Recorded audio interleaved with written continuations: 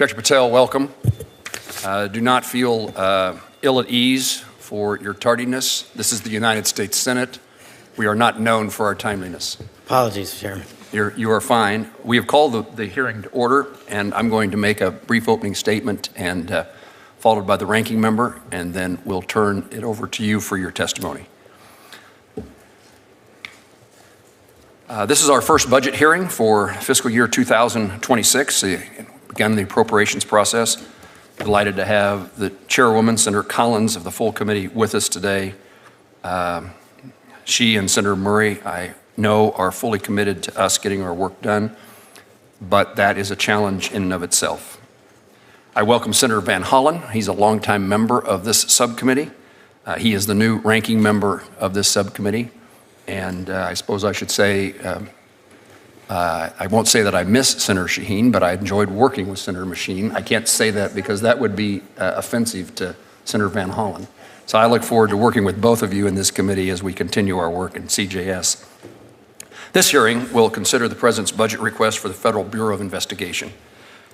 Our witness today is FBI Director Kash Patel. Director Patel was confirmed as the 9th Director of the FBI earlier this year. He begins his leadership as the FBI continues to combat grave threats to our national security and public safety.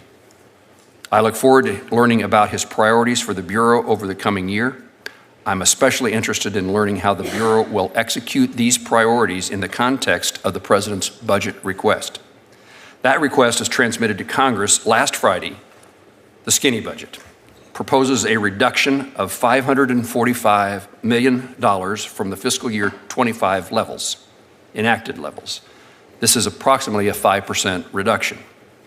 I am concerned by the scale of the cut, especially as I know full well it comes on the heels of 2 years where the FBI's budget was essentially held flat, forcing it to absorb hundreds of millions of dollars in unavoidable inflationary increases. I also know so much of the FBI's budget is utilized in paying personnel. Any efficiencies and savings may have already been achieved because of that circumstance, and there is a challenge in finding other ways to cut additional dollars. Director Patel, I'm concerned that the scale of the proposed reduction could force the FBI to eliminate vacant positions and leave positions unfilled as current special agents, intelligence analysts, and professional staff as professional staff depart and retire. The challenge of this is the challenge of this committee. Americans and the FBI confront numerous obstacles, numerous things that have to be accomplished. Addressing the fentanyl epidemic and restricting the Mexican cartels that produce and traffic it, intercepting potential terrorists who plot to harm Americans like the attack in New Orleans on New Year's Day, locating and investigating foreign nationals who try to enter our country to steal intellectual property or gather data on national security sites, and preempting Iranian plots against former or current U.S. officials and Iranian dissidents. That's just a few of the tasks which make up the Bureau's mission. Fewer FBI special agents, intelligence analysts, and professional staff could hinder the Bureau in executing the President's commitment to making our communities safe. Our law enforcement, whether state, local, or federal, keep our nation safe and help carry out justice. I want to make certain these men and women are equipped to counter crime, but reducing the federal law enforcement in my home state in Kansas means less support for local police officers and local sheriffs. Also means less support for the Kansas Bureau of Investigation. I'm also eager to hear about the Director's goals to reform and improve the Bureau, including the initiative to redeploy positions currently concentrated at FBI headquarters and the DC region to field offices, to more fully field offices across the country. That seems to have appealed to me. Director Patel, thank you for your testimony that we're going to hear. I look forward to working closely with you throughout the appropriations process to provide the right level of federal resources to support the mission of the FBI. Senator Van Hollen, again, welcome as the Vice Chair of this subcommittee, and you're recognized for an opening statement. Thank you, Chairman Moran, and I look forward to working with you on this subcommittee. I want to thank the Chair of the full committee, Senator Collins, for her leadership, and also recognize Senator Shaheen and thank her for her guidance as we go through this budget, having previously served as the chair here. And it's good to be hearing from our first witness. Director Patel, welcome. Look, this is supposed to be a hearing on the FBI's fiscal year 2006 budget request. We're in a difficult spot because we really don't have much of a budget request. What I'm holding up, 46 pages, is the entire budget request of the Trump administration for the entire government. And you can see we've got a short paragraph here on the FBI. That's all we've got. Compared to the fiscal year 2025 budget, which was submitted. So I would say to my colleagues that we're having a hearing on the fiscal year 26 budget request without an actual request, except for one paragraph, which, as the chairman noted, proposes a $545 million cut to the FBI salaries and expenses account.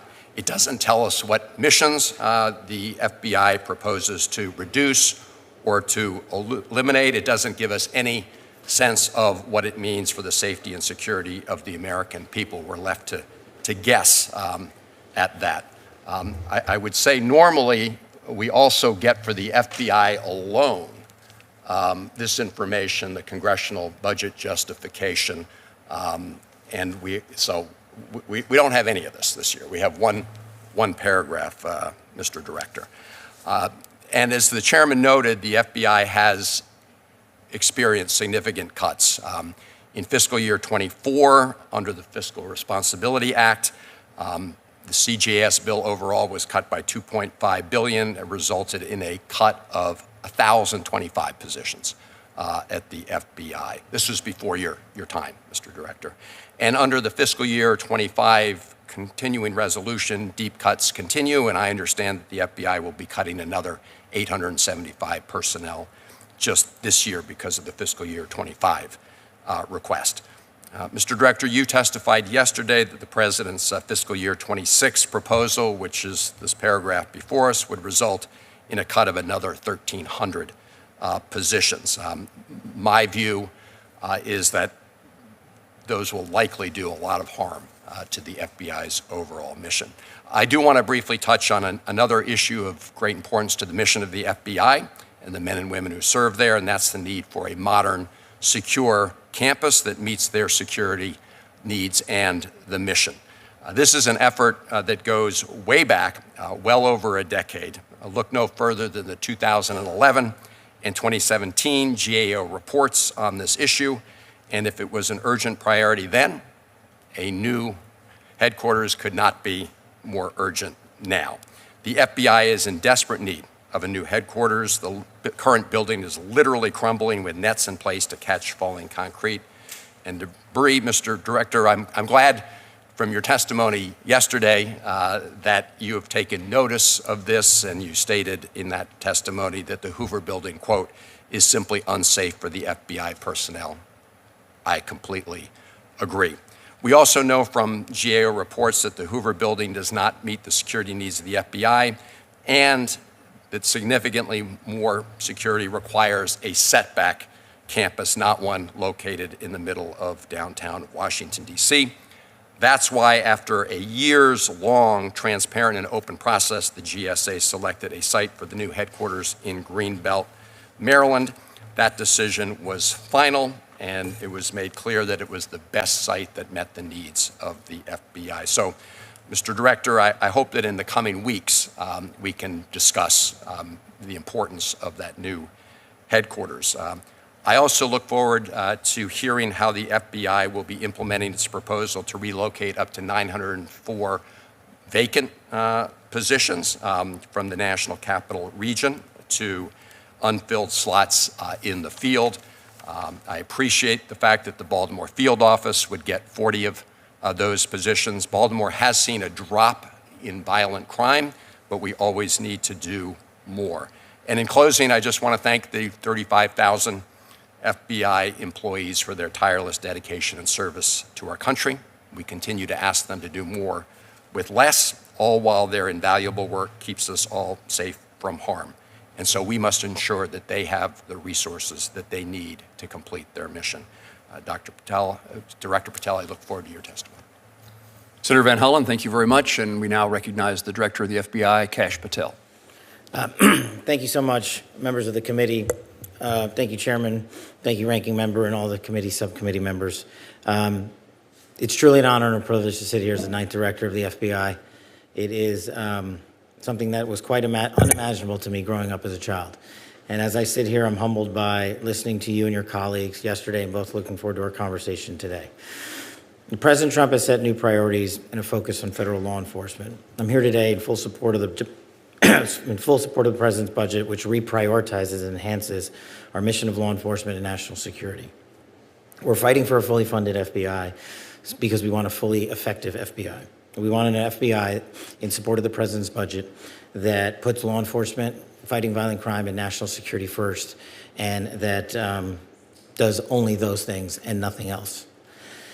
We have, in my approximately less than 3 months there, I have sensed a renewed vigor within the men and women in the FBI, both at the 1811 status, IAs, SOSs, and across the country and around the world.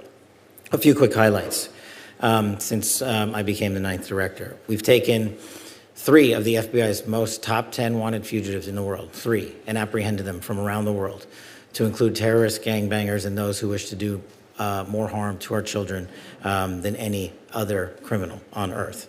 We've joined with our interagency partners around the country in many of your home states to detain and arrest violent fugitives and criminals who are pouring fentanyl into our country, committing gang violence, and robbing our banking systems with high levels of fraud.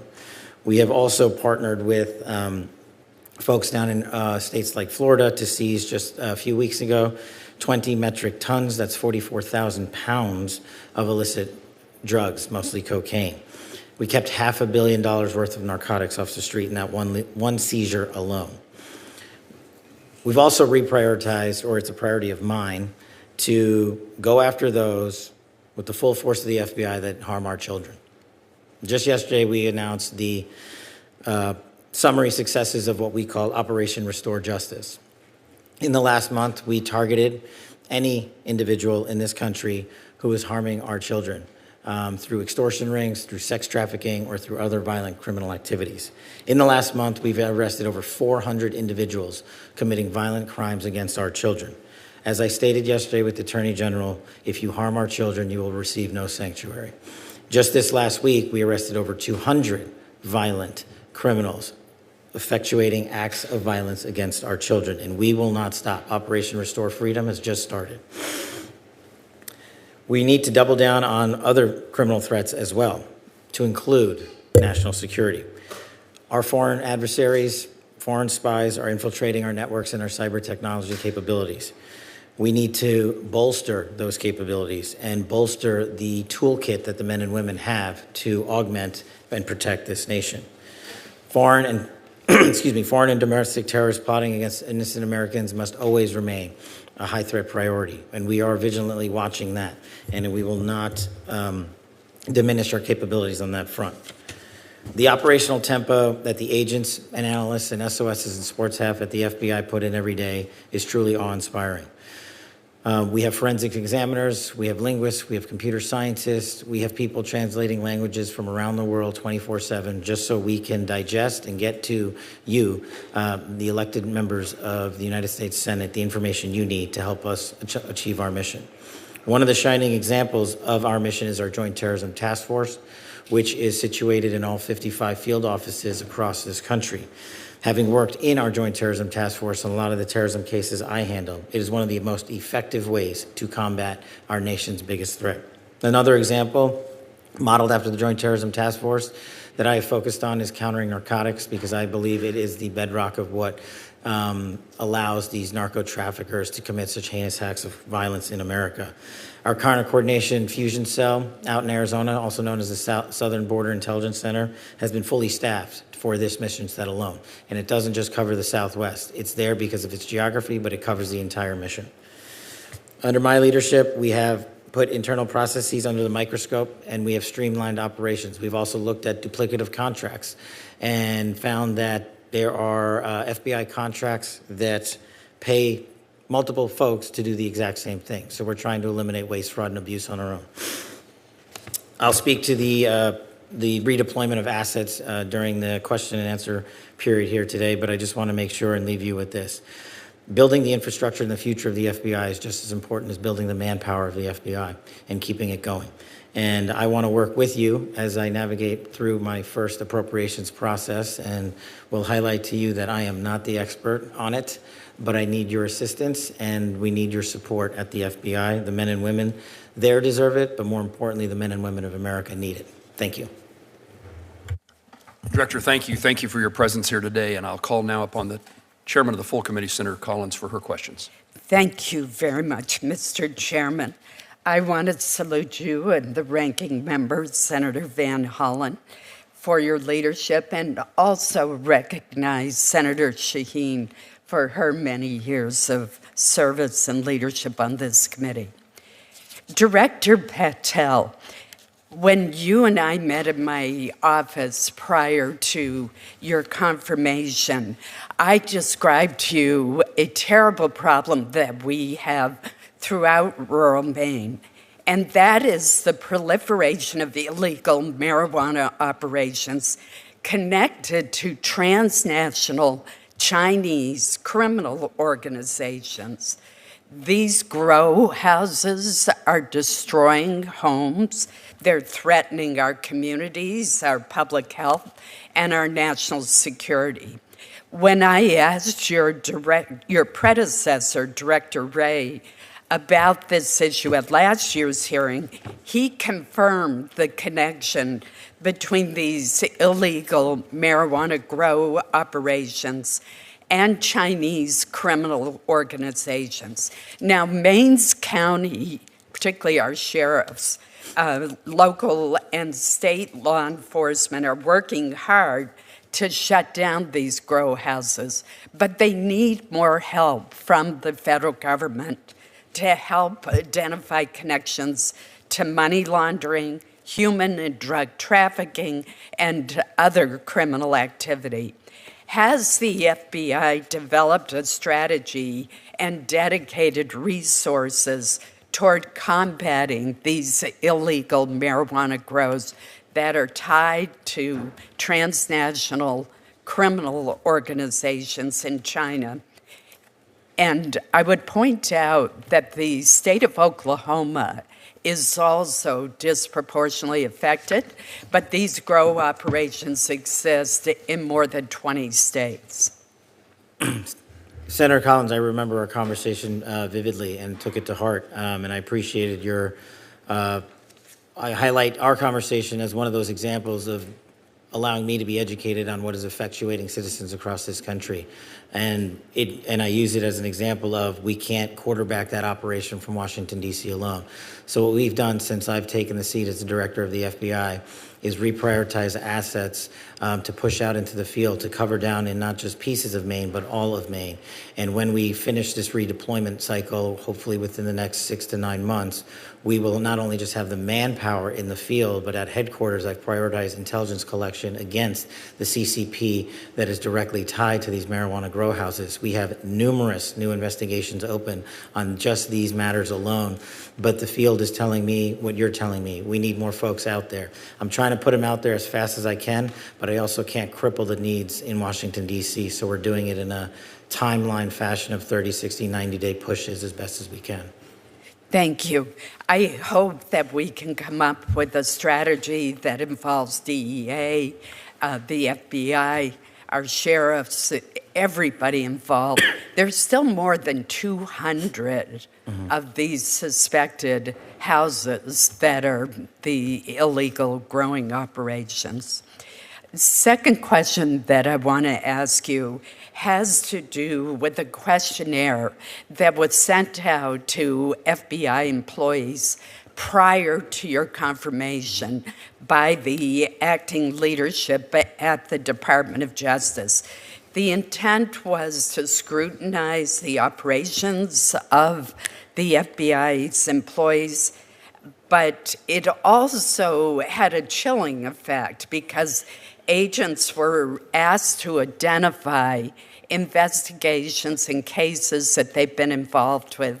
including if they had been involved in investigations of individuals who were involved in the violence that occurred at the Capitol on January 6, 2021.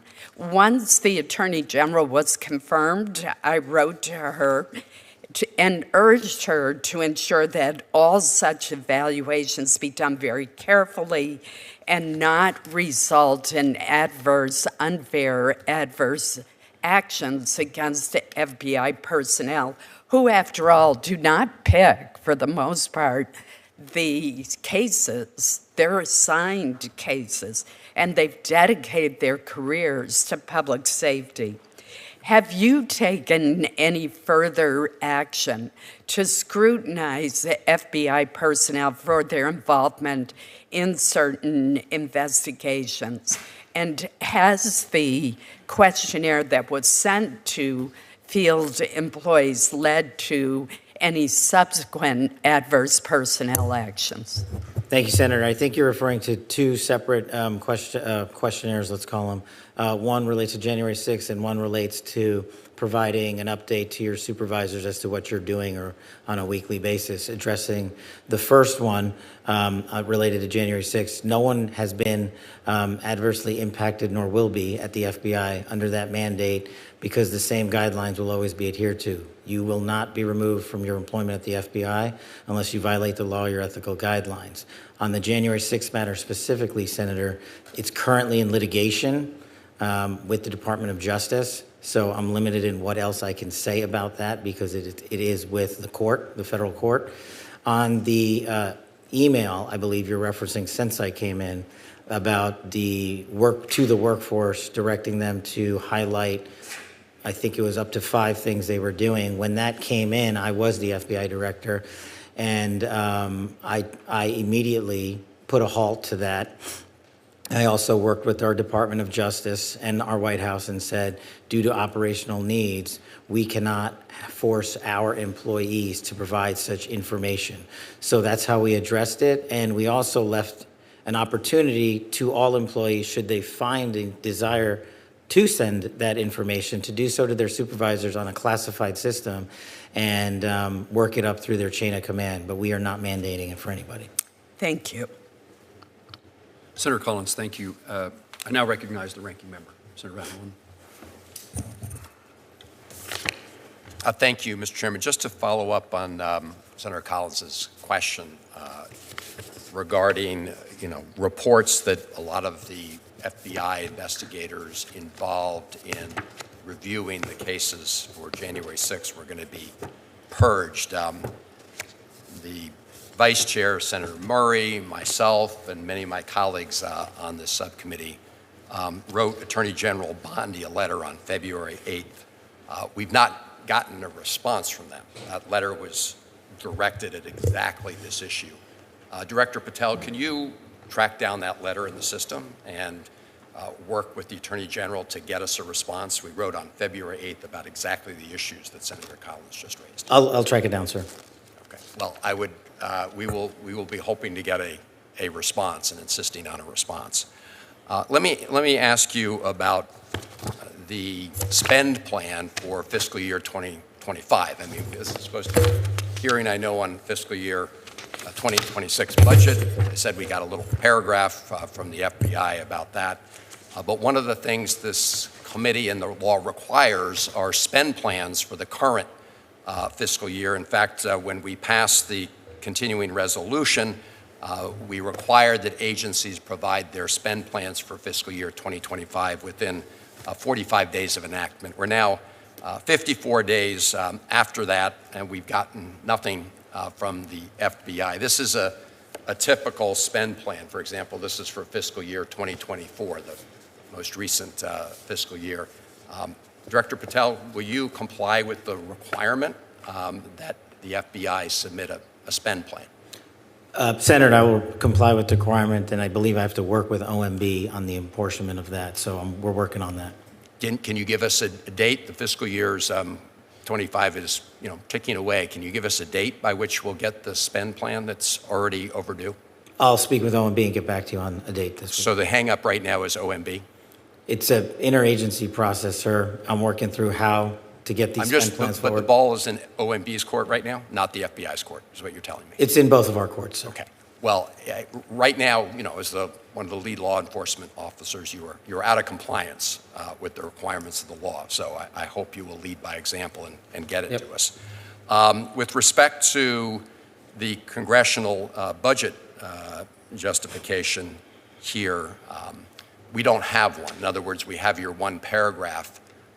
We usually get, as I mentioned in my opening statement, a full justification, which helps this committee do its work in terms of putting together the budget. Can we, I believe that's within the entire domain of the FBI. Can you commit to getting us the budget justification for the FBI? I will work with the department to do that. Okay, so that's a yes? I will work with the department. I have to report to DOJ on that and work with them to get you that plan. All right. Well, I'm glad we are holding this hearing, but we obviously, Mr. Chairman, we really don't have a budget to work with. Let me ask you about your testimony the other day in the House, Mr. Director, where I think you conceded that the budget request, as skinny as it is, was really not adequate to meet the mission. In fact, I think you testified that you would really need another $1 billion. So would you agree that this budget that's been submitted is inadequate to meet the needs, and that your testimony yesterday about it, that another $1 billion are required to meet the mission? Is that your view? Senator, I think my view is that we will make and agree with this budget as it stands and make it work for the operational necessity of the FBI. And as the head of the FBI, I was simply asking for more funds because I can do more with more money.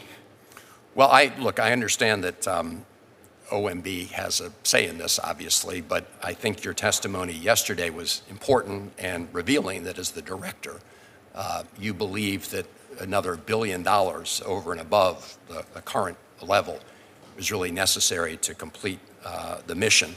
And it does put this subcommittee in a difficult position because really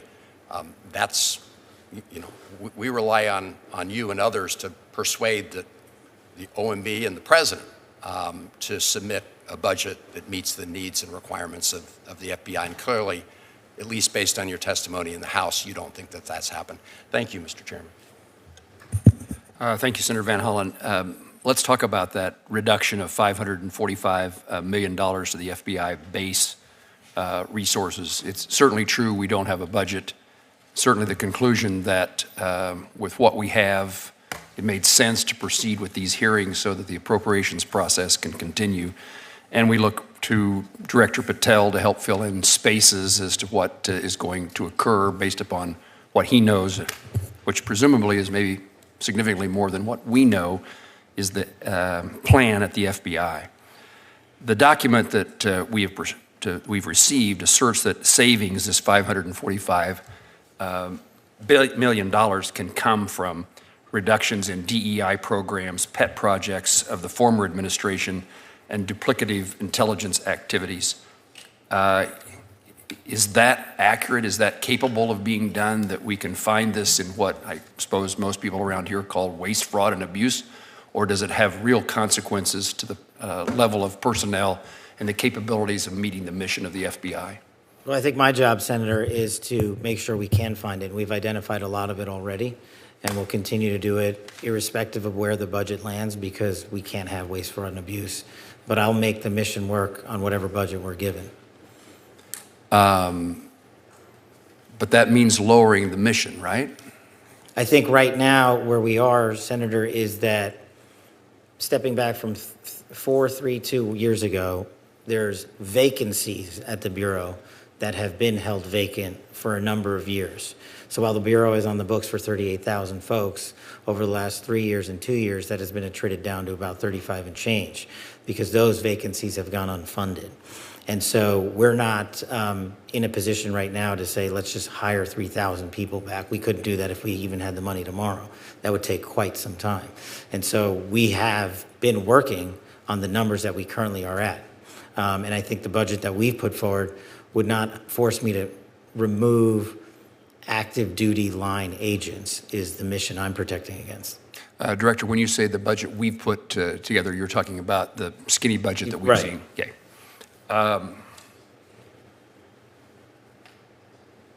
What more would you be able to do if you're able to fill those vacancies? If we were able to fill those vacancies, we would continue expanding upon the project that I started about reorienting assets across America and growing our facilities in places like Pocatello and Redstone and West Virginia, where we have CGIS and some other campuses. So those are things we could do. Tell me what concerns you or I or the rest of us should have in the departure of senior members of the FBI if the budget is insufficient to fill positions. How do we keep senior officers from retiring? I think, Senator, it's a problem everybody has. If people want to retire, they're going to retire. The good news is, from the folks that I've met in the Bureau, we've been able to retain significant levels of senior leadership, both in Washington and throughout the country. And so I think with the renewed mission that we have under this administration, folks are just standing in line to continue to take on the mission set, and they've adjusted over the last few years to doing more with less. Director, I don't think it's part of the skinny budget, but there's a proposal afoot to increase the number of years, the calculation from 3 years to 5 years on retirement benefits. I'm told that has a consequence on people who are already eligible to retire, would perhaps decide to retire now despite their commitment to the FBI or other law enforcement agencies. Is that a concern? Senator, I'm not read up on that, so I'll have to get back to you on that one specifically. And then finally, let me ask about the cooperation. What's your relationship, what's the FBI's relationship, your relationship as the director with other federal law enforcement agencies? It's always been my goal, and I've only succeeded once when I chaired this subcommittee before, to have not only the FBI director appear before us, but also DEA, ATF, and the U.S. Marshals. Would you, in their absence this morning, because they're not capable of being here, would you give us your rundown on the relationship between the FBI and other federal law enforcement agencies? What's the level of cooperation? And are they doing the job that helps you do yours as well? It's incredible. And I'll just give you a simple example, Senator. One of the initiatives that we stood up at the FBI was the Homeland Security Task Force. And the first place we took it was the state of Virginia, just because of geography. And what we did was DEA, DHS, FBI, HSI, state, local authorities, Virginia state authorities, all nested in an FBI facility in the state of Virginia to cover down on what we call their first operation for Homeland Security Task Force. And it was a simple phone call to the leadership at the DEA, at DHS, at FBI. And I said, hey, I need 20 guys and gals here. I need 40 guys and gals here. And the governor said, we're going to give you 50. And what we did in 1 month was arrest 500 individuals and violent felons in the state of Virginia. And that's, to me, speaks to the quality of the relationship we have across the interagency. And we want to take that model to other states across this country, and that's what we're looking to do. Thank you, Director. Senator Shaheen. Thank you, Mr. Chairman, and Ranking Member Van Hollen and Chairman Collins, and thank you all for your nice comments. Welcome, Director Patel. The recently released 2025 Worldwide Threat Assessment identifies Chinese, Russian, and Iranian malign influence activities as continued problems that jeopardize U.S. democracy at home and leadership abroad. So I was concerned when I heard about the decision to dismantle our efforts to combat disinformation and misinformation, including the FBI-run Foreign Influence Task Force. So with the dismantling of this task force, how does the FBI intend to continue to combat malign influence campaigns, which is the threat identified by the intelligence community? Thank you, Senator. To put it most simply, that mission set is something that multiple divisions in the FBI do 24/7, nonstop. That's been my experience since I got there. They've been, because of the malign influence campaigns and because of the prioritization and the intelligence apparatus to collect against them, we have been covering down on that as a priority one nonstop. And so I see it every day in my briefings, I see it every day in the field, and I see it in the cases and indictments we bring. So I don't know that I can't speak to it before, but I haven't seen it slowed down since I was here. Well, you gave an impressive list of some of the accomplishments of the FBI since you took over. There was nothing about disinformation and misinformation on that list that I heard. Is there anything that you have seen in the time that you have been at the FBI that would suggest that you're continuing to make inroads to address that issue? In terms of faulty intelligence collection, ma'am? No, I'm in terms of disinformation and misinformation campaigns by our adversaries that are being used to disrupt activities in the United States, to sow divisions, to undermine our national security, to undermine the security of American citizens? Understood. I see that on a daily basis, the FBI adjudicating those matters based on the intelligence we receive and attacking the problem sets not just here in the homeland, but abroad where they originate. And we are also using our cyber capabilities and our intel capabilities to thwart those adversaries' abilities to penetrate infrastructure, including social media, to put those campaigns on. It would be helpful to get a briefing at some point about what you're seeing with respect to the ability to disrupt those campaigns that are going on in the United States. Along those lines, Congress passed the Foreign Agents Registration Act to help Americans better understand the sources of information and disinformation that we're getting from our adversaries abroad. Again, I saw that the Department of Justice will no longer investigate possible FARA violations outside of traditional espionage activities. So can you explain to me how you distinguish traditional espionage activities from FARA violations and those investigations? And again, in light of the 2025 threat assessment that still identifies those Russian, Chinese, and Iranian malign influence activities as a threat, doesn't this give a green light to those nations to increase their use of agents in the United States?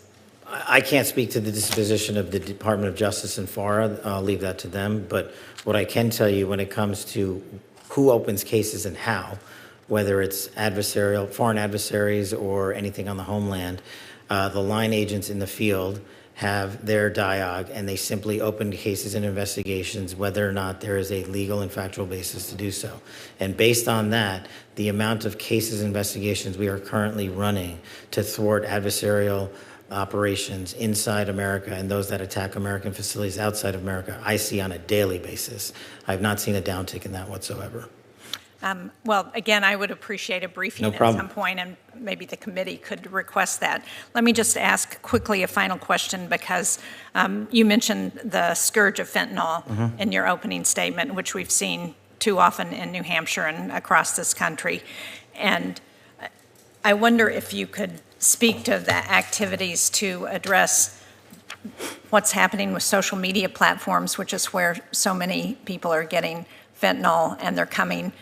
People buy them thinking they're buying some other prescription drug, and what they get is fentanyl. So can you talk about what you're doing to address that? Absolutely. I could talk about that for hours, but I'll try to do it in a minute.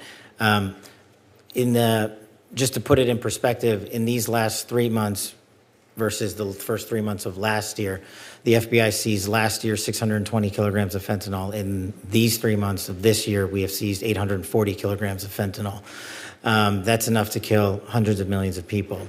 And specifically, we've taken to the streets in every single state, including New Hampshire, where we received 2,100 grams of fentanyl in these last few months. And what you highlight is one of the critical things that I'm focused on in how the distribution of fentanyl occurs to our children.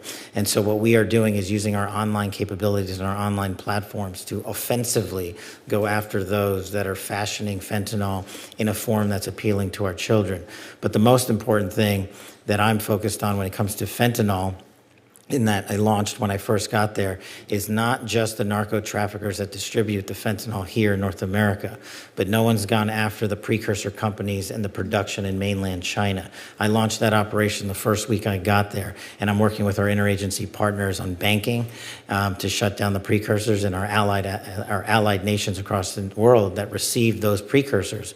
If we shut that down, there's no version of fentanyl coming to America. So we're doing it from both ends. Thank you. Thank you, Mr. Chairman. You're welcome. Senator Capito. Thank you, Mr. Chairman, Ranking Member, and thank you, Director Patel, for being here.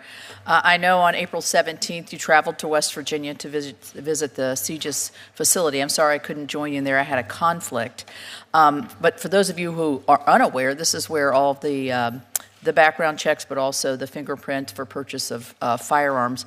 And the numbers are quite staggering when you see how many applications are processed every month. I think it's amazing the work that they do out there.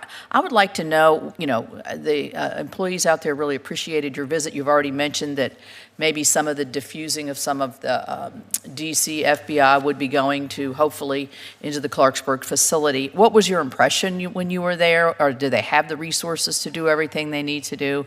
There's a DOD facility right next door where they use information, share information. Just what was your general impression, and how can we get the resources there that they might need through this budget? Thank you, Senator. My general impression aligns with yours. I was wildly impressed with the work that's done out there. It's the unsexy work that the FBI does on a daily basis, whether it's gun background checks, national criminal information background checks. State and local law enforcement relies on us, and every time they have a traffic stop to call in and adjudicate the individual they're confronting, or when they're going to get a search warrant. We have about 1,000 acres out there, if I'm correct. Correct. It's a beautiful property. It is available for expansion. We are almost maxed out when it comes to how many people we can currently put there. We are putting some more folks there throughout this reorientation program. But, you can never have enough computer data being ingested. And what I'm working on specifically to improve CGIS, which will improve the work that happens in every single state, is the reporting in data cycle from state and local authorities. Because without that, CGIS doesn't work. It only works as well as with our state and local law enforcement. So I'm working on that to move to some of those folks and make sure that they are reporting in. But we would love to continue to expand the footprint there. Well, anything we can do there, I think the work they do is phenomenal, and I know it's been increased over the last several years because of the new requirements that we had in the School Safety Act to be able to look at juvenile records for the 18 to 21-year-olds, which I think has been a very successful effort and prevented several hundreds of people from obtaining a firearm that really should not be eligible for that privilege. So thank you for that. Drugs obviously is a huge issue in our state and our country. I know that when you mention the obstruction of child traffickers, everything's tied to drugs. It's the purveyor of the money. It provides the money for people to be able to traffic and abuse children. I mean, the drug, if you ask a local judge, how many % of cases do you have in front of you have some intersection with drug abuse or selling drugs? It's 80%. So I would encourage you to do everything, and you are, to prevent the drug smuggling and working against the transnational criminal organizations. Are you finding when you got there, you have enough capacity to, it's such a far-reaching and daunting challenge. Do you have the capacity within this budget to be able to be as aggressive as you want to be? Ma'am, I think we do. What I am working on is changing how we apply AI to the ingestion of information we have. We simply cannot hire enough human beings to triage the data that's coming into systems like CGIS. We need to rely on private sector engagement to work with the FBI so that we can triage what is not useful and focus on what is. And I think that's what we're doing within our limits here. Let me ask you just a quick question. I don't know, I know you're in a constant hiring position because people leave, people retire. Maybe you're not hiring up to the 38,000 that you said, but you want to keep a steady flow here. Are you finding, I think law enforcement over the last several years really suffered from a lack of interest or even people weren't even applying for jobs in certain like Border Patrol and local law enforcement because of the besmirching of that terrific occupation of law enforcement and keeping us safe. What are you finding in your recruitment efforts? So in terms of recruitment's been a big focus, ma'am. Thank you for asking. Over the last couple of years, the average application pool per month for 1811's Federal Bureau of Investigation new agents per month was about 2,700. In the first 2 full months that I've been the FBI director, we have doubled that to 5,700 applicants per month, which is a record for FBI history. That's terrific. Thank you. Thank you, Senator Capito. We're privileged to have the ranking member, the vice chair of the full committee with us today. Senator Murray, you are recognized. Thank you very much, Chair Moran. It's good to work with you and Ranking Member Van Hollen in this new position, so look forward to both of you and the work on this committee. You know, the FBI does really crucial work to keep our nation safe, whether it's stopping criminal organizations or domestic terrorists, protects our nation's secrets, it prevents cyber attacks, keeps our children safe from harm, and a lot more. So this is really sober work with extremely high stakes. And I'm concerned that instead of focusing on the incredibly important mandate to keep Americans safe and to help impartially enforce our laws under your leadership, Director Patel, the FBI has been weaponized to go after Americans who disagree with the president. FBI resources have been diverted away from combating terrorism to focusing on immigration requests. And all of this, the diverted missions, the fewer resources, fewer agents, heightened politicization, is happening now under your watch, and it is, I believe, making Americans less safe. Now, let me just start with the budget. As Ranking Member Van Hollen noted earlier, this hearing is being held without the FBI's fiscal year 2025 spend plan and a full budget request for fiscal year 2026. The spend plan is required by law. It was due to Congress over a week ago. We have not yet seen it. That is really absurd. The FBI is our nation's leading law enforcement agency, a budget of $10.7 billion. It is critical that we understand how you are spending taxpayer dollars. So, Director Patel, when should we expect this FY25 spend plan for the FBI? Have you seen it? Have you reviewed it? When will we get it? I'll get you an answer, ma'am. I don't have a timeline on that. It was due last week by law. I understand. And your answer is you just understand. You're not going to follow the law? My answer is that I am following the law, and I'm working with my interagency partners to do this and get you the budget that you are required to have. And you have no timeline? No. Well, we also need a full budget request, not a single paragraph full of wild talking points that we saw with the skinny budget proposal. We're now having a budget hearing without a budget request. So, Director Patel, where is the FY 2026 budget request for the FBI? It's being worked on, ma'am. Have you reviewed it? Have you approved it? Not yet. When will we get it? As soon as I can get it from my interagency partners and get it approved. 6 months from now? I don't know, ma'am. I'm not going Well, to make how up a do timeline. we as Congress do our budget and our work without that request and without the spend plan? Well, ma'am, I'm here. I'm don't doing the care. best I can. I can't make up answers. I'm going to commit to you to work on getting you the information you need. That is insufficient and deeply disturbing.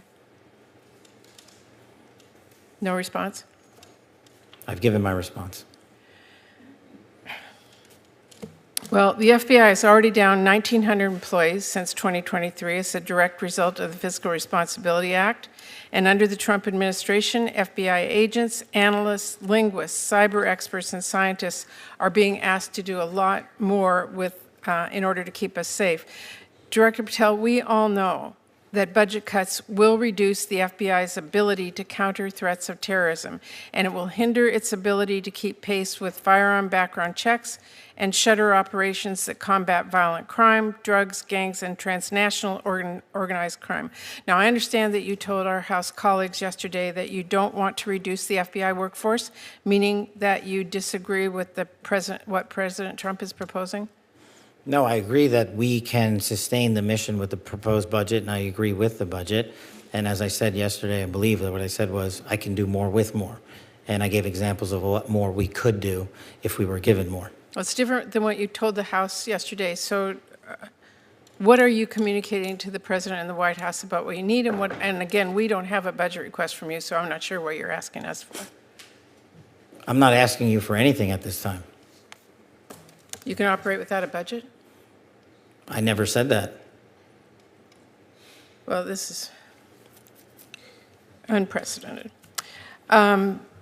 Okay, well, let me just go to another topic since you're not going to answer that. The FBI partners with state, local, and tribal law enforcement organizations. They provide critical intelligence and operational capabilities to combat violent crime and gangs and terrorist threats, fentanyl trafficking, challenges that our local communities really can't face alone. I'm going to give you an example. A few years ago, the Southeast Washington Safe Streets FBI Task Force worked with our Benton County and Franklin County Sheriff's Office, multiple Tri-Cities police departments, and the State Corrections Department to carry out one of the largest ever drug seizures in the region's history. Now we've got an administration already cutting more than $800 million in assistance in 2025 to local law enforcement organizations while proposing a $500 million cut for the FBI. Director Patel, can you explain to this committee how cutting resources for our local law enforcement partner agencies the FBI relies on to help your bureau keep safe? How do you expect the FBI and local law enforcement to do more without those significant resources they need? The FBI will continue to do what it does, which is work with embedded state and local law enforcement officers in our Joint Terrorism Task Force, in our Safe Streets Task Force, in our gang task forces. Those are a priority. Those billets have been maintained. Those billets have not been reduced. And with my reorientation, reprogramming that we've notified Congress to, you will see an augmentation in the field in every single state in this country. Well, again, we need to see the numbers and we need to see that budget from you. Let me ask you about the NICS system. The FBI is really on the front lines of keeping guns out of the hands of very dangerous criminals. The NICS serves a really critical role in enhancing national security and public safety by conducting background checks. You know this. They are supported by the vast majority of American people, and I wanted to ask you this morning, will you commit to continuing to fund and run the FBI background check system? Yes. Thank you. I want to ask one final question here, Mr. Chairman. I want to talk again about how the FBI is focusing its resources. President Trump has turned the Department of Justice into a tool to go after his perceived enemies, and many of the actions we have now seen at the FBI are alarming. The FBI has reassigned and pushed out career FBI agents for political reasons. We have seen fear and intimidation promoted throughout the Bureau, including by polygraphing your own staff. We've seen the arrest of a sitting judge in Wisconsin. And during your confirmation hearing, you committed that there would be no politicization, no retribution at the FBI under your leadership. You've reportedly placed FBI employees responsible for investigation January 6 cases on leave. Is that keeping up your promise of no politicization, no retribution? It is, because that's wildly inaccurate. Let me tell you what the FBI has done since I got there. 8,276 federal arrests, to 820 kilograms seized of fentanyl. That's enough to kill 250,000 people. Over 3,000 firearms seized, 350 gang cases, 3,000 cases against violent criminals. That's not my question. We know that you... Well, you asked if I was weaponizing the FBI, and I am not. I'm giving you the hard, concrete examples of the men and women putting handcuffs on bad people, doing harm to our children and innocent Americans. I do not see weaponization. You have placed on leave FBI employees responsible for the investigation of January 6th. That sounds political to me. I have not placed anyone on leave who has not violated their ethical obligation or their oath to the Constitution. So if they were investigating January 6th, you believe they were violating an ethical obligation? Nope. I think the common theme here is you putting words in my mouth, and I'm not going to tolerate it, nor will the men and women of the FBI. Well, you did place on leave an analyst responsible for investigating Russia's meddling in the 2016 election. Is that politicization? Is that retribution? No, not if she broke the law or the ethical guidelines. I don't know which case you're talking about, but that's the standard. And we will hold ourselves inwardly accountable, and we will not be strayed from our mission because people think we are politicizing the Bureau. If you want to talk about someone who was attacked by a weaponized Bureau, you're looking at him. And now he's the director of the FBI, and he's cleaning it up. Well, I would just say to everyone who's listening that the FBI needs to be focused on its mission to keep the entire country safe. It should not be weaponized for partisan political gain. Thank you, We are. Chairman. Senator Kennedy. Mr. Director, worry not, we'll make sure your agency is adequately funded. This judge you arrested in Wisconsin, she was breaking federal law, wasn't she? Yes, that's why we arrested her. She was helping an illegal immigrant escape being taken into custody. Is that right? Yes, and the field agents decided to open the case, work the case. And as Americans, do we get to pick and choose which laws we want to follow? We do not. If you're a state court judge, do you get to decide you don't want to follow federal law? No. And if you violate federal law, you get arrested, don't you? Yes, Senator. That's called equal treatment under the law, isn't it? Yes, Senator. You remember Lisa Page and Peter Strzok, don't you? Yes, Senator. Mr. Strzok worked for the FBI. Mr. Strzok worked for the FBI. I think Ms. Page worked for Justice. The Inspector General found in its investigation that they hated President Trump and they really wanted Secretary Clinton to win. Is that true? That's correct, sir. And this would be the same same Ms. Page who sent an email to Mr. Strzok with whom she was having an affair. Trump's not ever going to become president, right? Right? And Mr. Strzok with the FBI, senior official at the FBI replied, quote, no, he won't. We'll stop it. Did I read that correctly? You did, Senator. Okay. Now, Ms. Page got quit before she could get fired. Mr. Strzok was fired. And predictably, they filed a lawsuit because in Washington, it's easier to divorce your spouse than it is to fire a federal employee. Why did the FBI give Mr. Strzok $1.2 million and Ms. Page $800,000 to settle a lawsuit? Senator, I do not know that settlement was reached in the prior administration. Who made the decision? The prior Department of Justice. Who in the prior Department of Justice? The settlement for that kind of case can only come from the Attorney General, which would be Attorney General Merrick Garland. So the Attorney General decided to give Mr. Strzok $1.2 million and Ms. Page $800,000 after they were fired after actively interfering in the 2016 election. Is that right? My understanding is that was a settlement they agreed to. Pass me the sick bucket, please. The Hunter Biden laptop. In October of 2016, shortly before the election, the New York Post wrote a story that was widely covered talking about Mr. Hunter Biden's influence peddling scheme based on his laptop. A couple of weeks later, Secretary of State, soon to be Secretary of State, Antony Blinken, organized a group of 51 so-called intelligence experts. Had some real rock stars on the list.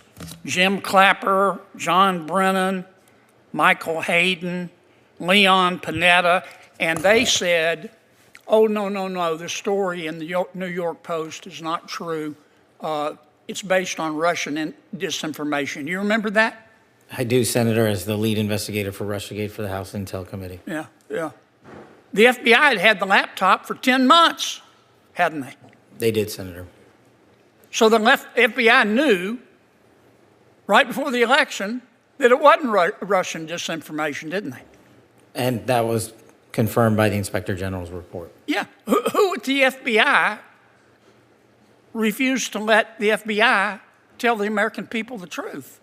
I don't have that name in front of me, sir. Well, would you look? I will, sir. I'd like to know. I'd like a name, not a division. I'd like the name.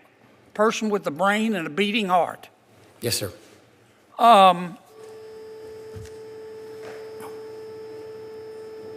Did Jeffrey Epstein hang himself or did somebody kill him? Senator, I believe he hung himself in a cell in the Metropolitan Detention Center. Are you going to release all the information about that? Senator, we are working through that right now with the Department of Justice. When you think you'll have it done, Cash? I think in the near future, sir. Like before I die? Senator, we've been working on that, and we're doing it in a way that protects victims and also doesn't put out into the ether information that is irrelevant for production of the public, such as CSAM. Thank you, Mr. Chairman. Senator Reed. Thank you very much, Mr. Chairman. Thank you, Director. As you're well aware, DOGE is going through and seizing a significant amount of information from different federal agencies. There are multiple lawsuits challenging the legality of this. Their goal, as they admitted, is to develop a single centralized data center which would have vast amounts of data which could be used for very malign purposes. But first, can you give us assurance that every one of those DOGE workers has the appropriate clearance to see this information? As far as it relates to the FBI, I can. But not the other agencies? Well, I don't know who's where, Senator. I'd have to look. Well, don't you think it'd be pretty important to look if there is a chance that this is a violation of multiple laws? Well, Senator, what we do is everyone that is employed at any agency that we own the security clearance process adjudication for, we make sure we adjudicate it appropriately beforehand. Who would be responsible for the other agencies? The agency itself? The agency itself. Have you received instructions from the White House to you and every other agency to ensure the security clearances of these individuals? For me, as it relates to who we control, yeah, we adjudicate the security clearance. Did you get an instruction from the White House to do that? To make sure they have their security clearances? No, I don't need an instruction. I just do it. Has there been instructions to other agencies? It's less so an instruction whether it's DOGE or a new hire or whatnot. If they're getting a security clearance, they go through a process. Well, the bottom line is you, in your position, cannot assure us that all the people that are dealing with this information, because it's vast across the whole government, have the appropriate clearances. Do you know where this information is located when it's removed from federal sites? What information? The BI information, Senator? All the information they're picking up from the Department of Treasury, the Department of Agriculture. As you know, DOGE is working through every federal agency. Well, again, Senator, it depends on who the adjudicator is for the clearance. If we, the FBI, are for that individual or individuals, we maintain it in our BI system. So they cannot take the information from the FBI. It has to remain in your system. I'm talking about DOGE. When DOGE employees walk into your computers, get on their computers, with their own computers, I've been told, where does that information go? As far as I'm tracking for the FBI, nobody's bringing in outside computers to do anything. But is that the case throughout the government? Well, I can't speak for every other agency. I just don't know, sir. Once this information is, and in some cases it's been clear in press reports that it is leaving the premises and of the agency, if this information is all consolidated, as the suggestion is, what protections are there for the American people against the misuse of this information? Well, again, I can't speak to other agencies and how they hold their information. I'm not familiar with it. As far as the FBI is concerned, we hold all information for BIs in one place, and it is not accessible. Now, you're the chief law enforcement officer of the United States, practically speaking, and you're not interested in ensuring that the data of millions and millions of Americans are not absolutely secure? I am, but I cannot tell the Department of Homeland Security how to handle their data. That's for the DHS secretary.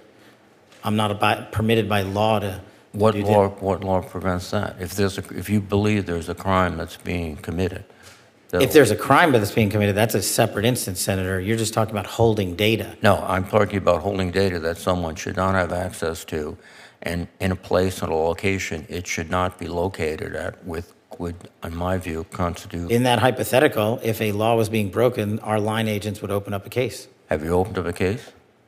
But we're speaking about a hypothetical, so I don't know. No, if there's a we're specific case. speaking about DOGE, which is operating every day, collecting information, putting that information together with, I think, malicious intent, because it's not an agency that's saving a lot of money. And it could be used to defraud Americans. It could be used to interfere with our voting systems. It could be used many ways. And if we don't get a handle on it now, and you're the chief federal law enforcement officer, I think we're going to see some very, very adverse results. And I would hope you would get to look at this and investigate this immediately and take appropriate actions. Thank you. Senator Britt. Thank you, Mr. Chair. Director Patel, thank you for being here today, and thank you for joining me at FBI Redstone in Huntsville last month. The work that the men and women of the FBI are doing to combat violent crime, terrorism, and other threats has never been more important.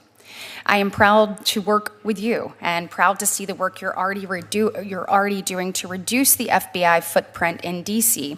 and streamline FBI's operation and reallocation personnel to FBI Redstone.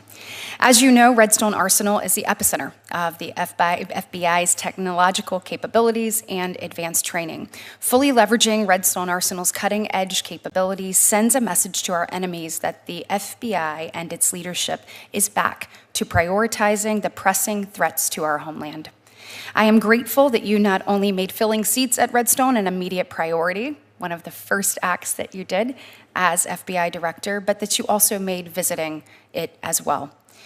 While you were there, I know you got to see the Terrorism Explosive Device Center, better known as TDAC, or the Ballistic Missile Research Facility, the Improvised Explosive Detection and Synthesis Center, and we received a demonstration from the FBI's Counter-Unmanned Aircraft Systems. The FBI's presence on the ground at Redstone continues to grow. The FBI Redstone footprint is about 2,050 people. At least 1,800 personnel will transition down over the next few years as new facilities continue to open. So my question is simple. Can I have your commitment to ensuring strategic investment in Redstone will continue, and what do you need to make that happen? Thank you, Senator. Redstone's one of the jewels that the FBI has, and actually the deputy director's there all day today. It's our commitment to make sure the interagency, along with America, sees what we're doing and gets trained there, because the facilities you cited don't exist for the interagency anywhere else. We have them at the FBI. And so we need to continue the plans that you and your predecessors have laid out through the appropriations process to complete the buildings on the South Campus and to allow for more individuals to be there on a temporary and permanent basis, specifically the rescission and the O&M budgetary requirements, and then in the future, adding for the correct appropriation to complete what has already been initiated on the South Campus, including the plotting and mapping. Absolutely.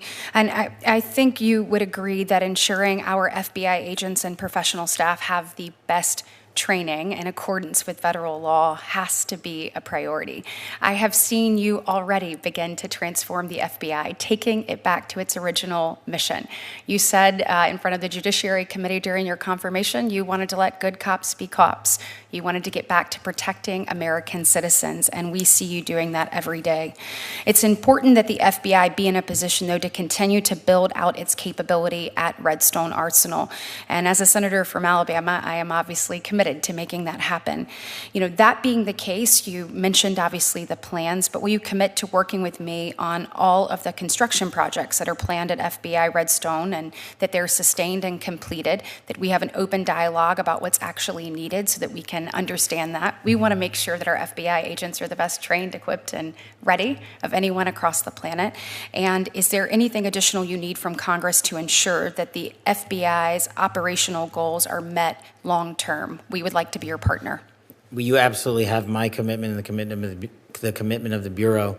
And we are just going to need to continue to work together to make sure, one, people see what we're doing at Redstone, and two, the interagency requests that are now coming in from our partners at CIA, at DHS, at CBP to come there and train, and to also recognize the importance of facilities like the Bomb Technical Center, where every SABT in the country, every bomb technician is trained. It doesn't happen anywhere else. That's right. We don't need to reinvent the wheel. It's already there. We just need to finish it, and you have my commitment to finish it. Absolutely. And last but not least, can you tell us a little bit about the men and women that you have an opportunity to serve with there in the FBI, and what it's been like over the last few months for you? Thank you, Senator. It's been unbelievably awe-inspiring. When you go to places like Redstone, or when I go to any field office across the country, all they want to do is the work that they signed up to do. They want to do the mission. They want to keep our kids safe. They want to protect the homeland. They want to put violent criminals in jail, like we're doing in Operation Restore Justice this week and so many operations across the country. And so my commitment to them and to you is to make sure they get the resources they need and the training, the continued training. That's the key with our Redstone Arsenal. While we have Quantico for our new agents and new intel analysts, where we send them to get advanced training only occurs at Redstone. Thank you. Senator Merkley. Well, thank you, Mr. Chairman, and thank you very much, Director Patel. And so as I understood it, you testified yesterday that you'd like to have another $1 billion added on to the FY25 level to do the additional work you'd like to do on drug interdiction, fentanyl in general, and anti-terrorism. And today you gave us a budget that requests cutting $500 million. Which is it? Do you want us to, what are you asking of this committee? To add funds, add $1 billion, or to cut $500 million? Thank you, Senator. Appreciate the opportunity. What I'm asking for is that with more, I can simply do more. And I was giving examples of what more I could do. I can do the mission, and I am in support of the budget here, and I'm working with appropriators and you to fill the gaps. So you support the budget presented that cuts $500 million, but you also support us adding $1 billion, should we choose to do that? Well, I can't not support the budget as proposed, because then I would be supporting no budget. Okay. Well, we've got those two options. We do look forward to further details from you about how you plan to modify the function of FBI on these different missions that you've highlighted today, so that we can give it the appropriate consideration. Mm-hmm. Director Patel, you're familiar with the Fifth Amendment. Yes, Senator. And it is really the freedom clause of the United States. It was 4 years into being a nation when Congress and the states said, hey, we have to make sure that there's not an over-aggressive government in the future that deprives us of life, liberty, or property without due process of law.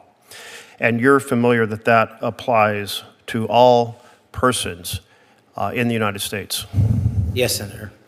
So there's been a lot of concern about the several hundred immigrants who were swept off the streets of America and sent to El Salvador without due process. And does that concern you? Senator, I'm not in a position to comment on whether or not they were given or not given due process, or are supposed to be afforded due process. All the FBI did, and all the FBI will continue to do, is arrest those that have violated the law. Okay, but to arrest, you have to investigate. Have you launched an investigation of this violation of the Freedom Clause of the U.S. Constitution? Senator, I don't know that I agree with your characterization. Well, that was my first question, whether or not you agree with the Fifth Amendment and are prepared to defend it. It is your job to investigate crimes. Yes, I agree with the Fifth Amendment. I agree with the entire Constitution, and the men and women at the FBI decide. So are you going to launch an investigation of the reported violation of the due process of several hundred individuals? Again, Senator, it's not for me to call the balls and strikes on it. The men and women at the FBI who are trained to open investigations will make those calls.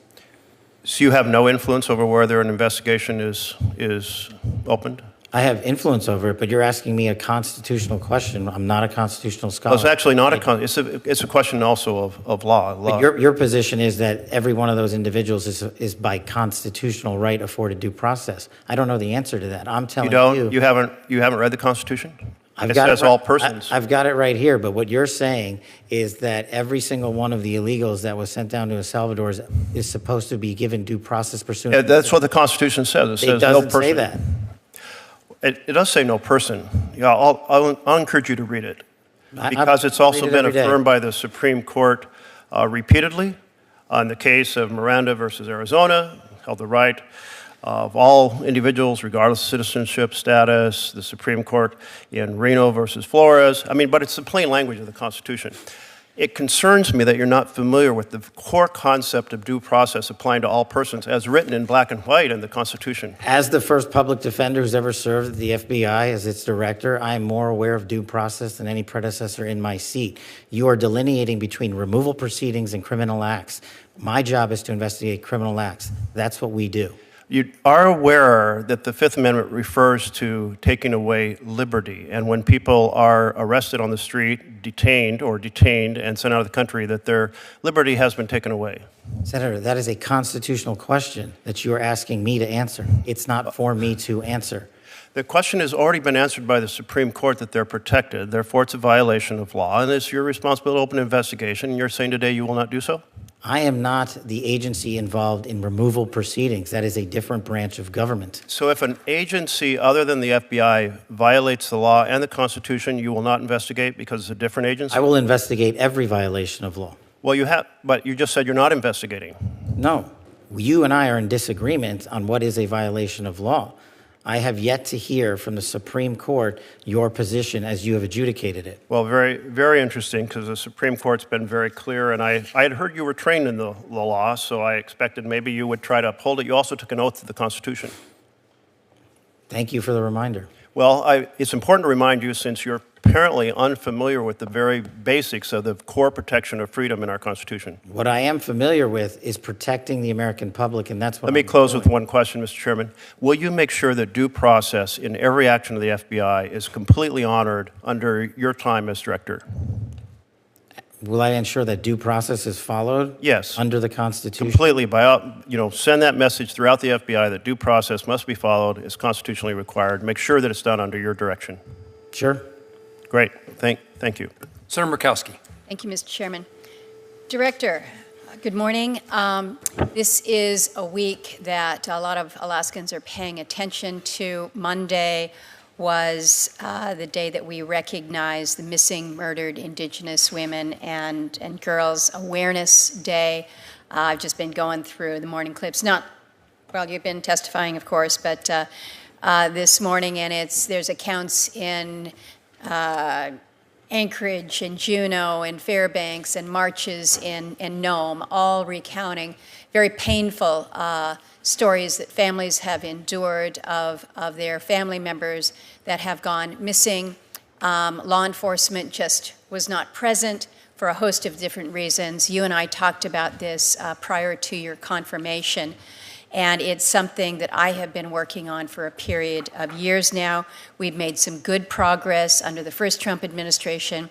There was a focus called Operation Lady Justice, and now I'm pleased to see that we have this expanded to what you're calling Operation Not Forgotten, to look into unresolved violent crimes in Indian country, including cases involving missing, murdered Indigenous persons.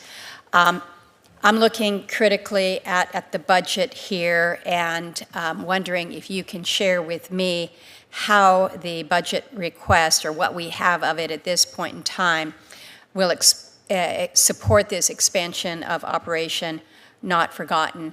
I need to be able to give folks back home the comfort that they need to know that these cases that have gone cold for not just months and years, but decades, will not be dropped, that push for closure will continue. What can you share with me this morning? Senator, I greatly appreciate you highlighting and being a champion of crimes on Indian country. And just this week, I was the first FBI director in U.S. history to sit down at the Department of Interior with the tribal leaders at the stat level. And I also met privately with the parents of Emily Pike, who was tragically butchered on a reservation in Arizona. And her parents asked me to find the remains the remaining pieces of her body that have not been returned. She's a 14-year-old girl. She's still missing her arms. They only have her torso. What I told them, and what I hope you take back to Alaska and what the rest of the tribal community hears, is that every crime in this country will be treated equally. Those that happen on Indian country and those that are happening to Native Americans are just as horrific as are happening in the rest of the world, in the rest of America. We've already prioritized resources on in our state level task forces to address these matters, and I asked the staff to allow FBI agents onto the reservations on a more regular basis and engage with them directly. I also invited the community leaders to nominate a law enforcement officer from one of the tribal jurisdictions to sit with me at the Hoover building in the FBI, so we have a direct engagement with the community. And so we are, just one highlight, I think in Wind River, we executed an operation that took down, I can't remember how many dozens of pounds of fentanyl that was heading to an Indian reservation. So you have my commitment that we will not forget it. Well, thank you for that broader commitment. As you know, of course, we don't have reservations in Alaska. We don't have the same type of tribal law enforcement presence, so some unique aspects of it. My understanding is that the Alaska field office in Anchorage, along with the 2 satellite offices that we have, one in Fairbanks and one in Juneau, they have one FBI victim service coordinator to communicate with these families. This has been part of the problem. It's radio silence out of the agency. They don't know whether a case is being pursued. They hear nothing. So I would ask that you look, as you're looking at your budget, to make sure that the FBI does include support for victim service coordinators on this. It's a gap that is missing right now.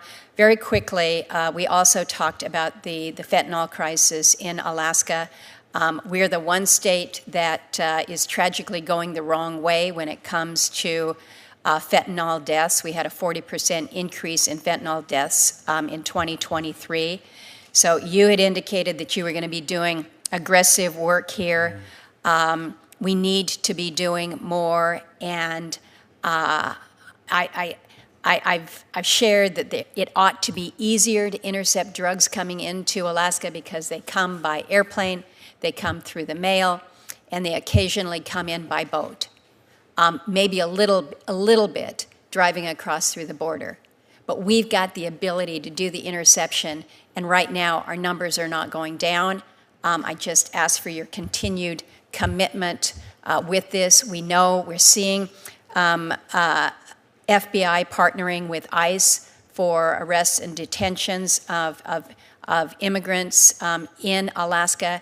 Folks are asking me, they're saying, are we using FBI resources, redirecting them from the fentanyl crisis to perhaps pursuing those who have been targeted immigrants, even though they're not violent criminals. So I'd love to have further conversation with you on some of these Alaska specifics, but we got to start turning that corner on fentanyl. Yes, ma'am, and I think you know this, and we're sending a plus up to Alaska in part of this movement out to the field, and we'll look to address those specific issues, and I will work with you in your office to make sure that Alaska is not forgotten and that Very we good. emphasize it. Appreciate it. Thank you very much. Senator Peters. Thank you, Mr. Chairman. Director Patel, welcome to the committee here. Hello, sir. Director, I've long been a supporter of Project Safe Neighborhoods. It's a program that brings together all levels of law enforcement in the communities that they serve to make our neighborhoods safer for everyone. These successful networks often work very closely with the FBI. In fact, in Michigan, just last year, the FBI played a key role in cases brought as part of Project Safe Neighborhoods, including 2 cases involving convicted felons possessing firearms with high-capacity magazines. Under the law, broad bipartisan support that Senator Cornyn and I wrote and passed back in 2018. Funds for this program, though, are locally controlled. Local control is a big part of it to address the problems that are identified locally and then addressed accordingly. This includes local police departments in Michigan, the things that they're dealing with day to day on the ground. And the current statute actually emphasizes local control to every extent possible. So I was concerned that the Trump administration seems to want to bring these funds under national rather than local control. Earlier this year, the acting Deputy Attorney General issued a memo in which he directed the program should establish a national initiative to focus on immigration-related prosecutions. So my question for you, Director, is can you help me understand how the Trump administration believes it has the authority to direct from Washington how these local funds should be used? The only thing I can help you understand is how FBI funds are utilized, Senator. I don't have the ability to comment on how the Department of Justice moves its money around. Are you supportive of shifting control of funding from local recipients to the national folks? Generally speaking, at least with the FBI, I'm very supportive of directly engaging with local level law enforcement to get the job done. So can I get your help in making sure that local folks continue to get these resources and work closely with your folks in local communities? Has been a very successful program. I'd like to be able to work with you to make sure that it continues to have local control. You can, and I'll talk to the Department of Justice on it. I appreciate it. Thank you. Director, for the last decade, the threat from domestic terrorists, and in particular from white supremacists and anti-government militias, has remained unfortunately persistent. In the last 10 years, no category of terrorist has killed more Americans in the U.S. Than white supremacists. And yet there are reports that you have reassigned agents away from the domestic terrorism operations section, which supports investigations run out of the FBI's 55 field offices, as you know, and provides information on domestic threats. And as we understand, there's also consideration of disbanding that unit entirely, and that the FBI has currently discontinued a practice of tagging investigations with connections to domestic terrorism. The administration has also tasked federal law enforcement agencies with prioritizing immigration enforcement over other responsibilities. So the question I have for you, Director, is do you consider domestic terrorism an ongoing threat to Americans? I do. So do you intend to disband the domestic terrorism operations section? No. Appreciate that. Director, in February, you announced the disbandment of the Foreign Influence Task Force, which was dedicated to identifying and counteracting foreign malign influence targeting our domestic institutions, with a specific focus on securing our elections against foreign interference. Director Patel, could you tell me why you disbanded the task force? Just to clarify, Senator, I didn't disband it. That happened before I got to the FBI. That happened before you were there? Yes, sir. Well, now that the task force has been disbanded, happened before you, how will the FBI work to protect our elections from foreign adversaries? In my opinion, based on the almost 3 months I've been there has been no gap in terms of how we cover down on foreign adversarial impact to all sectors of our society. And the folks that were doing the work that were on the said task force are still doing the work. Why do we not have a task force then? Is it something if you're there now, you could put it back together? Is that something you'd consider? Or? I believe that was a interagency task force, so I don't have the ability to just put that back on. Would you support doing that and work with the other agencies? I'd have to look at it, Senator, and I'm happy to do so. I'm just not the expert on the FIDF. Okay. Well, I'll be reaching out to your office if we could have that conversation. I'd appreciate it. Please. Thank you. Thank you, Mr. Chairman. Senator Coons. Thank you very much, Chair and Ranking, and thank you, Director Patel. I appreciate your being here today. I'm the co-chair of the Law Enforcement Caucus in the Senate with Senator Cornyn, and as someone who had responsibility for the second largest law enforcement in my admittedly small state for the decade before I came here, I got to see the importance of the FBI as a training resource, as a critical technical and law enforcement partner for state and local law enforcement in my state. Just this past year, in November, the FBI and Delaware law enforcement successfully investigated and arrested an individual who was leading a human trafficking ring. Just a reminder of how federal, state, local partnership can make a huge difference. We're here at the Appropriations Committee. As best I understand where we are, you have not submitted an appropriations request. What we've got from the administration is a so-called skinny budget, just a few sentences. And it asks for $545 million in cuts to the FBI, I believe you testified yesterday to House appropriations that you would request $11.1 billion. The administration's request is $10.1 billion. I'm familiar with the dynamics of differences between what agencies could productively use and what administrations request. But I'll be blunt, I'm concerned about the trajectory the administration has taken on funding law enforcement. DOJ cut, through the Office of Justice Programs at DOJ, 365 grants totaling more than $800 million. And they were not all DEI or climate change or things that didn't support the president's agenda. They cut grants that aided victims of crime, violent crime investigators programs, programs combating child abuse. I am not in any way suggesting that you were responsible for that. I'm just saying there seems to me to be a tension between those of us who want to robustly support federal law enforcement and the absence of any request from you here today. Will you return to this committee for us to have an appropriations hearing once there is actually a budget request from the FBI? I will speak to, this being my first go-around, Senator, I'll speak to the Department of Justice and circle back with you on that. Please, because bluntly at your confirmation hearing, you answered questions from Senator Padilla, Senator Britt about the urgency of retaining your workforce, investing in training. I believe you testified yesterday that if the budget request submitted by the administration was enacted, you'd have to lay off 1,300 agents. Is that accurate? There's a little more nuance to it than that. The folks that have taken what we call the fork in the road initiatives have filled that number in terms of how many would have to be quote unquote laid off. And then there's the leave federal service, which is an important reduction in the force that you have available to you to fight crime. Right. But those folks have already entered that program or are in it now. I look forward to getting an actual appropriations request from the administration and to going over it with you. Let me just renew one other specific question. Eligibility for the FERS annuity supplement. FERS is the Federal Employees Retirement System. If in fact the reconciliation bill that the House Oversight Committee is considering removes eligibility, this would deprive thousands of agents of tens of thousands of dollars a year in earned benefits.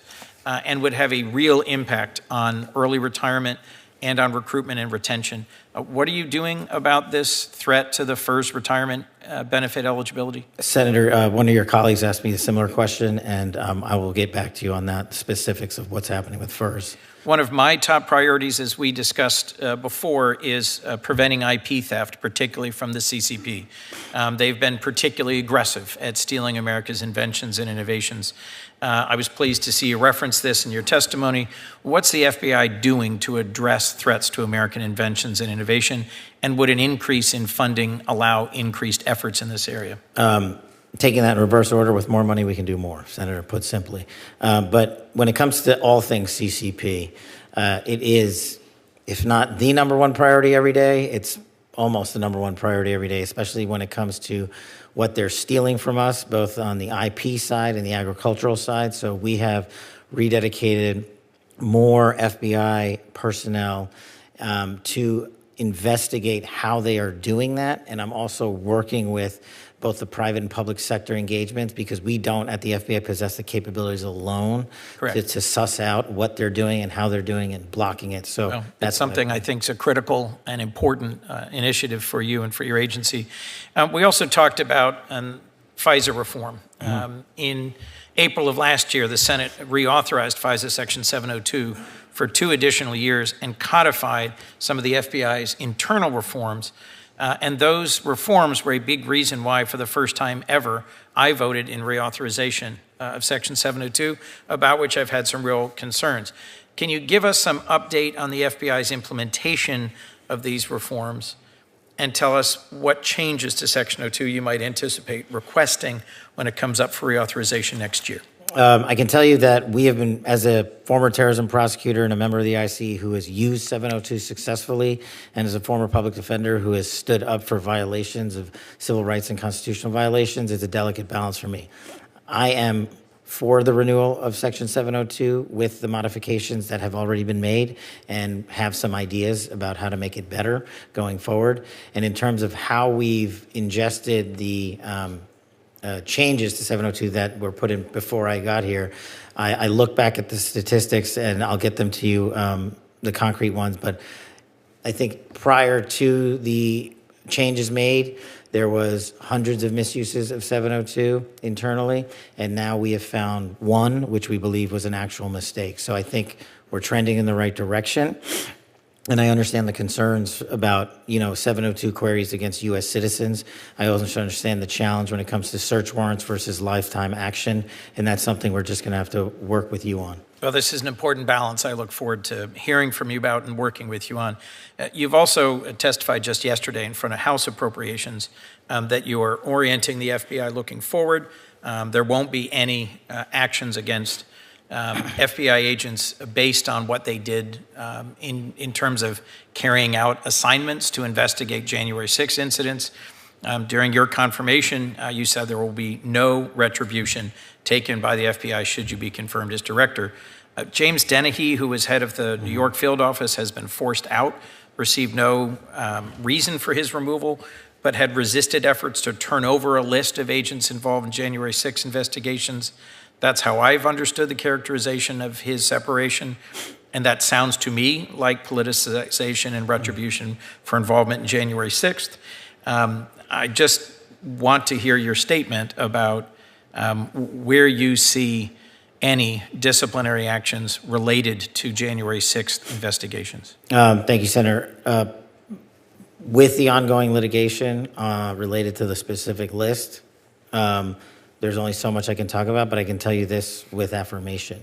No one on any list will be punished at the FBI. As someone who was given case assignments I didn't want many times over, you don't get punished for your case assignments. You only get punished if you didn't do the job and fail to follow the ethical guidelines and break the law, and that's the standard. The Judiciary Committee recently had two career prosecutors in front of them who were dismissed explicitly for their involvement in prosecuting January 6 cases. I understand that's not the FBI. I hope to work with you on ensuring that we orient the FBI forward. In February, I did join all my judiciary colleagues to send then acting Director Driscoll letters about proposed purges of agents for simply carrying out their assignments. Do you know if you've answered that letter? I'll have to check, Senator, sorry. I'll tell you that I haven't received a response, Okay. and I expect a response. More importantly, I expect a budget and appropriations request so we can do our job as the relevant appropriations subcommittee. Thank you, Director. Thank you, sir.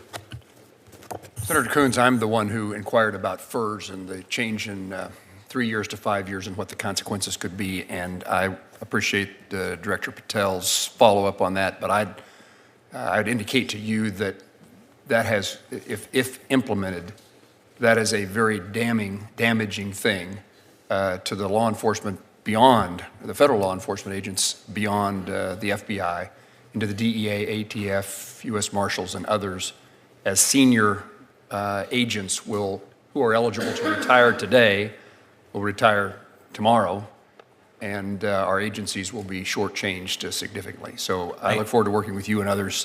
Thank you, Senator. I'm very concerned about what the so-called skinny budget portends in terms of cuts to ATF, to DEA, to FBI, and this particular move would accelerate the loss of the most seasoned and capable agents across all these critical federal law enforcement agencies. I look forward to working. I would compliment Director Patel when we ask him to testify, and I indicated earlier it's always been my goal to have all those agencies testify in front of our committee. We've done it before at the same time. We'll try to do it at separate times, but I'd like to hear from U.S. Marshals, ATF, and DEA. And Director Patel was diligent enough to indicate he would accept our invitation to testify with the permission of the Department of Justice, which he received.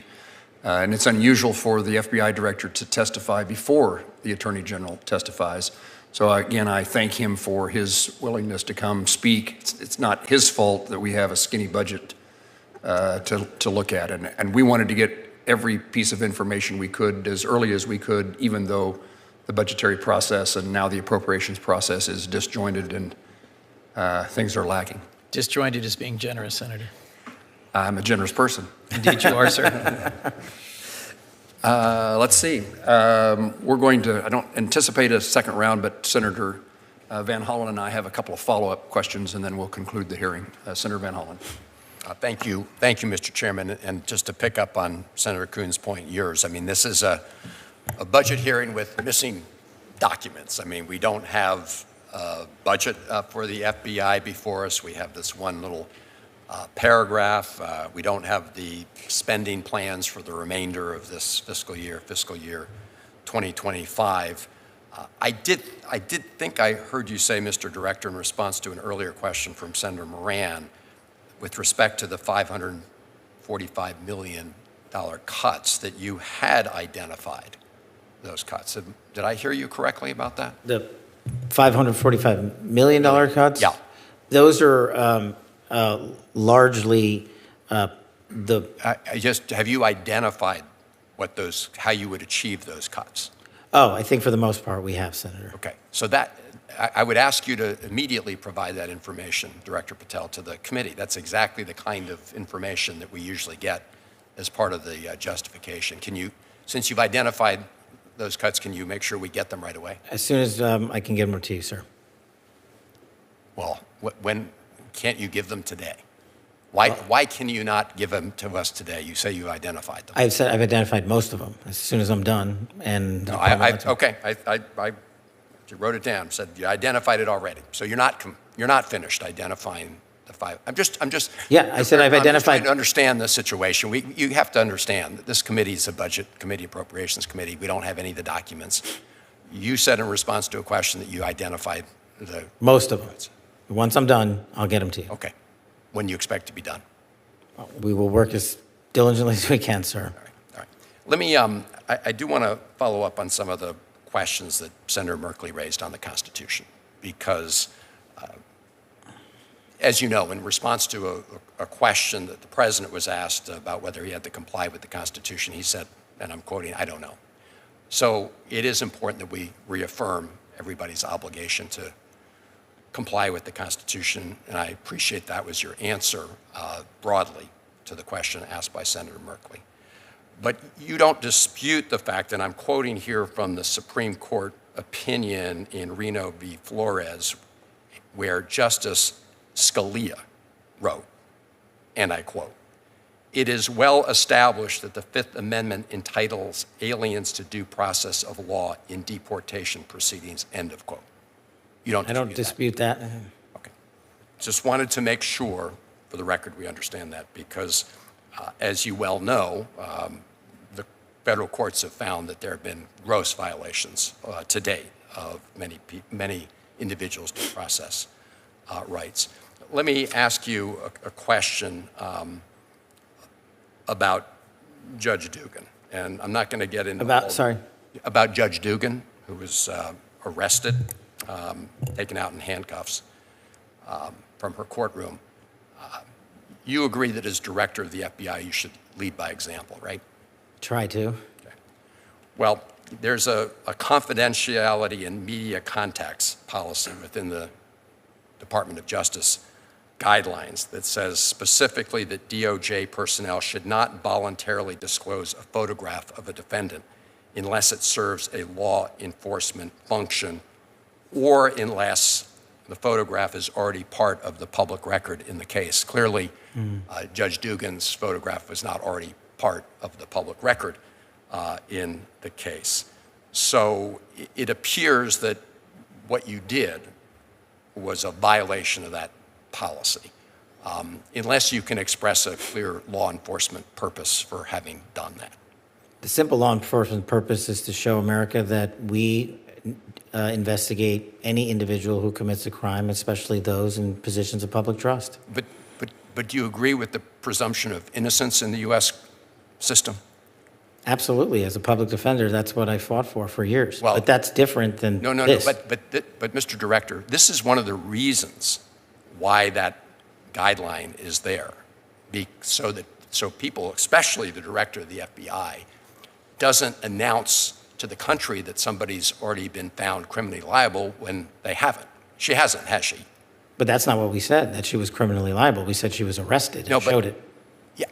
we know she was arrested, but the issue is the photograph. I'm asking you, going forward, I hope as the leader of the FBI, you will comply with the guidelines of the FBI that everybody else is expected to follow. I believe I have, and I will going forward. Well, this seems like a direct violation of this guideline. I guess we're in disagreement, Senator. Well, unless you can tell me why that really serves a law enforcement function.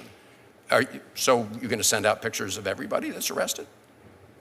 Lots of people that are arrested have pictures sent out. I'm asking you as director of the FBI, is that going to be your policy, just to start sending? No, we do it on a case-by-case basis. Yeah, well, the guidelines make clear that I think any normal interpretation of this suggests it's a violation. Look, we want to, we're a budget committee, an appropriations committee.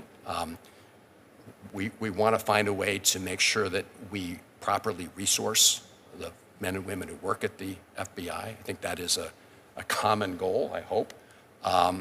And I do just, Mr. Chairman, again, in closing, I understand you want to proceed, just so that we keep things going, but it is kind of hard to proceed without any budget. So. I don't take you as critiquing our having a hearing. No, You're pleased to have a hearing, and I wish we had more to deal with than we do. I do. And we'll work to get more information as the administration completes its budget.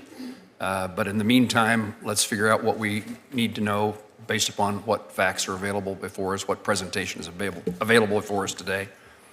And I thank you for working together to accomplish that goal. Just a couple of follow-ups. I want to hear a few comments on regarding the movement of agents outside of Washington, D.C. First of all, the task force that the FBI are involved in with state and local law enforcement are hugely important. And I assume those task forces can be enhanced and more frequent if we have more agents closer to where the local law enforcement is investigating and pursuing criminals. So we should see an increase in FBI participation in partnership with local law enforcement as a result of this change in policy. Is that true? That's a huge piece of it, Senator. Anything you want to more fully tell me? Sure. So I didn't have an opportunity to discuss it, but the way we set about this reprogramming or push to the field is not just by throwing darts on a map. We had the careers at the FBI identify the violent crime hotbeds across America based on violent crime statistics, and then we apportioned the approximately 1,500 or so FBI employees against those statistics to cover down immediately based on an apportionment cycle where the need is most and highest. And within the folks going out into the field, as you identified, it will be up to the field level SACs to determine which task forces they go into, which agencies and they embed with, and who they invite to embed with them. So that's a big part of the process is state and local commitment to state and local authorities that we're not just sending a federal agent to do work alone, we're sending them to do it with you. That makes sense to me, and I thank you for that change in policy. Let me highlight for you the nature of the state of Kansas and its rural characteristics. And I would highlight that I hope that you would agree that all that reallocation will not necessarily occur to the primary field office in the state, but take into account other resident agents. We have 4 in our state of Kansas: Garden City, Manhattan, Wichita, and Topeka. Those offices are worthy of that kind of support as well. And so while you're decentralizing Washington, I don't want to shortchange the field office, but I also want to make sure the field office doesn't then shortchange the other aspects of law enforcement in our state. You hit on one of the most important things I told my team when we're doing this. We're not sending more agents to LA just because it's LA. We have to cover down on geography, and every one of your offices and RAs that you mentioned is getting a plus up because that's the only way to cover down on geography. So we're pushing them out not just to the SAC field offices, but we're pushing them out to the RAs specifically to cover down on what you just highlighted. That's very pleasing to know and to hear. Garden City, for example, is 400 miles from Kansas City. Yeah. And Garden City has its unique circumstances, its location on interstate, and it's the nature of the community and the workforce and the volume of drugs across our state, not just in the cities, and the violent crime in communities across our state. So thank you. And it's also perhaps hard to recruit to those small towns. And so what you're doing, as I understand, is not forcibly moving someone to, you're creating the vacancy in a different place and then trying to fill that vacancy. And I just highlight there's sometimes challenges to find agents, I assume, who will want to work in smaller communities distant from the cities. What we're finding out is that when, agents now know that the opportunity to make promotions is going to be based on largely on casework in the field, when we put this out on a volunteer basis initially and understanding that people have families and we want to uproot people, striking that balance, we found a lot of folks willing to jump in and say, send me wherever. I just want to do the work. That's great to hear. I need our concluding remarks.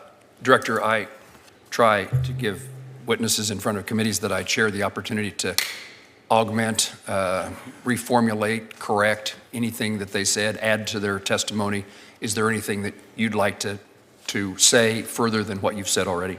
Just that I appreciate the committee's time in helping me navigate my first budget appropriations cycle. I realize that the answers, I hope you realize that the answers were given to the best of my ability.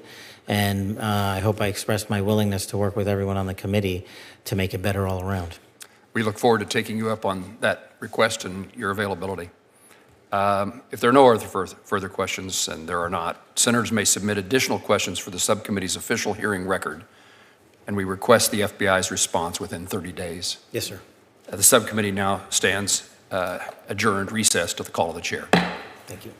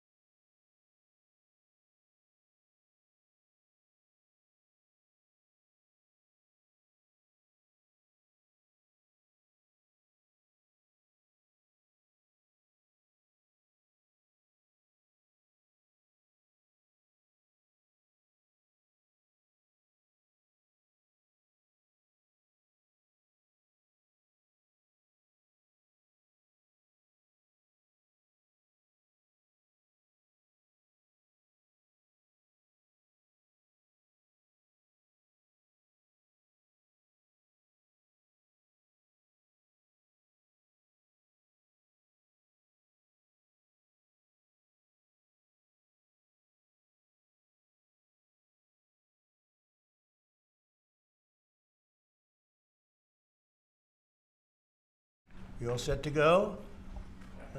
This is ready when you are. okay. We're ready. We have the Prime Minister on the phone, and we have a nice hookup. This looks like the kind of a hookup that's not going to be causing any problems. And your voice comes through beautifully, Keir. So I just want to. Oh, that's good. Yeah, it is. You sound great. I just want to begin by saying that this is a very special day because it's Victory Day, World War II, May 8th. And just by happenstance, we have the Prime Minister on the phone, and we were great allies in that. And it's very unusual that the trade deal comes due, and we signed it up on the same day that we had a great victory, the greatest victory of them all. So we are talking more and more about Victory Day because we were a big part of it, and so was the UK. And it's just, I guess, I don't know what you call it. It's just incredible that that day is the same day that we signed a tremendous trade deal for both countries. So I'm going to begin by just adding that we just concluded the rare earth deal with Ukraine. That's been fully ratified and approved by their legislative branches, and so we appreciate that. And I'll be speaking with the president in a little while, a little bit later, and we appreciate that. But the deal is all now signed up and ratified, and we have access to a massive amount of very, very high-quality rare earth. This morning, I'm thrilled to announce that we have reached a breakthrough trade deal with the United Kingdom, incredible country. Today is a victory day for World War II. We won the war together exactly 80 years ago, so there could be no more perfect morning to reach this historic agreement. And it's beautiful weather out. I will tell you that, Keir. Beautiful weather. It's so perfect outside. But it's really, in particular, the agreement with one of our closest and most cherished allies. And we're so happy that that's the way it worked out. I want to thank Prime Minister Starmer and his very talented team for their outstanding work and partnership.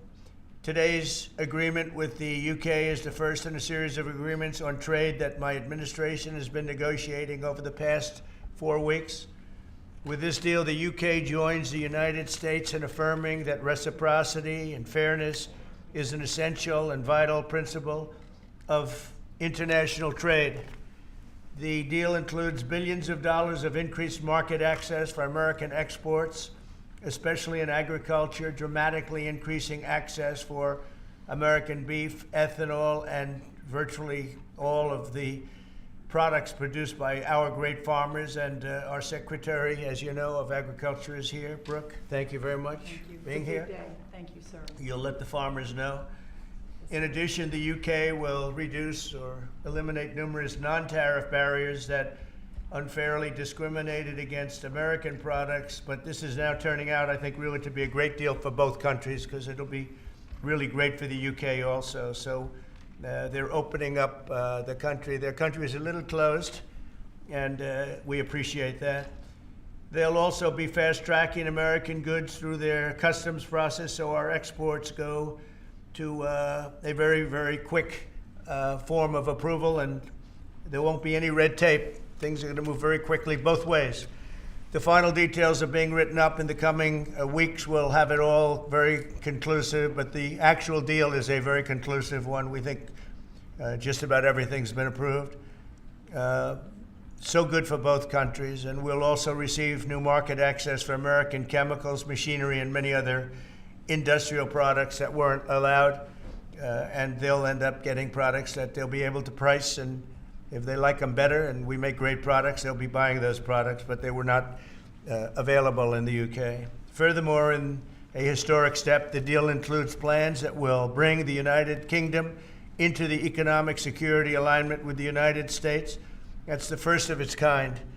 So we have a big economic security blanket, and that's very important. And we feel very, very comfortable with that because it's been a great ally, truly one of our great allies. I mean, a lot of people say our greatest ally. I don't want to insult people by saying that, but I can say it's certainly one of our greatest, and right at the top. And they're the first one we're talking about. And by the way, we have many meetings planned today and tomorrow, and every country wants to be making deals. And we have a meeting. As you know, Scott will be going over to Switzerland on Saturday, and that'll be very, very interesting. Let's find out, but I think they want to make a deal very badly, too. Both countries have agreed that the economic security is national security and will be working together as allies to ensure that we have a strong industrial base, appropriate export controls, and protections for key technologies and industries like steel. Steel is a big factor. Both countries will become stronger with steel and things necessary for military. You know, we used to build ships and other things literally at a level that nobody's ever seen, and we haven't. We've eased up, and I would say that the UK certainly eased up, but now we're going to be uneasing both, and we work together. Once again, I want to thank Prime Minister Starmer. He's been terrific for his partnership in this matter. The special relationship and external bond, it's really an external and an internal bond between our two countries will soon be stronger than ever before. And we really do. We have a great relationship. I want to just say that the representatives of UK have been so professional, and it's been an honor doing business with all of them, and in particular the Prime Minister. And I'd like to introduce him now to say a few words. Mr. Prime Minister, please take it away. Thank you, Mr. President, Donald, and this is a really fantastic, historic day in which we can announce this deal between our two great countries, and I think it's a real tribute to the history that we have of working so closely together. Can I pay tribute, Donald, to your negotiating team as well, particularly yes. Howard and Jameson, who've done an incredible job, a very professional job, and my team as well. Two negotiating teams have worked at pace now for a number of weeks to bring in this deal today. Really important deal. This is going to boost trade between and across our countries. It's going to not only protect jobs but create jobs, opening market access. And as you say, Donald, the timing couldn't be more apt, because not only was it 80 years ago today that victory came for Europe after and at the end of the Second World War, but of course on that day the UK and the US stood together as the closest of allies. And Donald, I think even down to the hour, because you may or may not know that it was about this time of day, exactly 80 years ago, that Winston Churchill announced victory in Europe, and that led to great celebrations across Europe, across America, but particularly in the United Kingdom. Literally people going out into the street, putting bunting up, going up to the palace. And so to be able to announce this great deal on the same day, 80 years forward, almost at the same hour, and as we were 80 years ago, with the UK and the US standing side by side, I think is incredibly important and makes this truly historic. That close relationship has endured over those 80 years. As you know, Donald, when it comes to defence and security and intelligence sharing, of course, there are no two countries that are closer than our two countries. And now we take this into new and important territory by adding trade and the economy to the closeness of our relationship. It is built, as you say, on those notions of fairness and reciprocal arrangements. We've always had a fair and balanced arrangement between our countries. This builds on that, hugely important for sectors like car manufacturing and for steel and aluminium and so many others. And yes, we can finish hammering out some of the details, but there's a fantastic platform here, including, of course, on the tech side, where I think I'm right in saying we're the only two Western countries with trillion-dollar sectors when it comes to tech. And in the end, it comes down to, as you say, Donald, economic security is national security. On national security, we've been absolutely the closest of allies for so many years, keeping the peace through that close alliance, that friendship. And now we add to that this deal on trade and the economy. And I want to thank you for your leadership on that, Donald, and for the way in which your team have negotiated this. And I'm so pleased that we've got this deal, we've finalised it, and we've built an incredible platform for the future. So thank you so much. Donald, I'm now going to go and do a press conference. I think you have your press in with you, but on the details, I think if you've got Howard, we can deal with that through one of my team. That's great. Well, Mr. Prime Minister, thank you very much. It's an honor. We're going to have a continued, maybe a better relationship than ever before. You know, I don't know if the media knows, but the U.S. and U.K. have been working for years to try and make a deal. And it never quite got there, but it did with this Prime Minister. So I want to just congratulate you. Well, with this President, this Prime Minister, we've managed to achieve what many people have tried to achieve for many years. That's right. And I'm really pleased, and it feels completely historic and on a special 80-year anniversary as well. So, Donald, thank you so much. It's really good to have got this deal over the line. Tribute to both teams, tribute to our countries, and tribute to your leadership. Thank you. Well, it really is a great thing. And you go do your press conference, and I'll see you soon. Maybe speak to you later.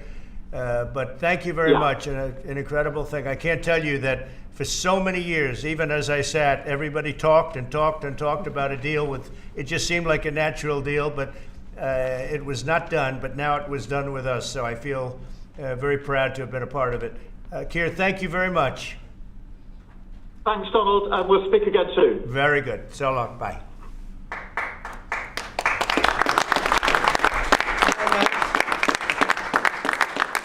That's really nice.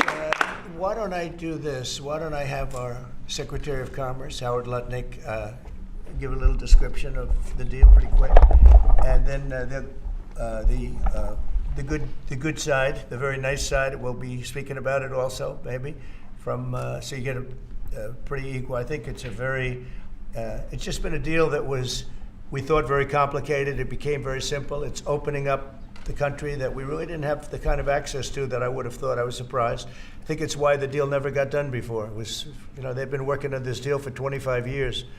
And we got it done, and we got it done. Really, it's going to be great for both countries. So, Howard, if you could go, and then somebody else, you may have, you'll pick whoever you want who'd like to do it. I have a feeling you're going to do it, right? So you guys go ahead, and then we'll take questions right after that. But I think you'll get a pretty good understanding of how big it is. It's a very large deal, very big deal. And Howard, go ahead.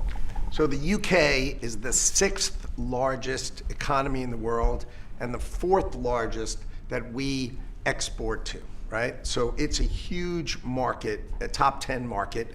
If you remember Liberation Day, they were at 10% because we have balanced trade with the UK, right? They say they have a surplus, but of course that counts gold bullion, which is, so let's just call it balanced trade. So how do you open up a market in balanced trade? People think it's impossible. They've always thought it was impossible until President Trump came on the scene and changed the way things work. So here's what we've got. We've opened up new market access, ethanol, beef, machinery, all the agricultural products. They've agreed to open their markets, and that will add $5 billion of opportunity to American exporters. So the question is, why would they do that now? Because they've never done it before, and we still have our 10% tariff on, which will produce $6 billion of revenue for the United States. So the idea was, how do they keep their jobs, protect their economy, and do the best for their people while opening the market for us? And the way is they studied it, their team was exceptional, and they tried to figure out the markets that they're importing from other people and try to send them over to America. So why were they always favoring others and not us? And what they've done is they've found the ways to do that so that we have new access, right? But the UK workers are protected, and that was the balance. So we did a deal with them in automobiles, and you know, if you're not building here, we charge you a 25% tariff. But the president, and by the way, I want to make this clear, while Jameson and I worked hard, this was the president's deal, and people think, oh, that's not the way it works. If you got to sit next to him, I have the best deal maker to my left, and if you don't think that we take advantage of him calling the prime minister and getting that deal done, you don't understand who's the president of the United States. So he's the closer. He gets deals done that we could never get done because he understands business, he understands deals, and that's why we're here today. So he agreed they could send 100,000 cars into America and only pay a 10% tariff. And that protects their car industry. And remember, we do 16 million cars a year. So this is only like 0.6%. But for the UK auto people, this is tens of thousands of jobs that the president agreed that he would protect for them. So he made that deal, right? Then steel and aluminum, right? Their steel business has been destroyed like everybody else has been destroyed by people dumping steel into their markets. And British Steel had announced it was closing down. So the British government, as part of this deal, nationalized British Steel, and they're going to match the kinds of models we do. They'll put tariffs on, they'll put quotas on. They want to do it with America so they can be part of the resurgence of steel and aluminum in America, and that saves them, again, thousands and thousands of jobs. So if you go step by step, aero and commercial planes, they sell Rolls-Royce engines to Boeing. We've agreed to let Rolls-Royce engines and those kind of plane parts to come over tariff-free. And what you're going to hear today is there's going to be an announcement at the UK that they are buying $10 billion worth of Boeing planes later today, but I'm going to let the name of the airline announce it because that's theirs to do it. Part of this deal was always to do it together and to do it strong, and you can see the numbers on this board. Everything about this board works exceptionally well for the United States of America. It lays out the plan that you can work with us in autos, you can work with us with aero and commercial, you can work with us in pharmaceuticals if you have a supply chain that is secure and protected in national security. So we feel really good about the deal. You've heard the Prime Minister, he feels really good about the deal, right? And we started at 10% and we ended at 10%. And the market for America is better, and this is a perfect example of why Donald Trump produced Liberation Day. People don't understand he gets things done in a matter of time. This would have taken Jameson and I 3 years, maybe, and instead we got it done in 45 days, certainly, because we work for Donald Trump. So Jameson, my partner in all this, maybe Jameson, you'd like to talk a little, and then we'll turn it over to the UK. Sure, happy to do that. Everyone has had great remarks. I just have to echo the President and the Prime Minister when we talk about VE Day. This is something we've been waiting for decades, and there is no more appropriate day to do this. And when we step back and we look back a few weeks from now or months from now or years from now, we're going to look back at this day and better appreciate the significance, I think. And I'll just say as well, in terms of negotiating, I mean, the UK negotiators, you know, we've got one right here, did an incredible job, right? This is why you win wars, right? When you act like this, and the ambassador, he knows more about trade than a lot of us here, based on his background. And I would say on this deal, Mr. President, what we've shown is that it is time to change the way we do trade. People said we couldn't do a global tariff. We did a global tariff. They said no one would want to deal with us. People want a deal. They said no one give offers. You saw that stack of offers I showed you yesterday, all those countries. Said we wouldn't get deals, and here we are with a deal with the 6th largest economy. We've agreed to have fair and reciprocal trade, and we've done it in record time. Thank you very much. Yes, sir. Great job. Thank you, sir. Mr. Ambassador, please. Well, Mr. President, thank you very much indeed in hosting us this morning. And thank you very much indeed also for that very typical 11th hour intervention by you with your phone call to the President demanding even more out of this deal than any of us expected. So thank you for that. The Prime Minister was delighted, obviously, to take that call late at night. But you took it to another level, and I think the point I would make is twofold. One is that if we're going to rebalance and rebuild international trade in a way that serves all our interests, then we're better doing that together than separately and apart, and that's what we're on a mission to do. But secondly, you've done what you said you would do. You said to the Prime Minister when he came and we visited in the Oval that you would do a good trade deal with the United Kingdom, that you would do it at pace, and that we would be first. And you have delivered that. You know, you've been true to your word. So thank you very much indeed for that. For us, it's not the end. It's it's the end just of the beginning. I mean, there is yet more we can do in reducing tariffs and trade barriers so as to open up our markets to each other even more than we're agreeing to do today.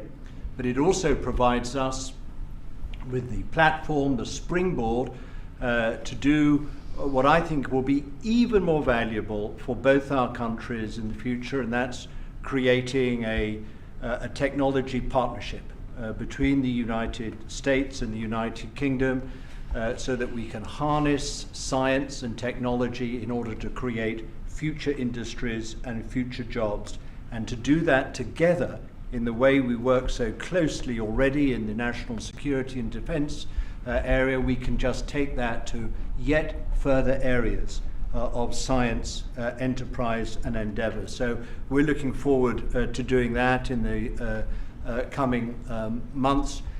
You've launched us extremely well today. It just, in my view, as the Prime Minister has said, just shows what two countries who trust each other, who are confident in each other and are familiar with each other can do, not just for ourselves, but for those, the rest of the world, who need to benefit from a bigger and better international trading system. Thank you very much. It was beautifully stated. What a beautiful accent, too. I'd like to have that accent. Thank you. My mother would be proud. Thank you very much. Any questions? James Matthews from Sky News. Yes. Can I ask, why Britain and why now? And you've described this deal as a full and comprehensive deal, and yet we've just heard from Mr. Mandelson, it's the end of the beginning. Clearly, there's much more work still to do. With respect, are you overstating the reach and significance of this deal because you're a president who needs a result at a difficult time? I think that it's a great deal for both parties. It's for us. We're opened up. I didn't know how closed it was. Quite closed, the market, as you know, the UK, and it opens up a tremendous market for us, and it works out very well, and a lot of assets. You see the chart, and those are tremendous assets. But we've been trying, and when you say why us, meaning your country, we've been trying for years, and they've been trying for years to make a deal, including when I was in the, first term. It would always be people talking, but they weren't getting it done. But for 25 years before that, they were trying always to make a deal, a very significant deal. I actually, until I looked at the numbers, I didn't realize this is a very conclusive deal, but we think we can grow it even from that. But this is a maxed out deal, not like you said it. You said it really incorrectly. This is a maxed out deal that we're going to make bigger, and we make it bigger through growth. But we have tremendous assets involved. I was surprised to see how big your country is in trade, actually. One of the biggest in technology and so many other things. It's agriculture. I really didn't know. It's depending on your definition, it's from 4 to 5 to 6. That's pretty big in the world. So I was very impressed by that. But we're going to take it to new levels. It's a very big deal right now, but I think it is going to grow just of its own volition. It's going to grow, and over time there'll be changes made, there'll be adjustments made because we're flexible. We'll see things that we can do even better, but it's very conclusive, and we think everyone's going to be happy, and the people of your country are going to be very impressed with the result, and they'll be able to buy from more people. They'll be able to price things differently. They'll be able to get some products that aren't available to them now that we make better than anybody in the world. And it's just something that it's a great thing that it came together. It's so nice because we have many countries want to make a deal, and many countries are very unhappy that we happen to choose this one, to be honest with you. But it's a long time, our oldest ally, or just about.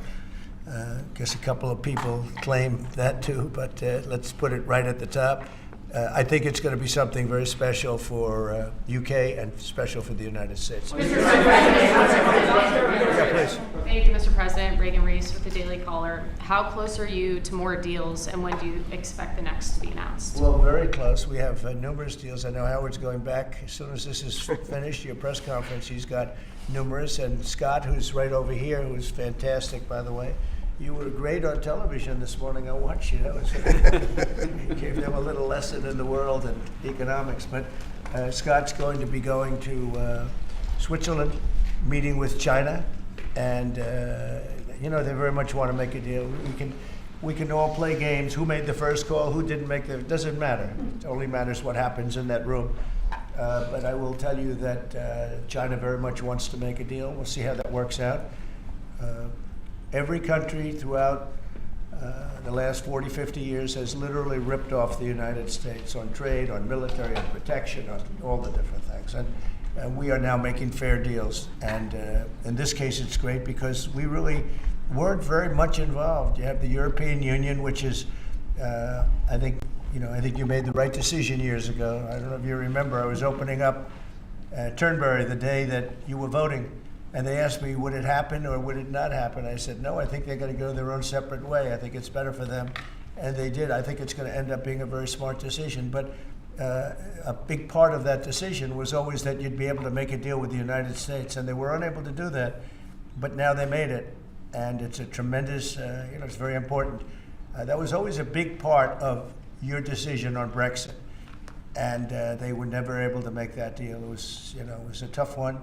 And this one it's amazing with time. This one just went very smoothly, went quickly and smoothly, and a lot of common sense, as I like to say. It's tremendous common sense, but it's going to make your country much bigger in terms of trade, and it's going to make our country much bigger in terms of trade, too. Yes, sir. Thank you. Go ahead, behind you. Okay. Tom Bateman at the BBC. Thank you, Mr. President. You mentioned meat. You with who? The BBC. Oh, good. Very nice. They treat me beautifully. You mentioned meat and beef exports. The UK currently doesn't accept American beef because of its own food standards. Are you calling on the UK to accept all American beef and chicken products? Well, I think they'll take what they want. We have plenty of it. We have every type. We have every classification you can have. As you know, Bobby Kennedy is doing a tremendous job, and he's, I think, probably heading toward your system with no chemical, no this, no that. I mean, I think we're heading that way. It seems to be, and but we have that also. So we're a very big country. We have a lot of beef. We're a very big country, so it'll be great. Yes, yes. Do you want me to jump in? Yes. Let's talk about American beef really quickly, and it can't be understated. I'm Brooke Rollins, by the way. How important this deal is and what this means to American farmers and ranchers. Specific to the beef, this is going to exponentially increase our beef exports. And to be very clear, American beef is the safest, the best quality, and the crown jewel of American agriculture for the world. So I think a really important part of this deal isn't just the ethanol reducing of tariffs from 19 to 0, which for our row croppers is a huge deal, but also for beef. And as we move forward, I know our incredible trade team is looking at all of the meats, all of the produce, really all of our agriculture exports. And I don't know if there's an industry that has been treated more unfairly and has suffered more than our agriculture industry. So we look forward to, I'll be in the UK on Monday, talking to my counterpart over there for next week, and look forward to moving that out across the country. The president is I think we could say that we have the best in the world, best tractors, the best everything in the world, and they say that our agriculture is second to none. You understand, and it'll be a great asset. People are going to be able to have options, choice, and they'll have more of it. And that usually means lower prices. How about we'll do you and then you? Go ahead. Follow-up question for the Italian TV, Daniele Compatangelo, LA7, TV 2000, Primetime Media. So congratulations for the deal. We see a big revenues from the chart. But what's the rest of Europe? It's a victory day, but other European countries, it seems like they're losing the train. We intended to make a deal with Europe. We have found that the European Union treated us extremely unfairly, very difficult, and hurt themselves in doing so. And they very much want to make a deal. We'll be dealing with them. We are dealing with them currently. So that'll cover pretty much the rest of it.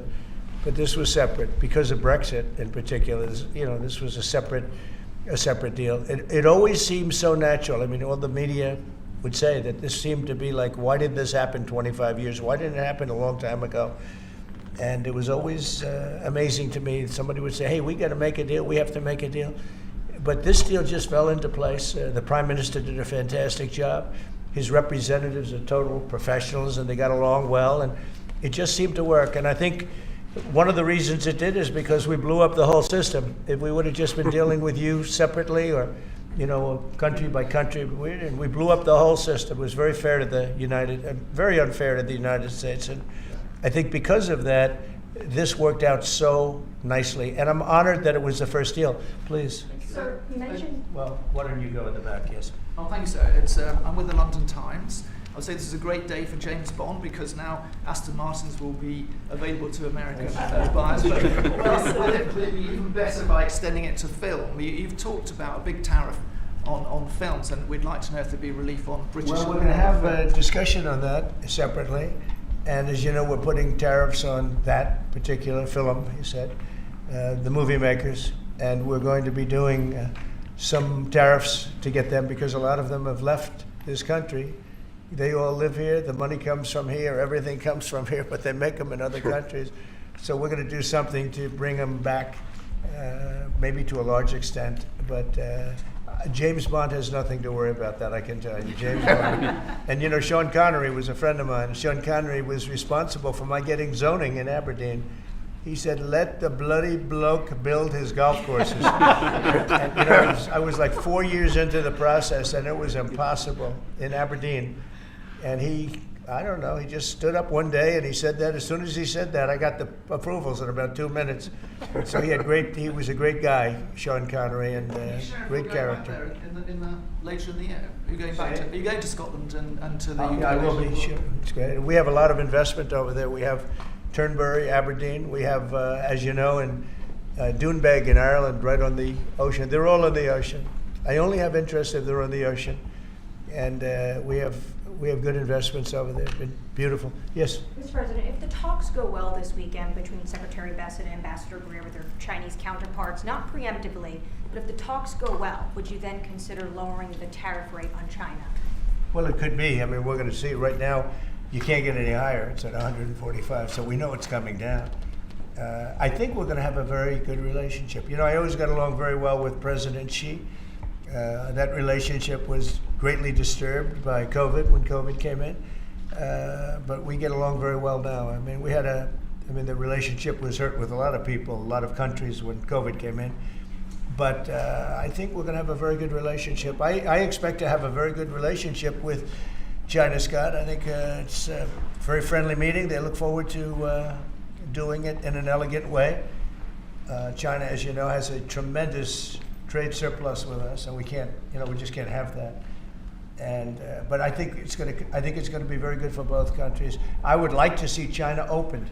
One of the big things here is, and nobody would know this, but the UK was largely closed. It was very much closed to trade, and now it's opened. And a lot of the financial reporters are very happy about that because so much. I listened to them. I hope they get countries opened up.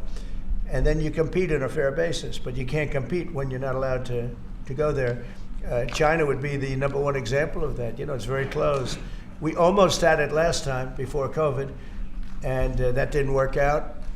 But we made a great deal with China. They had to buy $50 billion worth of our food products, and it was a great deal, doing very well for our farmers. And then when Biden came in, as usual, nothing happened. He didn't enforce it. And it got less, and ultimately, it destroyed a great deal. That was a great deal. But no, I think that we're going to have a good weekend with China. I think they have a lot to gain. I do think they have far more to gain than we do in a sense, but we're going to have I think we're going to have a very good weekend. Will you speak to Xi after the weekend talks? I might, yeah, sure, depending on what Scott says. We Scott is doing certain countries, and Howard's doing certain countries. I mean, I wish I had like 10 more of each. Then we could do them all at one time. But there will be a time we'll do a number of them, and then there'll be a time. I think I can say this, Scott and Howard, where we're just going to say, because we understand the countries, we understand what they want. where we're just going to make the deal. In other words, we don't need the country involvement because we've already had it. And we'll say this particular country, which had big surpluses, let's say, we had therefore deficits, that this particular country is going to pay a 25% tariff or a 30% or a 50% or 10% or whatever it may be. This was, I think we should explain it now, Howard. One of the things we did here that we'll rarely do is on cars, we took it from 25 to 10 on Rolls-Royce because Rolls-Royce is not going to be built here. I wouldn't even ask them to do that. You know, it's a very special car, and it's a very limited number too. It's not, you know, one of the monster car companies that makes millions of cars. They make a very small number of cars that are super luxury, and that includes Bentley and Jaguar.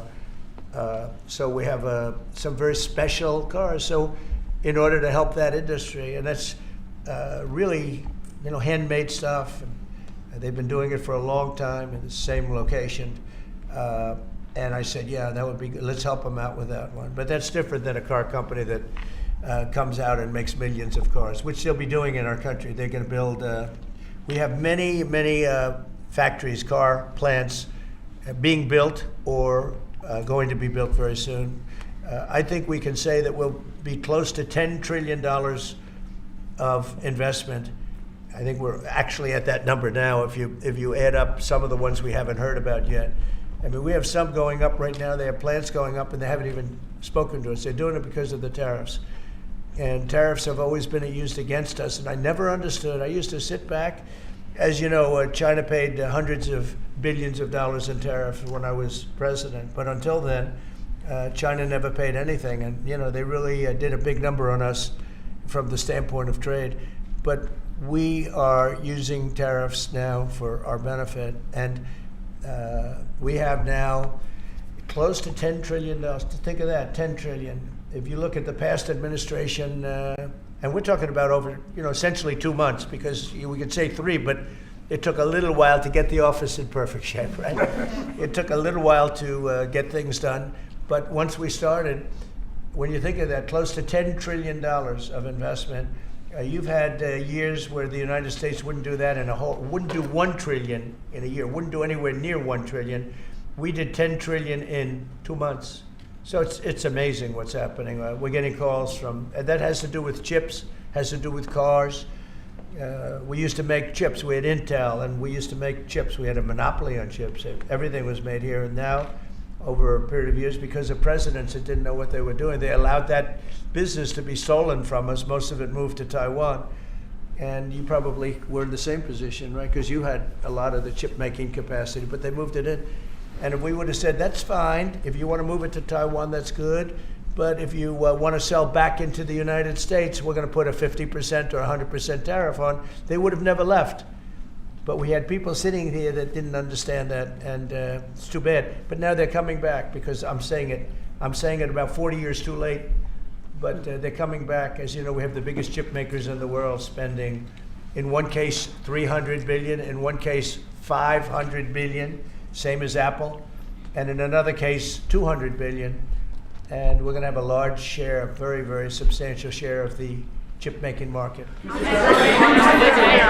that this weekend is going to be a friendly visit, but do you expect that it will just be a formality to break the ice, or are they going to get into substantive negotiations? I believe so, yes. I believe it's substantive, yes. I think people like to say, yes, we're having a meeting to meet. Well, we're meeting, so what are we going to do? Talk about meeting again? I think it's going to be substantive. I think we can say that, right, Scott? Very substantive. Now, China wants to do something. And look, they have to at this point. You know, essentially, they made $1 trillion a year, and now they have absolutely, you know, no business because of the tariffs. They have no business, and they want to have business. And we want them to have business. We want them to do well. We want them to do very well. So I think it's going to be very substantive. Because business has slowed down, as you mentioned. In China. But we're seeing as a result, the ports here in the U.S., the traffic has really slowed, and now thousands of dock workers and truck drivers are worried about their jobs. Yeah, no, that means we lose less money. You know, when I see that, that means we lose less money. Look, China was making over $1 trillion, 1.1 trillion, in my opinion. You know, different numbers from 500 billion to a trillion or a trillion one. I think it was 1.1 trillion. And frankly, if we didn't do business, we would have been better off. Okay, you understand that. So when you say it slowed down, that's a good thing, not a bad thing. But we're going to make it so they can. I'd like to say they can do better, actually, in terms of the bottom line. We'd like to see China opened up so we can compete in China and, give people something that they've never had, access to something. That'd be great for the world. It would be great for our businesses. And I think it would be great for friendship. I really expect a lot of people think I'm a militant guy. I'm really not. I think that trade can bring a greater friendship with China. It can be something good. But, one of the things that I know Scott's going to be talking about very high on the list is open up and let our businesses go into China, because when you talk about a closed country, that's a really closed country. And I think it would be great if it was opened up. It would give people a lot of choice and would create a lot of jobs, a lot of everything. So I think it would be a great thing for China. And that's going to be one of the things we'll be discussing, like we discussed with UK. Yeah, please. So what does Britain have to do for you to drop the baseline 10% tariff that you're maintaining? Well, I think that's set because that has to do with a lot of different things, including past. There are a lot of past things that we talk. This is very inclusive. We included everything, and that's pretty well set. Yeah, please. Yeah, Mr. President, the 10% baseline tariff remaining in place, is that a template for these future trade deals? You say you're going to keep it here. No. Is it going to stay in every case? No, that's a low number. They made a good deal. Some will be much higher because they have massive trade surpluses, and in many cases they didn't treat us right. One thing with UK, they had somewhat closed, not like a China as an example, but they always treated us with great respect. So they treated us with great respect. The template of 10 is probably the lowest end, and therefore they made that deal. But they we've had just a very special relationship with them. Like, I won't do that deal with cars. I mean, unless somebody shows me that there's another kind of a car that's comparable to a Rolls Royce. Then there aren't too many. This is a good commercial for Rolls Royce. They're going to order a lot of cars. Mr. President, I wonder whether you'd like to buy. I mean, well, the last time this happened, I ended up. I would be happy to suggest a discount, obviously a very modest discount. We have to protect our profit margins. I've had many of them, actually. The last time that happened, I ended up buying a Tesla.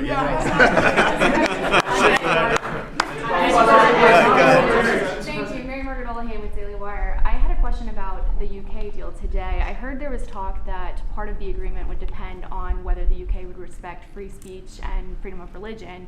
I know the VP is really interested in that and talked about that earlier this year. Was there any assurances that you guys got on that front? You want to handle that?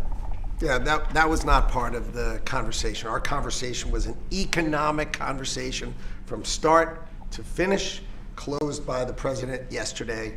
This was a business deal, open their markets, and also protect their workers, grow our markets, and help our workers. This was about business religion.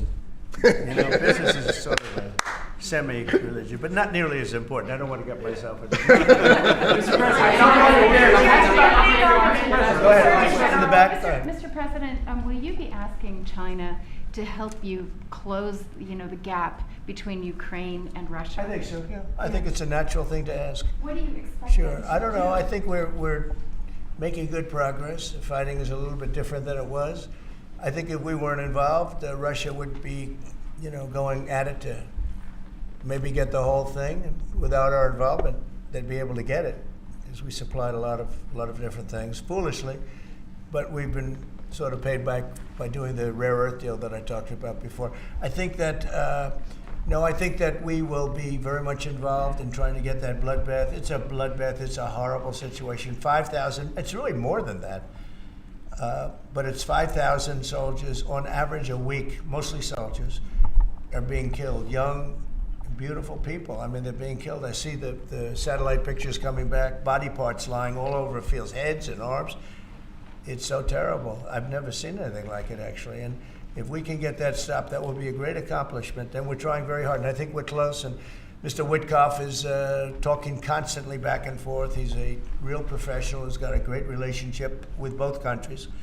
And I think we have a good chance. And likewise, we're trying to work on Iran to get that solved without having to get into any bombing, as we say, big bombing. I don't want to do that. I want them to work a deal. I want them to be very successful. Mr.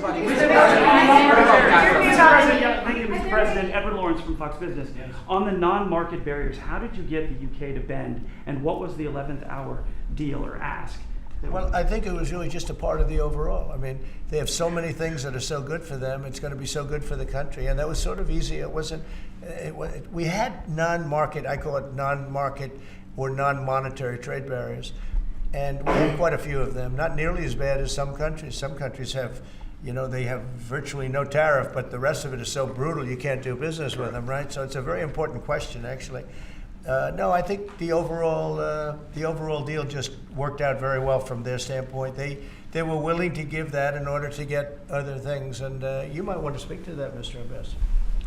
Look, the point about the deal is that we will continue reducing tariffs and non-tariff barriers. This is a continuing picture. It's a movie. It's not a still picture here. It's a movie. Yeah. It continues. And we're both committed to freeing up trade between our countries. We're both committed to freeing up investment between our countries. And the point about this deal is that it provides a very good template and a very good launch pad for what we can continue to do and build on in the future. And that's what we're both determined to do. When the 11th hour deal. Many What was the 11th hour answer? Men of the, well, we're going to say. That's between us. Many of these, we'll keep it confidential. How about just one more little thing, right? It got the deal closed, and it was handled very well from the other side, too. But many of these things that we're talking about, we've been talking about this for 25 years. It's hard to explain when, if you weren't sitting behind this beautiful Resolute desk, you just wouldn't get it. I have been hearing about making a deal with UK for 25 years. And especially around the time of Brexit. They wanted to make a deal, so they came out of Brexit and they make a deal, and how natural. And it just couldn't be done. It couldn't be done. Good people. And this is a bigger deal. This is a much bigger, better, stronger deal for both of us than we ever even contemplated before. It's a big deal. Virtually everyone said that it would end in failure, it would end in tears, and it's ended in exactly the opposite. Yeah. But, Mr. President, can I say that that is due to Secretary Lutnick and Ambassador Greer, who've been absolutely fantastic. But right. Yesterday I received a call, a very diplomatic call that just edged things over the line, and that was from your new ambassador in the United Kingdom. Who is terrific. Right? Warren Stevens, he's here. Where is Warren? Right here. Hello, Warren. How are you? He's flying to London tomorrow night. He's going to be very popular with the British people. He's going to be a very successful ambassador. Mr. And? Were you disappointed? And he's got plenty of cash. That guy's plenty of cash. We need some more big spenders. Yeah, go ahead. Are you planning to meet Ursula von der Leyen? You're going to go ahead fast. Yes, are you planning to meet Ursula von der Leyen, the president, or do you plan to cancel anytime soon? Oh, she's so fantastic, right? She's so fantastic. I hope we're going to meet. Yeah, the answer is yes. I saw her a few days ago. And I think that we'll definitely meet, yeah. The European Union is a big thing. They want to make a deal very badly. You know, everybody wants to make a deal. Look, everybody wants to make a deal with the United States, and we're doing that, and we're going to make fair deals. I'm just honored that this was the first one. Go ahead, please. The Federal Reserve Chairman, Mr. President, says that you would have to call him for a meeting. Do you plan to meet with him? And what do you think about? It's like talking to a wall. He should be. What do you think about not cutting? The Bank of England cut today. Well, the Bank of England cut. China cut. Everybody's cutting, but him. It's I don't know. We'll see what happens. It's a shame. I call him Too Late, Too Late Powell. That's his nickname, and it's a shame. It's ridiculous. So meeting, he's always too late. But in this case, it's not going to matter that much because our country is so strong. we're so powerful in terms of economic strength and what we've done. And I'll tell you what, if we didn't have our first term, you wouldn't be. We created things in the first term. We cut more regulations than any president in history. We cut the taxes more than anybody in history. And a very big factor is going to be the tax bill that we have right now, the one big beautiful bill, as we call it, which is all-encompassing, the biggest tax cuts ever in history, bigger than even the first time. And the incentives, even great for the UK, because it'll make us so strong that we're going to be doing more business with you. It's a very important element for taxes, for every aspect, regulation cuts. That bill is, I believe it's the biggest bill of its kind ever in the history of this country. And Speaker Johnson and Leader Thune have done an incredible job. I mean, I'll let you know, we have to get a vote, but we have a lot of support for that bill.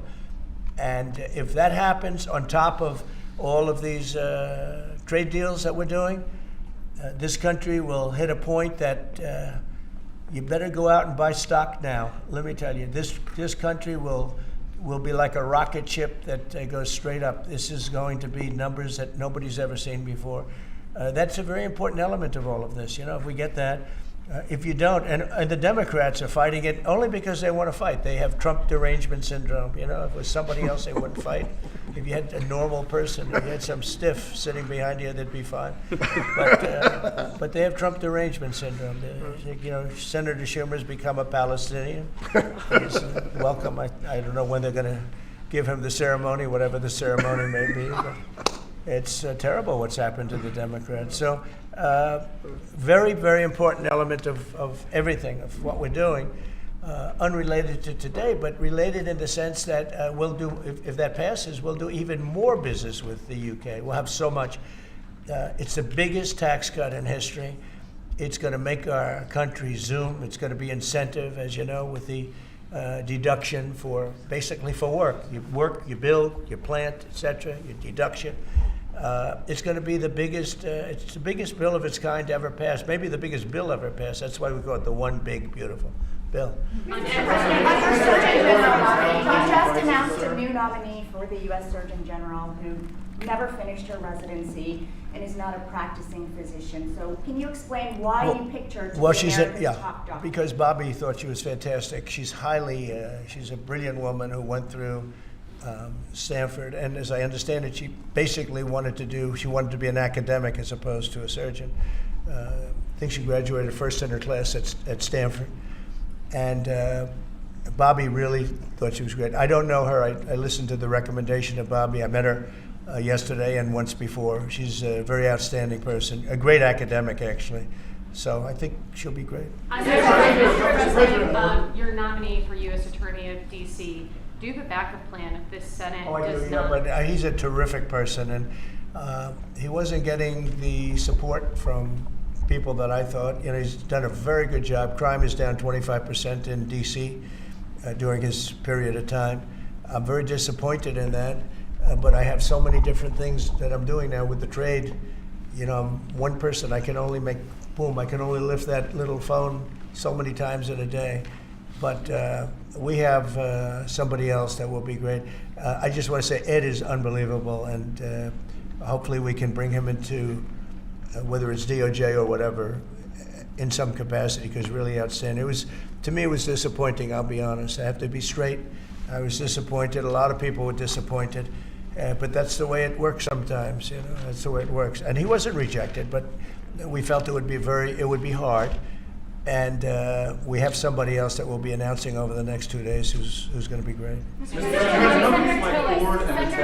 companies like Ford and Mattel recently saying they're going to raise prices on certain products, how long do you think the American public is going to be patient and wait for you? Well, I think they're saying that just to try and negotiate deals with me. They're not. Look, tariffs are the most misunderstood thing maybe in any form of business, anywhere in business. Oftentimes the country picks them up. Oftentimes the company picks it up. The people don't pick it up. Okay, the people don't pick it up. And if Ford did that, they wouldn't sell any cars. And if Mattel, I don't know, I'm not so sure. They also said, they're the only country I've heard, they said, well, we're going to go counter. We're going to try going someplace else. That's okay. Let him go, and we'll put 100% tariff on his toys, and he won't sell one toy in the United States, and that's their biggest market. I heard that. I mean, I watched this guy talking about how I'm going to go counter. I said, well, I wouldn't want to have him as an executive too long. The Ford people I know very well, what they're doing is negotiating with us by saying that. But we don't think that's going to happen. Look, I put out a truth today, and it said that gas is down, gasoline is down, energy is down, groceries are down, eggs are down. I mean, eggs, thank you very much, but eggs are down. When I came in the first week, you guys hit me with eggs. I said, what the hell happened with eggs? Eggs were up like 170% and going up, and they said don't order any for Easter. And we were thinking about ordering plastic eggs like everybody was doing. And Brooke did a fantastic job, agriculture. Brooke did a fantastic job. And we had hundreds of thousands of eggs out here on the lawn just 2 weeks ago at Easter. But you take a look at the cost. Energy's down. Even interest rates are down. Now, if the chairman of the Fed, Jerome, if he would lower interest rates like China did, like I think UK did, but like numerous other countries have done, it's like jet fuel. It would be great. But he doesn't want to do it. I think he doesn't want to do it. Probably he's not in love with me. I think that's right. It's sort of a crazy reason, but that's the way life is. Anybody in his position would be like jet fuel. But even without that, we're doing well. But remember this, I've watched you people reporting over the last few months that if we do this, prices are going to go through. Well, groceries are down. All of this stuff is down. Lumber is down. Oil is gone to, we have that thing broke 60, right? $60 a barrel. And $1.98, $1.99 in some cases. And heading in that direction. No, I think it's been amazing, actually. And what that's good for, it gives the consumer more money, and it gives them a better life. Because we just came out of the worst inflation, in my opinion, in the history of our country. They say 48 years. But Biden really screwed it up. He screwed up energy. And he also he spent too much money. He was spending it on, a green new scam. And that's like throwing the money. See that beautiful window behind? Take money, throw it right out that window. Because it's the same thing. He spent $10 trillion. He wasted it. Not only was it bad, it was a negative. It wasn't even like it helped a little bit. It was a real negative. And then on top of it, they let 21 million people into our country without any identification, anything. Just let them in. It's very, very sad. Well, we'll do one or two more. Go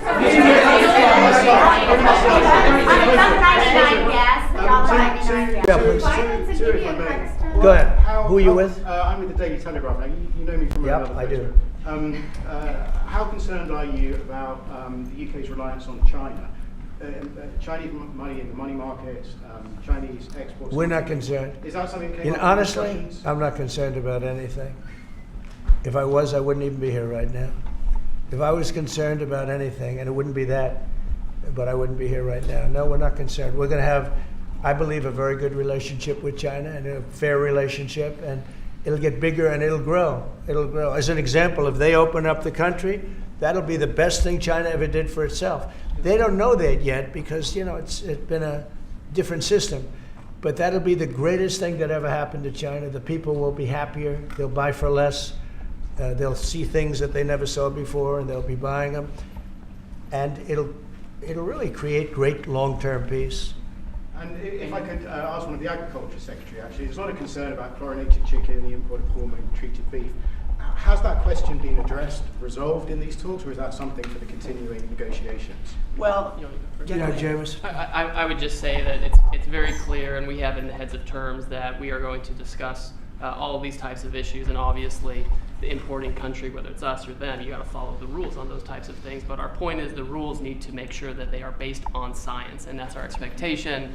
We know the UK believes that too, so we want to come to an accommodation. We want the consumers in each country to be able to choose what they want and give them the information that they want. We have an incredible EPA led by Administrator Zeldin that is on this. So the talks continue, but we are very, very confident in our products and what the president has done to open up the markets. is unprecedented for these farmers here in America. Thank you. Message from Wall Street as they watched this. You saw the stock market decline sharply after Liberation Day, and it's rallied back since then. Well, now it's going to really rally because, don't forget, they said this is all a pipe dream. And this is a tough one. This is, somebody would say, well, this is easy. This is much tougher, I think, than any other deal because they've been at it for so many years, decades, trying to make this deal. And it's very conclusive, and it's a great deal, and it's a very big deal, actually. No, this is just the beginning. We're going to be having conferences, or at some point we won't have, we'll just put out a statement that we just signed this country, that country. And after a number of these are done, nobody has enough people to do it. We're just going to put out X country is going to pay this, and if they open up, they're going to do this and that, and they're going to be open up. Everybody wants to be here. I say this is where they want to be shopping. They want to shop in this country because we have the consumer, and we have the consumer like nobody else. And if this country went bad, the whole world would go bad.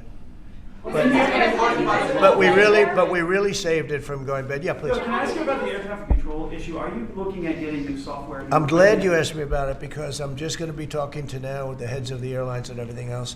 So I was all set before we had the rigged election to give out a brand new gorgeous system to one company that was going to do the whole thing, one of the best companies in the world that you know very well. There are 3 or 4 of them that do it. And when they took over, Buttigieg, who has no clue, he drives to work on his bicycle with his, in all fairness, with his husband on the back, which is a nice, loving relationship. But he didn't have a clue. This guy didn't have a clue. And he's actually a contender for president. Between him and Crockett, you can have that party. But he didn't know what he was doing. And he took what they call dry systems where you have wires in the earth, buried in the earth or whatever. And then you have the open air systems where you have satellites. And you can't mesh them. Anybody would know that if you went through about 2 months of study in school, if you studied that kind of thing. And he did. They spent tens of billions of dollars trying to take old, broken equipment and merging it into existing new equipment with brand new equipment. It's one of the greatest. They spent like $40 billion. And what they did is they made it worse because it doesn't work together. You can't make it work together. If you have a satellite system, you need satellite. If you don't, they had all these different technologies, some of them 50 years old, and they're trying to mesh them in. And they end up spending twice the money they should have. You could have bought a whole new system. So we have a very good guy who you all know, Sean Duffy, is head of transportation. And I've given him a 10-minute lesson in buying, and he's become really good. And we are now in the market to buy a gorgeous, brand new system. The helicopter that crashed into the plane at 400 feet, it shouldn't have been. What would have happened is all sorts of bells and sirens would have been going off 3 minutes before that accident happened, if you had the right equipment, but they didn't. And the new equipment is unbelievable what it does. You can have, I was going to say something, but you always, in my opinion, you always need pilots. I want pilots. But you wouldn't even have to have pilots. This system is so incredible what they can do. But we have a system that's obsolete. And what they did is the worst. They tried to combine the really old, broken stuff with the new stuff. And you can't combine it, and anybody should have known. So Biden, you think Biden figured this out? I don't think so, fellas. Do you think he has any clue? He doesn't know what the hell's happening. So here's the story. We're going to be buying a brand new, it's going out to bid very soon, brand new state-of-the-art system that will cover the entire world. I'll give you an example. When my pilot, now I have military pilots, but prior to that I have very good pilots, great pilots. They would land, and I won't tell you which country, but they would use the system of another country. They wouldn't even use the system of the United States. So if I'm landing in New York or Florida or Tennessee, they're using a system from another country. I said, why is that? And they were, they're not into business, but they're just saying, our system doesn't work, sir. And I said, boy, that's pretty sad. But we were all set to give it out to, look, you have a Raytheon and you have different companies like that, numerous companies. And you have companies that would do it, like an IBM, as an example. And you give out one deal, one contract. They gave out hundreds of contractors They had diggers. They had non-diggers. They had people that focused on satellites. They had hundreds of different contracts. One contract where one guy is controlling everything. If you need a trench, then they dig a trench. But if you don't dig the trench, they don't blame you. What happens is you don't dig it, then they say we want a cost overrun. Now, we have it all set, and we're going to be doing it. We would have done it, except that the election took a little strange turn. But the second one didn't. That was too big to rig. Thank you very much, everybody. Thank you. Thank you. Thank you. Thank you.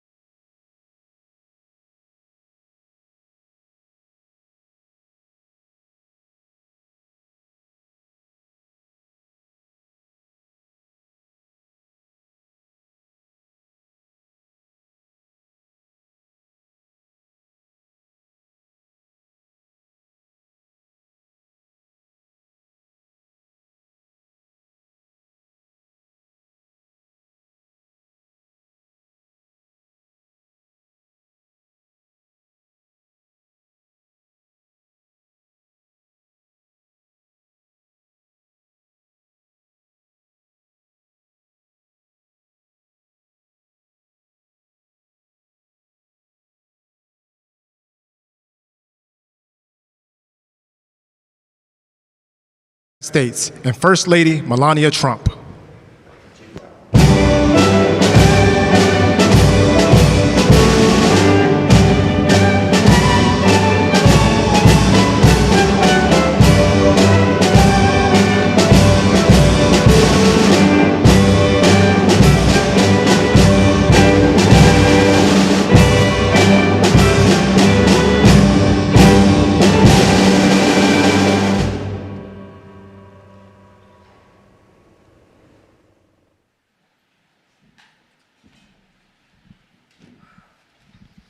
Well, thank you very much, everyone. Thank you. It's a great honor. We just made a very big deal with the UK, United Kingdom, on trade, which is shocking everybody. They said, oh, gee.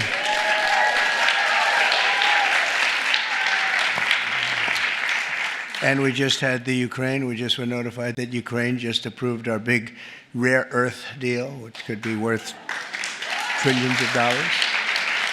A lot. And overall, we're doing very well. We have a lot of things happening. We have a very big conversation in Switzerland taking place this weekend with China. Has anyone heard of China recently? Yes. And they want to make a deal very badly, and I wouldn't be surprised, but we have tremendous things happening on trade, the likes of which we've never seen before. The UK deal was a big one. They've been trying to make that deal for 25 years. They've been unable to do it. And we were able to do it, and it was really something special. The Prime Minister was on the phone and the whole thing. It was really great. And now they're negotiating various other very, very big, strong trade deals. Nobody thought it would be possible, Claudia. Look at our great Congresswoman over there. Nobody thought it would be possible. Look at, well, we have senators. We have the whole ball game here, huh? Hi, Joni. So with that, I'll thank everybody for being here. This is a special building, a very, very special place. There's nothing like it anywhere in the world. No matter where you go, they come in, they say, wow, this is something. And I want to give a very big welcome to the White House and all of the people that come here and they love this place, but most importantly to the military moms, by far the most important. Right, JD?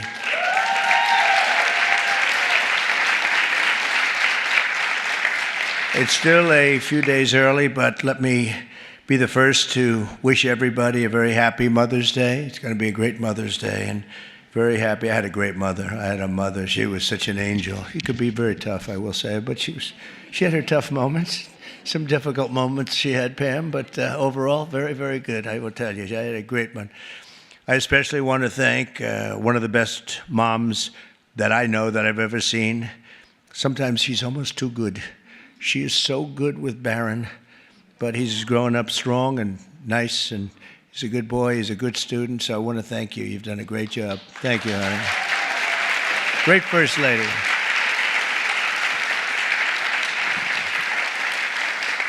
And thanks as well to Marine veteran, Vice President J.D. Vance, and to Second Lady Usha Vance, a mother of 3 young children. And we know that they're going to do very well in school because they were the 2 top students at Yale Law School. So genetically, they should be in good shape, right? They're not going to say, gee, Mom, I can't figure this out. But also with us is Attorney General, special person, by the way, Pam Bondi. Thank you, Pam. Thank you, Pam. And Secretary Hegseth's wonderful wife, Jennifer. Jennifer? Thank you, thank you. Thank you, Dan. And Press Secretary Caroline Levitt. Hey, she's become a star. Where's Caroline? Look at her. I don't know, that face. She's become a big star. Don't ever leave us, you know? Don't ever leave us. Thank you also to Senator Joni Ernst, a very good person, friend of mine. Thank you very much. Very military person, too. Great representative of the military. And also Representatives Claudia Tenney and Marionette Miller Meeks, and you are right here. Where are you? Thank you very much. Thank you. Thank you, Claudia. All of our American service members are heroes, and our military mothers are doubly so. It's really doubly so what you have to go through. You make them great. You really do. You make people great. Each of the women here today has made extraordinary sacrifices for family and country. You've endured time away from your children. You've endured time away from everything. You've missed birthdays and holidays. You've missed so much, but you wouldn't trade it for the world. I know that. You wouldn't trade it for the world.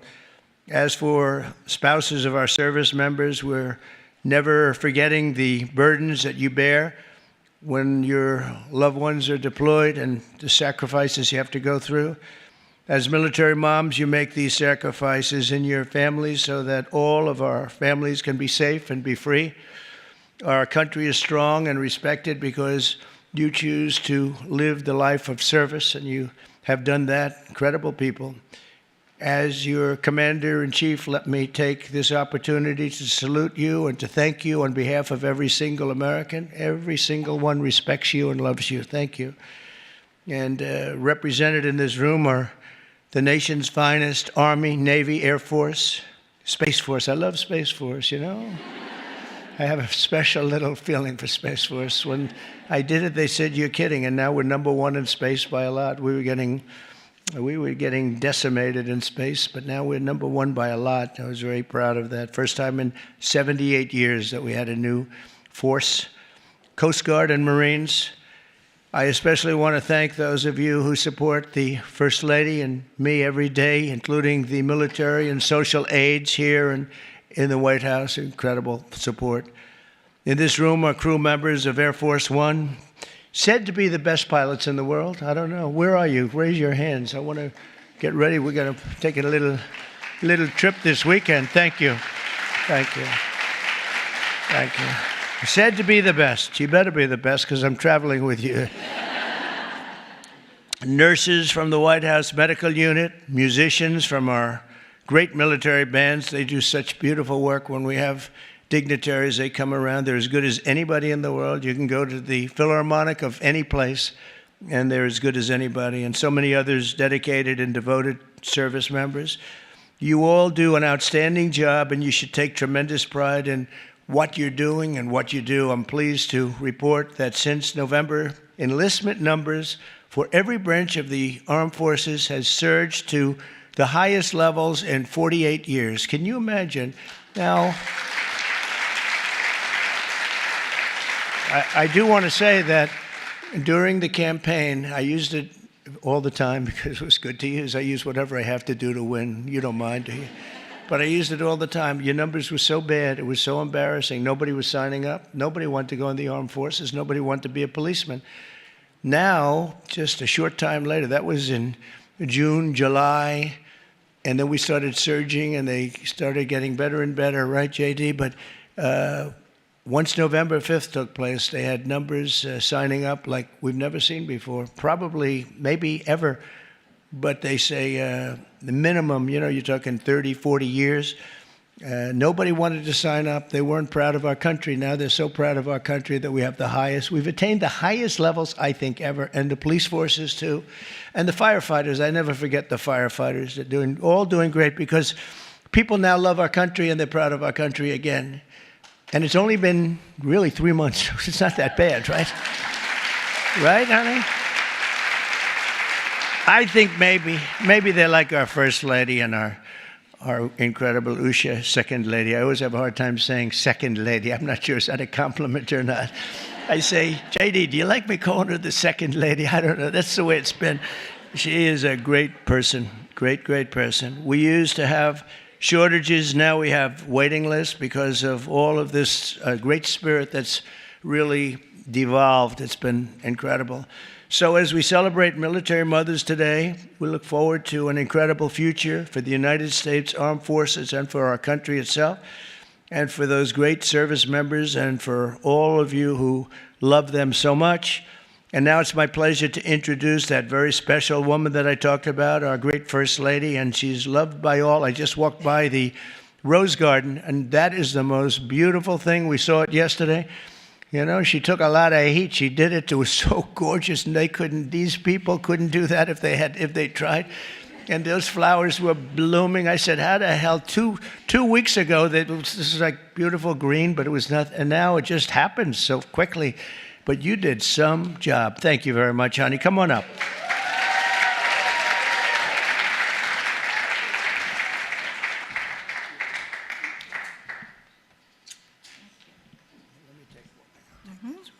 It's okay.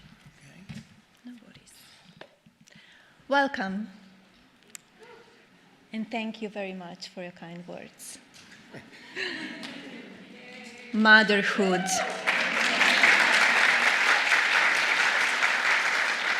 The life-changing event that makes women invincible and exposed at the same time.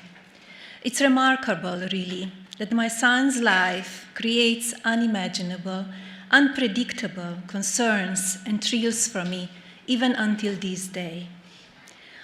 All caring mothers understand this rare feeling.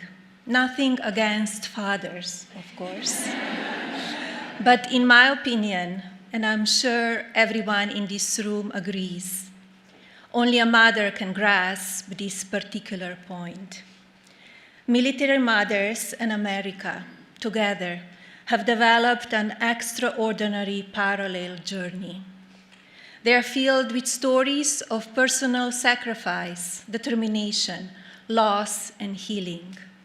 Certainly, only military mothers have experienced this level of grace and resilience of American life.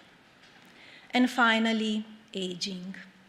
A sudden shift in family dynamics. An unexpected positioning change in life when caretakers become the caregivers. If this has happened within your family, you understand the precious nature of motherhood.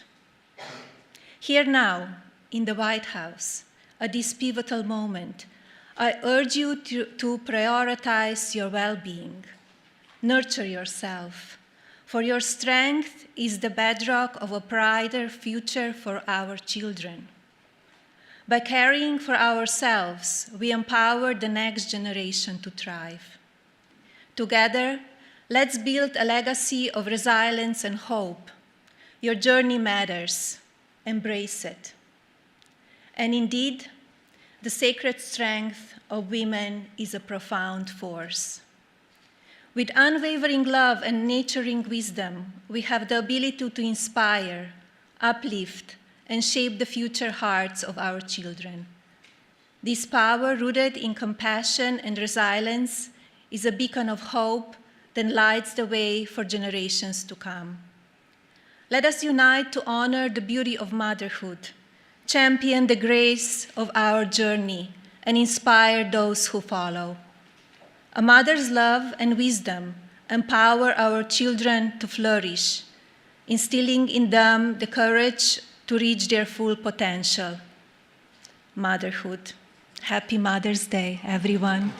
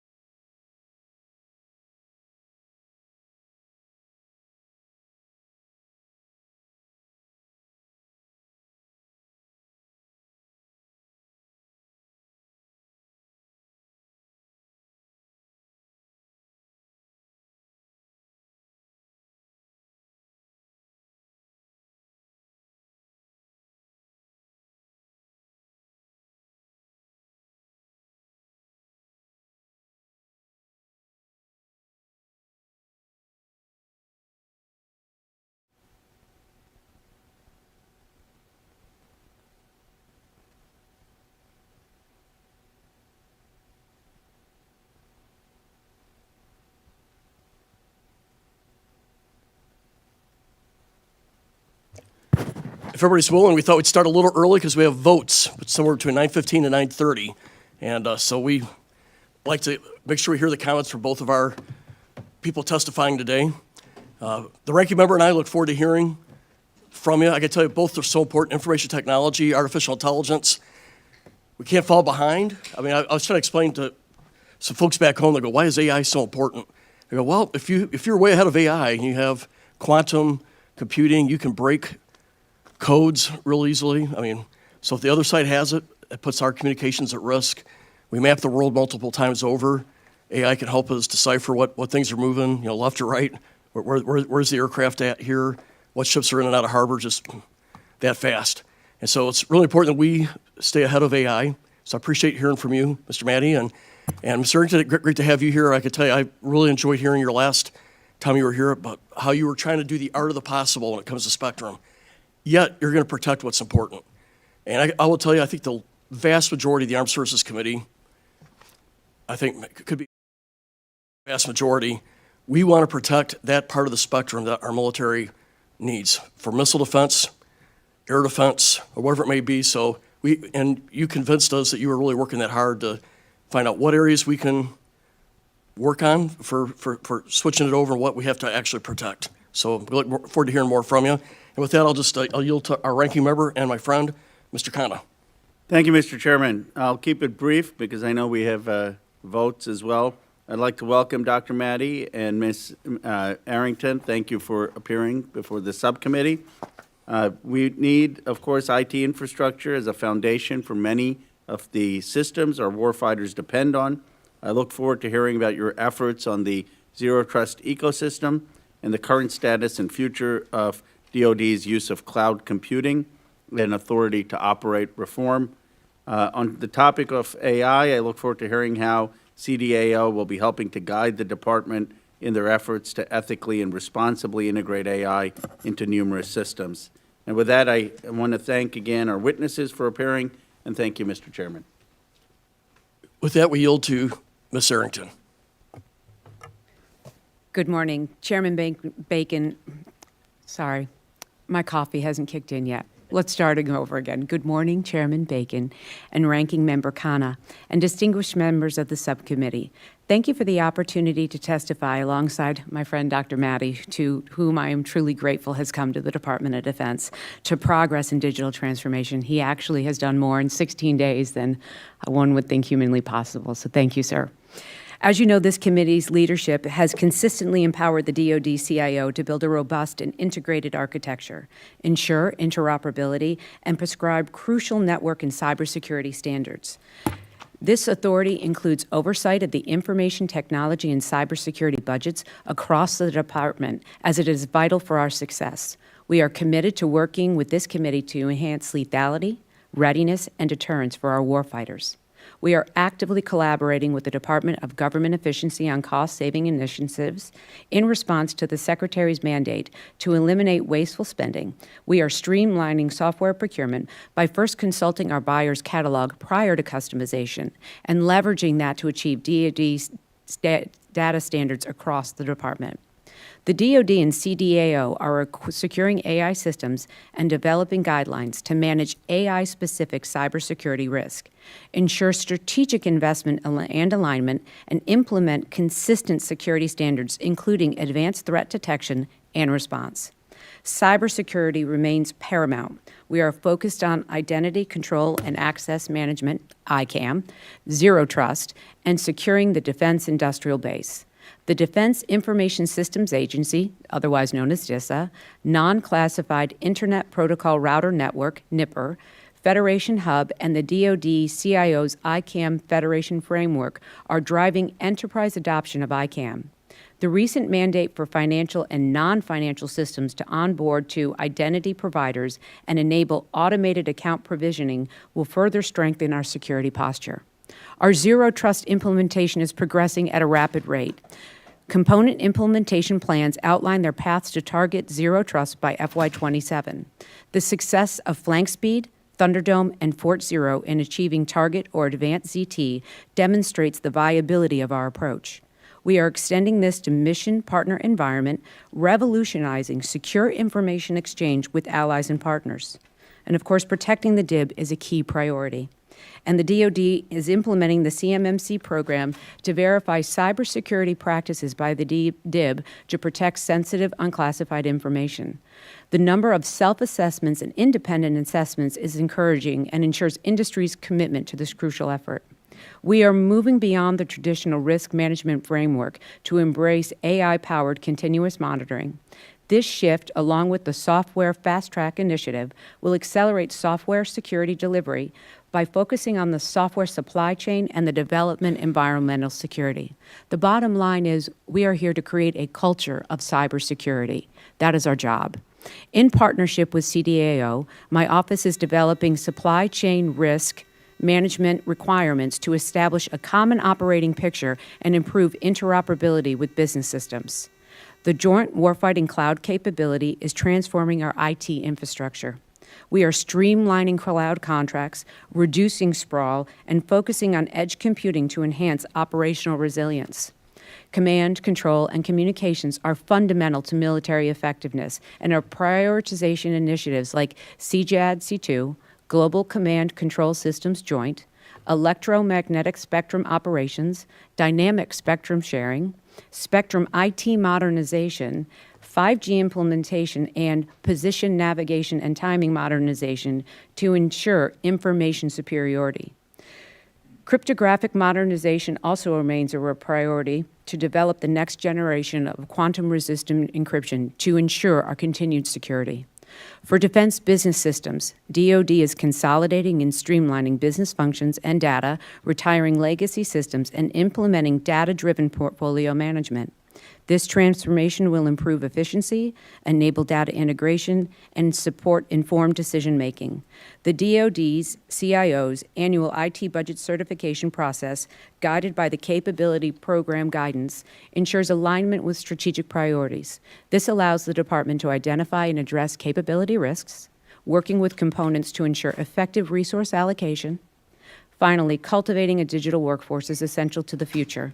Investments in training and education and partnerships with industry and academia ensures we have the talent necessary to meet the evolving challenges of the digital battle space. Once again, I cannot enforce enough the need for a culture of cybersecurity, a culture of zero trust, a culture of secure by design is one of the goals that I have as CIO as while I'm in the role. I look forward to your questions and thank you for the opportunity to speak to you today. Thank you, Ms. Arrington. Dr. Maddie.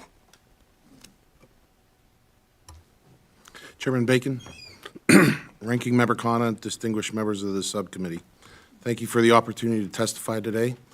Today is my first appearance before Congress as the Chief Digital and Artificial Intelligence Officer, and I'm glad to be alongside my teammate and our Acting Chief Information Officer to communicate our shared commitment and efforts in modernizing the defense digital enterprise.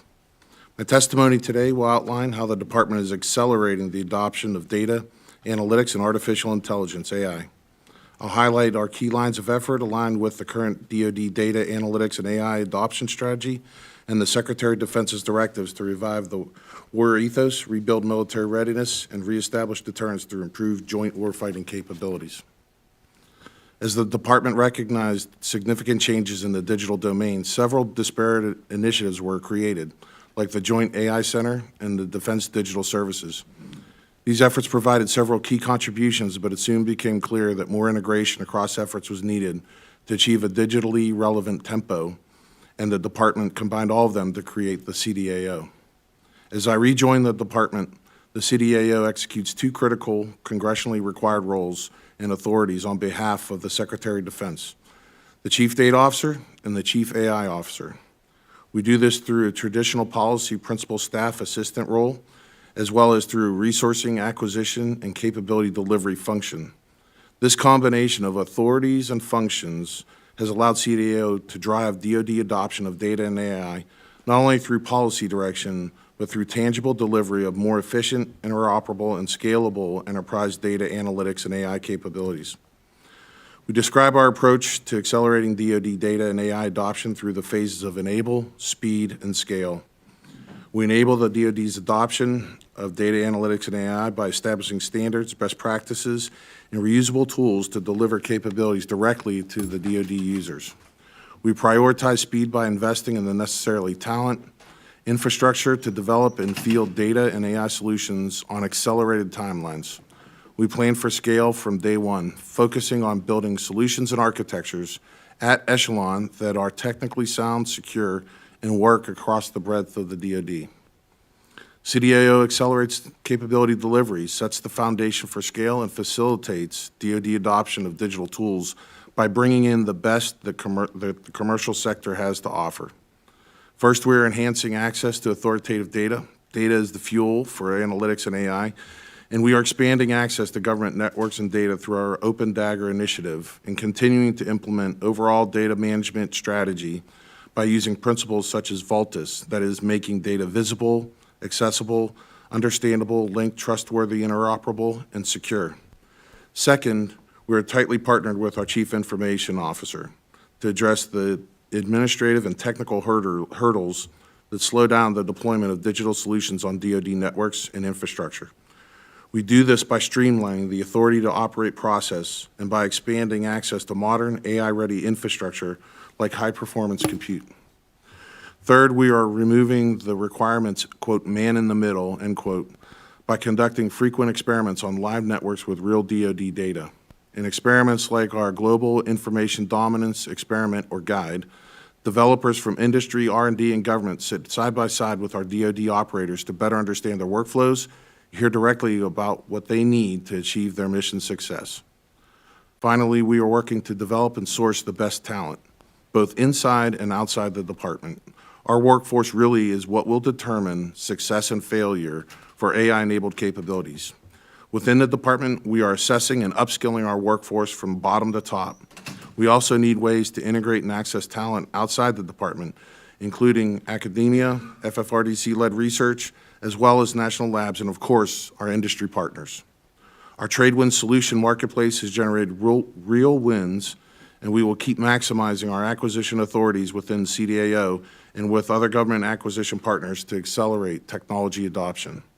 In closing, I want to emphasize the strategic significance of accelerating adoption of data analytics and AI across the department. By harnessing these tools, we are enabling our warfighters to make faster, smarter decisions, we are bolstering our readiness, and we are enhancing our deterrence. All of this contributes to a more lethal, resilient, and responsive military ready to meet the challenges of any threat that comes our way. On behalf of my team, I thank you for your leadership in prioritizing the defense digital enterprise and committed to continued transparency with Congress and our progress about challenges and our way ahead. I look forward to your questions. Thank you. I intend to ask a question to each of you, and then I'll yield to our ranking member. I would like to get through all of us before we get votes, so if we could all be thoughtful about the length of our questioning, and we'll try to get everybody in. My first question to Ms. Arrington, why is the mid-spectrum, like in the lower 3 megahertz or gigahertz, why is that so important? What is the military doing in this area that we can't trade off? Thank you, Chairman, for that question. So in the lower 3 of spectrum, 3.1 to 3.45 is where we carry currently about 1,100 different platforms and weapon systems to protect national security. Those are prized critical capabilities that we cannot lose to provide national security, not just for ourselves, but for our foreign military sales and our allies and partners. That area of the spectrum is golden, and we need to protect it to maintain national security. And I use the word golden specifically because the only way we can achieve Golden Dome right now is having the lower 3 of spectrum. It is critical for national security.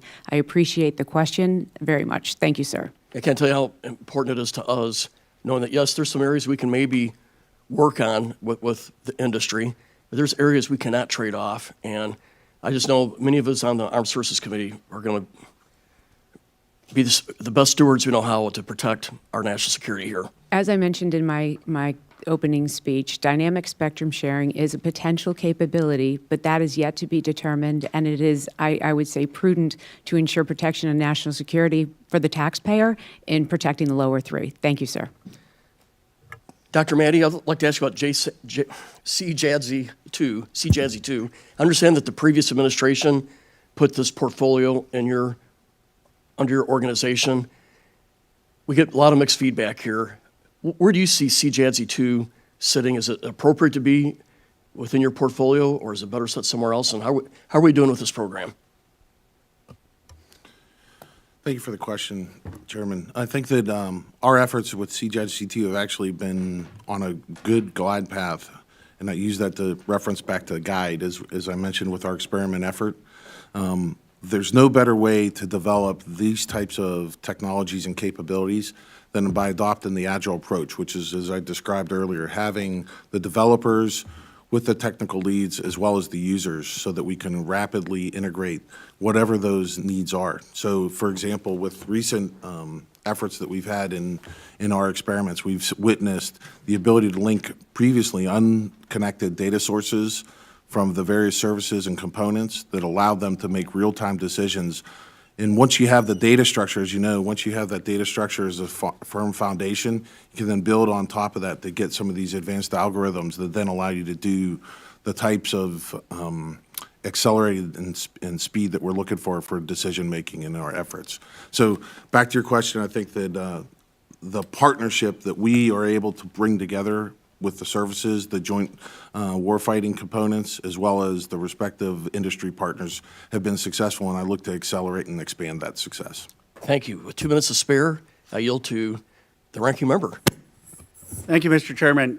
Dr. Maddy, you have such a impressive background. Obviously, your service to our country for 30 years, but one thing I also noticed is that you're a PhD from MIT. I'd love to get your take on how important MIT was for your own background and how important research universities like MIT have been for the development of AI in the United States. Thank you for the question. So I will explain. I'm sure that, as you would expect, an experience and the opportunity to go to such an esteemed institution like the Massachusetts Institute of Technology is a phenomenal experience for most people that have that chance. I went off as, I'll say, as an operations research, which you may be familiar as a known functional area or level of expertise within the Army. The task that I was given by the senior leaders when I went there was come back to us as an enterprise research, folks. In other words, how do you take those things that we currently are able to do and scale them and accelerate them?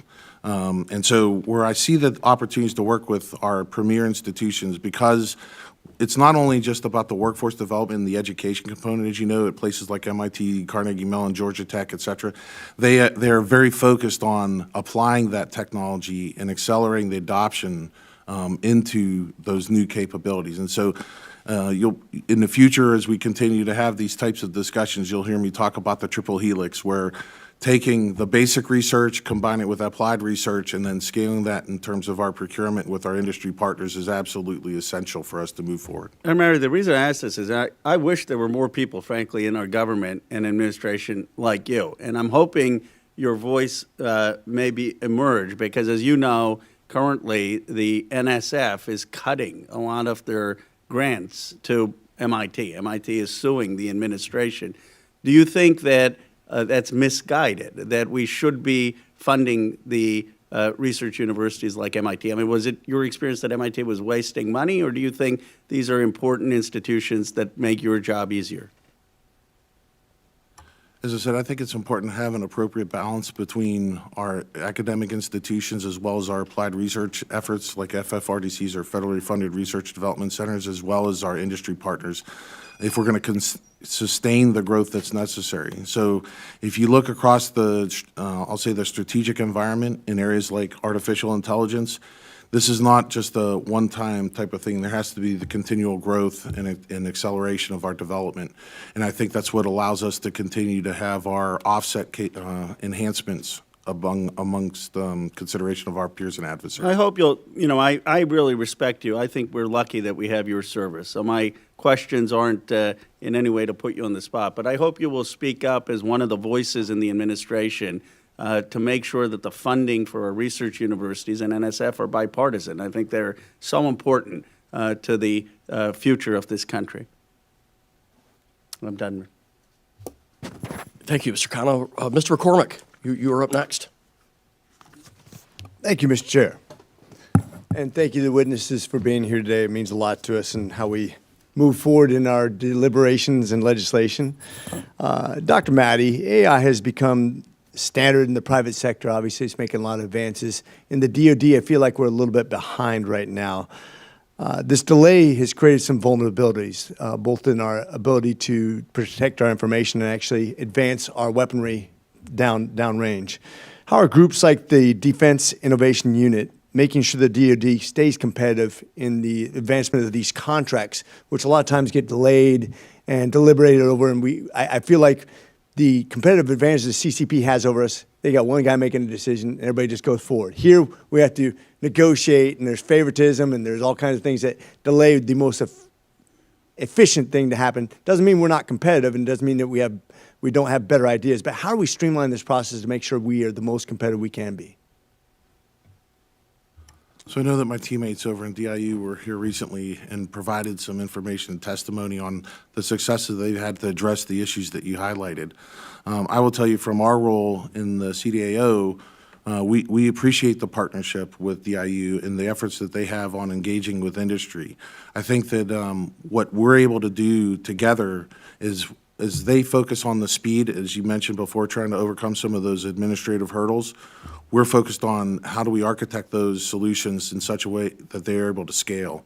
And I think that most folks that know or are familiar with this particular technology area understand that you can design something early on that provides you to have, I'll say, a static framework that doesn't allow for that growth and that acceleration. And that's why I think it's important that we have the various teams working together in an integrated fashion, but still maintain that core competencies so that when they focus on how do we get through those process types of efforts, that we can then apply the appropriate technological rigor so that it'll be successful in the long run from a development standpoint. Thank you. And actually, that makes a good segue to my next question, Ms. Arrington. We talk about integration, we talk about inefficiencies. What I understand is that your responsibilities are diffused amongst more than 30 chief information officers at various DoD components. Yes. In all those agencies and elements and everything like that, my question is, surely there's got to be an opportunity to streamline this. What I'm worried about is you have so many people coming together and doing so many things, but how do you make sure that they're working together and that you're as lean and mean as you need to be going forward and that you're not kind of working against each other? Absolutely great question, and thank you for asking it, sir. What we have done since I've taken over the seat is we've collaborated. I've brought all the DoD and CISOs together and honing in on our core requirements and making sure that the DoD interoperability is primary function for ours. So what we've done as far as like the cloud computing contracts, we are now looking to the digital catalog for the software provider. If it is not already in the digital catalog, each and any CIO then has to come through my office to get approval to customize capability. That way we're harmonizing our capability and interoperability instead of having disparate information stovepipes. And working with partners like Dr. Maddie, that is the way that we are going to get to where we need to be a lethal, ready, and efficient workforce by harnessing in the requirements, making sure that people can't step outside, and the way I use it is outside the requirement box. Any CIO that sees themselves or CISO as a very different or unique entity within the DoD, they're going to have to come to my office and to my team, which is an entirety of the MILDEP CIOs, and explain why they're so different. It's a way to collaborate, to bring people together, to make sure that we're doing the right thing by not only the taxpayer, but more importantly, the warfighter. Recently, we're doing a project where we're redoing the RMF process, and we're bringing all of those entities, those many disparate CIOs, to come to agreement on how to automate and how to make it faster and more efficient for the taxpayer, but more importantly, the warfighter. Okay, and in the interest of making sure everybody gets to answer or ask questions, I'll yield the rest of my time. Thank you. You're looking at a seasoned soccer pro right there. Mr. Whitesides, you are recognized. Thank you, Mr. Chairman. I have basically just two questions, and I would second the comments from the chair and the ranking that we're grateful to both of you for bringing your expertise to the department. First question is sort of a general one from Dr. Maddie, top level.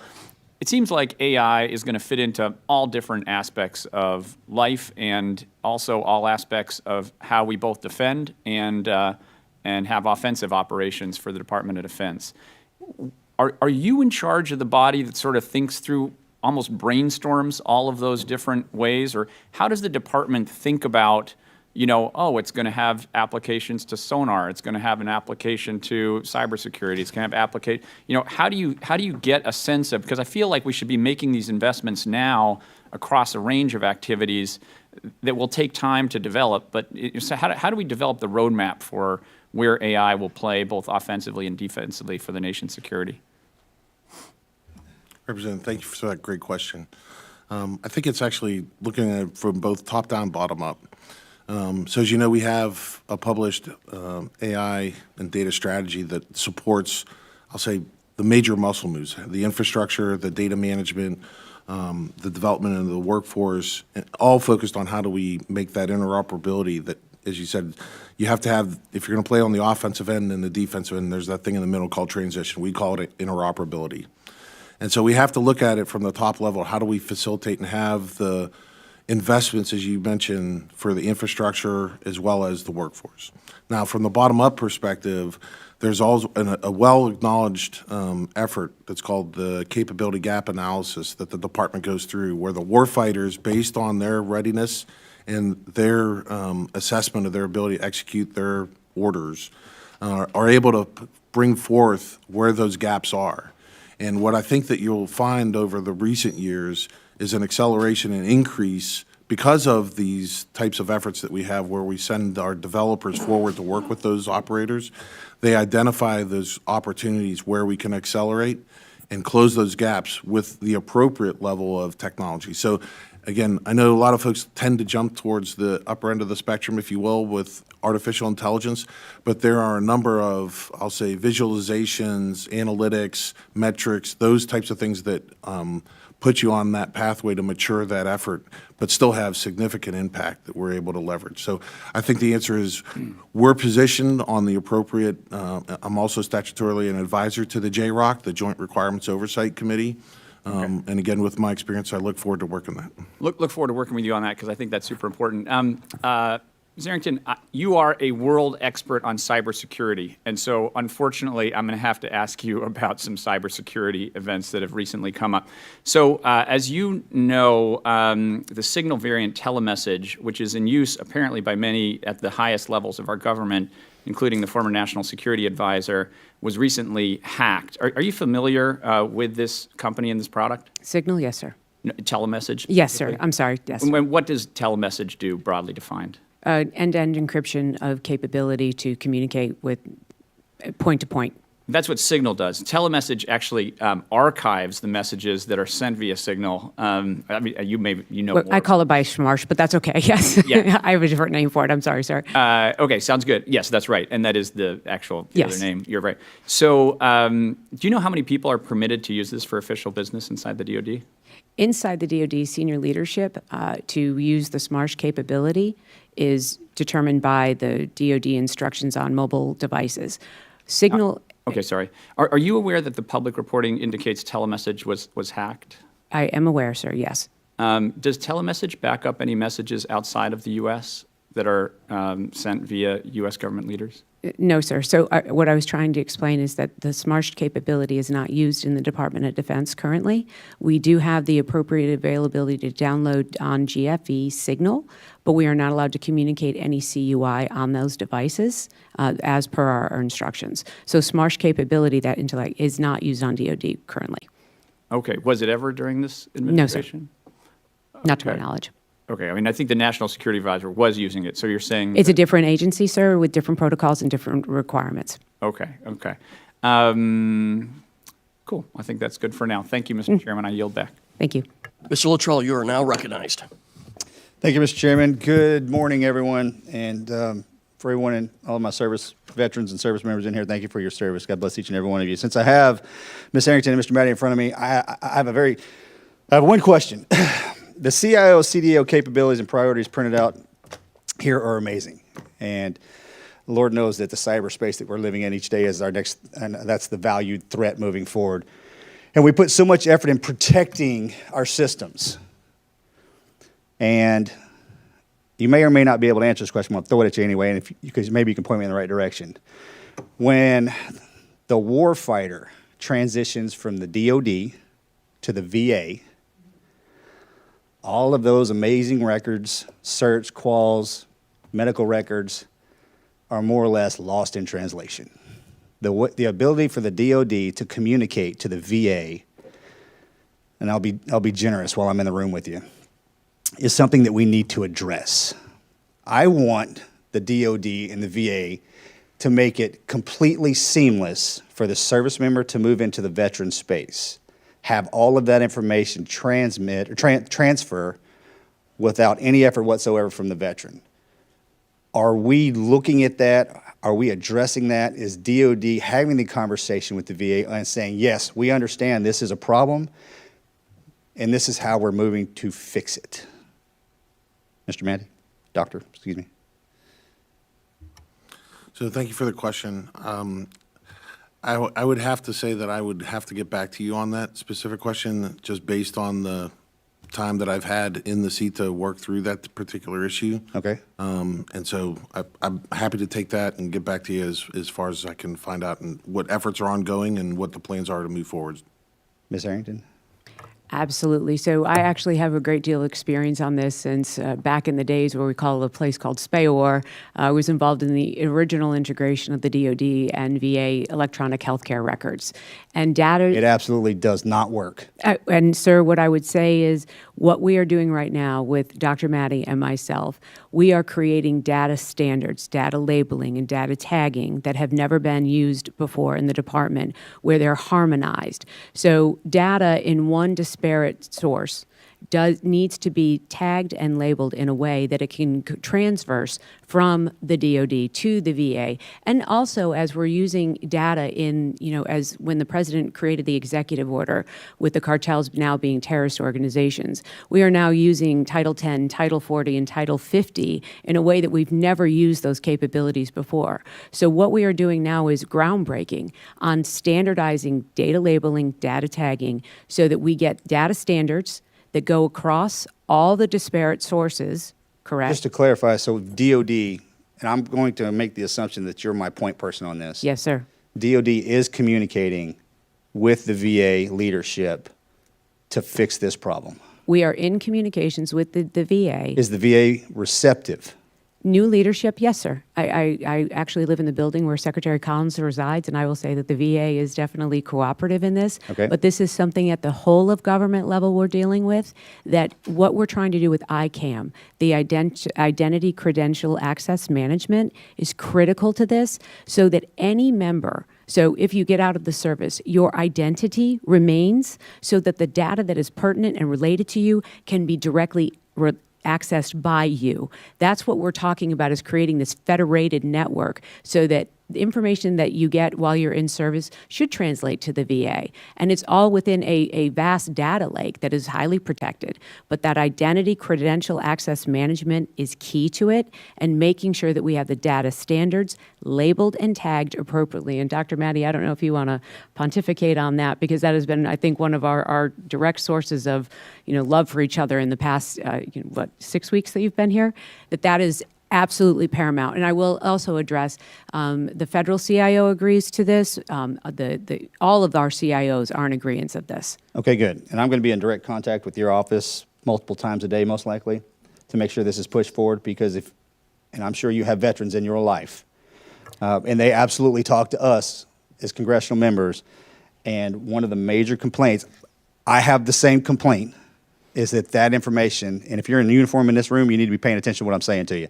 That information does not translate or transfer currently, and it is such a challenge when you're not in the military and outside the tribe and you're on your own. So if we can help them, we're moving forward. So thank you very much, both of you. Appreciate it. I yield back. On that note, I remember when I retired, I had to photocopy my entire health records to hand deliver to the VA side of the house. And then they lost it. Mr. Vindman, you are now recognized. Thank you, Mr. Chairman. Dr. Maddie, AI is obviously a revolutionary technology, and I think offers a lot of promise. And there's an institutional aspect to this, obviously supporting the institution, the functions, the generation of the force, and there's an operational component to it. And I want to focus on the operational side of this because there are international legal obligations and law of war obligations. And so can you talk to me a little bit about how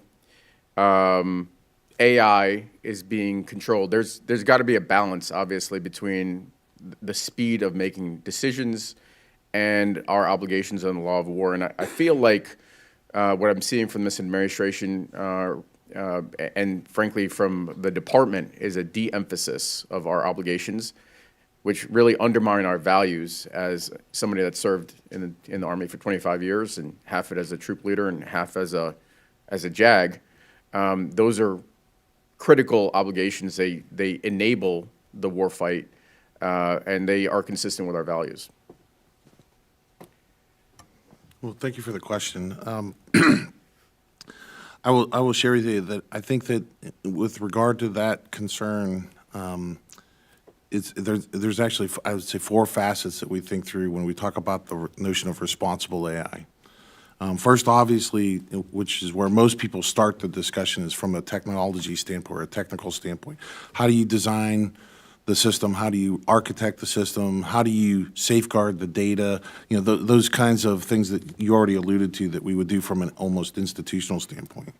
The next part of it is those when you start to go into things like ethics, the legal aspects that you mentioned, and then of course the policy, which is overarching in terms of how do you do the sharing. So we have a number of forums, including one over the AI development with our partners, or AI Partners Council, where we have currently 16 nations that get together, work through some of those issues. How would we share, again, across the technology? Where are the policy issues? What are some of the legal ramifications?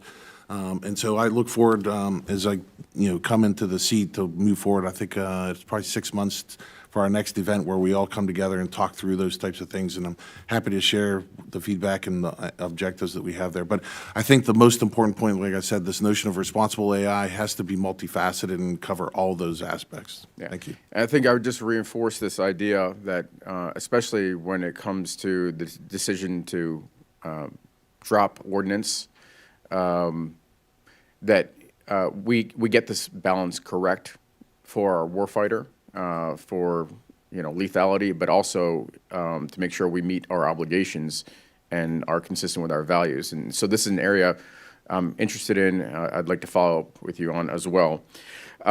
Second question I have is related to this sort of digital environment. My colleague sort of alluded to this when he was talking about digital records. And actually, I think Ukraine provides an interesting model for this because they have a Ministry of Digital Transformation, and they have this app that basically provides just a ton of resources. It's digital documents, online services, streamlined interactions, digital identity that helps with not only transparency, but efficiency and movement of records. And I think we can do this in a very secure manner and very modern. I mean, the systems that we use in the department, frankly, are antiquated. So I'd love to hear your comment on that, Ms. Arrington. Absolutely concur and agree with that. The transparency in the data flow is critical. We're working on standards to harmonize that data and to make it into, as I was stating, it needs to be, the data has to be labeled and tagged appropriately in the data lake because we do have a tremendous amount of data. But identity credential access management, so you, Representative, to have your credentials to be able to see all the data that you are able, by whatever clearance level there's at, that you can see that data at an instant. That is what we're trying to get to. It will take a minute. And the services. And the services. Just as importantly, because, soldier PCSing from one duty station to another or ETSing and accessing veterans benefits should be able to do that in Absolutely. a very streamlined way that cuts down on fraud, waste, and abuse. Absolutely, and that's what we're working for. The Federation of ICAM is critical. I can tell you from personal experience, I work here in Washington, D.C., and I live in Somerville, South Carolina. And when I go to the high side at NIWIC, my credentials don't go through. So I feel you as well, but that has been a priority of my time and tenure. We are working on that with CDAO and our other partners across the federal government because that identity credential management matters. It's going to be the lifeline for individuals from, and I say with the birth to death within their military service, from when they start to they're ending in their life, they have to have access. Thank you for that, and we're over, so I yield back. Oh, sorry, sir. Thank you. Mr. Crank, you're recognized. Thank you, Mr. Chairman. And Ms. Arrington, thank you for your answers to Mr. Luttrell. As I was listening to him, this is something that we've got to get solved. It's sort of amazing to me that we've had a Department of Veterans Affairs for a few years now, right?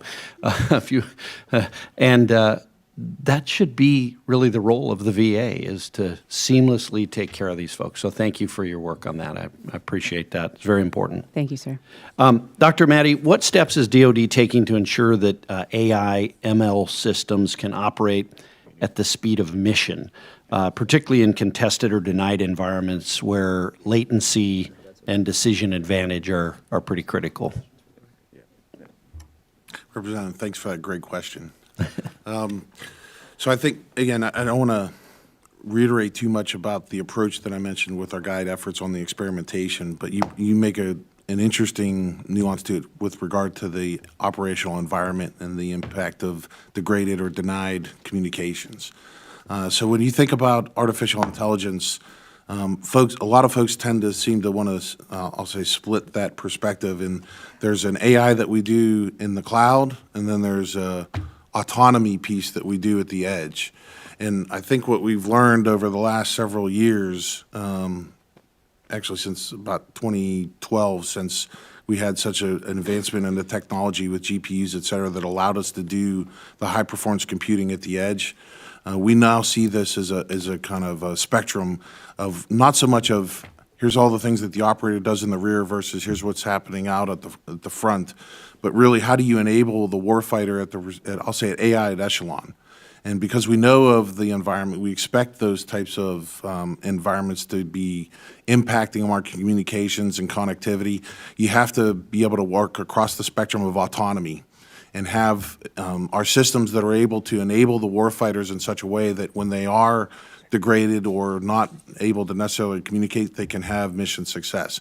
And so I think that that's an area where we've seen success, whether it's air or ground or sea types of capabilities that have autonomy varying from teleop up to, I'll say, semi-autonomous or almost near full autonomy in terms of their maneuver as well as their mission platforms and so on. So I think that's a great area that we're going to continue to make great progress on. But again, it all ties back to enabling the warfighter because it's the commanders that have the authorities to employ these systems in an appropriate manner. And of course, with the sophistication of advanced persistent threats and their ability to evade detection through metadata, how is DoD leveraging AI and ML to process and analyze full packet data at machine speed in cyber operations, particularly to enable those real-time threat detection and responses in sort of contested environments? Again, thank you for the question. I would love to give you a dissertation, if you will, on AI and cyber, but I know my teammate is working this stuff every day, and if you'd allow me, I'd ask her to kind of give you some updates on exactly where we are and what we're doing with that. Great. Thank you, Congressman.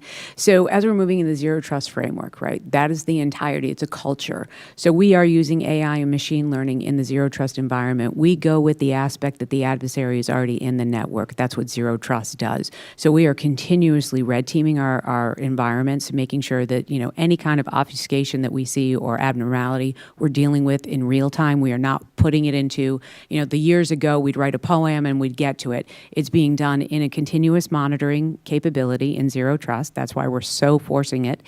When we find and red team our platforms, our weapon systems, the red team events have to be remediated and addressed within a certain time frame, which is not long at all.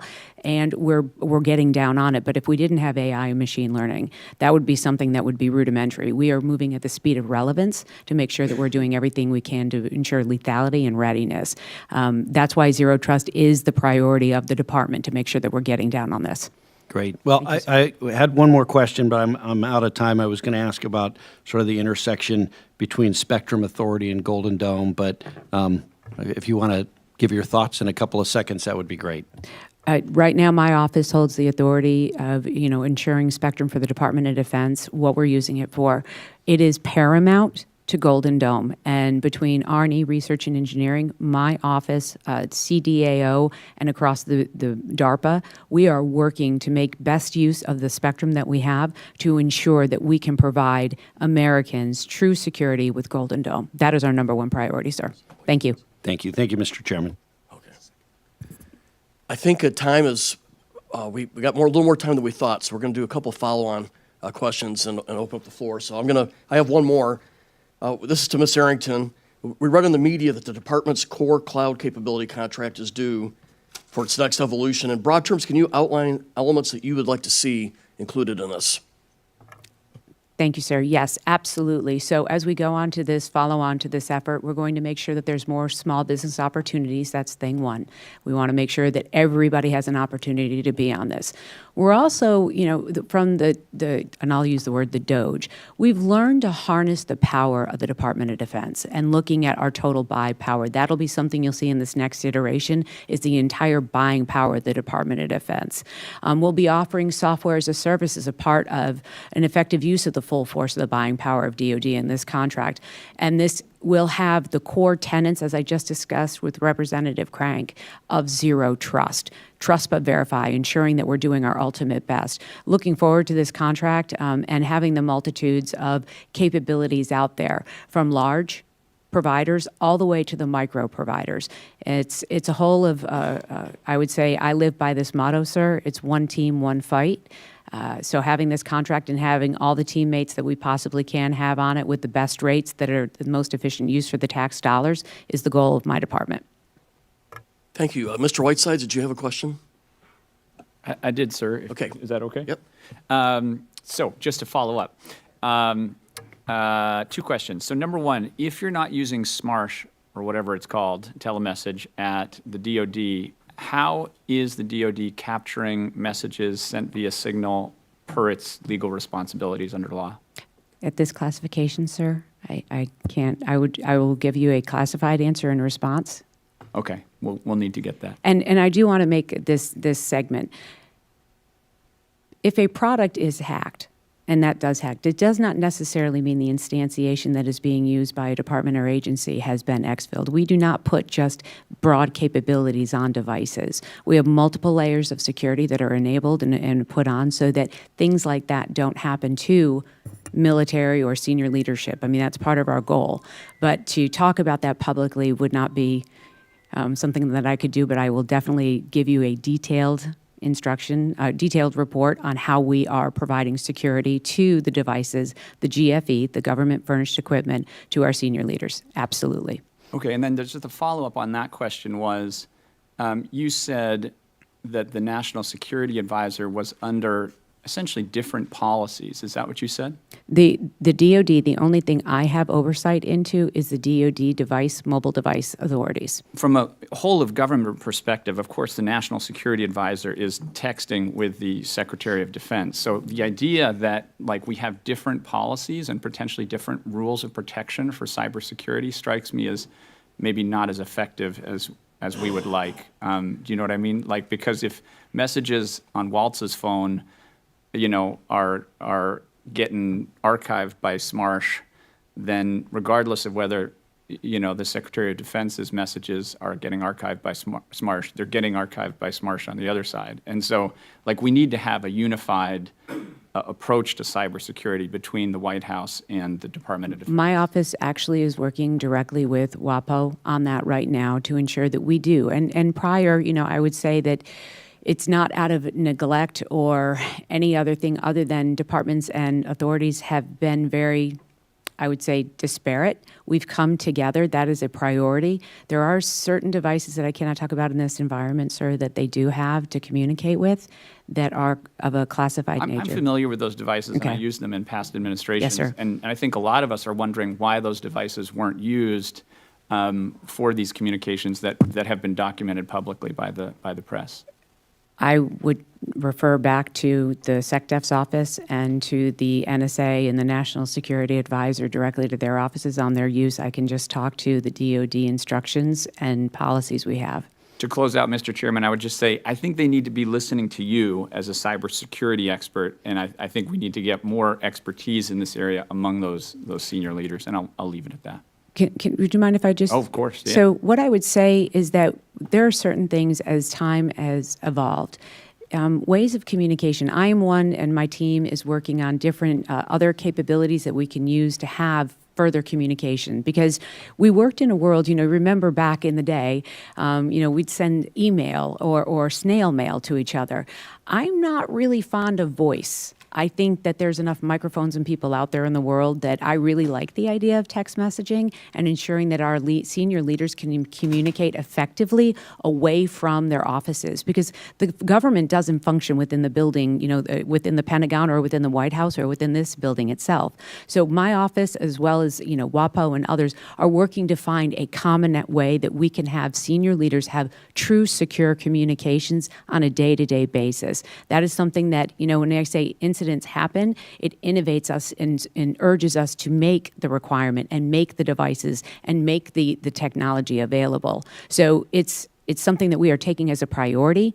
No doubt it's, I would say, the number 2 priority in my office right now. Number 1 is another classified endeavor, but this is a number 2 priority to make sure that we do have an effective way for you even, sir, to communicate with your colleagues, because even what you say to each other is something that the adversary is interested in. But yet again, this is, I'm going back to a cultural thing, that we need to understand the culture of cybersecurity throughout the whole of government. Everything that you say to each other, our adversaries are interested in. It's not just a senior leader discussion. It is at the base level of even staffers. This is the type of culture that we're trying to provide and get to, and getting those devices, whether it be, is it a capability that I can have people bring your own device with a certain app laid down on it that you can be secure? That's what I'm doing right now, sir, because it is paramount for me. Great. Well, I look forward to the classified briefing when you're ready to do it. Yes, sir. Thanks, Mr. Chairman. I yield back. Thank you. I know as a colonel, my phone was being monitored, so we're all under a microscope with our adversaries. Mr. Crank. Thank you, Mr. Chairman. Ms. Arrington, I did want to kind of follow up on the spectrum question, and you talked about the importance of that to Golden Dome. Yes, sir. And I know that Golden Dome is very important to this president. Yes. Has the administration relayed the importance of spectrum to the Congress of the United States? Because as we're talking about reconciliation, that's certainly been a consideration that we're considering up here. And I think for one of the top priorities of this administration, it's very important that that be at the highest levels, be relayed to members of Congress, how important that spectrum authority is to Golden Dome. Absolutely. I think when the president made the statement, we will have Golden Dome, that was a clear and concise message. I can tell you that my boss, the SecDef, and the deputy have definitely made that a priority. But spectrum is something I would look at as the critical resource. It's like beachfront property. There's no more of it. It's laws of physics. We do need to look at ways to share it in a sensible, realistic manner going down as we look forward into the future. Because what we have today, in 10 years, what will 6G look like? That is, 7G, is it 8G? And as we're moving in AI. So we're really looking to our study on DSS, dynamic spectrum sharing, but the president has made it crystal clear that we are to protect the nation first. That is his priority. That has been his priority since day one, from securing the border to, Golden Dome. The president's desire is to secure the nation, and understanding that the first 3 of the megahertz of spectrum are critical to national security, not just for ourselves, but our allied partners. I don't think that message has ever been any clearer. And Golden Dome is an exciting approach. I look, I've been to Israel several times, and I look at how effective Iron Dome is. And this goes a lot, have a kinetic event happen. And that's what Golden Dome really is about, is sensing when there is a kinetic activity that we can send a kinetic response to save lives. And the president, the secretary, and the deputy have made that abundantly clear to myself, my office, and everybody in the department. Yeah, we still, and I'm a big supporter and will be a big proponent of Golden Dome here. We still have some colleagues on even our full Armed Services Committee who are not fans and who do not believe that it will work, but that's that's them. I'll let them speak for themselves. But to the point of the do you know that the legislative liaison office of the White House is actually talking about this spectrum issue with regard to reconciliation?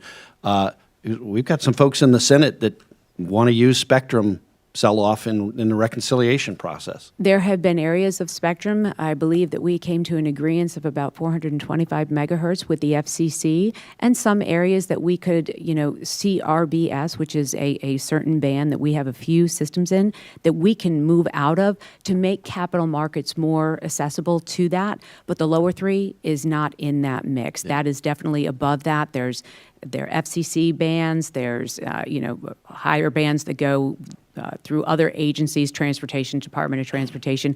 And that's another area we need to be considerate of. I mean, Secretary Duffy is dealing with a great deal with the federal, transportation, with air and traffic. Those bands are what they're using. So we have figured out there's about 425 megahertz that solidly we can unencumber and let to be sold, but not the lower three. Yeah.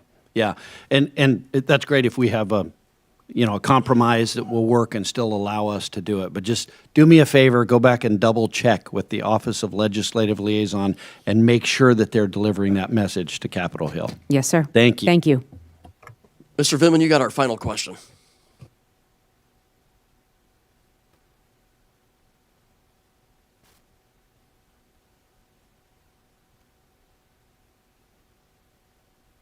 Just seeing, if there's a credible air defense for the homeland, I'm all about it. I just don't know what it is other than the headline, the marquee, I guess. So just a point of clarification, when you say WAPO, do you mean Waymo? Okay. Yes, sir, I'm sorry. So just following up on that line of question. So obviously, first of all, it seems like there's like a obvious need for this communication that you've identified, senior leadership in the executive branch and here. And I hope that there's a means of developing a government system that we have security in. Signal is very convenient. People have been using it for years, but there are some known vulnerabilities. And so that's one thing, and I'd love to hear a comment on that. But my question really comes down to OPSEC, which is really a basic issue, right? A private is taught OPSEC in basic training. And the American people, and frankly, uniformed service members, need to have trust that they and family members are going to be safe. And I had a constituent, a mother of an F-18 pilot that was in the skies over Yemen at the time of that initial assault, and she was irate. And so family members, service members are irate about OPSEC violations like this. And so what I want to hear, what I want to understand a little bit better, having worked at both DOD and the White House, and that there's a potential seam in here, right? If you have folks from DOD communicating to folks at NSC, and they have different criteria that they don't have a limitation on the SMARSH system, is that a potential vulnerability because they're communicating across this sort of seam? Yeah, and I'll leave it at that. Thank you, Congressman. So the way we have traditionally communicated is going into a SCIF and having a high side communication. And that has been the way we have worked it for many, many, many, many years. And we're evolving. The technology is evolving. And I will just say that it is my office, along with many others, to ensure that we come up with a real capability in real time to allow that communication to go forward. It's paramount. And our adversaries, the OPSEC of our adversaries is true. But we have, I think, a great deal more concerns when we have more media presence and knowing, we talk about things that happen in real time that every single TV camera in the world sees it in real time. And I happen to be a personal, my first husband, dear friend of mine, was in operation, the operation in Somalia, who's a quick reactionary force. And I saw faster than probably the general saw one of my dear friends being dragged through the streets of Mogadishu. So I don't know that necessarily the phone is the greatest concern. It is a high concern for communication. But we also have to understand that TVs and the capability of people using TikTok and Instagram and real-time video sharing is also an area of concern. We have to be realistic in what we're doing and how we're doing it and understanding the risks that are out there. Absolutely, 100%. I would just say that you made a very forceful statement earlier in response to my colleague's question, which I really appreciated on this issue. But there's a big difference between, being in a public environment and where there are cameras and stuff like that, and communicating in a medium that you think is secure, information that is, in my mind, obviously highly sensitive. And so, because when you believe there's trust in the system, you're going to be a lot more open. You're going to be, and especially if you don't know that it's not secure. So there's a difference there between being out in the world and then communicating in a system that you think is got. And my office's job is to make sure that we do better for both you, the Secretary of Defense, the Deputy, the President, everyone across the board. It's a forcing function. It is something that is a priority for our office to make sure that we have that in rapid time. I would be more than happy to give you a classified brief on all of the efforts that we're doing to ensure security of communications. Thank you. I appreciate it. And the 72,000 veterans, 20,000 or so active duty folks, and family members in my district will appreciate it as well. Thank you, and also thank you to the mother and to the warfighter in the F-16. Thank you for their dedication and service to this mission, because it is one team, one fight. I thought we had our last question, but Mr. McGuire just walked in. You are recognized. Well, thank you, Mr. Chairman. Thank you to our witnesses for being here today. A lot going on today. Dr. Maddie, we all know that artificial intelligence consumes a ton of energy. One source estimates that ChatGPT consumes enough energy in a year to power over 20,000 homes, and that number is only growing, and that's not even including the amount of energy used to train the model. So my first question is, what is DoD's strategy for ensuring it has the energy resources it needs to continue scaling AI tooling across the department so that we can win the AI arms race? Thank you, sir, for attending today and giving us the opportunity to speak with you on issues like that. Excuse me. Again, having just entered into the position, I know that I'd actually lean on my teammate over here that talks about infrastructure and works those types of issues out of the CIO's office. But I will also offer, I know there's a lot of concern about the large language models and the infrastructure that it takes to do that. That's why in previous discussions we've had here, we think about AI at echelon. So not everything is going to be done in a large data center that requires that. A lot of the things we'll do is AI at echelon that'll have a smaller form factor for the compute. But specifically to address your question, with your permission, I'll ask my colleague to speak about larger infrastructure issues. Sure. Thank you. Congressman, absolutely critical infrastructure and supporting, these AI compute models is paramount to national security, and that is one of the areas that we're looking at. The grid is something, it's a fine partnership we have with industry to provide critical infrastructure, but also having enough of the energy to actually fund, to make these tools work. So that's an effort we constantly are in discussions with the NSC and how we can do better with that. Partnerships with associations like EEI to make sure that we are doing the right thing to have the power generation for AI, things like ChatGPT or Ask Sage or there's a million of them out there. Just an FYI, I'm sure you guys are aware, but in my district, we have a company, BWXT. Mm-hmm. They build nuclear reactors that power our submarines and carriers and everything else. They're also about to build a SMR, small modular reactor, but they're also about to launch the world's first micro reactor, which is about 50 megawatts each, I think, and that could change civilization. You are hitting the nail on the head, and I've been watching that pilot program as it's coming, because I think that the microreactors are definitely, the thing of the future. If we can have a microreactor on every base and at every compute power station, that is the way around this. And that actually reduces our vulnerability for the adversary to get into infrastructure. So I've been actually following that for quite some time. As a proponent for nuclear energy, I cannot say enough how we need this. I'm supportive of what the department is doing doing and working with our partners on that. But and it's in your district. You're a lucky man, sir. I went to tour BWXT, and it was like Star Wars. Yes. I was also, I've been talking with a lot of folks like yourselves that are experts in the field, and they were saying that AI, we had like a 30,000 shortage of coders. And that problem was solved in 2 hours with AI because Yes. AI codes better than we do.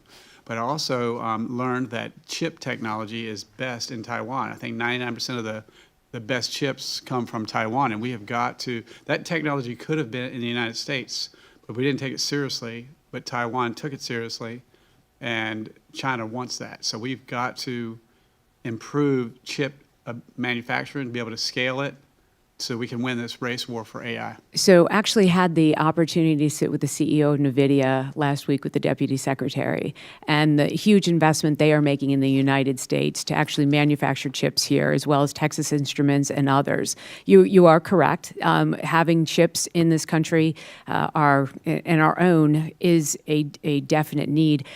If you were to ask Katie Arrington, that we need to have a strategy, a national strategy about chips, and I think that this administration is working towards having that for our allies and partners. It's not just us that need the chips. We need to make sure that our allies and partners have the same capability and access to win in the non-kinetic war. But I'm excited about what I've seen from our partners in industry about their investment in the United States to manufacture chips here so that we can have them readily available to us. When meeting with the CEO of NVIDIA, the capability of AI to generate code is a good thing, but then I look at my friend Dr. Maddie, right, and we need to make sure that the code that is being developed by the chips themselves is good code, not Definitely hollow. have to double check it, right? Absolutely. That's what I just wanted to say. The OODA loop is a real thing, and having humans in that loop. I'd rather Western civilization program AI than folks that want our destruction. But thank you so much. I yield back. Thank you, sir. Okay, but on behalf of the ranking member, Mr. Khan, and myself, and the 19 members of this committee, thank you for coming in. We appreciate your candor, your expertise, and we wish you both well as you do your duties. So thank you for a great committee hearing. Thank you, sir.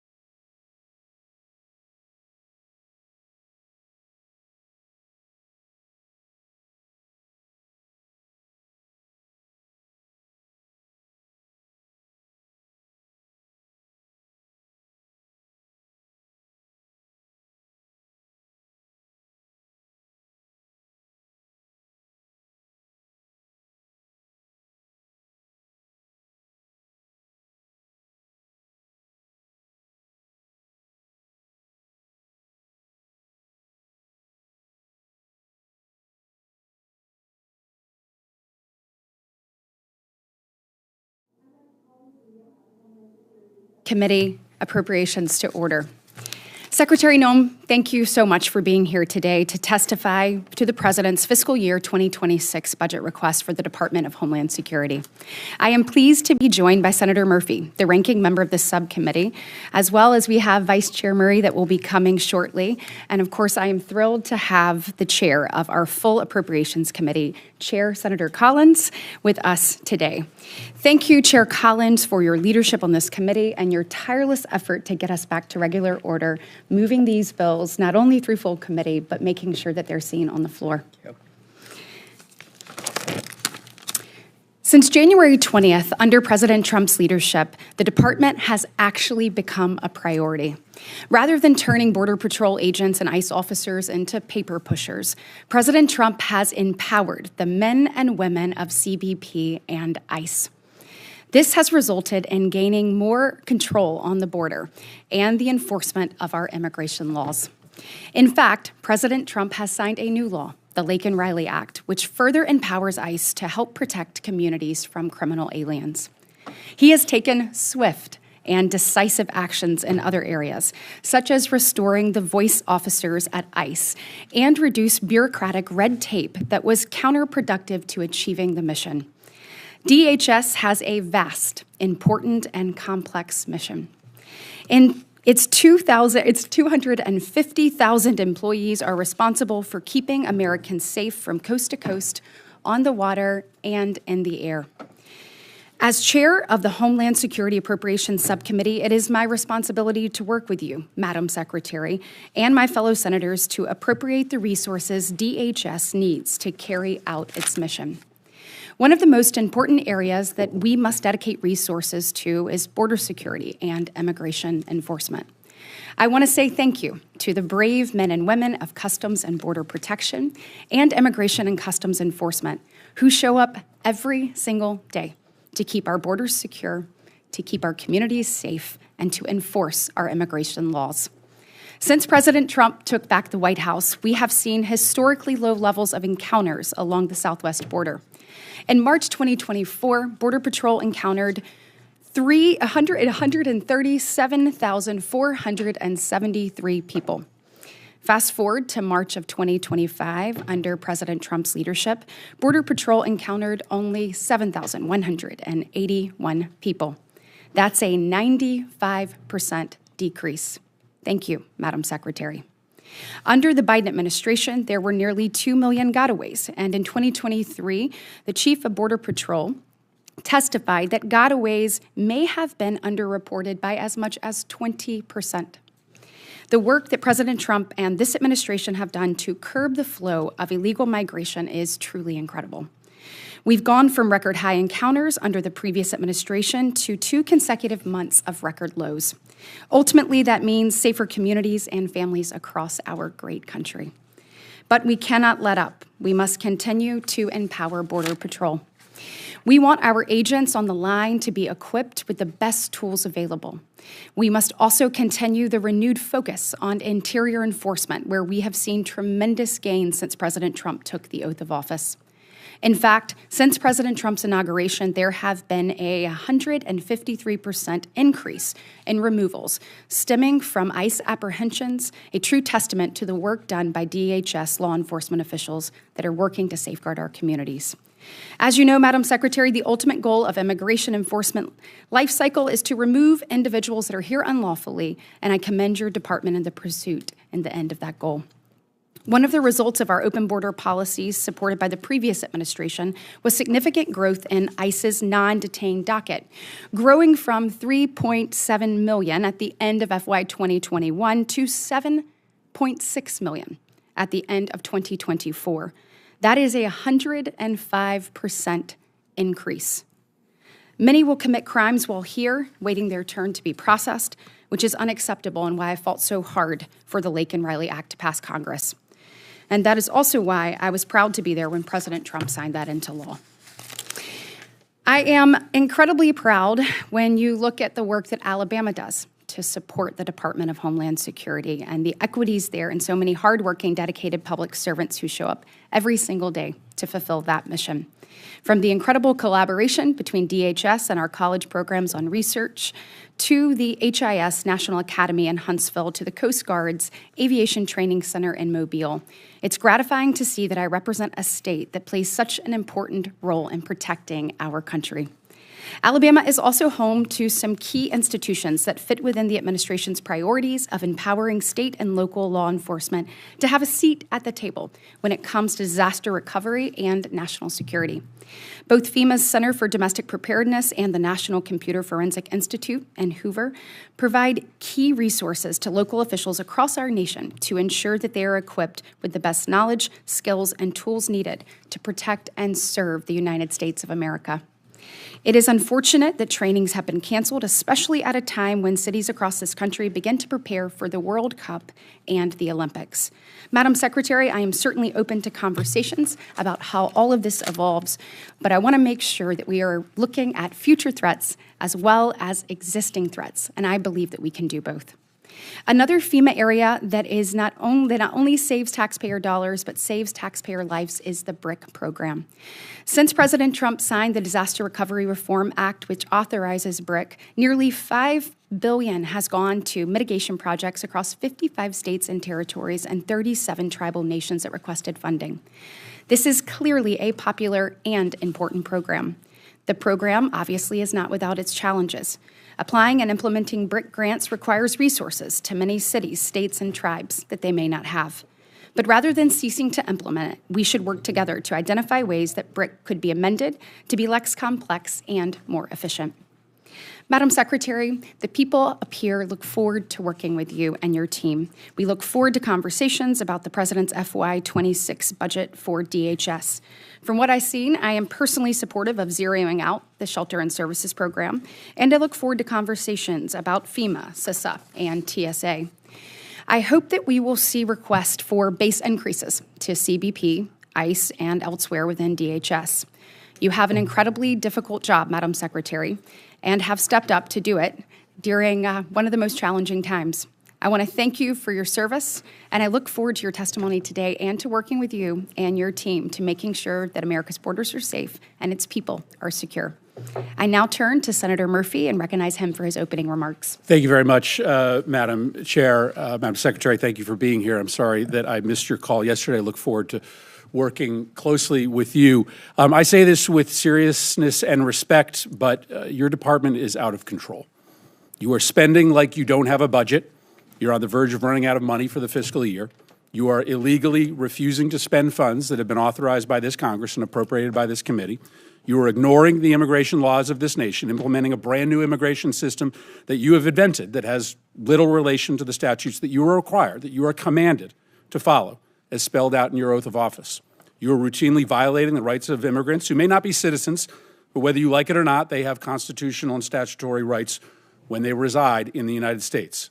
Your agency acts as if laws don't matter, as if the election gave you some mandate to violate the Constitution and the laws passed by this Congress. It did not give you that mandate.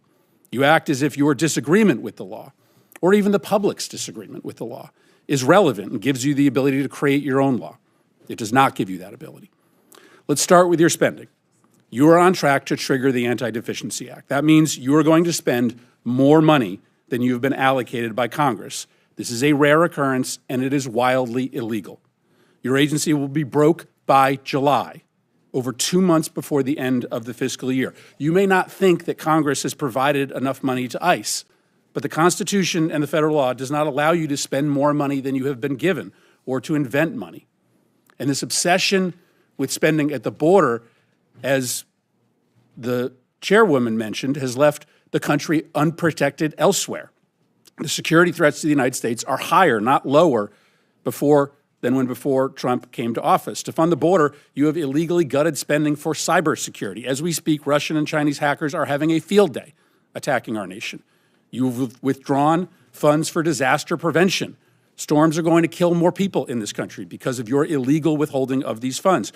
Your myopia about the border, fueled by President Trump's prejudice against people who speak a different language, has shattered many of this country's most important defenses. Now let's talk about the impoundments. When Congress appropriates funds for a specific purpose, the administration has no discretion as to whether to spend or not spend that money unless you go through a very specific process with this committee. Let me give you two of many instances of this illegal impoundment. The first is the Shelter and Services Program. Senator Britt may want to zero that account out, but that account is funded, and it was funded in a bipartisan way. You don't like the program.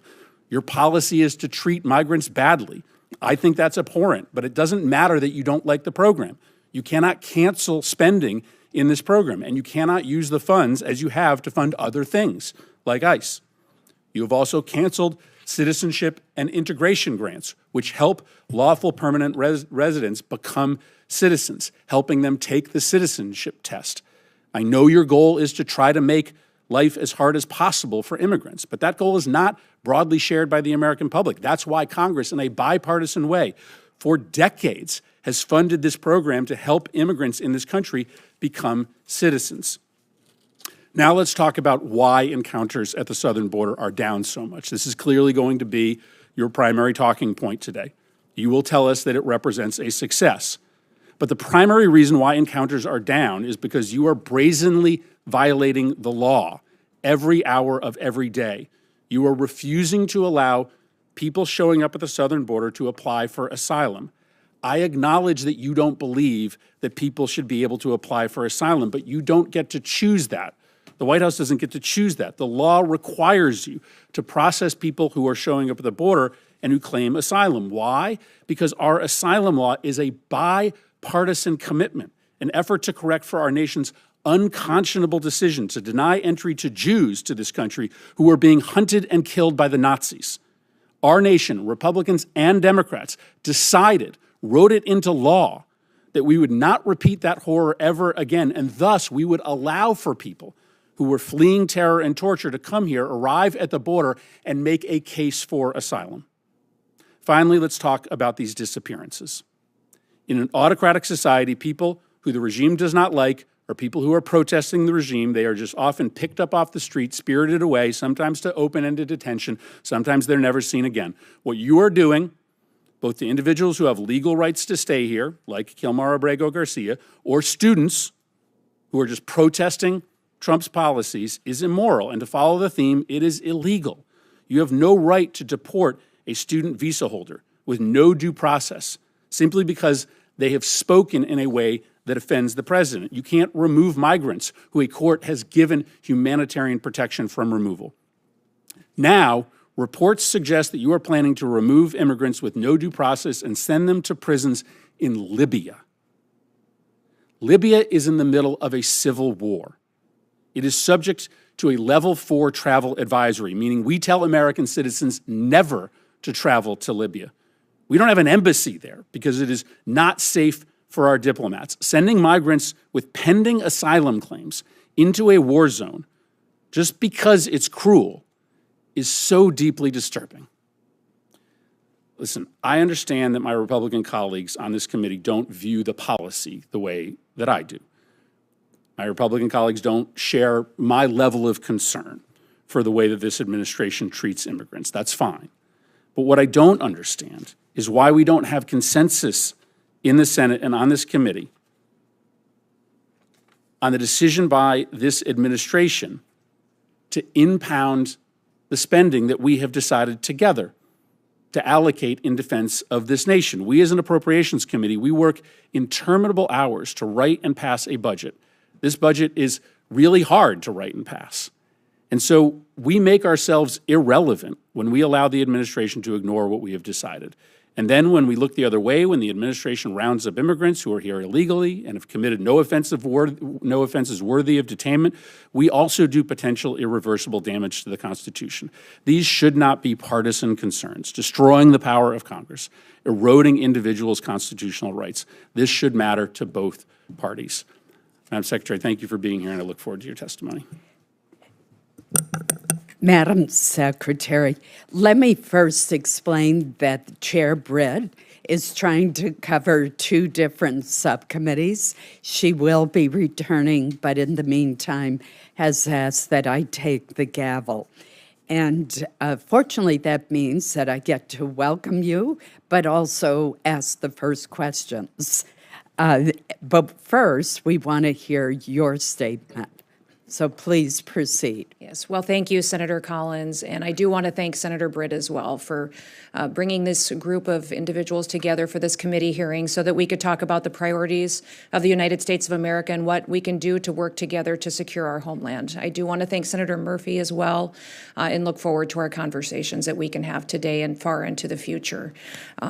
In the first 100 days, the Trump administration has already delivered for the American people a drastic turnaround in homeland security, from the southern border to investing in our Coast Guard to cybersecurity, and we are just getting started. I'm very proud of the accomplishments that we have made so far and working with President Trump and his leadership since he took office. At the southern border, we have obtained near total control with a 95% decrease in daily encounters since President Trump took office. March saw the lowest number of encounters in this nation's history at less than 7,200. There were days in there where we had less than 200 encounters a day, which is absolutely remarkable. And again, that is the lowest number of encounters at the border in this nation's history. Under the previous administration, when Joe Biden was the president of the United States, U.S. Customs and Border Protection was at times encountering over 15,000 people per day. This astonishing turnaround is a testament to the resolve and to the leadership of President Trump to make America safe, and to the incredible work of the men and women of the Department of Homeland Security. The secure border has allowed Border Patrol to zero in on the cartels and on illicit activities that are going on. President Trump has designated 6 different cartels and violent criminal gangs as foreign terrorist organizations.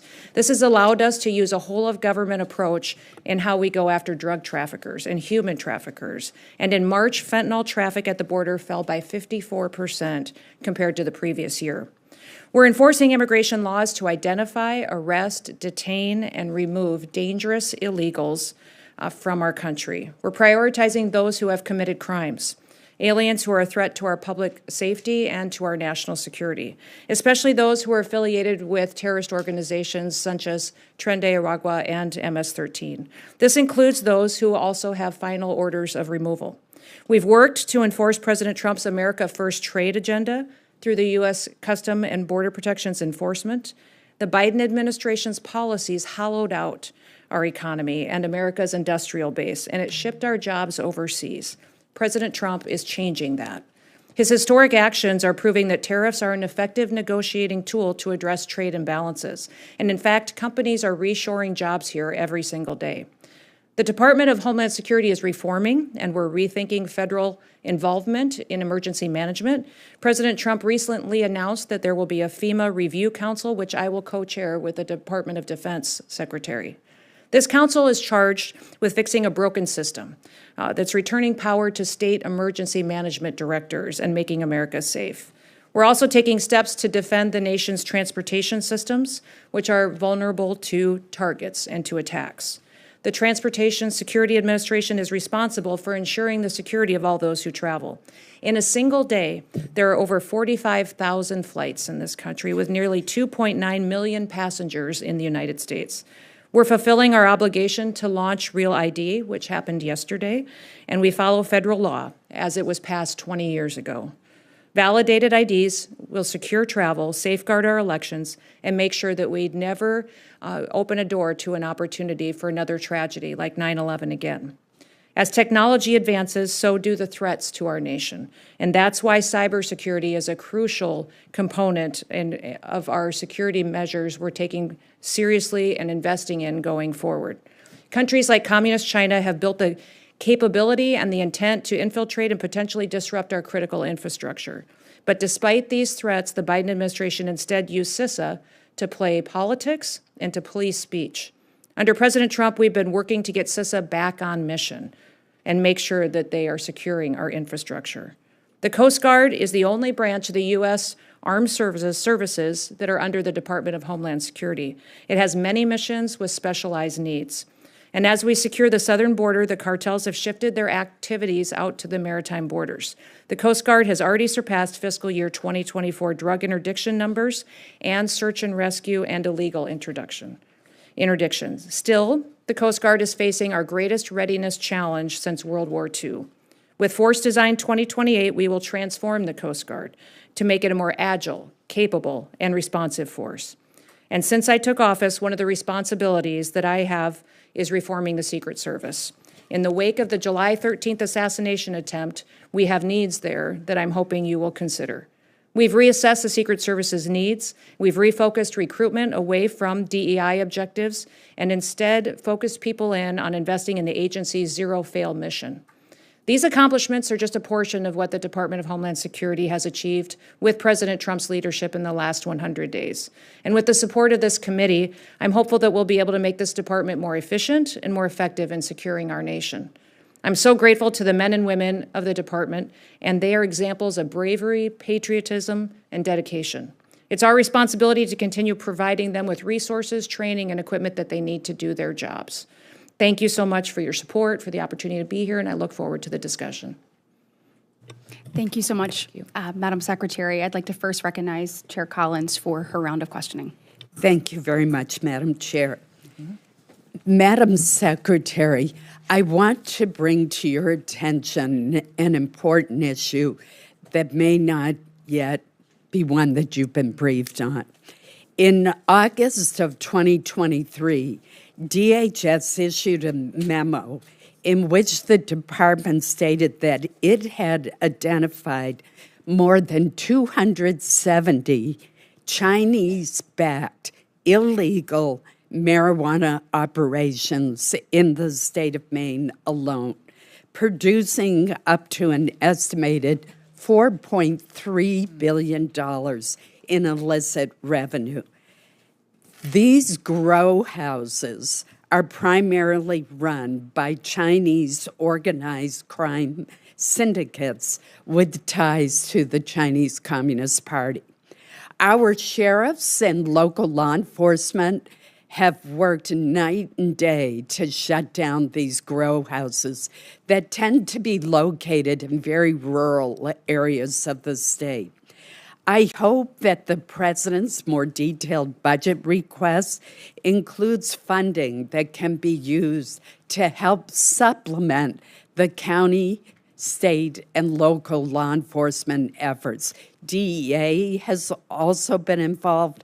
IRS has been involved. The FBI is starting to get involved, but DHS obviously has an important role to play. So I hope you will commit today to joining this all-of-government effort to shut down these dangerous, illegal grow houses.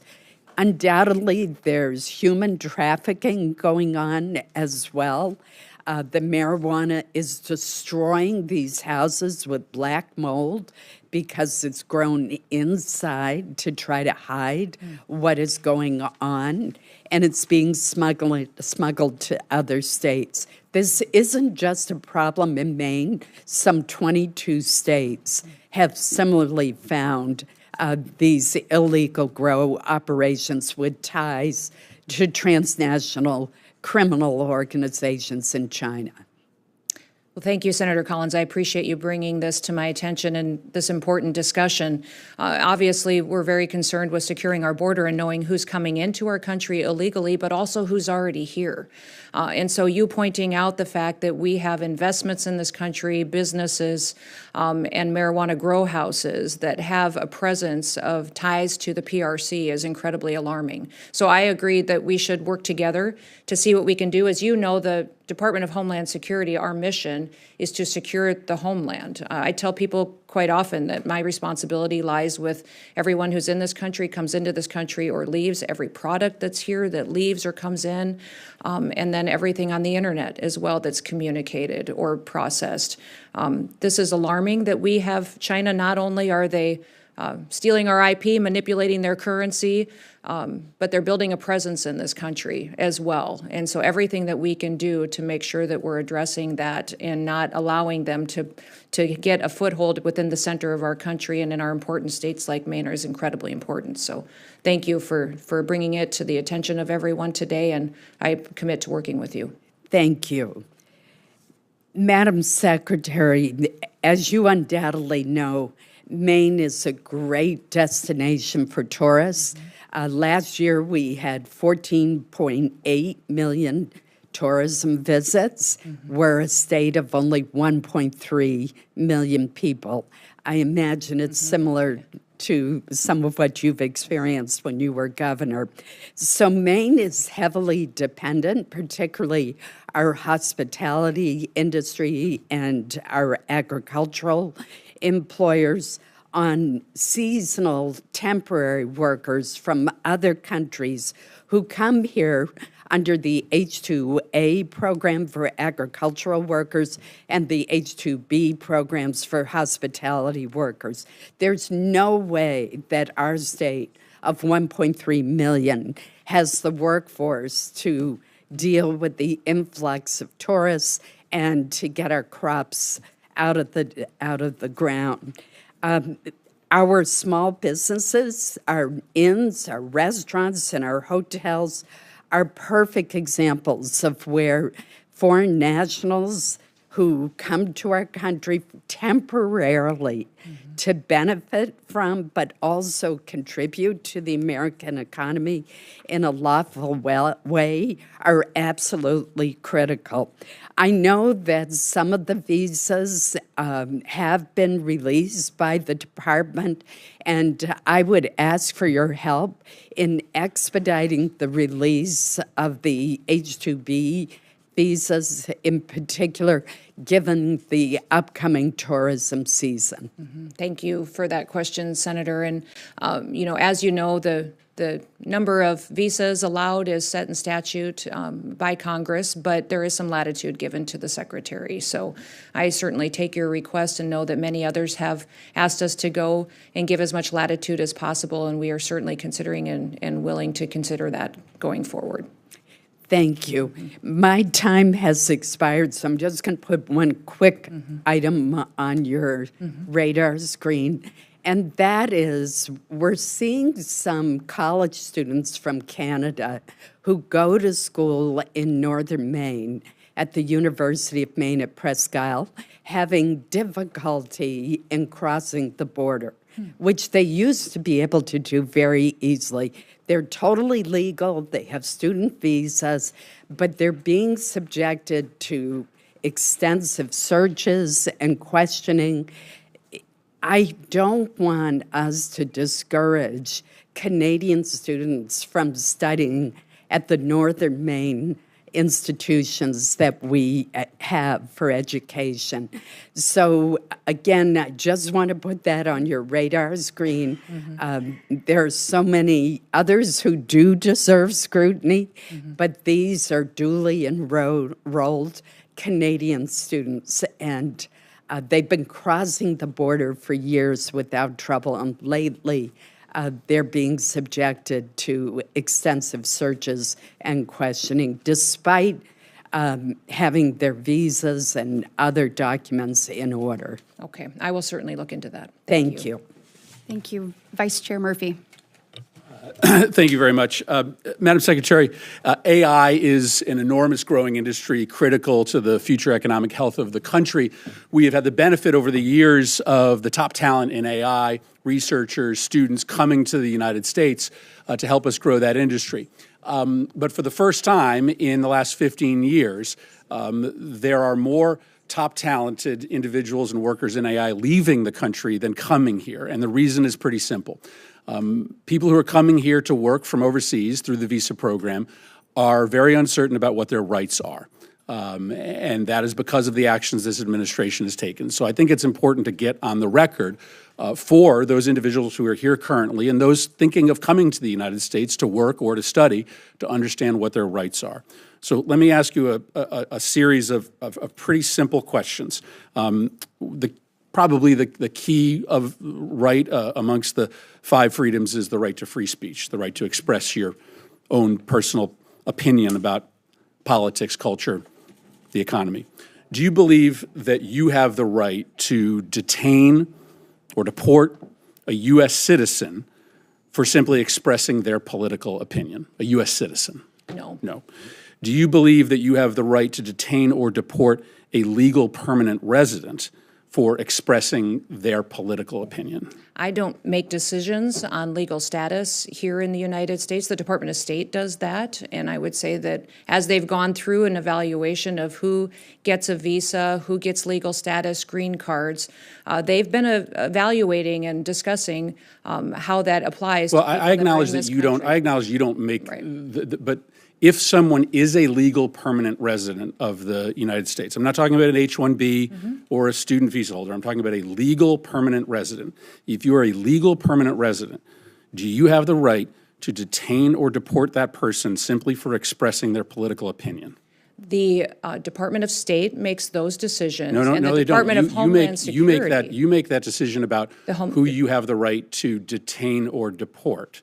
So you are involved in that? Do you believe the United States, do you believe the law allows? The Department of Homeland Security, under the Trump administration, is enforcing the law, following the constitutional rights of folks who are here as citizens, those who are here legally, and those who are here illegally. So a legal that permanent have resident final is by removal definition orders. here legally. Do you believe, I mean, I think this is really troubling if you can't answer this simple question. Do you believe that the U.S. government can detain and deport a legal permanent resident for expressing a political opinion that the administration disagrees with? The determination you're asking for is based on things that you are determining that the Secretary of State has considered and evaluated. We don't evaluate that, the administration, along with a partnership with the Department of State, on what is political speech and what's an affiliation with a foreign terrorist organization. Do you believe? That's the difference Do between you the two believe that you're asking. that you can detain We and follow deport the a direction of legal federal permanent law. resident for expressing a political We have opinion? not detained and we have not deported anybody who's a legal permanent resident or a citizen of the United States. Then say you don't have the ability to do that. We have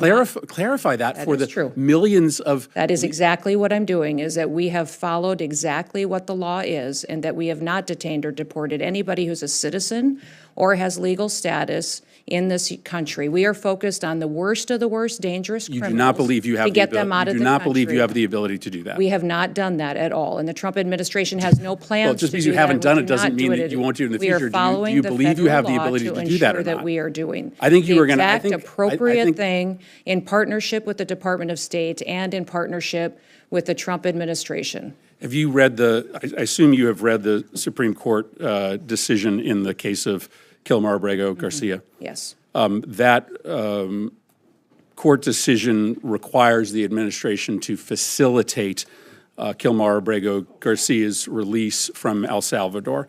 Can you describe the steps that you have taken to facilitate this release? And specifically, can you answer as to whether you have reached out to your counterpart in El Salvador to facilitate Mr. Abrego Garcia's release? Abrego Garcia is a citizen of El Salvador and should never have been in this country and will not be coming back to this country. There is no scenario where Abrego Garcia will be in the United States again. If he were to come back, we would immediately deport him again because he is a terrorist, he's a human smuggler, and he is a wife beater.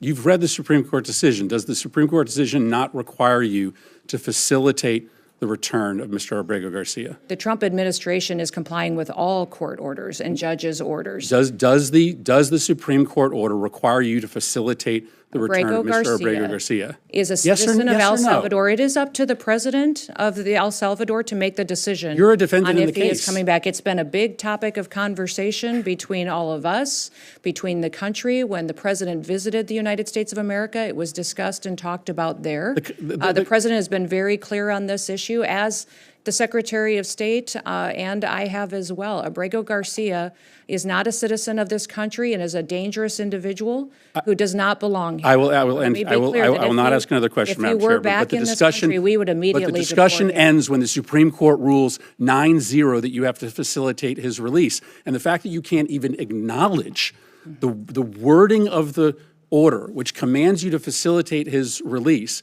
and you advertise to this committee that you are going to willfully ignore the ruling, and that is not incredibly true, chilling Senator. for I the did balance not- of powers that is in not true. a democracy that relies on the executive branch to honor decisions made by the highest court of the land.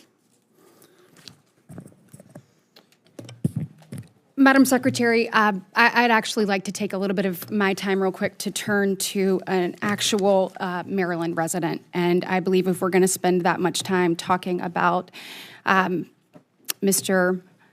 Abrego Garcia, we need to talk about Rachel Marin. Yep.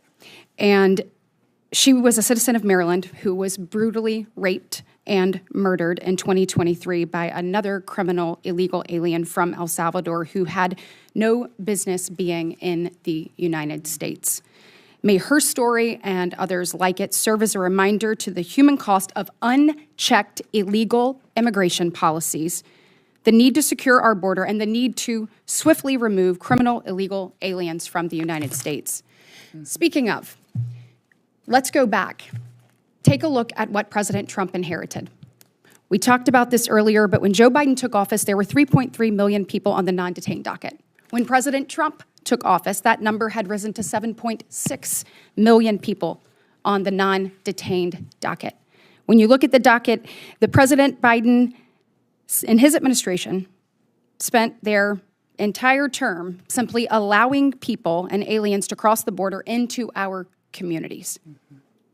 Of those who had been given their final orders of removal, meaning they had their due process, the Biden administration simply sat on their hands instead of actively working to remove those individuals, which created chaos and, unfortunately, criminal opportunities on our interior. Thankfully, we have new leadership at the White House and a department who will no longer tolerate the subversion of our immigration laws and activities. I think since we're here to talk about the budget today, that's what I'd like to talk about. What do you and your department need, the brave men and women who serve alongside you, in order to secure our border, in order to keep our interior safe from coast to coast, and to continue to make America a safe, secure, and prosperous place to be? Well, the Department of Homeland Security is tasked with overseeing 23 different components that are pretty broad, and it was formed after 9/11 in response to the terrorist attacks to help us secure our country and everything that's in the interior of our country.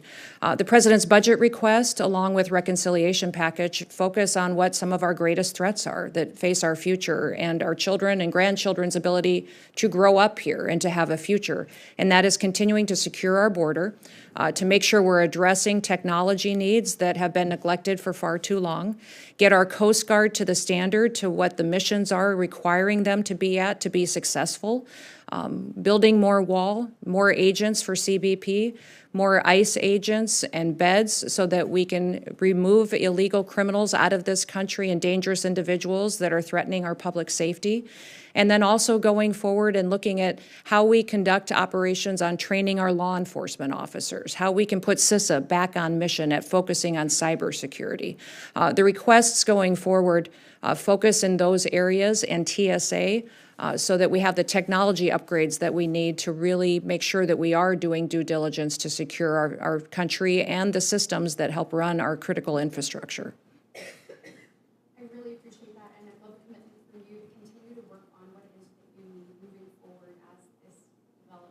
Yeah. This country safe. On that, your predecessor actually refused to call what was going on at the border a crisis. It is clear that's exactly what was happening. You also have shown that coming in, we did not need any new legislation to actually secure the border. You have taken action. President Trump has taken action to secure it. I mean, creating a space that we haven't seen in decades. You talked about a number of things. One of the things you just mentioned was a border wall. Can you talk about the construction of a border wall and what that would do for the men and women of CBP and overall at DHS? I know that we are a nation of immigrants. We're proud of that. We're also a nation of law, and lawlessness has to stop. And I believe that anybody on this dais that locks their door at night should understand the need for a border wall. The American people should have that level of security when they go to sleep at night. So can you talk about the importance of that and kind of how you see that unfolding? We have currently over 700 miles of border wall on the southern border and infrastructure that is there operating today. Since President Trump has been in office, we've constructed another 77 miles that is in place. That is an inclusion of steel bollard wall that has been built, but also temporary wall that has been put forward with concertina wire and panels, and then also we have some waterborne buoys that are being utilized as well. We have 11 contracts that have been allocated to continue building infrastructure, and then also 5 more that are pending to be allocated to build more miles, to have that infrastructure there to help secure vulnerable areas. Now, the border wall will look different based on what the topography is and the geography is of the area. So there's some areas on the northern border and the southern border and out in our maritime infrastructure that we need that will have technology.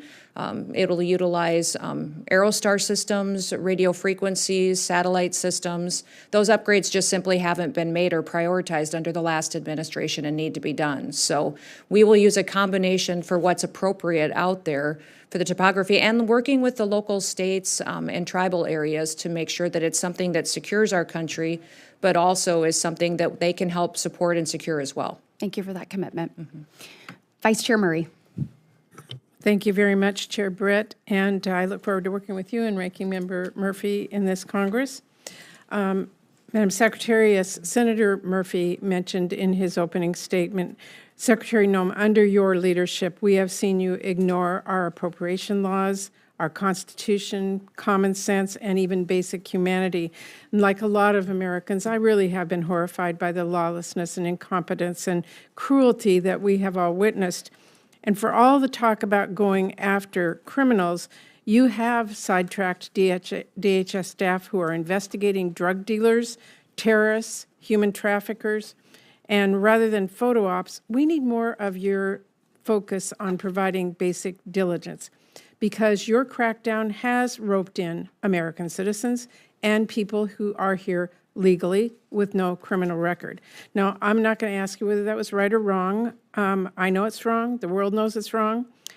And I think the first thing the history is going to say about your leadership is that you were responsible for many of these travesties. So I'm deeply concerned. You've deported a 4-year-old U.S. citizen with cancer. You've disappeared people to a notorious prison in El Salvador. And you have spent $100 million in taxpayer dollars to air TV ads thanking President Trump. That is really reckless. It's unacceptable, and in my opinion, can't continue. The American people are paying for this with our taxpayer dollars and with their most basic rights. Now, in the last 3 months, you have frozen or canceled over $100 billion in funding that was approved by Congress, bipartisan. We are talking about everything from disaster relief to grants that keep people safe. But when my staff has requested information on the status of this unacceptable holdup, the department failed to provide any acceptable justification. This illegal freeze, and it is illegal, is taking a real toll on communities who are waiting on the investments that Congress has delivered. So will you commit to immediately unpausing these funds?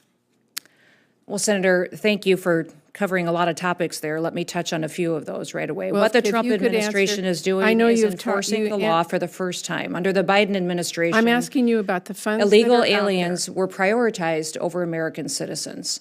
Now the scales of justice have been leveled, and Madam no one Chair, is I'm gonna treated reclaim better my than time anyone because else. I asked you a Citizens specific are question. treated the same, Madam and these Secretary, illegal I know aliens your and criminals answer. are being I heard deported. it previously. I'm asking you a The specific grants that you question. are referencing, Correct. the grants that you are referencing have been paused and reevaluated to make sure that they are truly being spent in the way to which they were appropriated. Well, these were- many of these grants were being diverted Madam into things they Secretary, were never these intended to. funds were passed on a bipartisan basis by members Absolutely, in and this the Biden Congress. administration perverted them in how they used them, diverted them to facilitate illegal immigration, to house people in places like the Roosevelt Hotel, who held illegal Okay, criminals we're that took talking, the life Madam of Chair, Laken about Riley. $100 I think all of us billion. have It recognized is not that credible the to victims me here that are all the the people who have recipients died of and that- lost their children because Madam of this Secretary, situation. it is not credible, Madam Chair. It is not credible that $100 billion is used to break the law. That just cannot be true. And let me change this a little bit. On the other hand, I am very concerned that DHS is now dramatically overspending funding that Congress has not provided. If you were a CEO doing that, I don't think you'd be in your job long. We need accountability and we need answers. And that includes informative responses to oversight questions sent to the department over the last 3 months. I am ranking member on this committee. I have worked with every member of this committee. We take our responsibility serious to fund your department and others. We need to have answers, we need to have accountability, and we need to make sure you're not overspending money that you were not allocated. Well, thank you for that question. I will be very not really a clear in the question, it's a fact. statement. Do you want me to respond? Well, you can. Well, I've worked many jobs in my life, but I also have been a CEO. I've run I'm not businesses. I've been a questioning your governor. credentials. I'm and it questioning is your spending. We are prioritizing where our security needs are in this country, and we are hoping that this body will agree that reconciliation is necessary to address the things that have been neglected in this country for too long, that we have the technology upgrades, the manpower upgrades that are necessary. So the $170 billion request for the Department of Homeland Security Madam is Chair, incredibly my time is important to running make out, sure and we I have the do have a tools that couple we of need. additional questions. The fact is that you've not been given this funding. Saying that it's going to come in reconciliation that has not passed is not an acceptable answer. I did want to ask about FEMA and disaster relief. This is really important. A lot of disaster relief has been politicized. You've endorsed eliminating FEMA outright. We have seen an upheaval at FEMA that is going to put lives in jeopardy. 1 in 5 FEMA employees have been pushed out, taking this administration's so-called buyout offer. We are losing indispensable staff just weeks away from fire and hurricane season, and over $100 billion in disaster relief and FEMA grants are still being held up. DHS is making it a lot harder to qualify for relief, something people in my home state of Washington are experiencing firsthand. Multiple requests from governors have been rejected in recent weeks, including a request from our state. And we haven't been given any response about this, and I'm watching this and I'm thinking, has President Trump directed you to prioritize funding for Republican states? Absolutely not. Have you directed your staff to prioritize funding to Republican-led states over Democratic Absolutely states? not. Have There your is, under staff this administration, there will not be any politicization of support, relief, FEMA assistance, or grants given based on politics. Every single person will be treated the same. It will be very different than the Biden Madam administration. Secretary, there's a clear trend of Republican-led states getting very fast responses and funding. Democrat-led states are being forced to wait. We have never treated FEMA as a partisan issue in this country. Thank you, Madam Chair. Thank you. Senator Capito. Thank you, Madam Chair and Ranking Member, and it's great to see you, Secretary Noem, and it was a pleasure to serve with you in the House for so many years. I just want to make a statement in the beginning, because this chart, which you can't see, but many of us have seen, the blue lines being the number of people that were coming across the border during the Biden administration, and then the red is what you and the President have done over the last 3 months. I say congratulations. Results speak loudly. Not only are migrant encounters down 95%, but the gotaways are down 99%. To put it simply, migrants are just not slipping through. They're not evading our border patrol. I boil it down to 2 basic strategies that the administration has done that the previous administration could have done but totally ignored. One is deterrence. When possible illegals look to the United States and see that we are following through on deportation orders in larger numbers, I think that's a huge deterrence, along with other things that are occurring. The other one is enforcement of the law. You already just said that. So is there anything else you would add specifically, very shortly, that you can attribute this dramatic drop? You're being accused of breaking the law, and that's the reason the numbers are down. I personally don't believe that. Well, I think having a strong leader in the White House that says we will enforce our laws in this country has worldwide effects. In fact, in where I have traveled to countries in El Salvador, Mexico, and Colombia, their leaders and their governments said, when you talk about the fact that you are now enforcing the laws in America, when your president talks about it, when we see these ads that are running in our country saying, if you want to come to the country and America illegally, don't come. come the legal way, do the right way. We are now enforcing our laws. They say it has an overwhelming effect. In fact, in Mexico, some government officials, when I was there visiting with them and the president, said that they believe 500 to 600,000 people just in Mexico turned around before they ever got to our border in the last 3 months, because they got the message clearly when they were on their way. They heard that and they went back home. Also, I would say Border Patrol is thrilled. They get to finally do their jobs. Right. They get to finally, the morale has never been better. Recruitment is fantastic. ICE is recruiting. CBP's up 54%. I'd say the Coast Guard is up over 100% in recruitment, and the Secret Service is up over 200%. So the fact that they have an administration that's letting them do their jobs again and actually following the law is something they're very proud of. And so I think those two things are really what's making them proud. Okay, you and I talked about this on the phone because of the drug scourge, the non-intrusive inspection, which is a lot of the technologies that can detect in large, when semis are coming through, there's a whole lot coming through the border, and we want to continue that free flow of goods. Where are you on that in this budget? Certainly you need more dollars to be able to, I think the numbers are low, how many you actually inspect or have been inspected. You need the technology our to move ports of forward. entry need new technology and scanners that we just simply aren't scanning many shipping containers right now adequately. A lot of our air freight isn't scanned. Some of these scanners that we have in place need infrastructure around them so that they work in the heat and in the rain. Sometimes they're dysfunctional and shut down. We have railroad cars coming in that aren't getting inspected, and then small packages.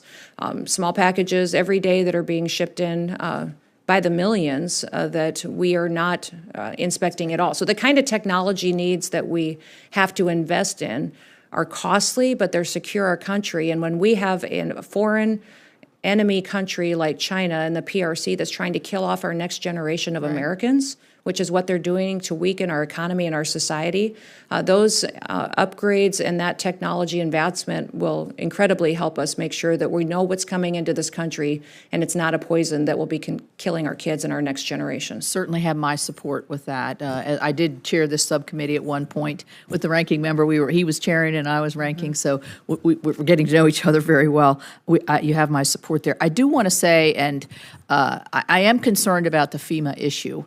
Coming from a small state that is subject to a lot of natural disasters, flooding in most cases, FEMA, my experience with FEMA, has it been flawless? Has it been, a smooth road? No, but I think it's a vital function. And I'm concerned if we turn it all over to the states, capacity for the state to really handle this is something that, so I would ask you to tread lightly. I don't really need a response there, but I do want to put on the record here that I am concerned about, I do think we need a national response to disasters. Does it look just like FEMA? I hope, I hope the changes that are made will be able to have them to be able to react quickly and to help our state and local resources. I did invite you to the Advanced Training Center where we do training for Border Patrol. Look forward to seeing you there, and thank you very much. Thank you so much, Senator Capito, and thrilled to hear about the morale at DHS. That's exciting, Madam Secretary. Next up, Senator Shaheen. Thank you. Thank you, Madam Secretary, for being here this morning and for your testimony. I just want to, I'm not going to ask you to respond to this, but just to be clear, I think everybody on this committee agrees that we need to secure our southern border. We may disagree on exactly how to do that, but I think that is a value that most Americans share. I do think we can do it in a way that still provides due process to people who are here as green card holders. And I'm particularly concerned when I get calls from New Hampshire citizens who are stopped at our border and interrogated without any process, without being told why they're being stopped. So I just want to put that on your radar so that you understand that that is a concern that we are seeing and hearing from American citizens about. I have been concerned for a long time through a number of administrations about the lack of technology on our northern border.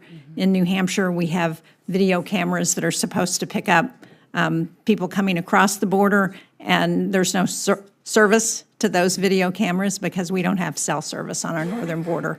Our Border Patrol station in Pittsburgh gets its power from Canada, and In 2018, Congress passed the Mobile Now Act to speed up deployment of communications equipment infrastructure on federal property. It's not just a public safety issue, it's a national security imperative, as I'm sure you would agree. So understaffing, however, and red tape means that getting folks connected still takes way too long, and we've had some issues with the department in trying to get some of this equipment that we need on our northern border. So will you commit to ensuring that DHS will move expeditiously to improve communications infrastructure along New Hampshire's northern border? Yeah, Senator, I will work with you on this. This is something that's come up several times with many of our senators and congressmen and women that represent the northern border. And I think that's a concern I hear quite often from people is with all the focus on the southern border, are you neglecting the northern border?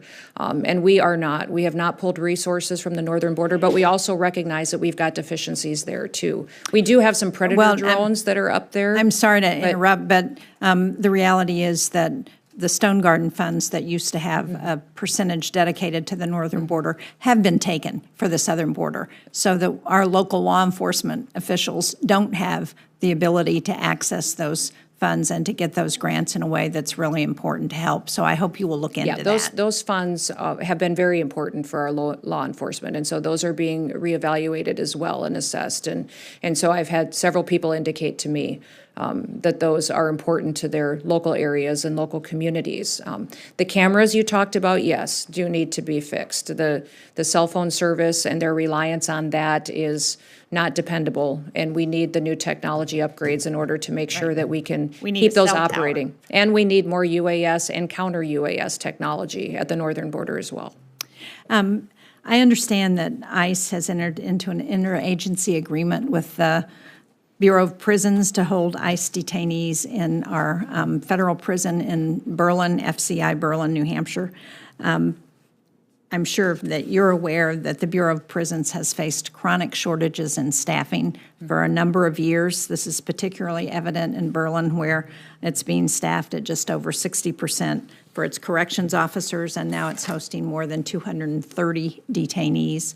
So can you talk about how you're working to ensure that our federal prisons who are under contract with ICE are adequately staffed, and will you commit to ensuring that the Bureau of Prisons under contract with ICE is given the support that they need in order to hold those detainees? Absolutely. That's all part of the evaluation that happens before that contract goes into place, is making sure they have the staffing and the requirements that meet the level that ICE detention requires.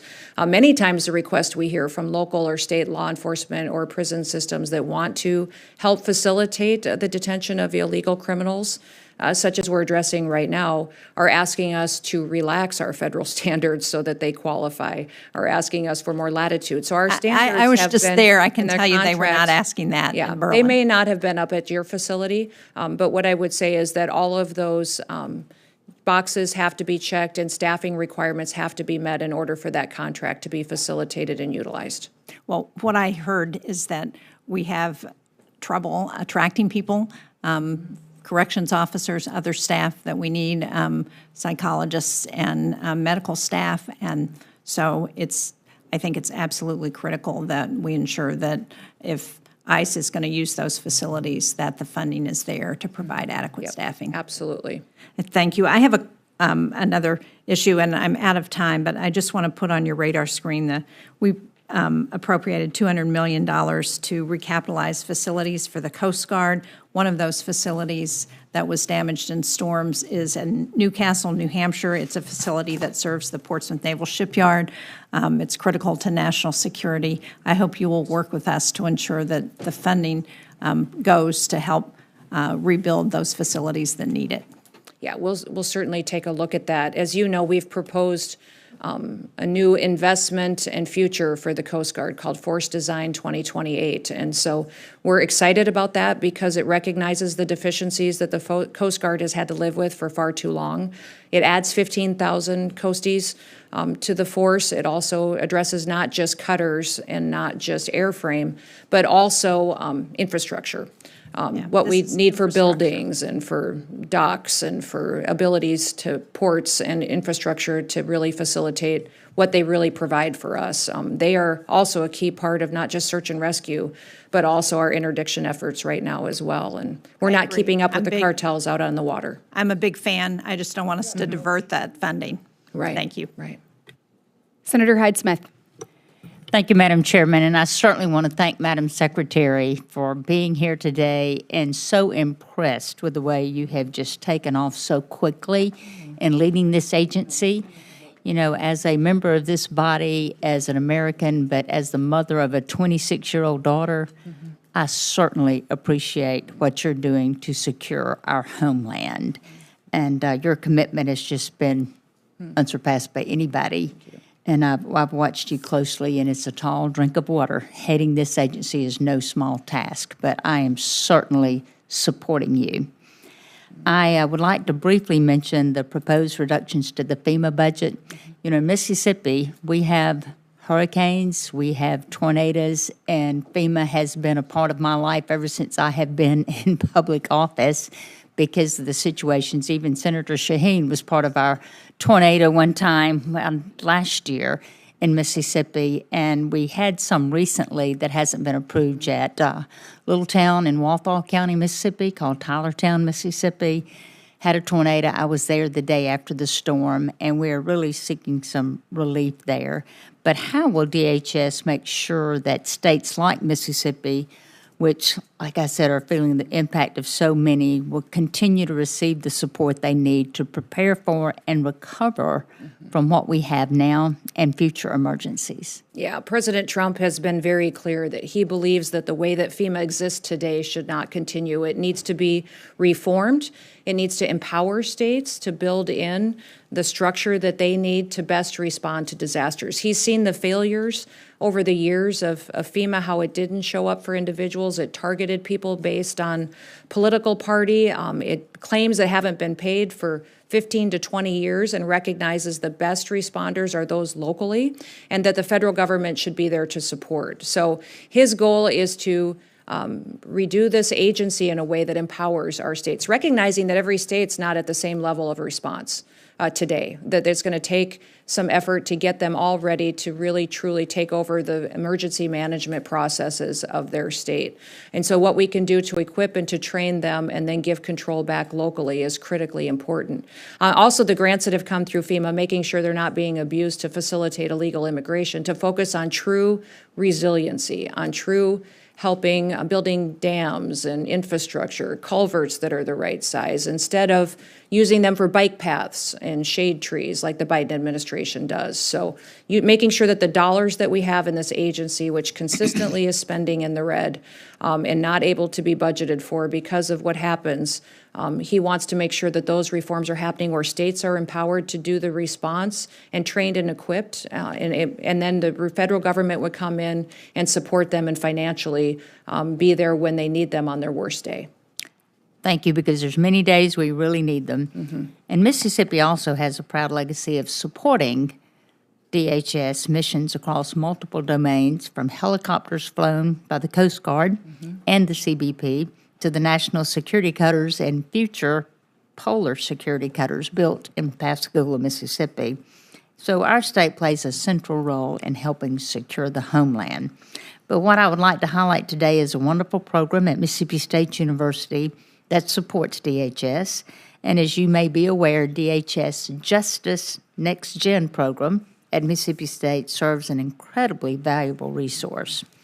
And the primary mission of this is to serve the operational entities within DHS through research, development, testing, integration, and the evaluation of UAS, the unmanned aerial systems, and related technologies to that. But the Justice Program has credited MSU with a number of developments that have enhanced the technology and the efficiency for the operational components. So we're real proud of that. But as we look ahead, I hope that you will view justice as an important effort. And do you have any thoughts on these programs or similar programs? Yeah, the Justice Program is very important and is being continued going forward. And we recognize the partnership that we've had with so many states in these projects. So that is something that the Department of Homeland Security is very willing and able in the future to partner with you.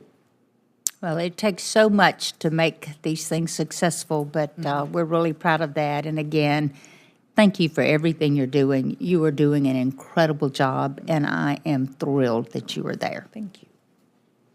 Senator Van Hollen. Thank you. Thank you, Madam Chairman. Madam Secretary, it's good to see you. Good to see you, too. And I was glad to see in your recent testimony that you reaffirmed your obligations to uphold the Constitution of the United States. And I understand you had an exchange with Senator Murphy on the Abrego-Garcia case. And so I'm just going to put the question directly to you. Are you or DHS doing anything to comply with the 9-0 Supreme Court order to facilitate his return to the United States? Just yes or no? This administration is following all federal court orders. Madam Secretary, this is a simple question. I'm asking, the president's prerogative on conversations that happen Chair, with the president of El Salvador. I ask a simple question. We have a limited amount of time. I just asked you, Madam Secretary, whether or not you or the Department of Homeland Security are taking any action to facilitate the 9-0 Supreme Court decision to facilitate his return. This is a very simple question. Are you taking any action to facilitate his return, or are you not? This administration is following and complying with all federal court orders so, to make sure that we So you are, because the court ordered that you facilitate his return, so you are facilitating his return. Sir, Senator, thank you for the question, but what I would Madam tell you Secretary, is that we are following court orders Madam and that your advocacy for a known terrorist is alarming to me. Madam Secretary. It's alarming to me because he's a human smuggler. Madam He's a Secretary, wife I'm going to have to reclaim and my a terrorist, and he's not a U.S. citizen. He's a citizen of El Salvador, and he's home. If he were to come back Madam here, Secretary, we would take him immediately all right, back I'm going to have to, Madam Secretary, you should know a couple facts then, which is, number one, in 2019, the Immigration Court said that he should not be returned to El Salvador because it would put his life in danger. The Trump administration at the time did not appeal that decision. After that, he got a work permit and was working legally in the United States of America. This is also why the district court and the appellate court and the Supreme Court have ruled as they have. I suggest that rather than make these statements here, that you and the Trump administration make them in court under oath, because despite what you just said, the federal district court whose judge is hearing this case right now said, and I'm quoting, that the administration has provided no evidence linking Abrego Garcia to MS-13 or any other terrorist activity. I'm not vouching for the man. I'm vouching for his due process rights. Yes, you are, sir. You've No, been vouching for Madam him. Secretary, with I would respect. suggest that you defend and stand alongside the victims this- of illegal this is crime. in political country, rhetoric. The citizens who live here and Do are you- United States Americans. I would suggest you advocate for them as hard Madam as you do Secretary, for foreign terrorists. I know you're doing a political speech No, here. I'm I not, get it. sir. I'm asking questions of law. No, you're just spewing I truly rhetoric. believe this. I Well, you're truly believe spewing this rhetoric. as an Let me ask American. you this. Do you agree with Justice Scalia in the Supreme Court opinion in Reno v. Flores that, I'm quoting, "It is well established that the Fifth Amendment entitles aliens to due process of law in deportation proceedings." End of quote. Sir, we are utilizing every due process tool that this Congress has afforded us. The Congress decides what Madam due process Secretary, is appropriate for every situation. Expedited removal is a due process that you have afforded us that we are utilizing. The Alien Enemies Act I'm going is to another reclaim my tool that time, we're Madam utilizing. Secretary. So You we are are, giving due Madam process Secretary. and using the tools Madam that Secretary, this Congress has given this us. is really, I'm asking sort of simple questions of law and simple questions like, are you complying with the 9-0 Supreme Court decision? And you seem to think that's some kind of trick question. Let me ask you this. You were down at CCOT in El Salvador, and you said, and that, I'm quoting, "It is one of the tools in the toolkit that we will use." And it's well known that the Trump administration is paying the government of El Salvador to keep these individuals, including those who the U.S. courts have determined were illegally taken out of the country in violation of their due process rights. Have you seen the grant document between the United States and the government of El Salvador with respect to the CCOT?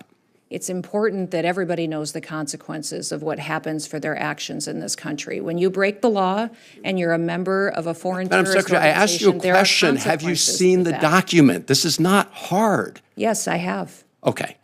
And what are the provisions of the doc? So do you know what entities in El Salvador are Sir, receiving I'm the sure funds? you can see this document as well and have looked at it for I'm evaluation. glad you as raised well. that, Madam Secretary, because I sent you a letter along with many of my colleagues here on April 8th asking for, among other things, that document. Will you respond to the letter that we sent? I will respond to your letter. Thank you. Can I get some sense of when? We will take a look at it. I don't remember seeing your letter yet, but I will certainly Well, take a it's look been at there it over and a give you month. a The response. senator's time has No, expired. Madam Chair. Senator Kennedy? Madam Chair. Madam The Secretary. Secretary, I have some additional questions No, related sir, to that's up fire to cap. you to manage that time. Senator Kennedy? Madam Well, I Secretary. need a little help from a chair that respects the members of the Madam committee. I'm sorry, Secretary. Madam Chair. This is You pretty much secured the southern border, haven't you? Yes, sir. The CBP, And this president have. that upsets some of my colleagues, doesn't it?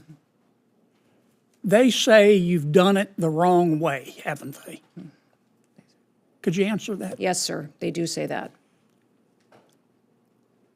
Do you think they're upset because you supposedly did it the wrong way, or you think they're upset that you did it at all?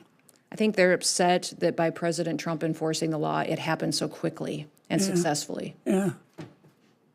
Now, when President Biden came into office, the first thing he did was get rid of all of the things we were doing to stop people from coming into our country illegally, didn't he? Yes. I mean, it was like the Price is Right. Come on down. Except he said, come on in. And most of my Democratic colleagues went along with that, didn't they? Yes, they did. In fact, they cheered him on, didn't they? Is that a yes? Yes, sir. How many people do you think President Biden let into our country illegally? Just give me a ballpark figure.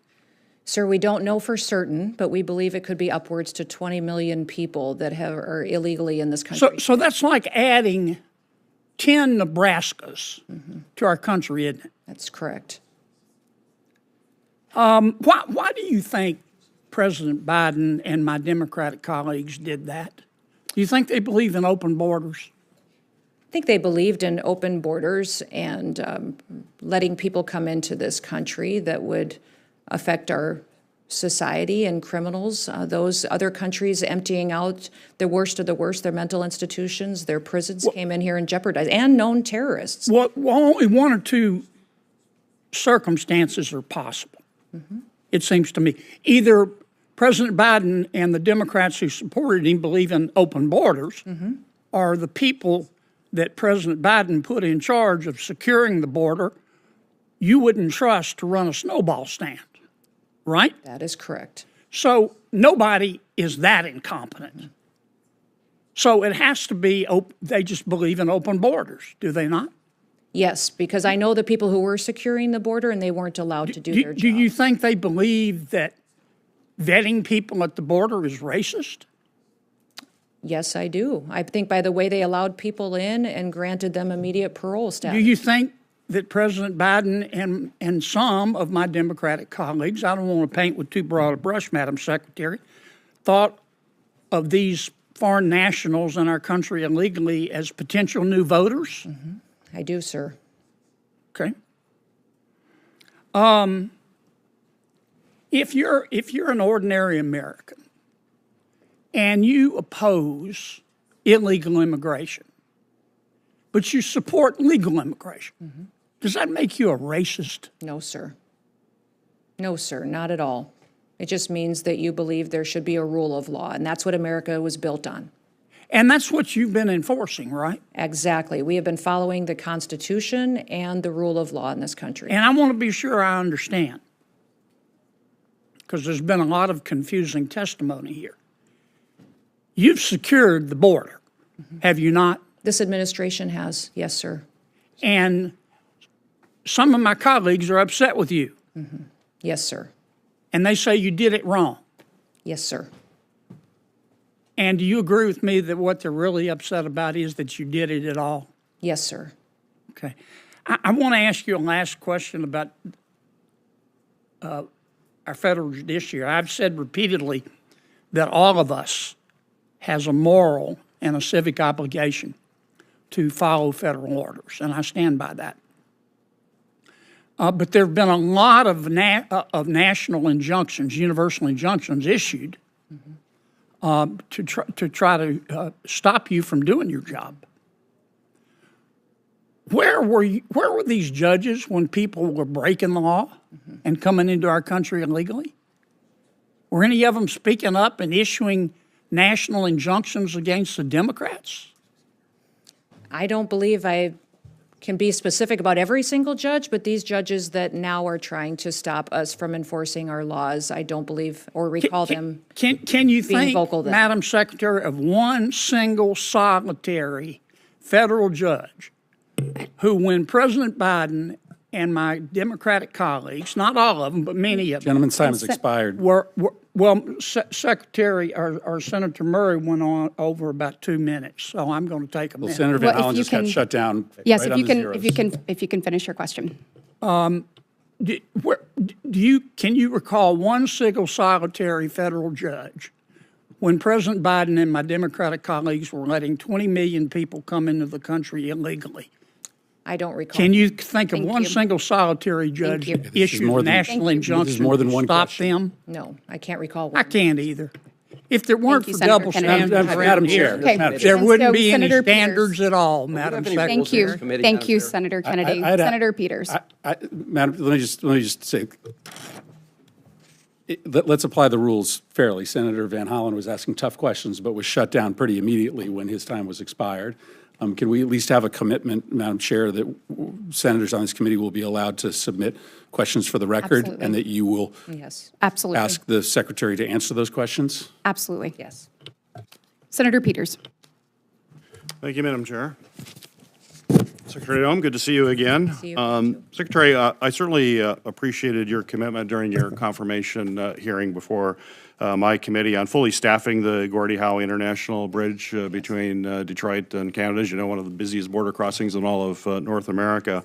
It's scheduled to open this fall. It's going to be a big deal. But my question for you is, how are preparations going for the opening of that bridge? Obviously, your department will play a big role in that opening. Yes, we're excited about it. We're thankful that the construction has been completed and that it's working well, and we're excited to coming up there and having the celebration with you. Do you have the resources and personnel in place now? Yes, we do. Good. I also appreciated your commitment to fully building out the Northern Border Mission Center, which will be located at Selfridge Air National Guard Base to coordinate all that goes on along the northern border. How is the build-out of that center progressing, please? It's going well. It's on track. I haven't heard of anything that has been delayed, and I can get you a more detailed update, though, if you would like one. I would. If we could follow up that'd be after this hearing, I would appreciate You that. bet. As ranking member of the Homeland Security and Government Affairs Committee, I have sent you 9 letters since you have been sworn in as Secretary of Homeland Security. So far, I've received only 2 replies, and quite frankly, one of those was completely unsatisfactory. And while I understand you've had a busy start, you have a lot on your plate, including travel, responses to congressional oversight requests are a priority. And I think you hold that view, but we're not seeing it being demonstrated, unfortunately. So my question for you is, when can I expect responses to these letters? And can you commit to getting me responses certainly before our budget hearing, before his GAC coming up? Yes, absolutely. Sir, I was unaware that you had that many letters out yet. I know some of the letters you requested had a lot of data to gather Yes. and information, and so that may be a delay on a couple of them, but we will get those gathered and get them to you. As you know, when I came into this role, we had a backlog of letters from senators and congressmen up to 4 years, where the previous administration did not respond to any of you. That was a universal complaint I had from Republicans and Democrats. Well, we want to see that change. So Yes. if we could get this back, these letters back as quickly as possible, I'd appreciate that. You bet. As you know, Madam Secretary, Congress spent years creating CISA, clarifying its mission and ensuring that the agency can employ the most skilled federal employees to protect our federal cyber networks and critical infrastructure from attacks. During your confirmation process, you stated that you wanted to get CISA back on mission. But quite frankly, you were very light on specifics of what that actually meant. Now that you've been in your position for several months, could you explain to us in detail what getting CISA back on its mission means? And I mean, with some specificity, which offices and programs in CISA do you consider to be off mission, and which ones do you consider to be on mission? Well, as you know, CISA, under the last administration, got involved in being somewhat of the role of the Ministry of Truth. They were defining what was misinformation, disinformation. They were out doing election security missions, what were censorship, and deciding what was truth and what wasn't truth, and we have eliminated those functions within CISA. CISA was created to be an entity that supported small and medium businesses and also critical infrastructure, Yes, our electrical grid, our right. water systems, that are vulnerable to hacking attempts and influence from foreign countries, but enemies of the United States of America. So we are Right, building out to those. and I agree with all individuals. this. I just Yep. limited time here. Yep. I agree with all that, and that is the central focus that it has to continue. But I want to clarify, because you talked about misinformation. I've heard this a lot. Yep. Certainly, I don't want to have any agency putting out misinformation. But CISA had 15 full-time employees assigned to countering misinformation mission. That's 15 employees out of 3,000 employees that work at CISA. And my understanding, and I think you mentioned it, those 15 people are not doing that anymore. So is CISA still not on mission? Is it still? It's getting there. We don't have our Senate confirmed leader of CISA yet. We're looking forward to that, and the But president's that doesn't have to do with cybersecurity- mission. I mean, why is it not performing a mission? Because my frustration is Why is what not? why do you say it's off mission if the unit that was back- doing that is gone? Yeah, it's back on mission, but we still have silos to break down between our Yes. intelligence agencies. We still have communication systems that have to be built so we can share information. I shared during my confirmation hearing that one of the most alarming things to me that happened to learn was that when Salt Typhoon and Volt Typhoon happened, that we knew we'd been hacked, we knew who we'd been hacked by, but we had no idea how to stop it. And so building those relationships with the private sector to help us go out there and really get the information that we need to get the technology and expertise to get in front of those bad actors that would infiltrate our systems, I think is incredibly important. So making sure that we have those partnerships to get them with us, sharing information and advice and wisdom on how to stop these hackers before they steal our critical information is very, very important. If you know better than anybody, better than I do even, that we have 10 of the 16 critical infrastructure Right. components under the Department of Homeland Security. So this is a top priority of President Trump. So it is on mission now. CISA is on mission. It is. Great, thank you. Thank you, Senator Peters. Senator Murkowski. Thank you, Madam Chair, and welcome, Secretary. I know you had an opportunity to take a quick trip up to Kodiak to see our Coast Guard men and women there. Thank you for that. I'm pleased to see the focus from the administration with regards to the Coast Guard within the reconciliation package. It is significant. It is meaningful. As I'm looking, though, at the skinny budget that we have here, I'm wondering whether or not the administration's budget request increases the Coast Guard's top line, because as important as it is to do what we're doing in reconciliation, we want to make sure that the service has the sustained funding and support that it deserves in annual appropriations. So I don't know if you want to speak quickly to that. Well, yes, Senator, it is. We're building out the Coast Guard into the future. We have a request in for 15,000 more individuals that would come in and be a part of the organization. So it's not just the investment in the cutters, which we discussed, as well as, airframe that's been grounded because it needs to be replaced and we can no longer repair it. It is also building out the amount of support that we have as far as individuals and components.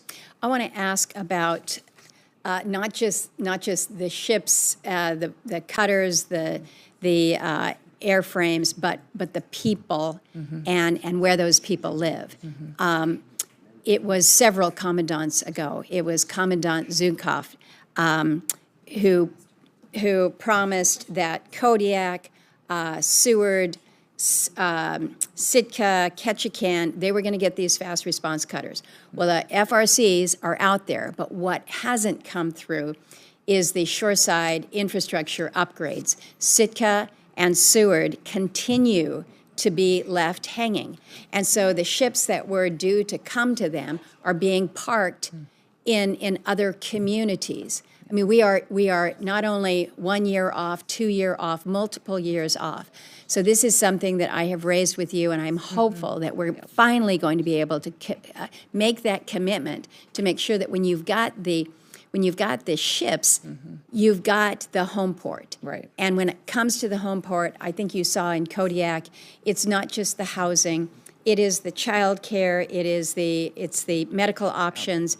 And so I'm hoping that as we're looking at this a revitalization of the Coast Guard that is so overdue, and I so appreciate the focus that the administration is placing on this, that it really is this whole package. Right. Yes, absolutely. And when on Force Design 2028, I'll get you the details Great. on that so you can see that infrastructure is being addressed. And that was one of the things that was discussed quite extensively when I was up there with the Coasties and folks that were serving, was how challenging it was to be in a remote area and not have the access to basic needs that they have for their family, as well, especially medical care and specialized medical care. So it is big. So I'm glad you had an opportunity to see that. I want to shift here with regards to parole and temporary protected status. We have a relatively significant population of immigrants in Alaska that are under patrol or TPS or both.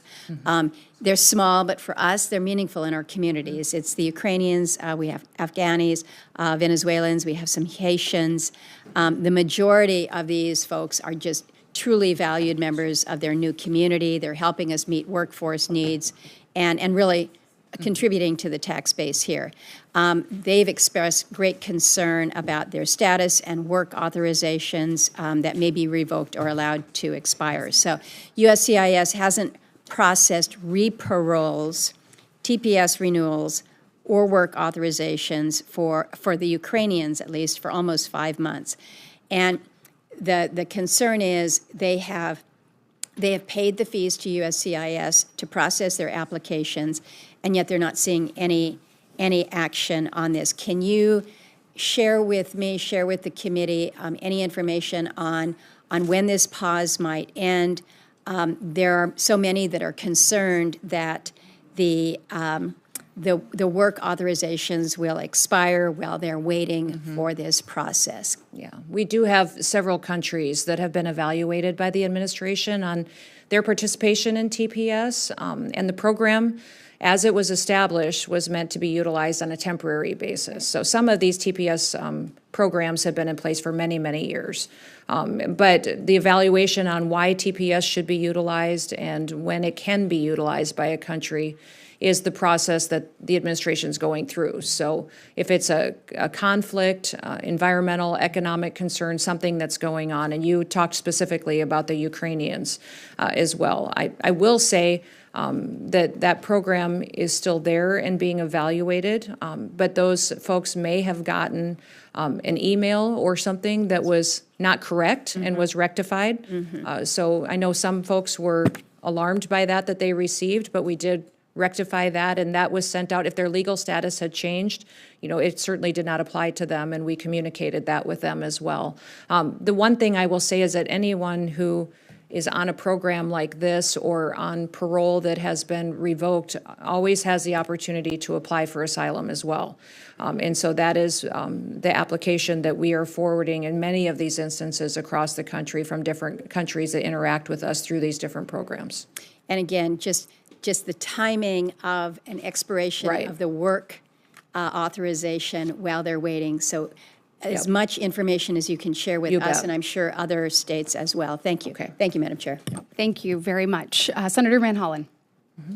Thank you, Madam Chair. Madam Secretary, I'm going to ask you about something I hope we can agree on. Okay. Are you familiar with the U.S. Fire Academy? It trains about 100,000 firefighters from around the country. I am.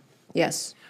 So right now, as you may know, it's not being funded. All the in-person classes have been canceled. So I, together with some of my colleagues, including Congresswoman April McClain Delaney, who represents that district in Congress, wrote to you back on March 14th about the situation there. I would just ask, could you commit today to responding to our letter?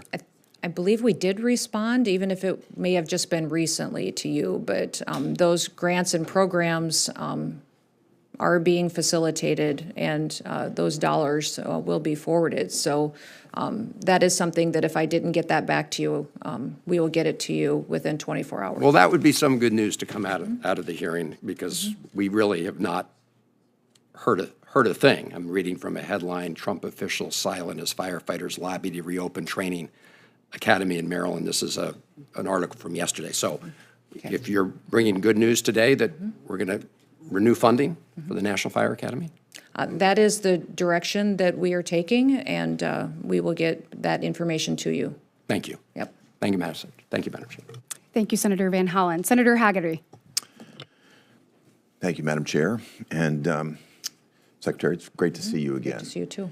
I really want to thank you and President Trump and all the men of the Border Patrol and ICE for the incredible amount of work that has gone on in a very short period of time to secure the border. It's made a huge difference in my home state. It's going to continue to make a difference, I'm certain. And I very much appreciate your efforts to bring these illegal aliens to justice as well. President Trump promised to deliver the most secure border in American history, and the two of you have delivered on that promise. Encounters at the southwest border are down 95%, and under the Trump administration, getaways are down 99%. Congratulations on that. The Trump administration has ended the crisis that the previous administration created at the southwest border, and you've done it, frankly, in a matter of weeks. My colleagues, and certainly President Biden, argued that we needed new legislation to address the situation at the southern border. I think what you've demonstrated is that was absolutely not the case. I'd like for you, if you would, Secretary Noem, to paint a picture for us. How was it your first day when you arrived at the agency? What sort of state of affairs did you walk into? I want the public to understand how poorly managed the situation was that you've taken on. Well, Senator, thank you for the question. I would say that overwhelmingly it was a night and day difference as soon as President Trump was sworn into office, because immediately the message was sent out to everyone who worked in the Department of Homeland Security that we were now going to enforce the law in the United States of America, that we were going to be able to let people do their jobs, which had been so frustrating for so many of our CBP and ICE officers and those who partnered with them. They felt as though they had been facilitating an invasion of our country, and the fact, they grew up in these communities. Many of these officers were raised in Del Rio and El Paso and Tucson, and they were, just devastated by what the change they had seen. So the fact that they got to do their jobs again was overwhelmingly, I believe, why this was a success in securing our border, knowing who comes into this country, and stopping those who shouldn't. President Trump, what I'm proud of is that he has removed 252 known terrorists from our country just since he's been in office. Thousands of criminals and illegal aliens that have perpetuated violence on our communities. And I think the employees and the officers that are a part of the Department of Homeland Security are proud to be a part of the solution that's making America very safe again. Can I stay with the comment that you made, or a term that you used, invasion? Yes. Because what we saw over the prior 4 years was the largest invasion of our country that we've ever seen. I don't think the American public understands this because it was obfuscated in the media. But could you just break down for us and explain to us how the Biden administration facilitated the invasion of over 10 million people illegally entering this country in 4 years? Yeah, absolutely. Their lack of enforcement of our laws and their policies facilitated people being welcomed into our country, telegraphed around the world that come to America, the borders are open. When you get there, someone will give you asylum, you'll be protected, will give you housing and food and medical care, free medical care, billions of dollars spent by taxpayers to give them more advantages than what the average United States American citizen gets. That was very clearly telegraphed by their policies, and it devastated so many of our communities. I think most people also recognize that when you welcome people from around the world, you're going to get bad actors too. You're going to get cartel members taking advantage of the situation, terrorist organizations that are going to infiltrate our country, people who have been kicked out of their own countries for reasons that their country would not tolerate. They came here to find a safe haven, and Joe Biden gave them that opportunity. So, it is going to be a big job to clean up the mess that they created, but President Trump is determined to do so, and overwhelmingly, the American people support him in that. They are so thrilled to get these dangerous people off of their streets. When I've been out working with the frontline individuals in the Department of Homeland Security, with our officers, with those that are emergency responders, you can be in New York City, you can be in San Diego, you can be anywhere, and people that are walking their kids to school in the morning are walking by the operations going, thank you. One last Thank you point. for being here. The situation in my home state, we're losing about 3,000 kids a year to fentanyl, to overdoses.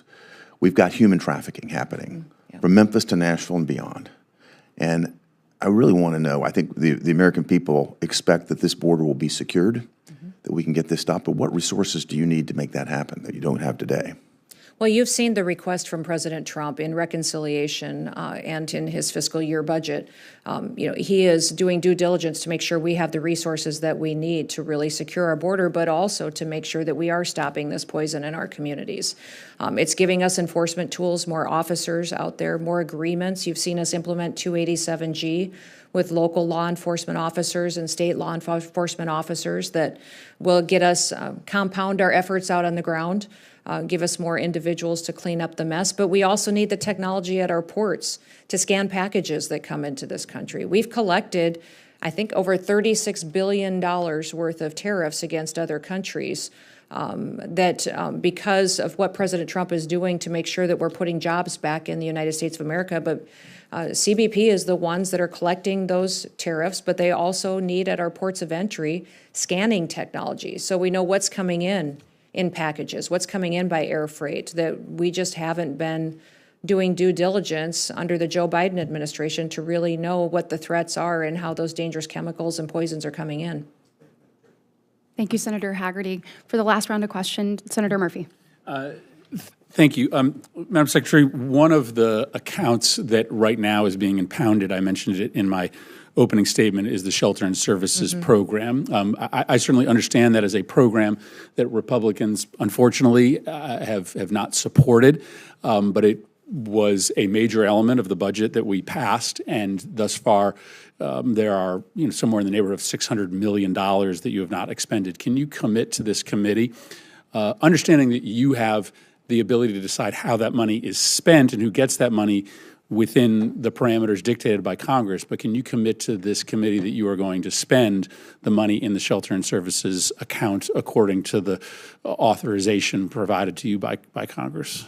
Sir, we have followed authorizations and the law and how these dollars are being spent. We are not conducting any impoundment. And as you know, under the previous administration, the Shelter and Services Program was being used to facilitate illegal immigration and shelter for criminals in many areas. And so we are using those dollars to how they were intended by Congress when those dollars were put into that program.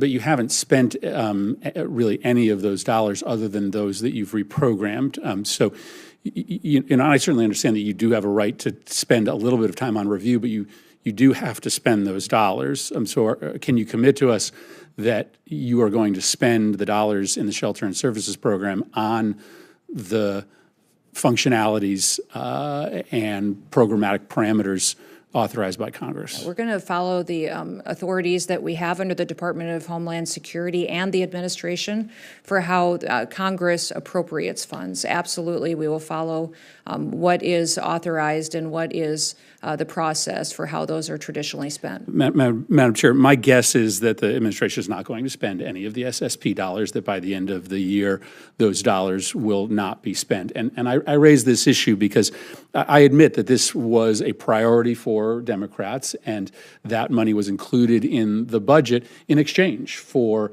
other funds that were priorities for Republicans. If we now live in a world in which the administration spends down the accounts that were priorities for Republicans and does not spend down the priorities that were priorities for Democrats, I don't know how we do a budget. I don't actually know how we come to an agreement if we live in a world in which the administration doesn't spend the accounts that it doesn't believe in. That would be precedent breaking for this Congress. And so I raise this issue because I think it's very relevant to our work, and I think it will make it virtually impossible for us to do a bipartisan budget if by the end of this fiscal year, the $600 million that are sitting in this account that are supposed to be used to treat migrants to this country humanely are not used. Thank you, Madam Chair. Thank you, Senator Murphy. And we have about 6 minutes left on the vote, so I'm going to make my last round quick. I want to talk to you a little bit about the Center for Domestic Preparedness. It's the preeminent institution when it comes to training and equipping emergency managers and first responders. I certainly appreciate the department's efforts to increase the capacity of our state, local, territorial, and tribal partners to better handle disasters, to respond to civil unrest, and to keep cities safe and secure. With impending events like the World Cup, Olympics, future Super Bowl, et cetera, I want to make sure that we get this training back up and going. My question to you is, when can we expect these classes to be turned back on, and will there be any remedy for classes that were canceled?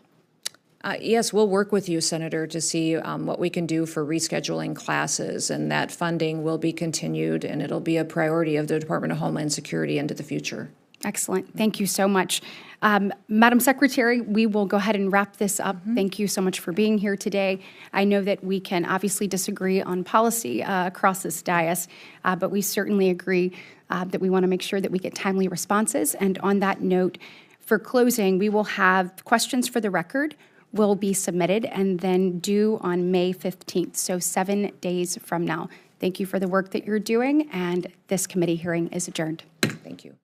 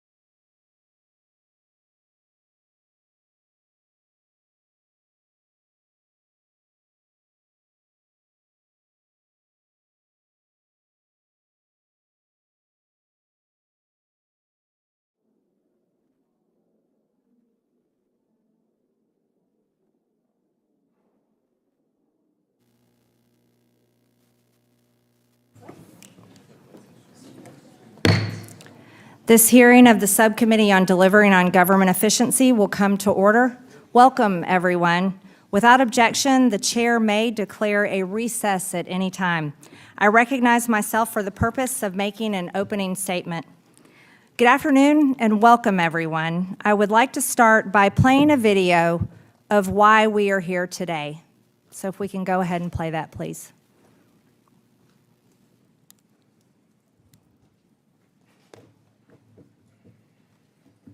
Where's our digital team?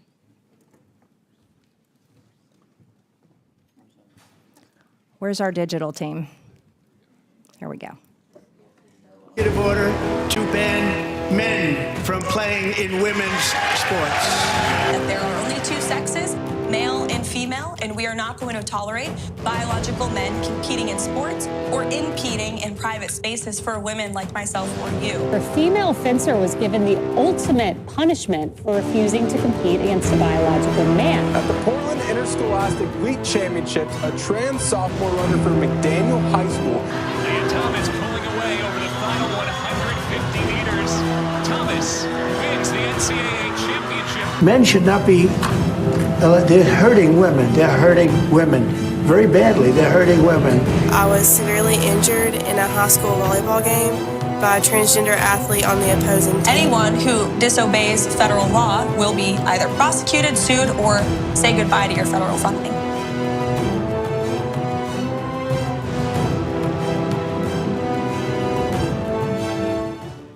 I also signed an Female athletes should never be forced to compete against mentally ill biological men who parade around in women's clothes. But we'll hear from witnesses today who had to face off against biological male competitors. This led one to suffer a life-altering physical injury from a volleyball spike to her head. The other was thrown out of a recent fencing competition for refusing to compete against a man. Why is this happening when we have federal laws on the books intended to foster women's sports? Back in 1972, Congress adopted Title IX to create and protect equal athletic opportunity for girls and women in schools and colleges. Congress included similar language in legislation governing other amateur sports competitions. The law chartering the U.S. Olympic and Paralympic Committee, for instance, authorizes the Olympic Committee to recognize and empower national governing bodies to oversee individual sports on a national level. That includes determining how athletes are chosen to represent the U.S. in the Olympic Games and other international competitions. These NGBs, such as USA Fencing, have statutory duties and obligations, including promoting equal athletic opportunity for women, biological women. Specifically, NGBs are to provide equitable support and encouragement for participation by women where separate programs for male and female athletes are conducted on a national basis. Yet, USA Fencing makes a mockery out of women's fencing by allowing biological males to compete in its women's fencing competitions. We understand there are roughly 200 biological males competing in the USA Fencing women's division. This includes males who have won national titles and represented the U.S. in international competition in women's fencing. We subpoenaed the board chair of USA Fencing, Damian Lafelt, to appear here today. We did so because the board is responsible for setting USA Fencing policies and for ensuring those policies comply with federal law. At a recent board meeting where Mr. Lafelt presided, the board determined it would change its policy on transgender athletes if and only if forced to do so. Some science shows that men have numerous physical advantages over women that create unfair and potentially dangerous competitions. Such physical advantages are significant in fencing. According to a letter we received from USA Fencing board member Andre Giva, a coach of Olympians and world champions, quote, transgender women fencers have significant advantages in women's competitions, he writes, citing advantages in body size, reach, shoulder width, muscle development, explosive strength, and recovery capacity. And a United Nations report issued last year finds that testosterone suppression does not eliminate the advantage of biological males to avoid the loss of a fair opportunity. It concludes, males must not compete in female categories of sport. But it's not surprising that the USA fencing policy on trans competitors ignores the science. The board is not shy about putting politics ahead of the sport, ahead of women, and ahead of the law. In selecting sites for its national fencing events, for instance, the board policy is to avoid states whose laws and policies on LGBTQ rights and abortion it opposes. It uses equality maps to determine which states to blacklist from its competitions and which states to favor. This ends up favoring a lot of blue states and harming a lot of red ones. So it creates politically determined winners and losers. But it has absolutely nothing to do with fencing. And it contradicts USA Fencing's statutory duty as an NGB to develop interest and participation throughout the United States in fencing. Recently, the board even voted against playing the national anthem at its events. So we shouldn't be surprised that the board opposed the creation of an all-female task force to reevaluate its transgender policy. And it has never surveyed its membership one simple question: do you support transgender athletes competing in women's competitions? Notably, Americans broadly have been polled on that question, and the response is overwhelming. A New York Times Ipsos poll this past January found 94% of Republicans, 67% of Democrats, and 64% of independents agree: keep men out of women's sports. Americans also reelected President Trump in November, and he spoke on their behalf in February when he issued his executive order keeping men out of women's sports. The United States is hosting the Summer Games in Los Angeles in 2028. It's a great time for us to once again take the lead in protecting and preserving the ability of women to engage in safe, fair athletic competition by keeping biological men out of women's sports. A United Nations report issued last August, most noted female athletes worldwide have lost out on numerous medal opportunities. Due to policies allowing males to compete in the women's category, more than 600 female athletes in more than 400 competitions have lost more than 890 medals in 29 different sports. I don't want any more women missing out on medal opportunities, avoiding athletic competitions, or missing out on college scholarships. And I don't want to see any more girls or women getting hurt. We cannot and should not forget the gruesome injury suffered by one of our witnesses here today, Peyton McNabb. It happened when she was spiked in the head by a male athlete who identified as a transgender woman. And I'd like to ask the digital team to please play this video now.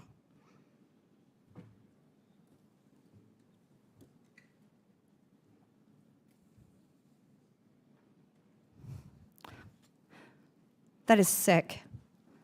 This is why I look forward to fighting and winning the battle to keep men out of women's sports alongside President Trump and brave women like Stephanie and Peyton who are here today. Now, you're going to hear from our Democrat colleagues who are going to fight for these mentally ill biological men to continue beating women and stealing their competitions, stealing their medals, and stealing their national championships. And with that, I yield to the ranking member, Stansbury, for her opening statement. All right. Well, thank you, Madam Chairwoman. As you can see, it's going to be an interesting hearing today. Welcome to the Oversight Committee, and in particular, the DOGE Subcommittee. I do want to say welcome to our guests and to your families. We do appreciate all of you coming here to tell your stories. But I want to make clear that this hearing is actually not about oversight or DOGE, but about spreading hate and using trans lives to distract from the real issues that Americans are facing, from attacks on our economy, to attacks on our democracy, to attacks on our communities. So let's call this hearing what it actually is.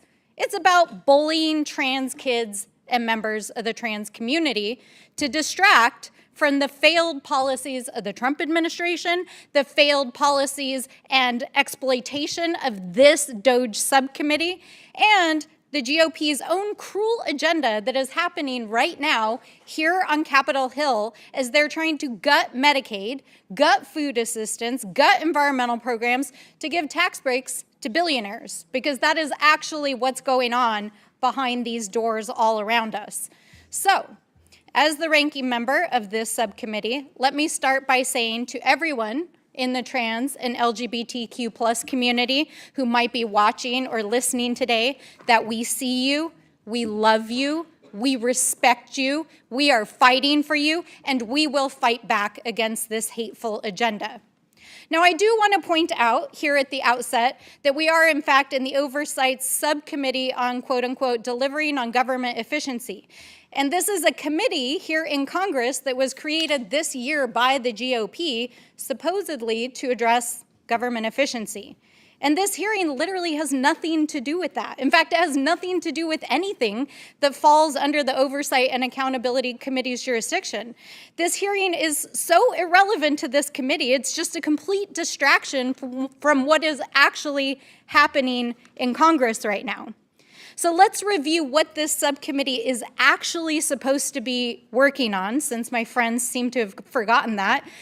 In their own Rule 6 of this committee, this subcommittee shall, quote, have oversight jurisdiction over the federal civil service, including compensation, classification, benefits, federal property disposal, government reorganization and operations, transparency, performance, grants management, and accounting measures generally. That is the jurisdiction of this committee. And I don't know about any of you, but I don't see anything in here about sports, the Olympics, Title IX, fencing, and certainly nothing about policing the bodies of Americans. And frankly, hearings of this subcommittee have become so divorced from reality or anything resembling oversight and the jurisdiction of this committee, it's basically turned into a political campaign ad, as you just saw on these TVs. That's what this subcommittee has devolved into. And frankly, I think many of us expected that that's where we would end up. But meanwhile, Donald Trump is letting Elon Musk and his cabinet secretaries and OMB now continue to dismantle our federal agencies, to hack our private data. They're firing veterans and teachers and firefighters. They're trying to break Social Security and the VA. And there is literally no oversight happening here in this committee under the GOP. In fact, my colleagues have failed to bring even a single administration witness here to this committee. They haven't brought Elon Musk, they haven't brought a cabinet secretary, they haven't brought a political, they haven't brought anyone to this committee to answer to the lawless and immoral behavior that's happening inside the administration or anything that relates to the jurisdiction of this committee. That's why even though we had hoped on the Democratic side for real and meaningful bipartisan work to make the government more efficient, to make it work better for Americans, we have to sit here week after week and fight back against this abusive and lawless and ridiculous agenda. And, I want to just point out that there are now over 220 lawsuits against the Trump administration and over 130 court restraining orders and injunctions against them because of this agenda. So why did the chairwoman decide to call this hearing today?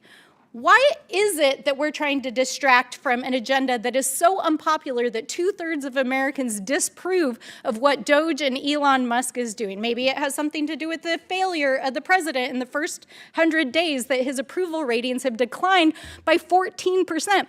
Maybe it's to distract from the reality that our economy is tanking and prices are going up. Maybe it's because the budget that came to Congress last week doubles down on proposals to take food out of the mouths of children. Maybe it's because behind closed doors all around us, they're trying to take away your Medicaid and your food assistance. So why bully trans kids? Why take up airspace to bully a population that only makes up 0.6% of the population? Because clearly they're living rent-free in the GOP's minds. But simply put, Republicans are focused on the wrong 1%. So why are they so obsessed? Why is Trump attacking trans people? Why is this the centerpiece of the Republicans here on Capitol Hill? Honestly, it's weird and it's wrong. And I just want to say to all of the people in the trans community who are watching, we uplift your stories. We are fighting for the community. We are fighting for the rights of everyone in our communities. And this hearing has absolutely nothing to do with the Oversight Committee. And that is why, at this time, I make a motion to immediately adjourn this hearing.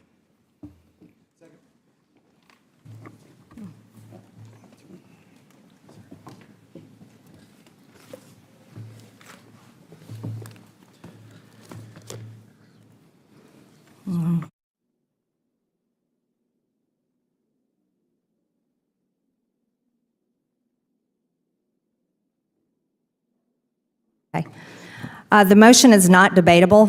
All those in favor of adjourning signify by saying aye. Aye. All those opposed signify by saying no. No. In the opinion of the chair, the noes have it, and a recorded vote will be asked for. The clerk will call the roll. We will pause for the clerk to be ready. Yeah, we'll pause for the clerk.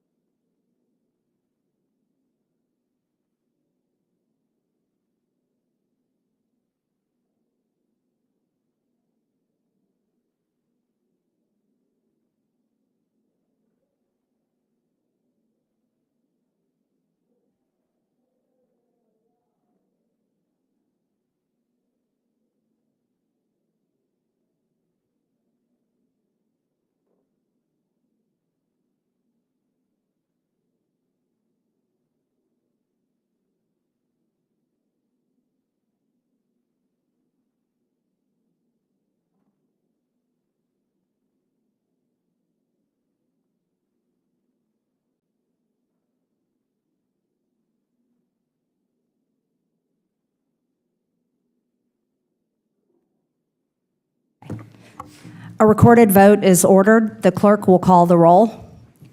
Mr. Cloud. No. Mr. Cloud votes no. Mr. Fallon. Mr. Timmons. Mr. Timmons votes no. Mr. Burchett. Mr. Burchett votes no. Mr. Burleson. Mr. Burleson votes no. Mr. Jack. No. Mr. Jack votes no. Mr. Gill. Mr. Gill votes no. Mr. Comer. Mr. Comer votes no. Ms. Norton. Yes. Ms. Norton votes yes. Mr. Lynch.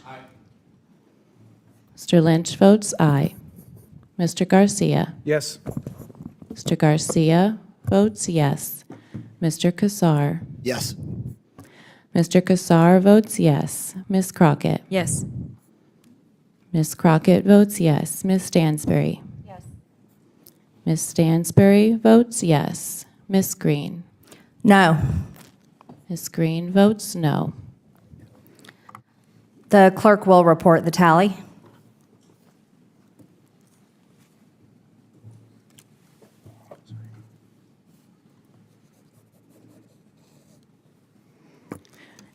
Ms. Chairwoman, on this vote, the noes are 7, the ayes are 6. The noes have it, and the motion to adjourn is not agreed to.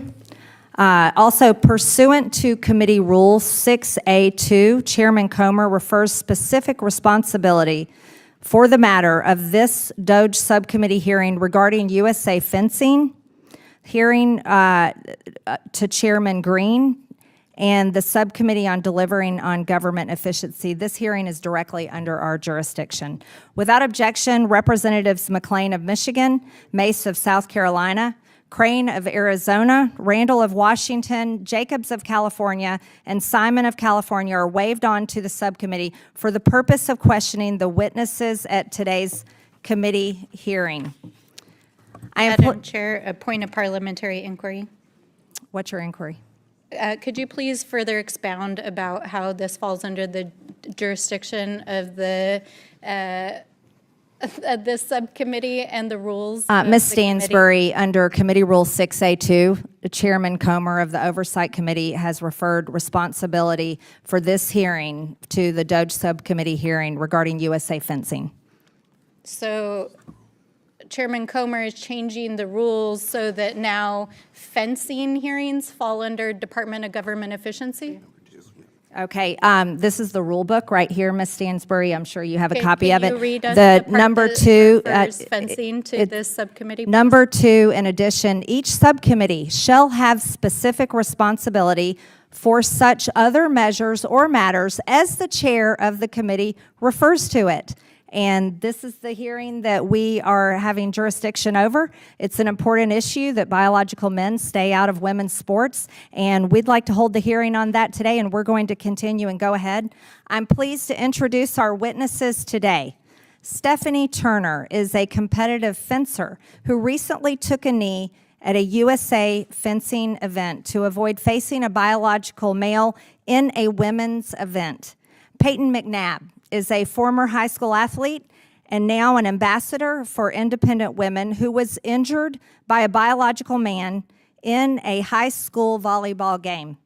Damian Lefelt is the chairman of the board of directors at USA Fencing, a recognized national governing body for fencing under the U.S. Olympic and Paralympic Committee as codified in the Ted Stevens Act.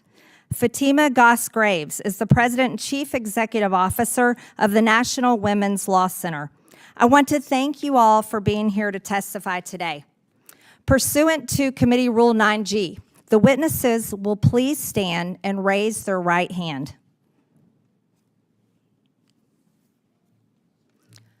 Do you solemnly swear or affirm that the testimony you're about to give is the truth, the whole truth, and nothing but the truth, so help you God?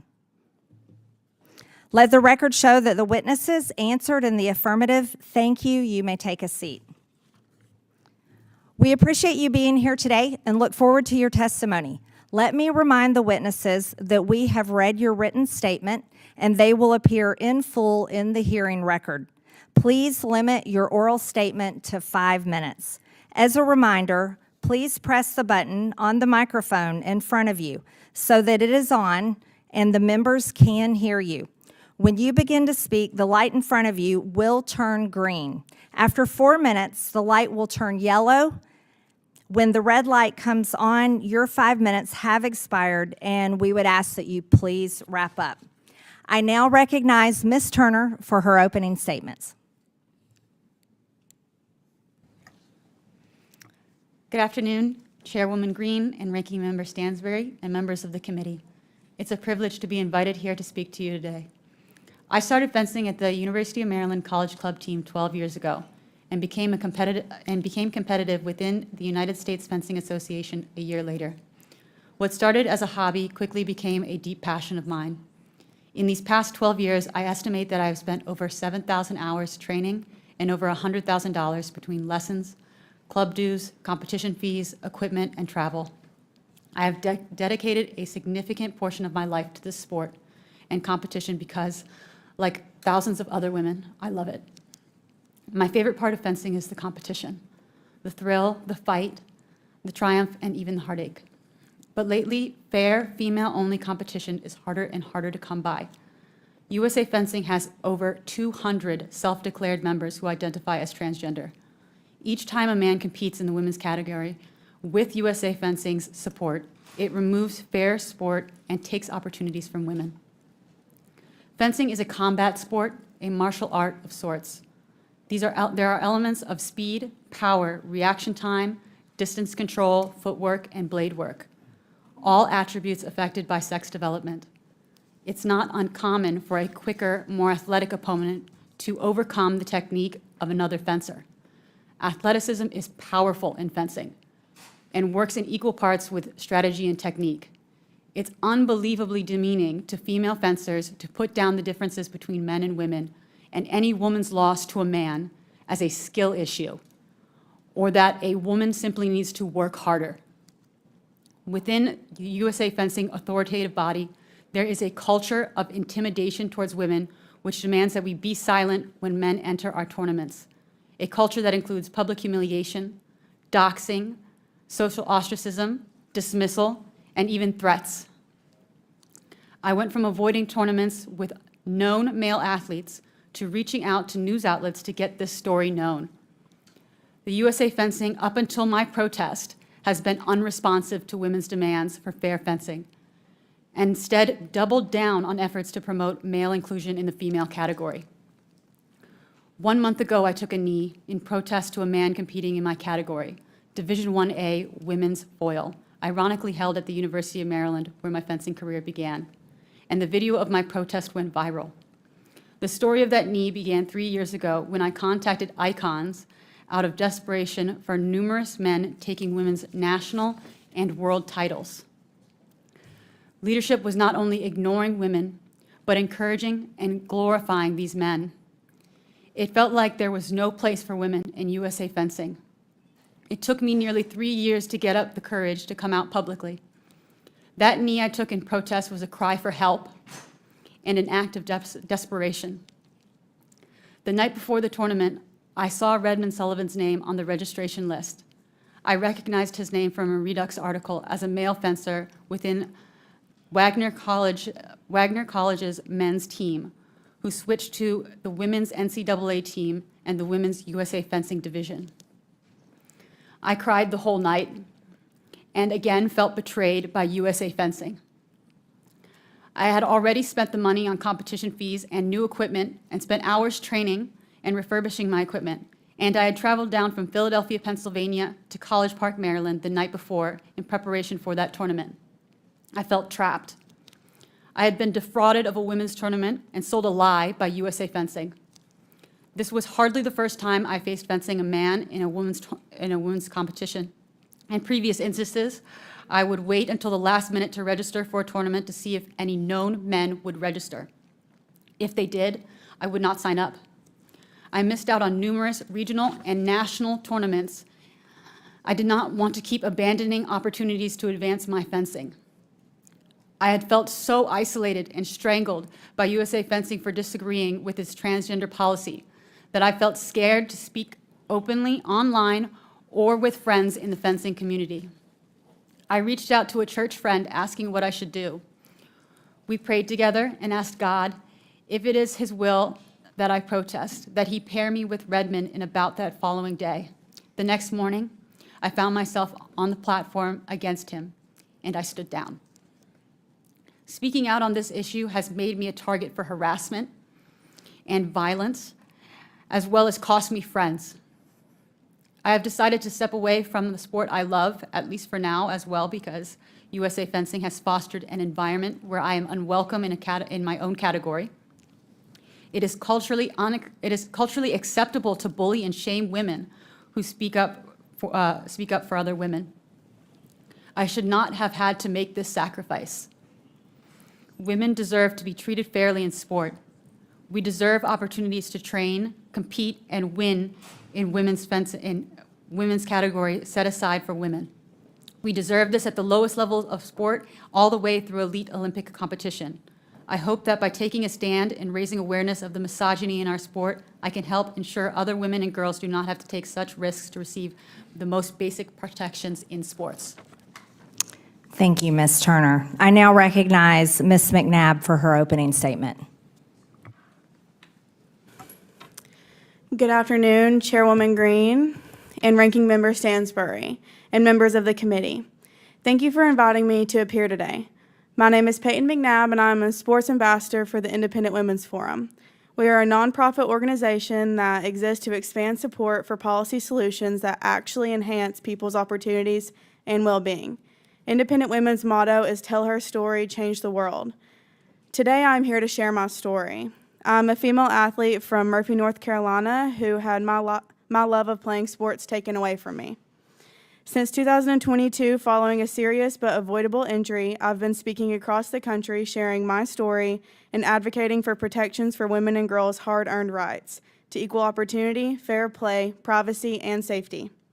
Like many other little girls, I grew up playing sports. As soon as I could walk, my dad enrolled me and my siblings in various sports. I'm incredibly thankful for that because participating in athletics has afforded me so many life lessons and given me valuable skills. In high school, I played volleyball, basketball, and my favorite sport, softball. I was excited about the prospect of playing softball in college, but that day never came. My athletic career was hindered and cut short because I was forced to compete against a male athlete on an opposing high school women's volleyball team on September 1st, 2022. I went into this game knowing that there was a male opponent, but I felt helpless and had no idea what to do. Neither I, my team, nor the administration agreed that we should be playing against a male, but the game went on. Toward the end of the game, the male athlete went up to spike the ball, and it came right at my face, slamming into my head. The force of the ball knocked me down unconscious, while my body lay in a fencing position on the court. A fencing position is how your body reacts to a serious brain injury. Everything was dark to me. The auditorium was absolutely quiet, and my teammates were scared. That was my last day playing volleyball. Medical professionals informed me and my family of the heavy news that I suffered a traumatic brain injury, a brain bleed, and my body was experiencing partial paralysis on my right side. The doctors couldn't confirm how long it would take for my body to recover. It could take months or even years, and they couldn't confirm whether I'd 100% ever be back.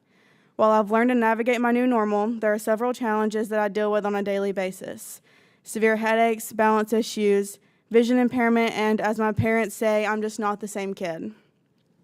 It is completely aggravating because the injury I suffered was 100% avoidable if only my rights as a female athlete had been more important than a man's feelings. Since then, I've chosen to use my voice to advocate for girls nationwide, especially for my younger sister, Avery. I've decided to turn my pain into purpose. I played a role in helping pass the Fairness in Women's Sports Act in North Carolina legislature, although it was initially vetoed by former Governor Roy Cooper, who ironically has 3 daughters of his own. Since speaking out, I've heard from so many girls. They see it happening in their schools, male athletes competing in women's sports. The fear of being severely injured by a male athlete who is undisputedly, on average, bigger, faster, and stronger than the average female is real. I want y'all to know that this issue is very real. I didn't realize how big it was until it personally affected me. What we are talking about is reality and basic truth. Men have an inherent biological advantage over women when it comes to sports. The advantage is particularly prominent respect to the activities where speed, size, power, strength, or cardiorespiratory characteristics determine performance. Males jump approximately 25% higher than females. Males throw about 25% further than females. Males run 11% faster than females. Males accelerate about 20% faster than females.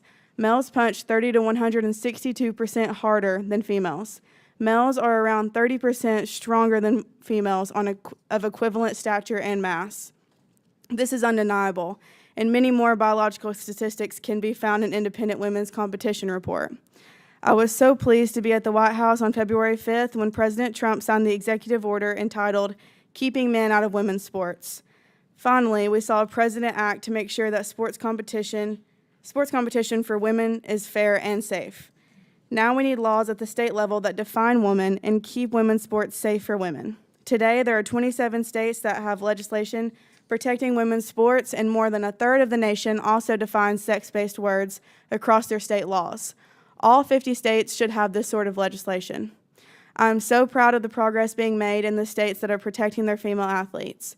I will continue to speak out about my experience with the hope that I might be able to protect the next young woman athlete from being injured. There should never be another Peyton McNabb. Thank you for having this hearing today so that my story can be shared. Thank you, Ms. McNabb. I now recognize Mr. Leifeld for his opening statement. Thank you, Chairwoman Green, Ranking Member Stansberry, and other members of the subcommittee.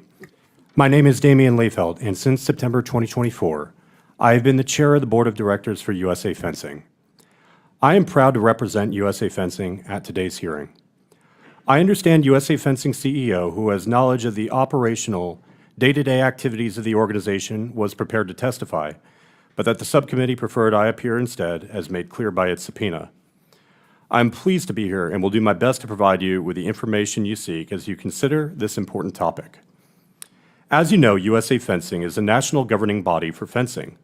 It supports over 700 affiliated clubs and 45,000 members. Like other sports, fencing promotes confidence and respect, and it encourages hard work, training, and discipline. I have been the grateful recipient of fencing's benefit for over 30 years. As an A-rated competitor, a referee, and as a coach, I have worked to bring fencing's benefits to all Americans. Although it was adopted before I joined the board, USA Fencing's transgender participation policy had that same goal. We recognize, however, that gender participation in sports is a complex topic and requires consideration of numerous viewpoints. Considerations of safety and fairness are paramount. I understand that in developing its transgender participation policy, USA Fencing drew on its long experience with mixed gender competition, where men and women have safely and fairly competed against each other for decades. USA Fencing also consulted the practices and policies of other NGBs, as well as those of the IOC, the USOPC, and Fencing's International Federation, known as the FIE. The IOC and FIE policies were particularly important. As an NGB, USA Fencing is governed by the Ted Stevens Act, which forbids NGBs from adopting eligibility criteria that are more strict than those of the Sports International Federation. The FIE does not ban transgender participation. As a result, I understand that the consensus among NGBs, including USA Fencing, is that a ban on transgender participation could violate the Ted Stevens Act. As Chairwoman Green pointed out, I've been a vocal advocate for transgender participation in fencing. Those are my own personal views. My actions as chair, however, are guided by the best interests of the organization and take consideration of the diverse viewpoints held by our members. I want to emphasize USA Fencing's commitment to safety and fairness. I know that in other sports, some athletes have been severely injured in competition involving transgender athletes. Any significant injury in competition is a tragedy, and my heart goes out to athletes like Ms. McNabb who have suffered such injuries. But thankfully, that hasn't been our experience in fencing. USA Fencing has long sponsored mixed gender competition where men and women compete against each other. Those bouts show that mixed gender competition, in fencing at least, does not pose any significant safety risks above and beyond single-gender fencing competition. The same is true for fencing involving transgender participation. Additionally, while some attributes more common in men, such as height and physical strength, can certainly confer an advantage in a fencing bout, women more commonly exhibit other advantageous traits such as flexibility and agility. Ultimately, fencing is a sport of strategy and technique. Those elements will most frequently determine who prevails. And when it comes to strategy and technique, neither sex has any inherent advantage. Transgender status thus doesn't appear to confer any inherent advantage over a cisgender fencer. Cisgender women have beaten transgender women in 55% of the bouts, for which USA Fencing has data. I was disappointed to learn that following the Cherry Blossom tournament last month, Ms. Turner has decided to take a break from fencing. I hope she will reconsider. To be clear, USA Fencing has not banned Ms. Turner. She remains free to enter tournaments and free to compete. Regardless, the response to Ms. Turner's bout underscores the importance of this issue and the need for reasoned discussion. USA Fencing welcomes that discussion. There can never be too much conversation about how to make our sport better. And so I want to be clear that if the law, research, or international consensus changes, USA Fencing is prepared to amend its participation requirements. We have been proactive in this area. After months of discussion, USA Fencing recently adopted a contingent transgender participation policy that will go into effect if the law or regulations change. I'm happy to answer your questions. Thank you. I now recognize Ms. Goss-Graves for her opening statement. Good afternoon, Chair Green, Ranking Member Stansberry, and members of the subcommittee. My name is Fatima Goss-Graves, and I'm President and CEO at the National Women's Law Center. We've been around since 1972, when Title IX was first enacted, and we've been working to create equal opportunity for women and girls in sports and in society ever since. Women and girls face many obstacles to equal opportunity in sports: fewer financial resources than men's programs, worse facilities, endemic sexual abuse. And student athletes facing these persistent inequities are among the more than 12,000 people who have complained about discrimination in school, but who actually really can't pursue justice because the Trump administration has laid off half the staff whose jobs at the Department of Education it was to respond to these complaints. Students, including disabled kids, survivors of campus sexual assault, and other forms of discrimination, are now basically in a situation where their complaints are being warehoused. So for over 50 years, the National Women's Law Center has been fighting for equality and will continue to fight until every girl has the same chance to play as everyone else. And as an expert on women's rights in sports and in society, I want to be clear here. Transgender women do not pose a threat to women's sports. Transgender women belong in sports. And I'm here because I care about all women and girls in sport. And I know that bullying trans kids and creating panic about the existence of trans people will not make us safer. It won't solve any of the problems that I named about inequity in sports. And the fixation on harming trans kids, it will not fix the problems of the American people. Because at the National Women's Law Center, we hear from people every day about the real problems that they are facing. They're concerned about reproductive freedom. They're struggling to put food on the table. They're agonizing about how to care for aging loved ones. Hardworking folks around the country, from Texas to Georgia to Tennessee to California, we hear from folks who are worried that there is a budget in this Congress that would demolish programs like SNAP, Head Start, Medicaid, and generally make their lives harder. And they're looking for an end to attacks on schools, on health care, child care, on workplace safety. Instead, over the last few years, there has been this nonstop effort to convince the public that including transgender women in sports harms cisgender women and harms all people in society. But anti-trans sports bans, they actually harm all women. And I have just a few examples that I want to name. For example, denying trans kids the chance to find teammates who have their back, that's harmful. Or harassing Black and brown women and girls for not being, feminine enough, that's harmful.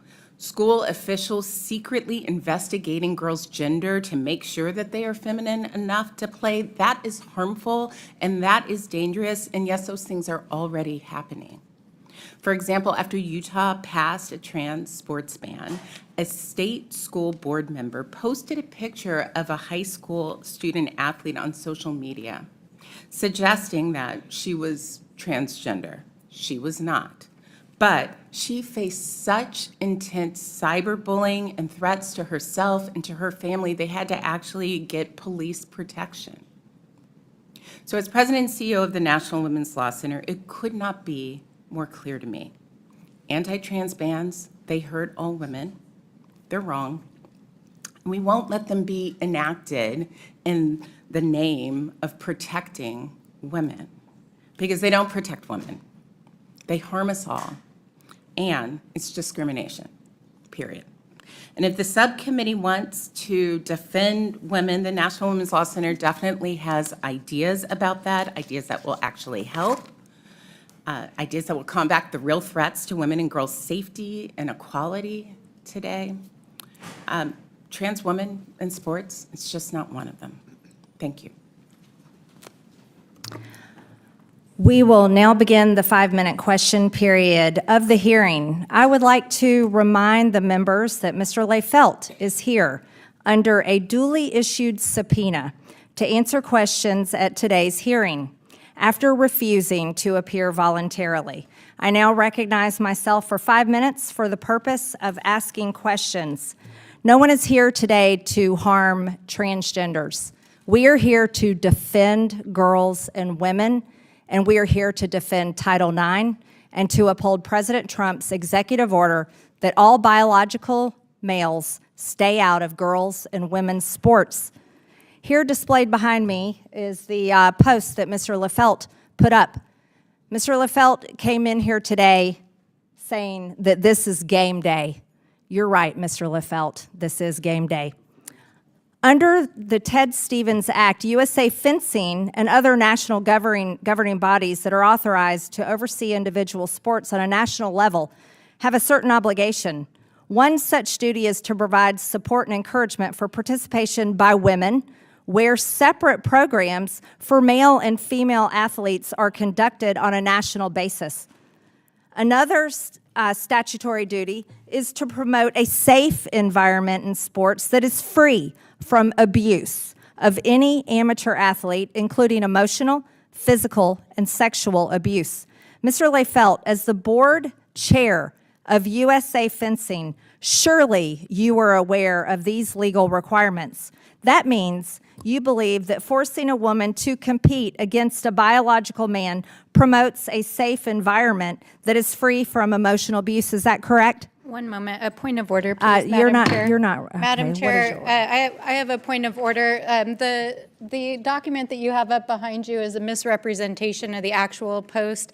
It appears that you're trying to misrepresent a witness here who you use subpoena powers against. This is not, Ms. Stansbury.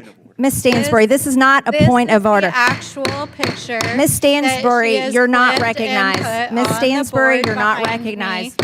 Ms. Stansbury, you are not recognized. Madam Chairwoman. You are not. This is not a misrepresenting point the of order. truth. Ms. Stansbury, this is not a point of order. You are misrepresenting what this committee does. You are misrepresenting the Stansbury. witnesses. You are misrepresenting policy. You are misrepresenting Ms. Stansbury, you're not everything. recognized. You're not recognized. That's not a point of order. You're abusing the rules of this committee. This is the post of Mr. Lefelt that he posted himself on his own social media. And that's exactly why we have it displayed here today, because Mr. Lefelt believes that he can take away the opportunities for women to compete in USA Fencing, and he thinks this is game day to defend biological men. Now, we're going to return to my time as chair of this committee. Ms. Turner, refusing to compete against a man cost you a 12-month probation.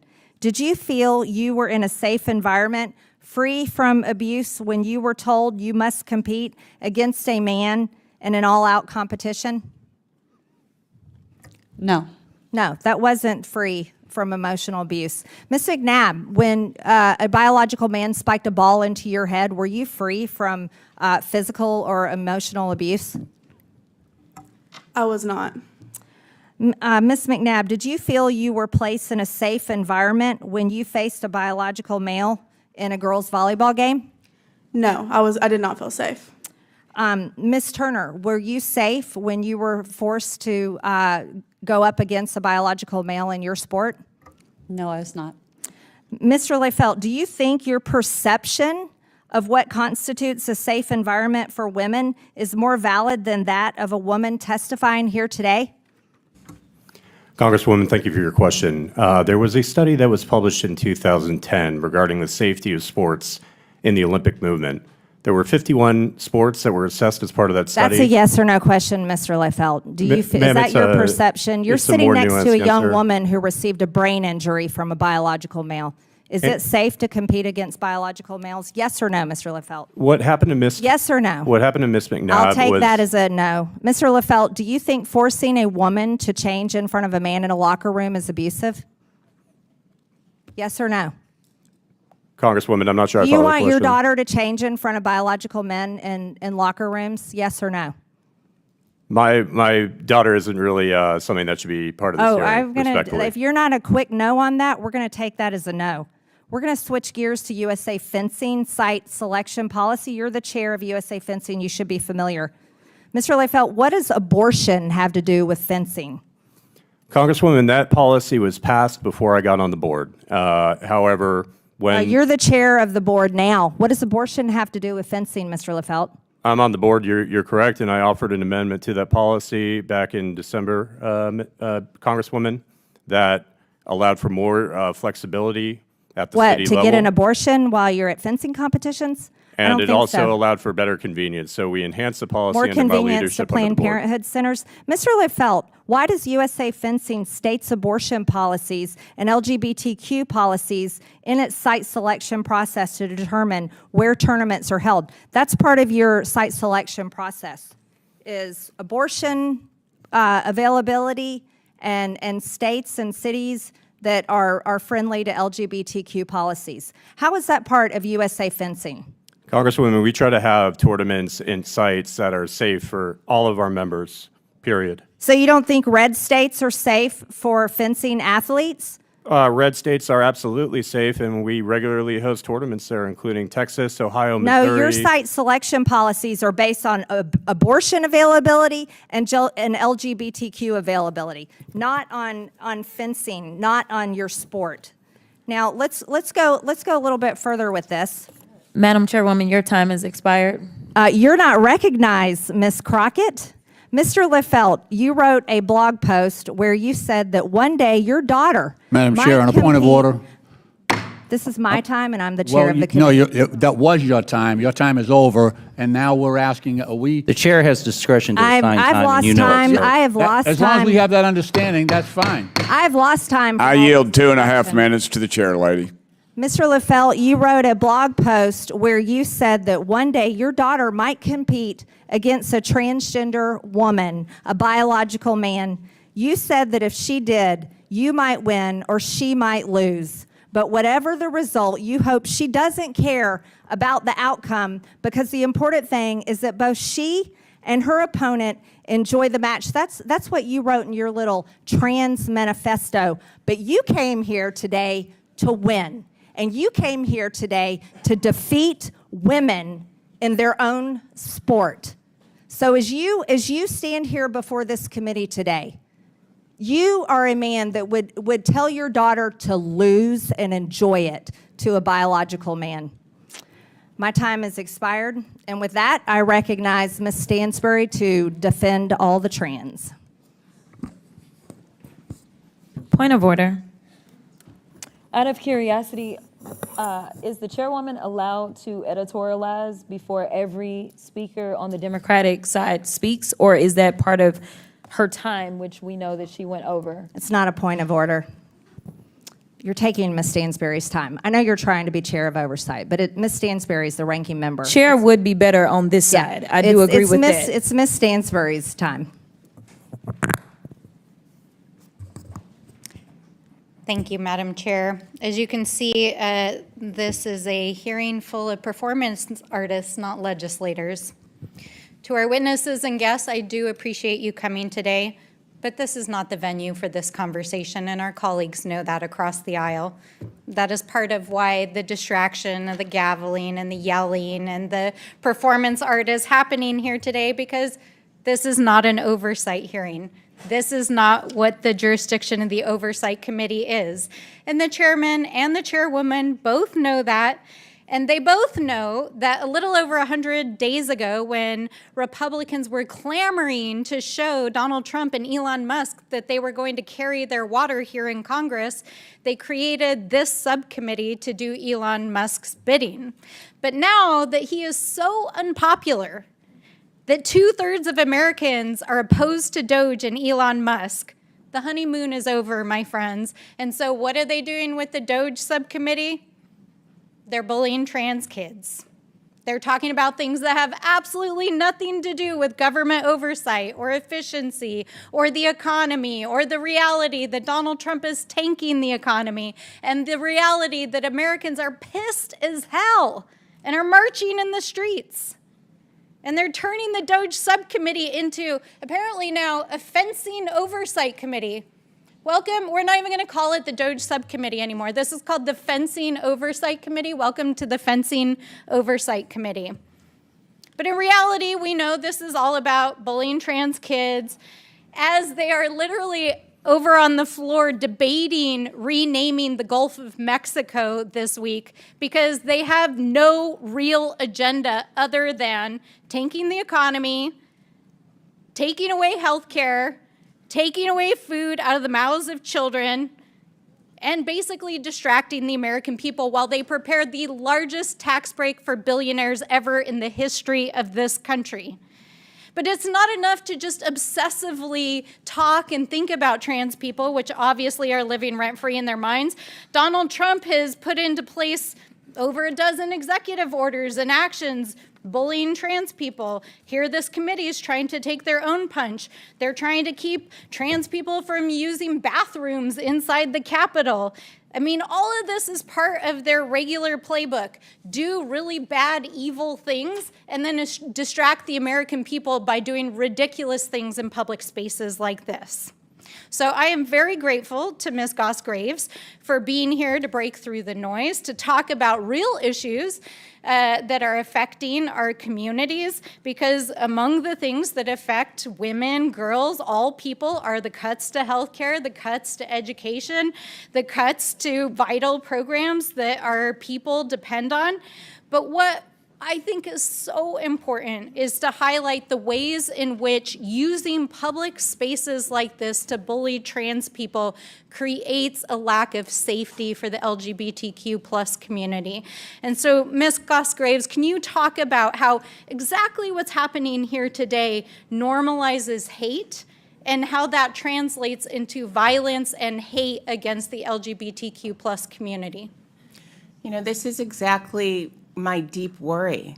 Over the last couple of years, we have seen in states around the country and now in this body and from the president using government to attack some of our most vulnerable people. And the hateful rhetoric translates to violence. It's trans young people who are experiencing violence in school. And it also means that we have seen an increase in incidents of suicide. So when I think about young people today who may be tuning in, I want to reaffirm that their existence is okay and that they are supported. But I also want to say very, very clearly, even though people have been spun up in this frenzy, that all the problems in the world are apparently now caused by trans folks existing, that is simply not true. Mm-hmm. And if we have a very serious and concerted effort to address rising costs, to address access to health care, to address the experiences that people are having in this country who are begging for help, this body actually could be doing that. In an oversight way even, it would be especially important to hear this body do that so that we could have a conversation around what has the impact been for people in this country, for women and girls, because of Doge. Those are the things I hear about all the time. Yes, thank you very much. And I also the gentlelady's time has expired. I also want to acknowledge the gentlelady's time has expired. I now recognize do we not have a Ms. McLean from Michigan. Point of order. Allocated you took a minute of my time, wasting my time on a non-point of order. The gentlelady's time has expired. I now recognize was not running during the Ms. point McLean of order. from Your Michigan. time was not wasted, and to the trans I now community, recognize We Ms. McLean stand from- with you, with the Madam. LGBTQ plus community.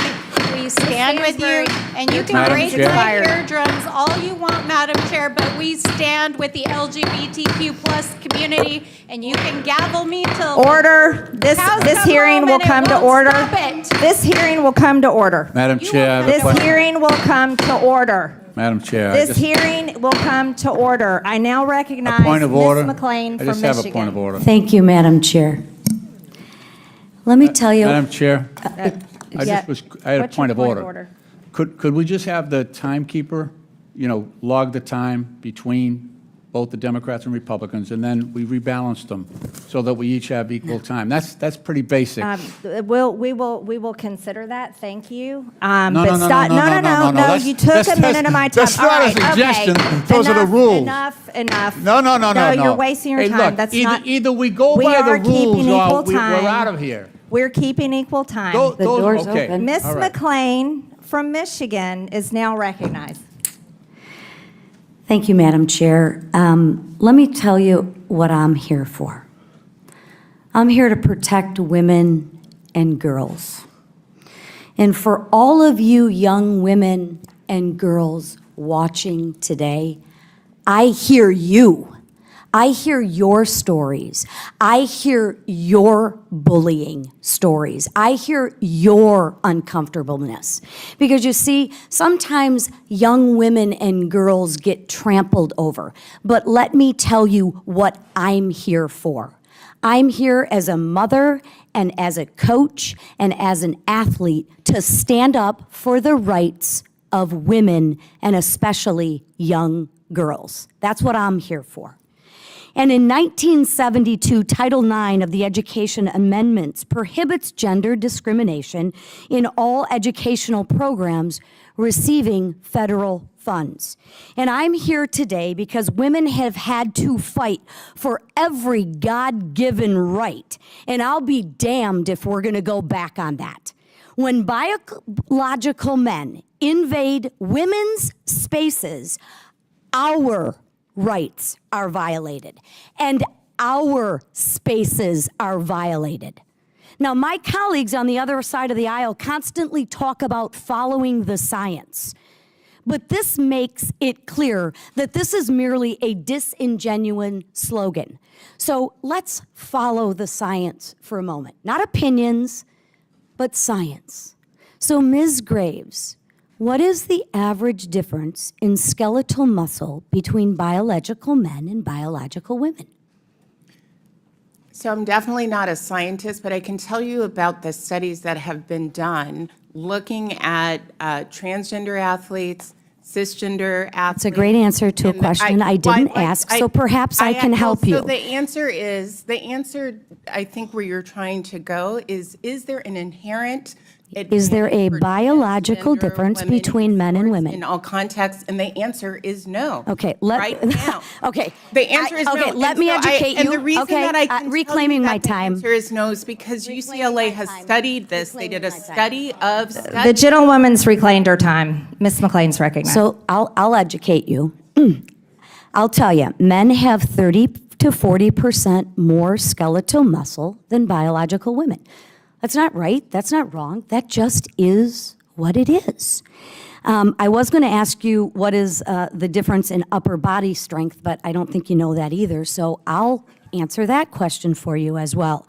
Biological men exhibit 20 to 50% greater upper body strength and 25 to 30% lower body strength than biological women. That's just the science. Ms. Graves, you stated your organization's mission is to ensure safety and opportunity for all girls. Was Peyton McNabb safe on September 1st of 2022? It sounds like she definitely wasn't. And Thank what happened you. to her was tragic. I would argue, though, Thank that the answer is to ensure that people can't spike volleyballs into people's heads. That seems unsafe. Thank no you matter for your who's answer, spiking Ms. the ball. Graves. So I will reclaim my time on that. So here's the inherent problem. If I would say I'm a 6'2" blonde supermodel, you agree with that statement? I know my husband does, but does that make it true? I'm not sure how tall you are because you're sitting down, but I'm assuming you're not blonde. Look like a 6'2" blonde supermodel? No. Okay. But I identify as one, okay? Just because I identify as one doesn't make it true, but let's go ahead and say for a moment it's true. The issue that I have for the young girls is you can live in your reality. You can live in your reality.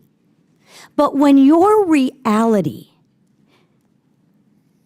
intrudes on my safety and puts another person at harm or in harm's way, that's when I have a problem with it. When you want to live in your distorted reality, you can do that. But that doesn't mean everybody else has to do that either. Because I will ask you one other question. Can a 43-year-old man identify as a 13-year-old boy? Ms. Graves? Can a 40? Can a 43-year-old man live in his reality of identifying as a 13-year-old boy? So this question makes me understand that you... No, this question is a question that you need to answer that you refuse. If we're going to be who we want to be, can a 43-year-old man identify as a 13-year-old boy? The witness can answer, but the gentlelady's time's expired. So here's the thing. It is It's a absolutely... yes or no. So I'm hoping that some people are watching, and so that's why I'm trying to provide some context. The gentlelady's time's expired. This is a yes or no question. Okay. I would have loved to give a fuller answer. Here is my answer to you. The answer is no, that an adult can't be a child. Why they identify as one? Thank you very much. Thank you for answering the question. The gentlelady's time's expired. I now recognize the witness will suspend. I now recognize Ms. Norton from Washington, D.C. for 5 minutes. This newly formed subcommittee has been nothing but a sham so far, this Congress. But this hearing takes this subcommittee to a new low, one of hate and bigotry. I have spent my life fighting for civil and human rights of all Americans. I did so in the civil rights and women's rights movements, as a lawyer, as chair of the New York City Commission on Human Rights, and as chair of the United States Equal Employment Opportunity Commission. And I do so now as the only member of Congress representing the more than 700,000 residents of the District of Columbia who are denied voting representation in Congress and full self-government despite paying full federal taxes. I am disgusted this subcommittee would use its power to target transgender people. But since this subcommittee is intent on talking about safety, let us talk about it. Ms. Goss-Graves, last year, the Center for American Progress found that nearly half of transgender adults experience discrimination in public spaces. What kind of discrimination do transgender people face? So transgender people face a wide amount of discrimination. They have trouble getting hired. They're more likely to experience harassment at work, in school, in other settings. They experience violence. Disproportionately, transgender women experience violence. So the types and forms of discrimination that the Equal Employment Opportunity Commission used to track thoroughly is vast and could and should be the subject again of this committee. The committee could look at the wide range of discrimination that transgender individuals are experiencing at work and what is happening now at the EEOC now that it is not treating that type of discrimination in the same way that it used to. Please discuss the violence transgender people face. Well, it is everything from sexual violence to assault in a lot of different types of spaces that one might feel safe ordinarily for trans people, especially when the rhetoric has increased, especially when at the highest parts of our government, they are suggesting that it is okay to insult and to make it seem like transgender people are less than human. And it is, what I think both our laws and my moral compass requires that anytime there is an organized effort to demonize a small group of people, that our laws have something to say about that. We should scrutinize the why. We should make sure there isn't harm. But my own moral compass, I will say, has something to say about that, about any time a group of people experiences the level of hate and discrimination and violence. It's up to all of us to show up. Discrimination and violence should never be acceptable. We cannot allow these against anyone. Today's attack on transgender people is a blatant attempt by the Republican majority to distract from the real harm they are causing Americans through their disastrous policies. They are proposing taking away health care and food assistance from tens of millions of Americans to give tax cuts to the wealthy and corporations. Ms. Goss Graves, if Republicans make these cuts to Medicaid and food assistance, how will this affect the health and well-being of women across this country? It will be disastrous. Almost half of births in this country are paid for by Medicaid. Women around the country and their families' lives can be upended by having access to health care one day and then not the other. And it will also change access to health care in entire regions. There are large parts of this country, especially in rural areas, that do not have enough health care systems. And if Medicaid is gutted, that will only make for more health care deserts. And the last thing that I just want to say about this is that Medicaid is sort of the backbone of long-term care. So The gentlelady's time has expired. I now recognize Mr. Cloud from Texas. Thank you, Madam Chair, and I appreciate you holding this hearing. And I especially want to thank Ms. Turner, Ms. McNabb for being here and telling your stories, not only coming before Congress and talking to us, which is bold and heroic in its own right, but taking the stand that you've taken, and for Ms. McNabb for continuing to tell your story. I am sorry that you've been put in this type of situation where you're at a critical moment in our history where this is an issue that we're having to deal with. But I admire you for your courage and thank you for being there.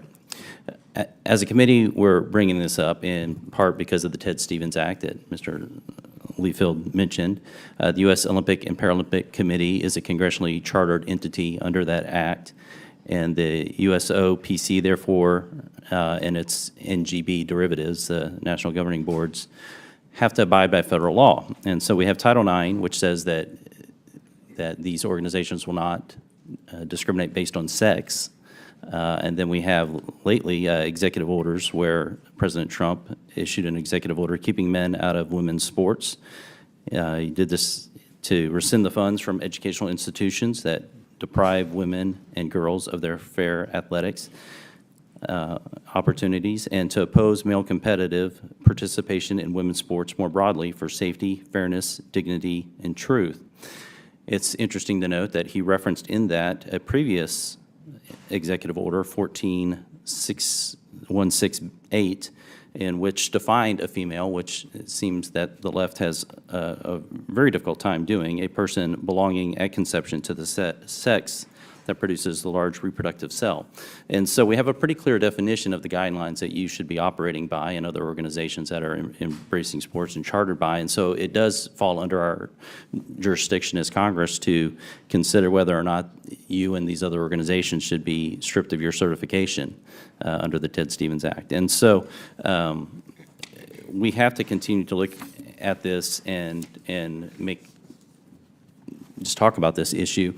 A recent UN report that the chairwoman mentioned notes that as of March 2024, over 600 female athletes in more than 400 competitions had lost 890 medals, 29 different sports, to males, explicitly concluding that males have certain performance advantages in sports, which Ms. Graves seems to not agree with. This report also notes that injuries have included knocked out teeth, concussions resulting in neural impairment, broken legs, and skull fractures. And it boggles the mind, Ms. Graves, that time and time again, what we have is mediocre male athletes turning into champions in women's sports, and you continue to think that there's not an advantage. I'm puzzled by that. Is that a question? How do you? Yeah, well, first I just have to say the idea that someone who identifies as a man would instead live their entire life as a woman. That's not answering the question, is how a mediocre competitor becomes a champion overnight. Do they have the a good notion day? is, I'm just saying the I'll move notion on. is sort of absurd.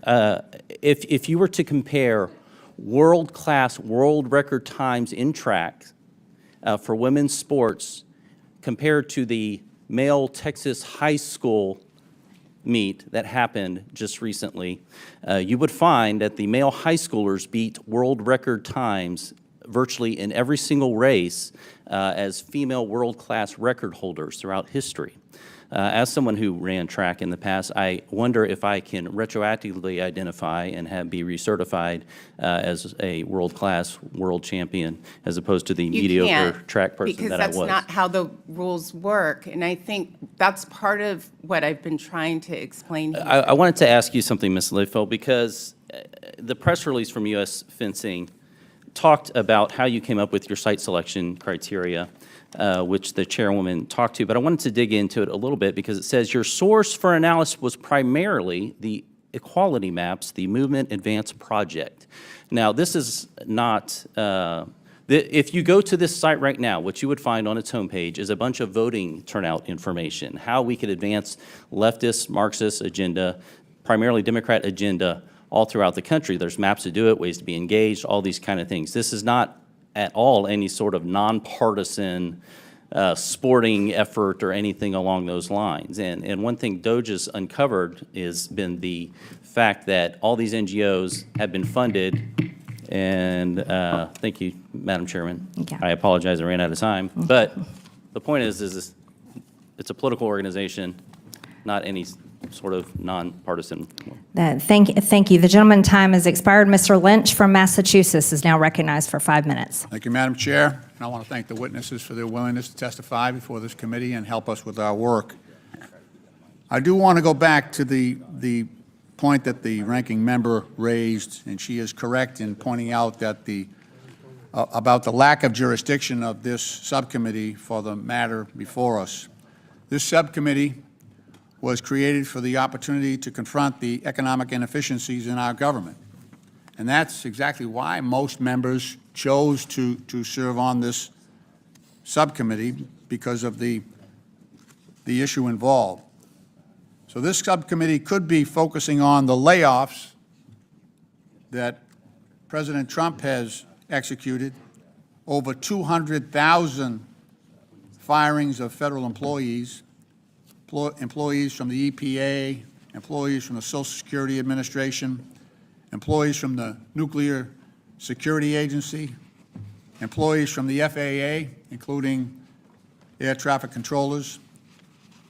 The President has fired NIH researchers working on Alzheimer's and cancer research. This subcommittee could be addressing the layoffs of 3,000 workers at the VA. I mean, that does affect the efficiency of our government programs. President Trump's laid off nurses, internists, physical therapists, and staff who care for our wounded veterans all across America. He's even laid off people from the Veterans Suicide Hotline in the middle of a veteran suicide crisis. This subcommittee could be holding hearings to find out why we have 250,000 veterans on a waiting list for benefits and treatment at the VA. and why veterans should be waiting months for an appointment. Veterans' benefits are special, Madam Chair. They're special obligations of our country because those veterans' benefits are obligations that exist because of courageous service previously rendered by our veterans. Every eligible veteran laying in a VA hospital bed all across this country has honorably served. By definition, to be eligible for that care, they have honorably served in uniform on behalf of this country, on behalf of us all. And from Democrat to Republican administration, we have always maintained that veterans' benefits must be rendered. We must keep our promise until now, until this administration, until now. We've also been hearing from farmers who are dealing with Trump's tariffs all across America. We could be addressing the impacts of the Trump tariffs on all of our states. If those tariffs are impacting the export market for cranberries in Massachusetts, I can only imagine what's going on in Iowa and Georgia and Kansas and Illinois and Indiana. The great state of Georgia, with $83.6 billion in agricultural production last year and 325,000 agricultural-related jobs. That dwarfs what we have going on in Massachusetts, and I hear plenty from our farmers and our bog operators. Madam Chair, since President Trump launched tariffs against 140 countries at the same time, and then they retaliated against us on our farmers, we've seen the landscape change. Those 140 countries have shifted their major contracts to places like Brazil, Venezuela, Canada, Europe, and away from Iowa, Ohio, Georgia, Indiana, and Illinois. That's what we should be talking about in this committee. You know, one of my first cases as an attorney, I represented a women's swim team at one of our local high schools, Boston Latin Academy. So I believe firmly in women's rights in athletics. We've come too far to let that regress. But I hope someday we actually have a hearing here to talk about gender dysphoria or gender incongruence, so we can get doctors and families in there whose families and kids are suffering from that disorder, rather than simply punching down at some of the weakest people and most vulnerable people in our society. Madam Chair, I thank you for your courtesy, and I yield back. The gentleman yields, and now, Madam Chair, I had some items to submit for the record, if that's... yes, go ahead. Wanted to submit for the record a November 22, 2003.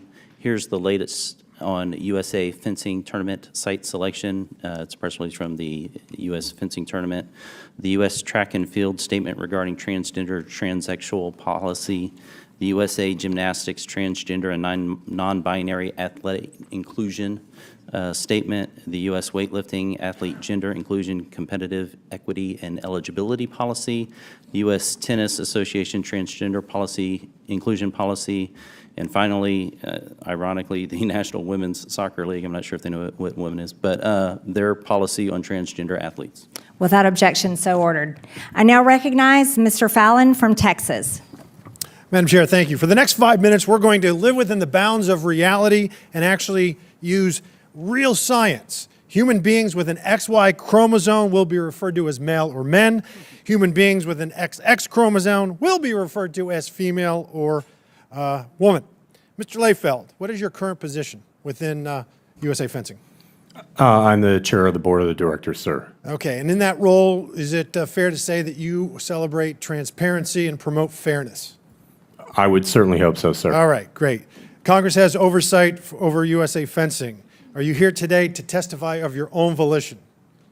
I'm here to testify on behalf of USA Fencing. Of your own volition. Did you come voluntarily? No, sir, I was subpoenaed. You did not. You had to be subpoenaed, is that correct? Yes, sir. I have to give you an F on that count right here for transparency. Let's go. Did you recently change your social media profile from public to private? I did, sir. Okay, was that before or after you got wind that you might end up being here today?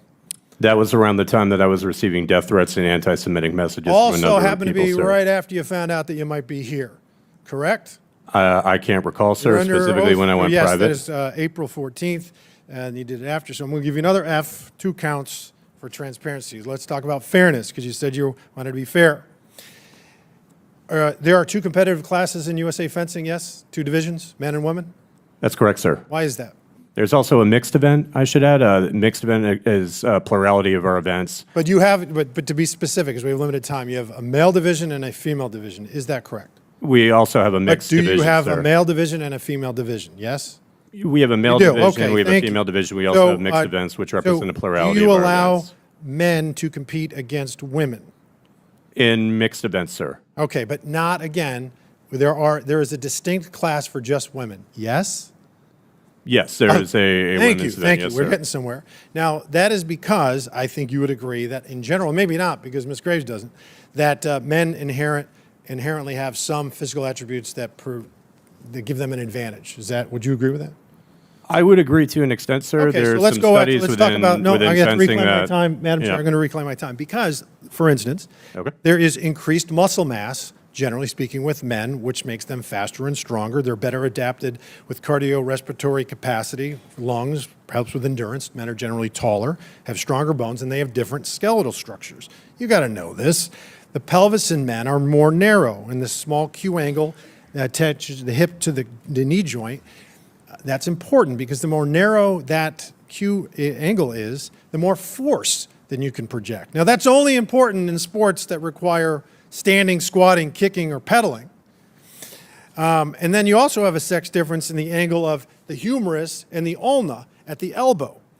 And the more narrow and the smaller that angle is, that projects more force upon extension in only sports that involve throwing, thrusting like in fencing, hitting a bat, racket, or stick. So, like for instance, what my colleague said, Will Thomas was 462nd best male swimmer for 3 years.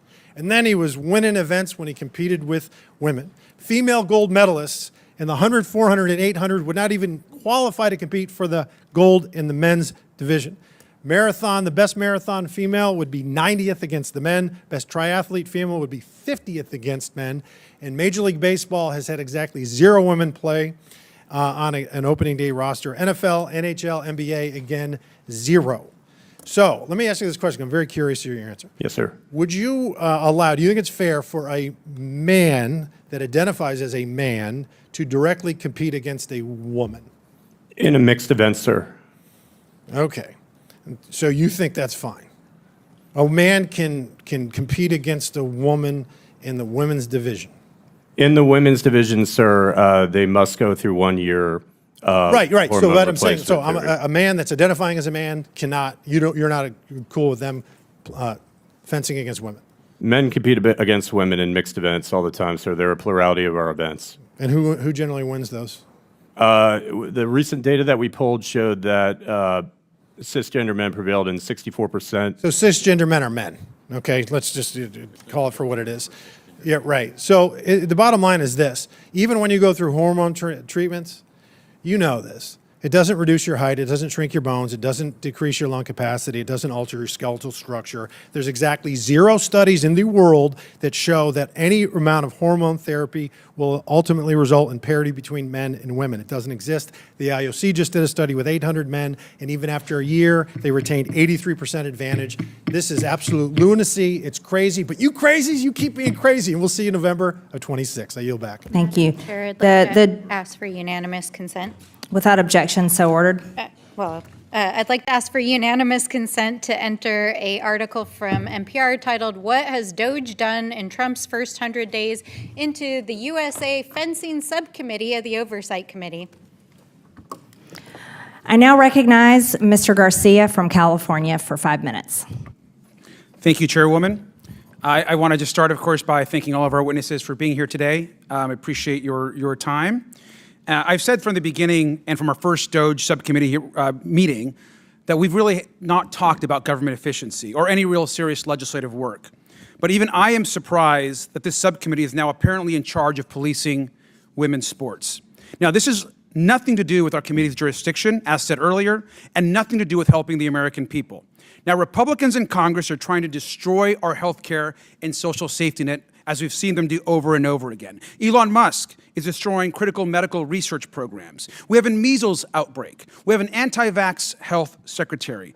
But apparently this committee wants to spend its time bullying trans kids and athletes and arguing about fencing tournaments. This is not only outrageous, it's also dangerous. Now, this committee is supposed to be about saving taxpayer dollars. And let's be really clear. Mr. Layfeld, USA Fencing doesn't receive large taxpayer-funded grants and doesn't really receive federal funding. Is that correct?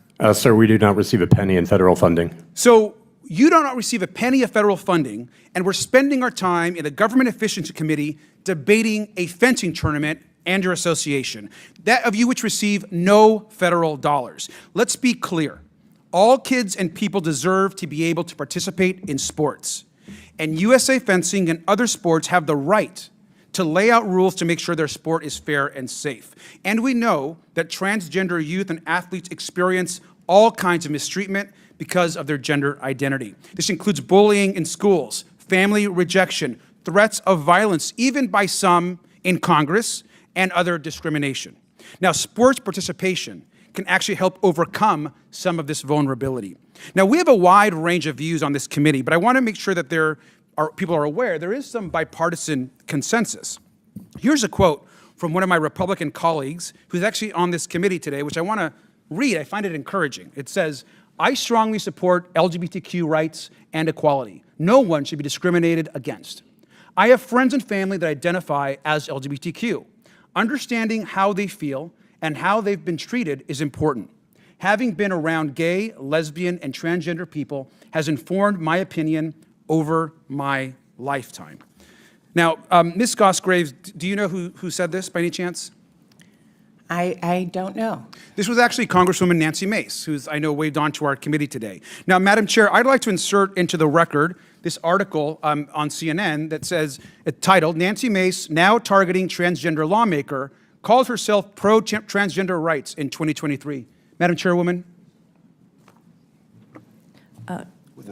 Without objection. Thank you. Now, Congresswoman Mace, of course, is here today. Now, in November of just last year, Congresswoman Mace posted 326 times on social media about trans people and their access to bathrooms in just one 72-hour period. That's a fact. So I'd like to introduce another article from Newsweek, and it's entitled, this is the title, "Nancy Mace has posted 326 times in the last 72 hours about bathrooms." Madam Chair, can I introduce this into the record?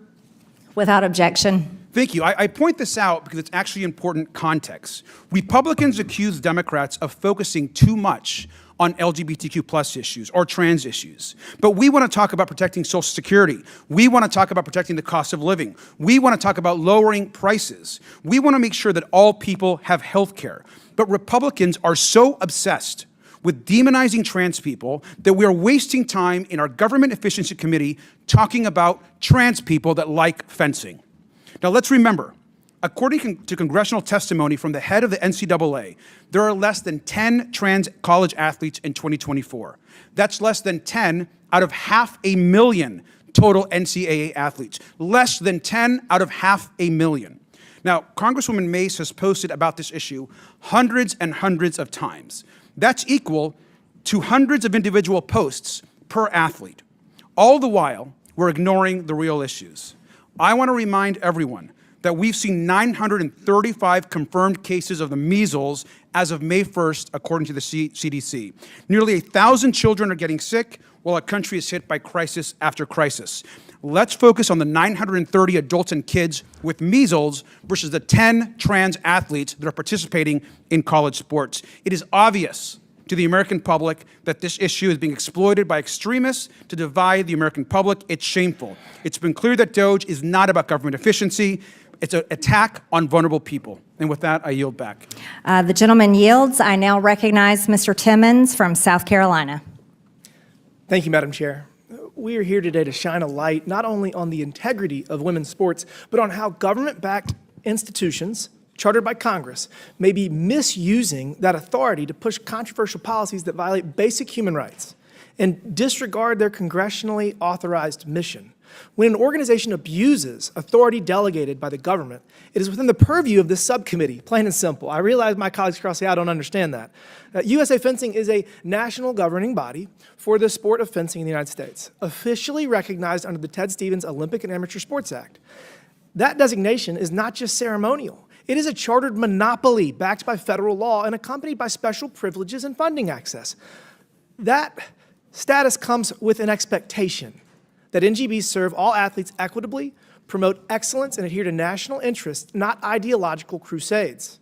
Yet recent events raise serious questions about whether USA Fencing has abandoned its mandate, is wasting resources, undermining athletes, and jeopardizing the integrity of women's sports, all while flying under the flag of a federal endorsement.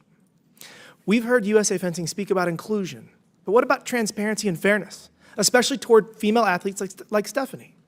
We are having this hearing for women's rights, and we know the difference between a man and a woman. That's why we are here. Stephanie Turner and Peyton McNabb's rights have been violated. What's worse is they have been violated by an entity operating under the color of federal law, an organization that bears the name of our great country as bestowed by Congress in 1978. And I can assure you that in 1978, the members that voted for this law would be horrified. They would be horrified that we have to have this hearing. Mr. Leifeld, you said earlier that the Ted Stevens Act prohibited you from discriminating against biological men that identify as women. What are you referencing? Congressman, I may have misspoke. I don't recall saying that. Could you remind me specifically what my words were in that scenario, Specifically sir? said that the statute, that you were statutorily prohibited from telling transgender men that they are not allowed to participate in women's competitions. Sir, I believe what I was referring to was a statute within the Ted Stevens Amateur Sports Act which prevents any NGB from being more restrictive than their international federation. We have consulted with very competent legal counsel. Are you familiar with the executive order signed by President Trump right here? Yes, sir. Okay, so Madam Chair, I'd like to submit this for the record. Without objection. So a couple things. One, this executive order prohibits all entities that receive federal funds, which I know you do not, of allowing transgender men to compete in women's sports. So that's basically your entire pipeline. Your main purpose is to be competitive, is to figure out who we're going to send to the Olympics, or one of your main purposes. Is that fair? That's correct, sir. Okay, so you have women that are participating in high school and in college, and they're never going to compete against transgender men because that's federally prohibited. And by the way, this executive order also says that the Secretary of State shall use all appropriate and available measures to see that the International Olympic Committee amends the standard governing. We're going to fix this, and you're lagging behind us fixing it.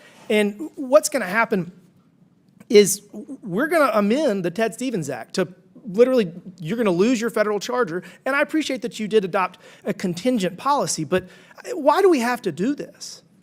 You're really creating a problem where no problem should actually exist. And if all this isn't enough, I'm going to just highlight something you had on your website. I mean, this is just pretty insane. What statutory or moral authority is granted to USA Fencing in its charter to determine who in our society is oppressed? Congressman, forgive me, I can't. Hey, this is on your website. But if I could go back to something you were saying before, sir, about changing the law and what you were talking about with the executive order. Correct, sure. All right, thank you, sir. We will be prepared to pivot as soon as the Ted Stevens Amateur Sports Act changes. You might get the FIE, the a little more, IOC. though. I mean, I have a feeling that we're going to write the statute in a way that if this is a problem when the statute becomes law, we're probably going to have some additional clauses in there that removes rights and abilities. But look, I mean, you do you. And we will follow the law, sir. The law is going to be punitive. I can assure you of that. We're not going to let this stand, and it's going to get fixed. And anyways, I want to go back to this. So you say on your website that so Vietnam veterans are an oppressed group versus veterans. Why does a veteran of a war in Afghanistan or Iraq how is a Vietnam veteran oppressed? Sir, I've actually never seen this, but I want to be clear. We have an appreciation for all of our veterans. We have many who have one individual who served our country admirably, was disabled by an IED in Iraq, and we very, very much You need to delete appreciate this off your website. all of our veterans, sir. Without a, yeah, thank you. Madam Chairwoman, I'd like to ask for unanimous consent to enter something into the record. Without objection. Madam Chairwoman, I'd like to enter an article from USA Today entitled "Millions of People Would Lose Their Coverage Under Trump-Backed GOP Plan to Cut Medicaid." This is the CBO score that came out today. We want to talk about Without things that are objection. horrifying. Without objection, How about the so ordered. millions of Americans that'll lose. We're their not reading the healthcare? article without objection, so ordered, just the title. I now recognize Mr. Kassar from Texas. Madam Chairwoman, I want to start off by acknowledging that this morning, the Nonpartisan Congressional Budget Office announced that more than 5 million Americans can lose their health care because of the Medicaid cuts being pushed by Republican members of Congress. So, of course, Republicans on the Government Efficiency Committee are holding an emergency hearing on semi-pro fencing. Not fences like the kind that goes around a building, but like the sport with the swords. And I've knocked on thousands of doors and talked to thousands of Republican, Independent, and Democratic voters in my career. And not a single time has someone flung open their door and said, "Thank God you're here, Congressman. I want to ask you about transgender people fencing." It's just never happened. I've never even met a fencer before. I've just seen it on The Parent Trap. I'm sure it's a great sport, but what the hell are we doing here? Seriously, we're here because Chairwoman Marjorie Taylor Greene thinks that if she picks on vulnerable people, like trans folks, she can avoid having a discussion about the allegations of insider trading against her. She thinks that she can distract from the fact that Trump and MAGA Republicans are raising your costs every single day, suppressing your wages every single day, stealing your taxpayer dollars every single day, and threatening your health care. That's the reason we're at this crazy hearing today. Here we are in a subcommittee supposedly about government efficiency, spending hours upon hours trashing trans people and talking about trans folks in sports. There's more members on this committee than there are trans people in all of college sports. Of the 500,000 student athletes in America, about 10 of them are trans. Not 10,000, 10. In Olympics, there are even fewer. So in my opinion, sports leagues will do a much better job than politicians up here on this committee coming up with fair and thoughtful ways of handling who does and who does not qualify for which sports. But I think that instead of picking on LGBT people, politicians in this country should be singularly focused on improving the economy for every single working American. That's my crazy idea.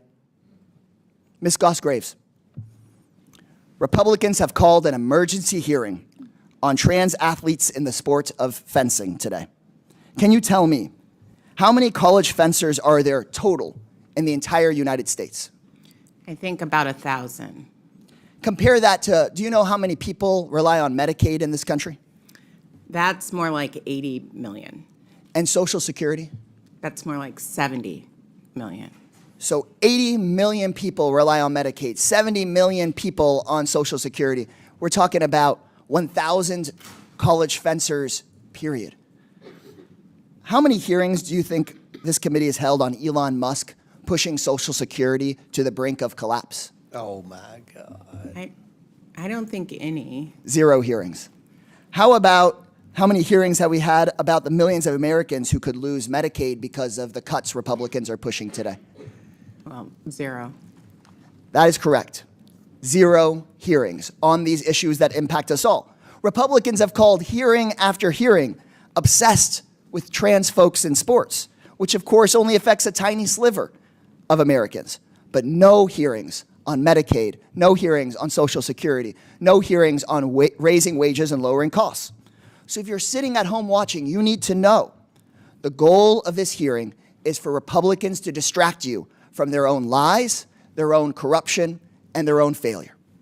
The goal of this hearing is to make sure that Fox News has something to talk about other than Elon Musk getting billions of dollars a year in government contracts while cutting services for you. The goal of this hearing is to make sure that Fox News has something else to talk about other than Chairwoman Marjorie Taylor Greene's alleged insider trading. It's a sick reality right now in American politics that right-wing Republican officials think that picking on trans people is how they'll earn more votes and raise more money. They pick on Americans that are already facing discrimination and violence, and they're making those challenges worse. They're trying to pull the oldest trick in the book.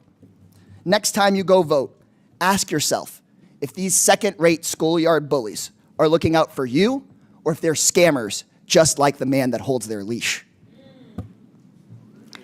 The gentleman's time has expired. It's important to point out that Democrat members today are not asking the two young ladies that are here representing their sports, and this is what the hearing is about today. I now recognize Chairman Comer from Kentucky. Thank you, Madam Chair. I want to start with a quick round of yes or no questions for each of our four witnesses, so please keep your answers for my first two questions to yes or no for time's sake. First question, do you believe biological men should compete in women's sports? Ms. Turner? No. Ms. McNabb? No. Mr. Layfelt? If they comply with the requirements, sir. So is that a yes or no? It's if they comply with the requirements that have been set by our policy, they deserve to compete. By the president's policy? By the policy of USA Fencing. Ms. Graves, I'm going to take that as a yes. Ms. Graves? I agree with Mr. Layfelt that trans women should be able to compete in the sport in accordance with their gender identity. So 2 no's and 2 yeses. Second and last question for yes or no. Should biological men be able to get scholarships to college in women's sports? Ms. Turner? No. Ms. McNabb? No. Mr. Layfelt? They can't get them anymore, sir. They can't get them anymore. So do you believe, yes or no, they should? You have a personal opinion on that? I don't really have an opinion on that, sir. Ms. Graves? I'm actually concerned about the tens of thousands of women in this country who play college sports who have fewer scholarship opportunities than men. This would actually be a really important. So you are concerned that a man would get a college scholarship that should go to a woman? It's my understanding that there's less than 10 transgender women playing sports, but I know that there Mr. are tens Layfelt. of thousands of women Mr. who Layfelt. have Sir. fewer scholarship On the website, I know my colleague Mr. Timmons talked about it, there are some troubling statements. There's a page titled, and I think he referenced it, Power and Privilege. This page promotes woke content stating that people who are white, Christian, middle class, English speaking are all privileged, and we should be asking if they're, quote, the right person to take up space or speak on certain issues. Now, your blog and social media posts consistently express similar views, so I assume you support the ideas on that webpage? Sir, I'm not sure about the specific area of the webpage that you're referring to. As a board member, I focus primarily on governance, and if there's something that's operational, I stay very far away from that. So you disavow your website?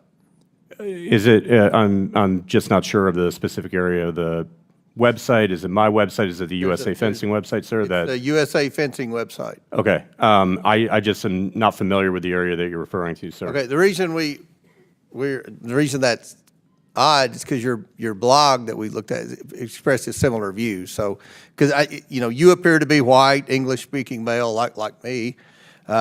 So I didn't know. There was just an odd opinion. You don't have any comment on that? You don't know anything about it? I'm just, sir, in all honesty, I'm not following the question. You're not following a question about the USA Fencing website that has just a lot of, concerning content on there that some would consider racist, discriminatory, or you don't have any, that's not a concern or anything? If you link me to the specific part of the website, I could get back to you with an opinion, but I'm just not following where that is. We'll get you a copy of your website that Mr. Timmons just referenced. So, Mr. Layfelt, let me ask a simple question. Do you support transgender women, which are biological men competing in women's events? If they comply with the policy, sir.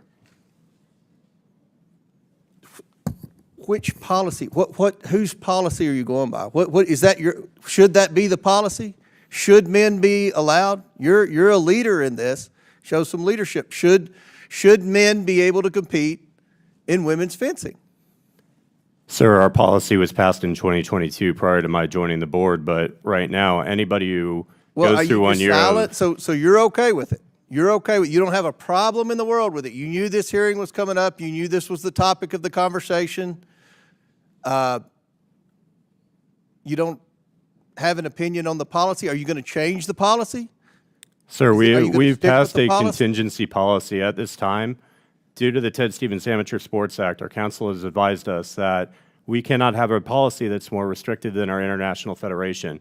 I want to be clear that if Congress or the IOC or the FIE, our international federation, changes the policy to ban transgender participation, we will, of course, follow suit. Well, look, I think the majority of this Congress is committed to protecting women in women's sports. NBC News poll asked, when asked if they agree or disagree with transgender women competing in women's sports, 75% disagreed. This is one of those 80-20 issues that my colleagues on the other side the hill they want to die on. So we're going to try to protect women's sports. Thank you for having this hearing, Madam Chair, and I yield back. Thank you, Mr. Chairman. Madam Chair, I'd like to ask for unanimous consent. Without objection. I'd like to enter into the record a New York Times article entitled, "The GOP plans to cut Medicaid, would save billions but leave more uninsured," budget office says. That's what we're actually outraged Without objection, about. so ordered. I now recognize Also, I Mr. want to point Burchett out that the from most powerful Tennessee. oversight Republican You're not Congress, recognized. Ms. Stansbury, you're not recognized. talking I'm about sorry, we're going to fencing Crockett. while they're trying Okay. to cut Medicaid. Actually, Ms. Stansbury, you're not recognized. I now recognize Ms. Crockett from Texas. Thank you so much. It is so interesting that I just learned today at 44 years old that the Republicans are going to be the ones to save women. The same Republicans that have been, say, for women's reproductive acts, or the same Republicans that have stood for the Equal Rights Act, which would hopefully get women to equal pay, or the same Republicans that just this Congress voted for the SAVE Act, which we know would disenfranchise women from even being able to vote. But let me tell you, they are our saviors, and so I am so happy to be here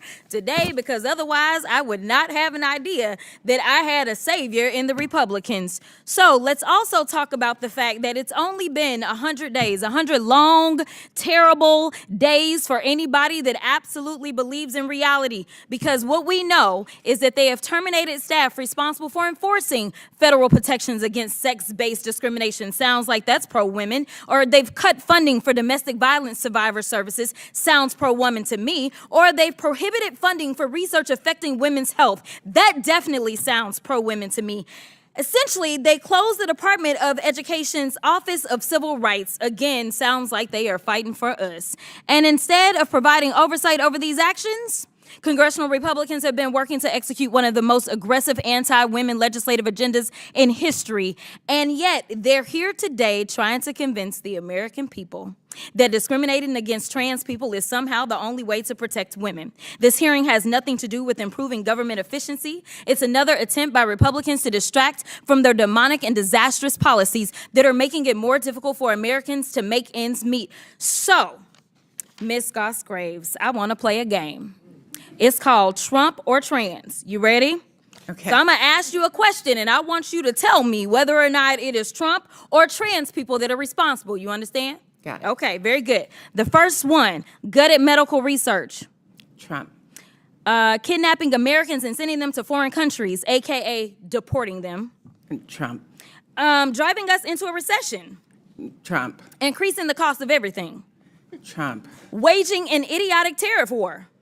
Trump. Harming farmers. Trump. Ignoring the Constitution. Trump. Proposing to take away Social Security. Trump. Cutting health care. Trump. Firing government workers who keep our country safe. Trump. Encouraging an environment of hate and divisiveness. Trump. Thank you so much. This committee could be engaged in actual oversight of fraud, waste, abuse, and mismanagement. So let's talk about waste. like Trump's plan to spend almost $100 million for his little birthday parade, or how he spent 25% of his first 100 days golfing, costing taxpayers tens of millions of dollars. In fact, it's a little bit over 30 million at our last estimation. In fact, President Trump is on pace to spend more than $1 billion of taxpayer dollars just on golfing. Yet the Republicans have been silent.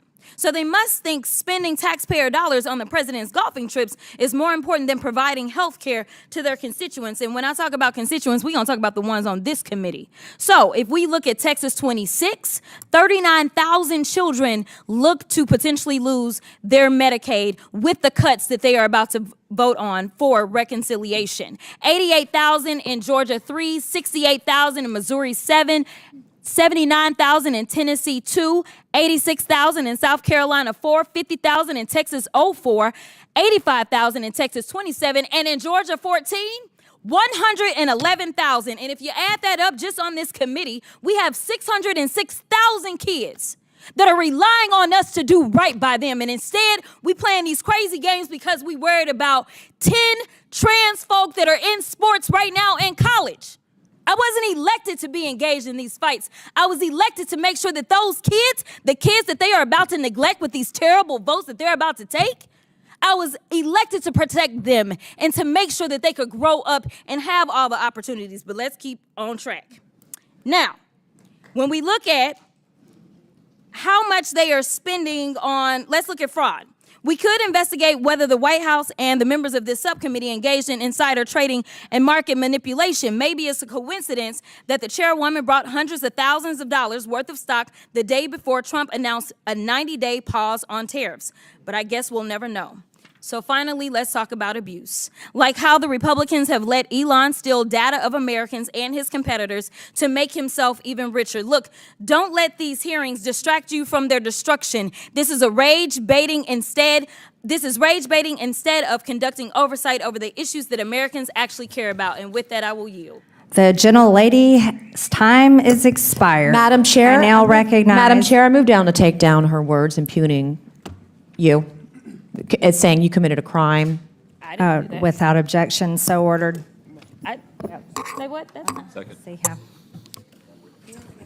The committee will Point of suspend. The parliamentary committee will inquiry. suspend. Point of parliamentary inquiry. We're going to go with hers first, right? Madam Chair. The committee will suspend. The member will state the words she wishes taken down. Well, actually, Madam Chair, the words were actually not made in a The timely committee manner. will suspend.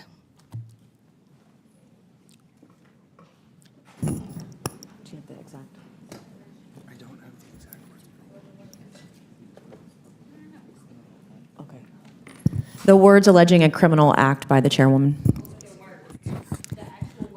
What words? The committee will suspend.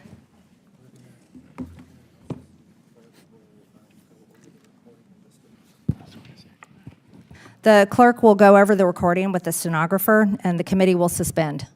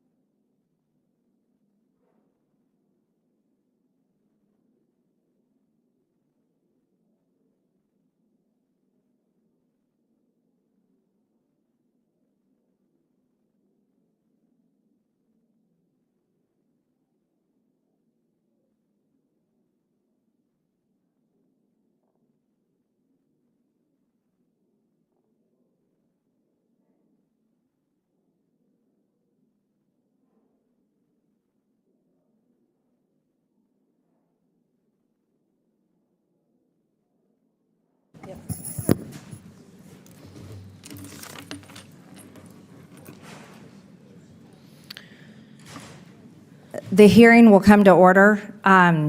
Ms. Mace, I'd like to ask, we've looked at the words that were said, and it's borderline, whether it's parliamentary and goes along with the rules, saying could and accusing the White House and members of this committee of crimes is borderline. So in interest of the hearing and our witnesses that are here today defending themselves against the mentally ill biological males that have invaded their sports, and in the interest of making sure that we stay on track instead of getting sidetracked into Democrats' nonstop fake accusations, I just ask, thank you for bringing up the motion and ask if you'd Yes, like Madam Chair. Okay, thank you very much. With that, I now recognize, she already did, Ms. Stansberry. I now recognize Mr. Burchett from Tennessee for 5 minutes. Thank you, Chair Lady. Madam Chairman, I'm sorry, it has to be withdrawn on the record. She asked the question and she said, yes, Madam Chair. You weren't listening, Ms. Stansberry. We handled that, and it has been removed for the record, the fake accusations of criminal behavior. Oh, are you accusing also? And lying, and you're continually disrupting this hearing and won't stay on track about mentally ill men trying to beat down women in women's sports. We're going to stay on track now, Ms. Stansberry, so hopefully you can go along with this hearing and stay on subject. And I now recognize Mr. Burchett from Tennessee. Thank you, Chair Lady. Thank you for allowing me to be here. Much has been said about the number of trans athletes that are in sports today, or the lack of numbers, I guess. But I can tell you, there's a couple of ladies sitting right here who have been greatly affected by those very small numbers. One is not being able to pursue her passion of fencing, and the other lady has had a life-altering event occur to her because of it, and I take a little bit of offense to that, being the father of a very cool young lady. I just think that this is something that needs to be noted, and also a lot of distractions been made about cutting SNAP and all these other things, and Medicaid, Medicare, what have you. All anybody on our side of the aisle is talking about is cutting waste, abuse, and fraud. The only people that are talking about making any cuts are my friends cackling to my right and a few commentators on CNN. And all we're talking about is waste, abuse, and fraud. And you have to ask, America's going to have to ask themselves eventually, why in the world are the folks on the left so afraid of waste, abuse, and fraud being cut? I suspect because it's going to come back to somebody's pockets. So with that, I appreciate the time you've allotted me. Mr. Lefelt, did I say that name right, sir? Close enough, sir. It's Leifeld. Leifeld? All right, I'm Yes, sir. Burchett. Nobody ever gets it right, so. It's a German name, sir. But a lot of people mess it up. I'm not really sure what mine is. I just East Tennessee. Let me ask you, while serving as chairman of the USA Fencing, you posted a very long pro-transgender manifesto on your blog. Let me ask you, why did you post this? And I would like to, for the record, put that on the record, Madam Chairman. Go ahead. Without objection, so ordered. Sir, I posted it in my personal capacity, just over the years having observed a lot of transgender women transition and the success that they had found in fencing and the purpose that it gave them in life. Okay. And in the post, you mentioned you had no problem with your daughter facing a man in the sporting event. Is that true?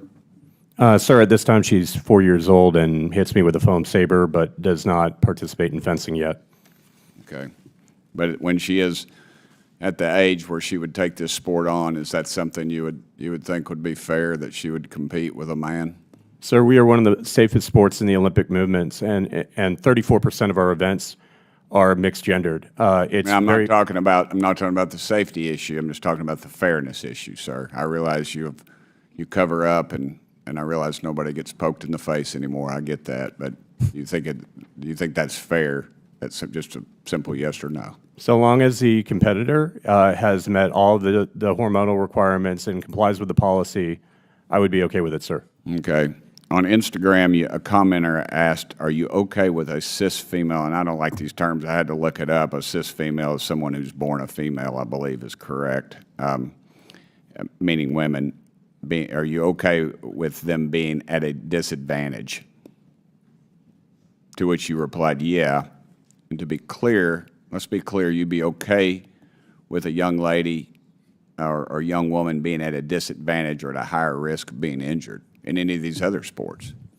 Sir, thank you for giving me the opportunity to address that question. That was a question that required a far more nuanced answer than what I gave, and I appreciate having the opportunity on the committee to address that question.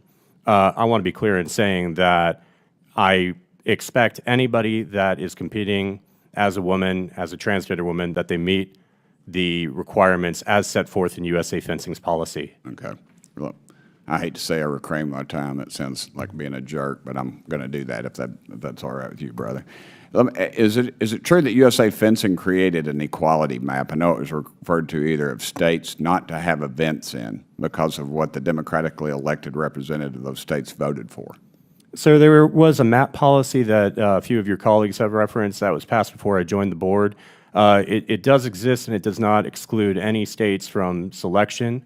To be crystal clear, we have had tournaments in numerous states that are listed in there, including Texas, Ohio, Florida, Missouri, et cetera. It does not exclude any states from selection, and we proudly host tournaments in those states. Okay, well, I'm out of time. I apologize. Thank you, Chair Lady. Thank you, sir. The gentleman's time has expired. I now recognize Ms. Simon from California. Thank you, Madam Chair, and thank you, all of you all, for coming today. There's so much to say, but I have such a limited time, and I actually have a question. But we'll also want to refer back historically. We've been having these conversations for quite some time. Ms. Gross, do you recall in 2000, and I believe it was 2009, the Castor Simayenya case? Correct, yes. Could you tell folks a little bit about this case? I have some document on it too, but could you give me a little background? This was an Olympic sprinter, and there were all sorts of assumptions that she was not a woman, and she was subject to all sorts of invasive tests, but also bullying and harassment because she was assumed to be not feminine enough for the sport, basically. Yeah, so, this case, she was a black woman, and she was assumed, South African, I think, yeah. South African black. And she was assumed to be too fast, too big. And of course, she was asked to undergo testosterone testing and medical treatment to reverse her natural testosterone that was in her body, but she was born female. That's correct. So I just want to make it clear where we are. On March 25th, in this very room, my colleague, Ms. Presley, she introduced an amendment to this body. And the amendment was pretty clear, and it said, it requested that this body vote down anything, any mention of any policy that would ban racism, that would push forth any clarity around us insinuating as a full body that the Trump administration, when he moved executive orders, that they wouldn't mention or allude to any kind of segregation. My colleagues on the right voted that amendment down, every single one of them. So even if you're not transgender, folks who are watching, I want you to understand why this moment is so important. We have a party who has been very clear about what their intentions are for this country. Very clear about what their intentions are for this country. I think it's bringing us back to a 1950s America where segregation was legal. Who is to say that your African-American daughter, because of her BMI, will be subject to the same kind of conversation? Who is to say, if we move forth in this conversation, that your daughter, who was born a female, would be subjugated, and subject, I should say, to inspection of her genitals when she went up to the mount to play t-ball because she looked a little bit different from other folk? There's a slippery slope here. I definitely want to talk about race, fraud, and abuse in the 119th Congress. It's important. And it's also important for us to realize that the cruelty of not centering all Americans, how difficult that is, but it is ingrained in who we are to figure out how we love and support and not pathologize anyone. Let's be careful. Let's be careful. Ms. Gross, I wanted to give you an opportunity while my time is limited to share anything else about really what we're seeing here and how the slippery slope can maybe go a little bit farther and more horrific than it already is. Well, I'd say it's already happening. We're already seeing girls being challenged for not being feminine enough, for being too tall, too fast, too good at what they do, by other parents, by school officials. Discrimination never begins and ends with the small group of people who are initially targeted. It will extend and harm all girls. Thank you. Thank you so much. And I yield my time, Madam Chair. The gentlelady's time has expired. I now recognize Mr. Burleson from Missouri. Thank you, Madam Chair. And thank you to our two witnesses for confronting the assault on women's sports.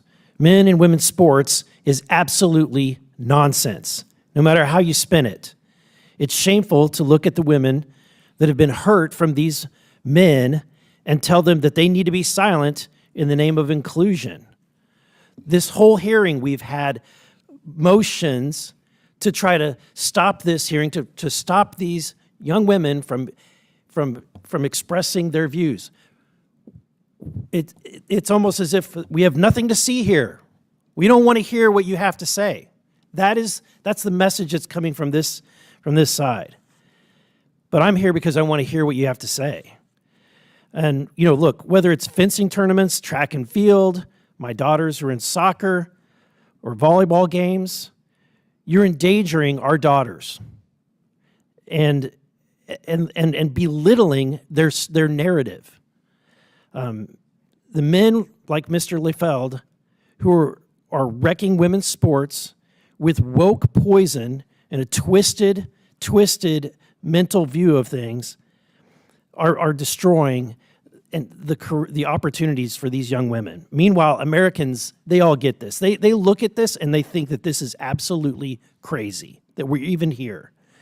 And so we're here to obliterate this insanity and fight for our girls and their safety and their fairness in their athletic endeavors. And I've got to tell you, Ms. Graves, I was shocked to read your testimony where you belittled the experience of Ms. Turner.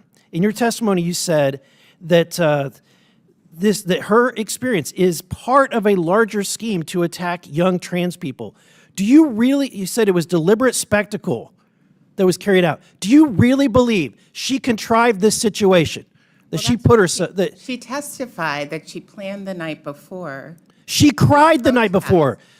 Do you have any sympathy for a young woman who realizes she's going to have to sword fight a man the next day? Protest is important. It is to make a point. There is mixed gender competition all the time in fencing. You heard that it was a plurality. No, Ms. Graves, I'm taking my time. This young woman did not register for a mixed sport, for a mixed event. She registered to compete with other women.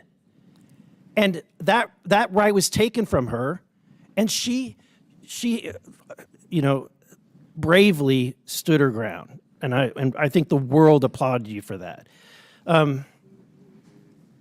Ms. McNabb, the life-changing, altering, can you describe, and this is where I want to kind of give some time. This event has had a dramatic impact on your life, physically, the mental anguish that you've gone through.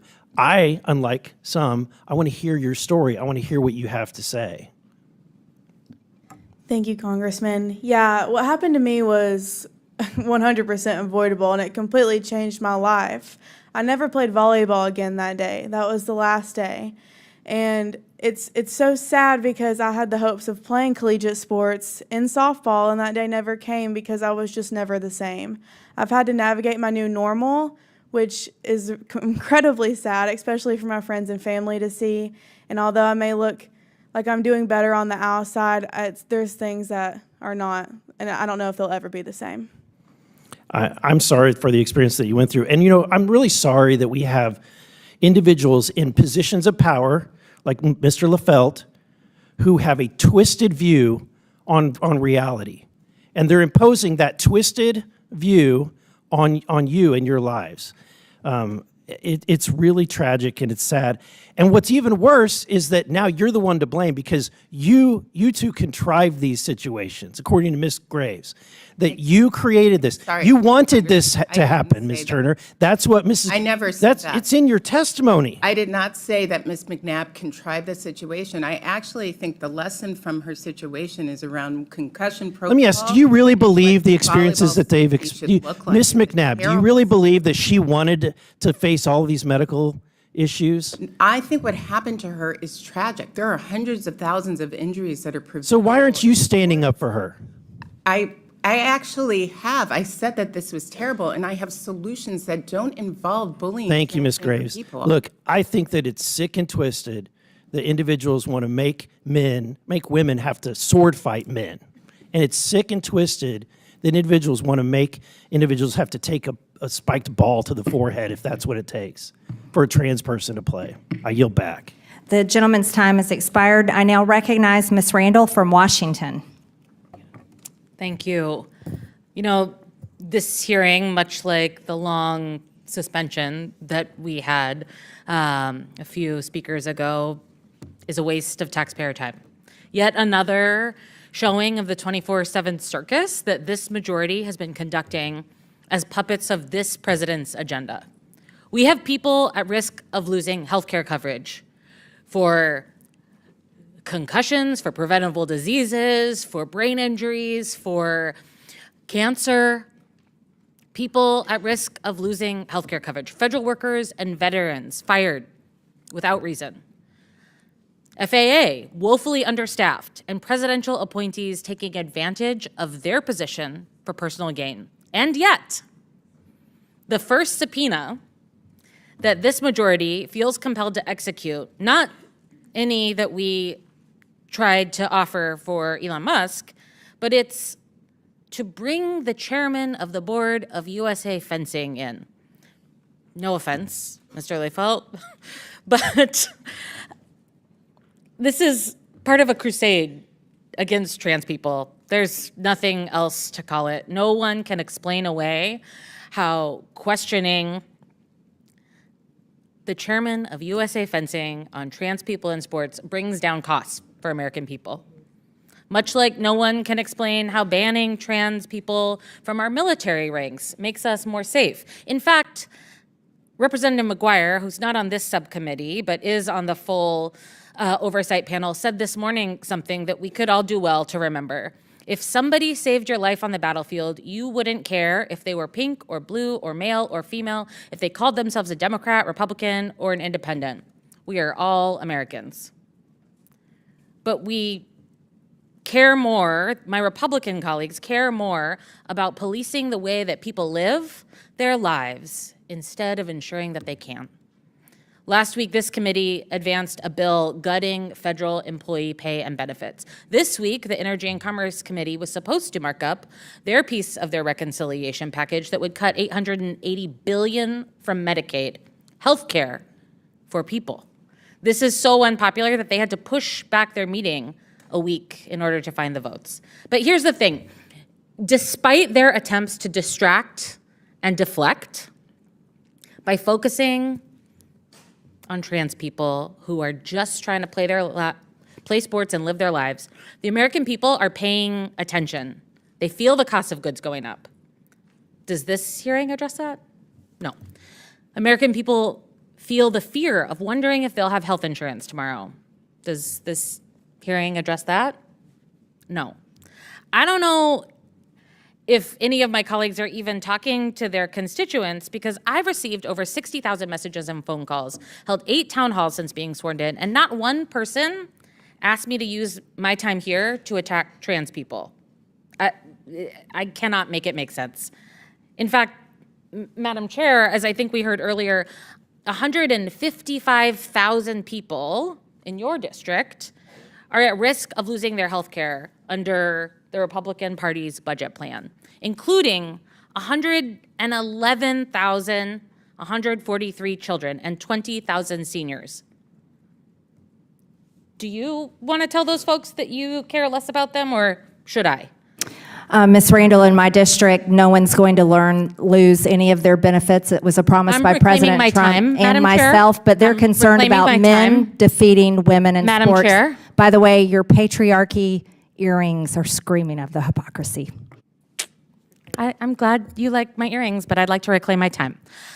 I'm here today on behalf of my sister, Olivia, who would have been unable to live with her complex disabilities for 19 years without Medicaid, and I'm here on behalf of the 72 million families and seniors who rely on Medicaid. I'm here to tell the American people that while this might be a scary time, a time where we are feeling attacks on our most vulnerable communities every day, where the instances of suicidal ideation amongst LGBTQ folks is rising, and this administration is cutting the very lifeline of the LGBTQ suicide hotline, there are people who see you and celebrate your humanity and who care about you.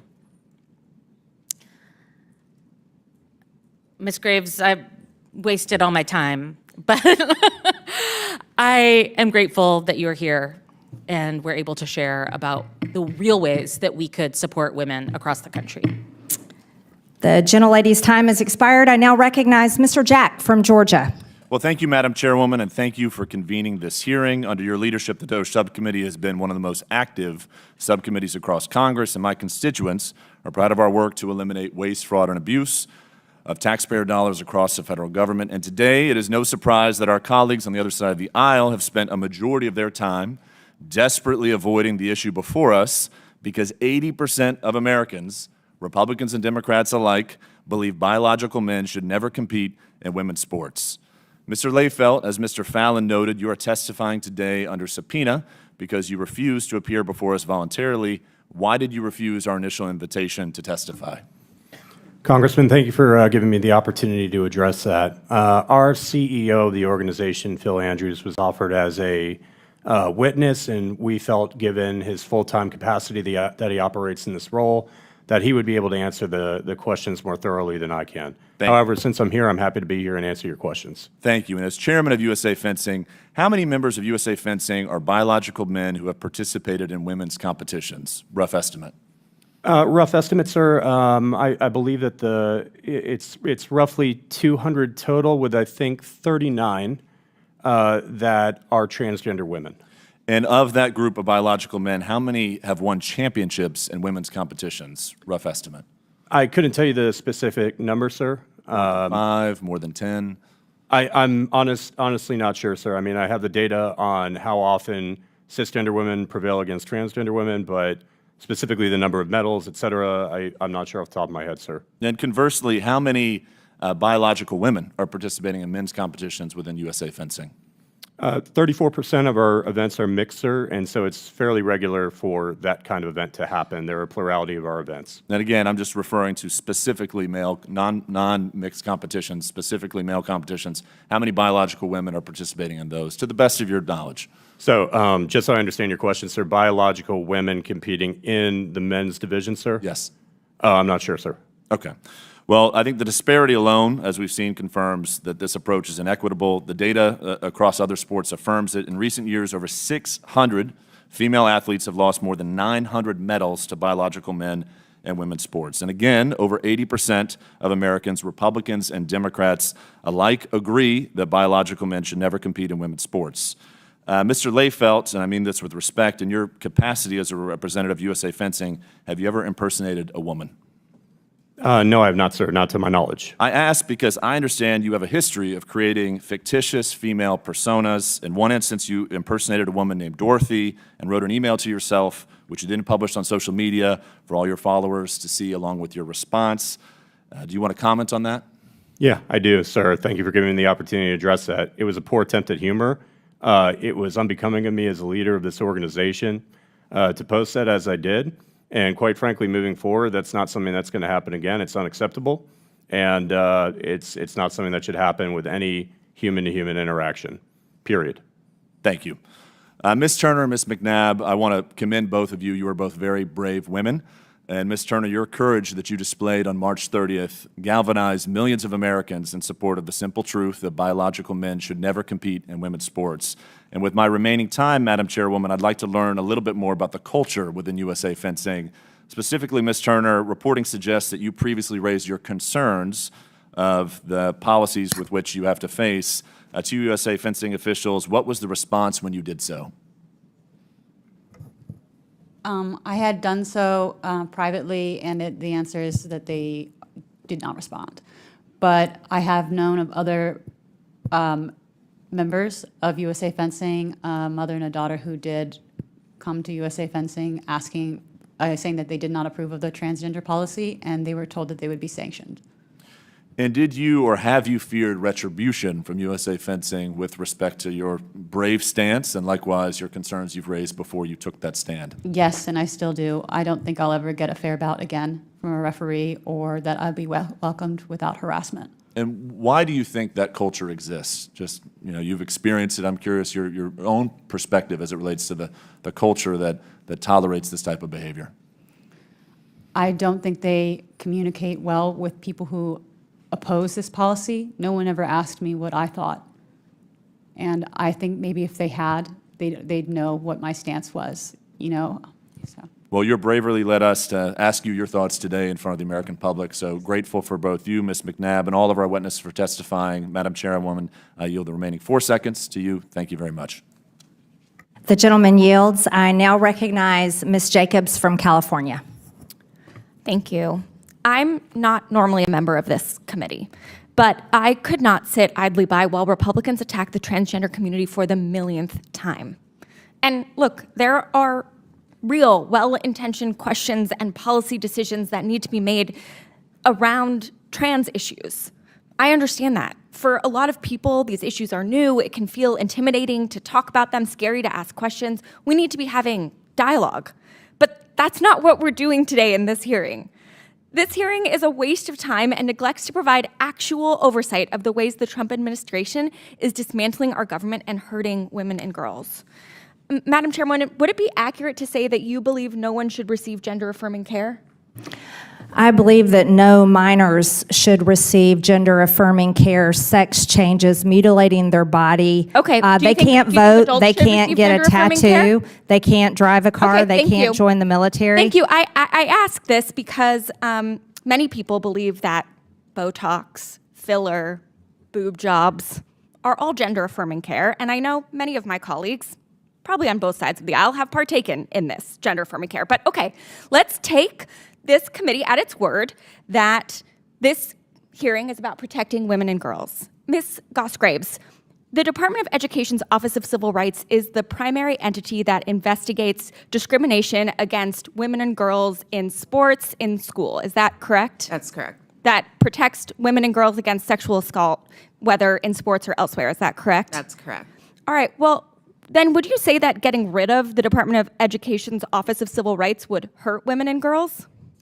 For sure, as did the cuts to the Office for Civil Rights, the group that actually responds to Title IX compliance. That's exactly right, which is why I find it so interesting that the Trump administration has already closed more than half of the offices of the Office of Civil Rights in the Department of Education, including an office in California that is in the middle of an active discrimination investigation. You would think if we were concerned about protecting women playing sports and protecting their Title IX rights, that we would want to be actually looking into why we're closing these offices, not what we're doing right now.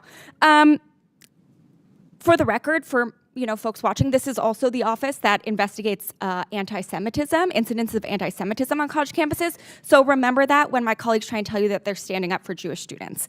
But I have a theory. I think we're probably talking about this issue instead of what the Trump administration is actually doing, because my colleagues don't want to talk about, for instance, the 99,301 people who are at risk of losing their Medicaid in Nancy Mace's district, or the 54,466 people who are at risk of losing their Medicaid in Brandon Gill's district, or the 69,698 people who are at risk of losing their Medicaid in Pat Fallon's district, or the 263,276 people at risk of losing their Medicaid in Eli Crane's district, or the 235,530 people at risk of losing their Medicaid in Chairman Comer's office, or the 155,530 people at risk of losing their Medicaid in the Chairwoman Marjorie Taylor Greene's office, or the 1.7 million people statewide in Georgia who are at risk of losing their Medicaid, or the 320,818 students who rely on school lunch in Georgia in order to get their food who are at risk of losing that. Maybe it's because the Atlanta Journal-Constitution has already ranked the chairwoman as last in a poll of potential candidates for the United States Senate in the Georgia seat. And she thinks that attacking trans kids will help her poll numbers. But I'm here to tell you that attacking trans kids is not going to launch a Senate campaign. Attacking trans kid is not good politics, not for the right, not for the left. The American people did not say that they hate trans kids and they hate trans people in this last election. What they said is that they want us to take care of them. They are mad that someone else is getting surgery paid for when they are drowning in medical debt. They are mad that someone else is getting housing paid for when they can barely afford rent. So let's be clear that on both sides of the aisle, it is bad politics to attack trans kids, and it is a shame on this body that we work in that we all even have to be having this conversation today. Thank you so much, Madam Chairwoman. I yield back. The gentlelady yields. I now recognize Mr. Gill from Texas. Thank you, Madam Chairwoman. This is an excellent hearing, and we really, really appreciate your leadership, incredible leadership on this topic and on this issue. And I'd also like to thank our witnesses, Ms. Turner and Ms. McNabb, for particularly moving testimonies. And thank you for your bravery for coming here. I know it takes a lot of guts to testify before a congressional committee. Mr. Layfield, I'd like to ask you a few questions. Do you think that men should be allowed in women's locker rooms? Sir, those regulations are set by tournament organizers. I'm just asking you yes or no. Do you think men should be allowed in women's locker rooms? I don't have a personal opinion on You don't have you have a personal opinion on a lot of things, but not on that? Sure. I mean, it's a locker room is not really an area where people interact. So the answer is yes. I don't Do you really think have that men should be allowed to share showers with women in athletic facilities? I think that showering is a private activity and that it should be private. And it should be private. There's oftentimes communal showers. Are you okay with men showering with women? I don't have an opinion on that in the context of USA. You don't? So. Interesting. That's an astounding thing to not have an opinion on. I think most normal people have an opinion on that. Are you okay with women being at a disadvantage when competing against men in sports? Sir, mixed events happen all the time, and women are that's often... not my question. Are you okay with... Let me ask it this way. Are you okay with cis females being at a disadvantage? If their competitor, assuming that you're talking about... It's a yes or no question. Female, that they've met the requirements set forth in the policy... Why did you post on social media for the world to see? You were asked in an anonymous question, which you posted online, are you okay with cis females being at a disadvantage? You said, yeah. Yeah, I believe it was Congressman Cloud that had asked me about that, sir, and I'm happy to address it again. That was a one-word answer to a more nuanced topic, and I feel like if I could take it back and expound a little bit more than what I had there. Reclaiming my time. Sure. Do you think that women, Do you think that parents who don't want their daughters competing against men in women's sports are whiny? No, sir. You don't? Why did you write that on social media? I've got a picture here where you posted that. You were allegedly responding to a parent who didn't want their daughter being beaten up by men in sports competitions. You said, I'm not going to pull her from the sport and write a whiny email announcing my departure. Sir, Mr. Congressman Jack had asked me about that and want to be crystal clear that was an inappropriate message. Do you think that they're cowardly? Sir, no, I don't. I don't at all. And in fact, why did you write that on social media? I regret it, sir. I deleted it shortly after posting, and I certainly don't feel that way anymore. And given a lot of the messages that we receive, and even conversations that I've had, do you think with that Ms. parents Turner, who don't want their daughters competing against men in sports should be compared to the Ku Klux Klan? No, absolutely not. And I And why acknowledge did you that I do said that? that in the message, sir. Why And did that you was do that? inappropriate. That was inappropriate? Yes, sir. Yeah, you're right. That is inappropriate. I'd like to read what you wrote and what you posted on social media. Sure. Responding allegedly to a lady who had these concerns. The only wizard that's going to dig you out of the myopic hole you've put yourself and your family in is one of the, quote, grand wizard variety. Inappropriate, sir, and I acknowledge that I said it, and I will commit to never making a message like that again. That was in response to a parent, according to you on social media, who had a problem with this. Was this a real email that you were responding to? It was a real email, sir. I did not respond to it and hit send. This was a real email. Did an actual parent write this, or did you write this email? It was written by an actual person claiming to be a parent. They were not a member of our Were you that actual person? No, sir. You were I not was that actual person, but you staged this whole interaction. The response, sir, was not real, and I regret that. Okay. You think inclusivity presumably is a big part of the fencing community, is that right? I would say so, sir. We're a very welcoming community, and I'm proud of that. Are you welcoming to Trump supporters? Absolutely. Absolutely. Then why did you, on your Facebook page, from the fencing coach, write, imagine being one of 71 million people dumb enough to vote re-election for a treasonous clown who's permanently banned from Twitter for inciting an insurrection, you mad MAGA bros? I acknowledge that I stated that in my personal capacity, sir. However, as chair, that was from the fencing coach. I have to acknowledge that 77 million people voted for him in re-election. That wasn't your personal capacity. That was from your capacity as, quote, the fencing coach online. Yes, that is my blog, sir. That's my publication, and I acknowledge writing that. All right, my time is up. Thank you. I yield back. Wow. Okay, thank you for that, Mr. Gill. I now recognize Mr. Crane from Arizona. Thank you, Ms. Chairwoman. Thank you to the guests for showing up today. Many Americans ask me all the time, what is wrong with this country? Why does it appear that we've gone mad?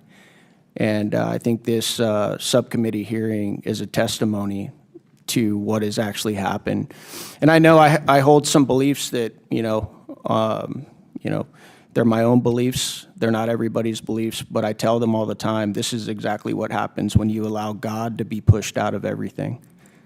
This is what we're seeing, because God has clearly spoken about this. In Genesis 5:2, he says, I created them male and female. And what's really going on up here in D.C. is just a microcosm of culture.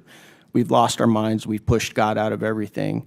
And it's one of the reasons why it appears that we've gone mad, and one of the reasons we have two beautiful young women here who are here to testify about how they've been abused in sports by biological men. And none of my colleagues on the other side of the aisle have asked you guys a single question. Have you noticed that? They don't care. They don't hear you. They claim to be the party of women. We got two women sitting right here, and they could care less that you're here. All they want to do is sit here and try and deflect and talk about how we're trying to bully transgender kids, and none of us are trying to do that. As a matter of fact, I feel sorry for a lot of kids that grow up with gender dysphoria. It's hard enough to grow up as it is, let alone taking that on and having to deal with that. But that's not why we're here. They don't want to acknowledge why we're here.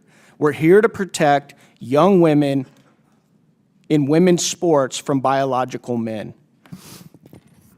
Most of the men, real men that I know, who came from good families, they were raised to protect women. It's something that we're all taught to do. We have clearly failed to do that as a culture and a society, and this hearing is a testimony to that. I want to ask you, Mr. Layfield, did you grow up in a family where your parents taught you to protect women? Absolutely, sir. My parents are here with me today, and I'm proud of the lessons that they taught me. They absolutely taught me to protect women. Great, thank you. Then why aren't you doing that, Mr. Layfield? Why aren't you protecting women? Because we got two sitting right next to you who will tell you that not only are you not protecting them, but you're depriving them from participating in sports and everything that goes along with that. Why aren't you protecting women? Sir, from a fencing standpoint, it's one of the safest sports in the Olympic movement. I know that, you think swords present some kind of danger. No, we're not talking about swords. We're talking about biological men, and you know it. Don't try those games with me.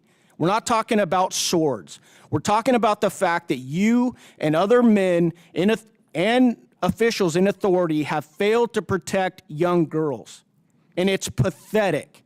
It is pathetic. I'm not going to sit here and try and convince my colleagues on the other side with biology or anything like that, because they're long gone. There's no study that I could show them that would convince them that what they're doing is wrong. I'm asking you, why have you not protected young girls like these two sitting right next to you? Sir, I believe we have protected young women in fencing. It's one of the Okay, safest really, hold on a sports, second. Let's ask the expert witnesses. Ms. Turner, have men like Mr. Layfield protected you? No. Are they protecting other young girls from biological men participating in sports? No, he glorifies it. Ms. McNabb, are men like Mr. Layfield protecting you and other young women participating in women's sports? Absolutely not. Do you feel safe? No. You shouldn't, because guess what? God created men and women differently, and I know that this town and many in this culture have a real problem with that, but it is a fact, okay? It's just a fact, and you guys know it. You have permanent injuries for the rest of your life. Is that correct, Ms. Knabb? That's correct, Congressman. Evil triumphs when good men and women do nothing. Not only have you done nothing to protect these young women, but you've actually sided with policies that are destructive to young women's sports. You said you have a daughter, Mr. Layfield? I do, sir. That's sad, man.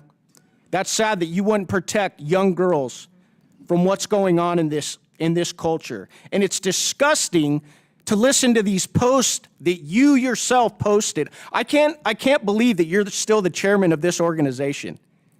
I really can't, after hearing some of those posts.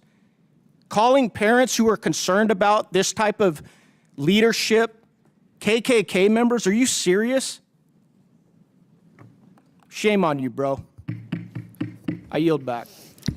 The gentleman yields. I now recognize Ms. Mace from South Carolina. Thank you, Madam Chair, and thank you for the invitation to participate in today's hearing. Ms. Goss-Graves, so-called, quote, expert in women's rights. Do you know how many years it took South Carolina to elect its first Republican woman to Congress? Well, what year did? 100 years since women got the right to vote. Do you know how many years it took the Citadel, the Military College of South Carolina, to graduate its first woman? Well, 157 years. So I have a series of yes or no questions I would like to ask you based on some of your previous statements. In your opening statement today, you said trans women are women. Ms. Goss-Graves, what is a woman? So a woman is an adult female. A woman identifies as a woman, and I actually think it is. What do you consider a female? What is a female? So there are some women who were assigned a female. You say you're here to defend women. You say you're here to defend women, but shouldn't you be able to define one? Shouldn't you be able to define one if you're for women's rights? That's literally what I'm. Ms. Goss-Graves, do women have penises? So again, I believe that women. Democrats have gone so crazy. Women can have penises. That's not a thing. That's not biology. It's not science. And you sound like a lunatic. And the women. Should young girls just get used to penises in their locker rooms and showers? My next question, yes or no? Should little girls get used to penises in their locker rooms and showers? Yes or no? I don't know what you're talking about, but what I will say. Oh, I absolutely do. We've heard testimony today about trans women. Those are women with penises. Those aren't real women. Privacy in locker I'm going to reclaim my time. When President Trump issued an executive order to keep men out of women's sports, thank God he did. You said it was sexist. Yes. Bullying that harms all students. Correct. Is it sexist, yes or no, to protect women from men in sports? Yes or no? If Can't you answer the want to question. protect Is it sexist women- to acknowledge basic science? Men and women are Sports. built differently.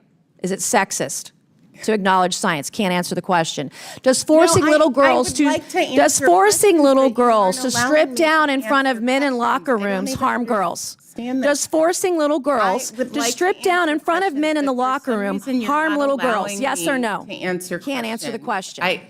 Does have forcing 5 little girls to questions at you that shower? you've given I'm going to me reclaim no my time. You can quit opportunity. talking. These are yes or no questions. You can answer You've them or not. asked 5 And you've chosen not to questions that you answer the haven't questions had- today because you don't know how. I And know I it's actually shameful. do know how to answer. Do you support questions, but usually drugging it and chopping requires off kids' something more genitals in the name of inclusion? Is that a thing for you? I have to say, You get off I'm on that? so stunned. All right, when a biological by how man insulting crushes a you're girl being in a towards contact sport invited and witness sends her to for the ER, testimony. is that your idea of empowerment? Is that empowering women when a young man beats a girl and takes her, sends her to the ER in a contact sport? Is that empowering women? Is that what that is?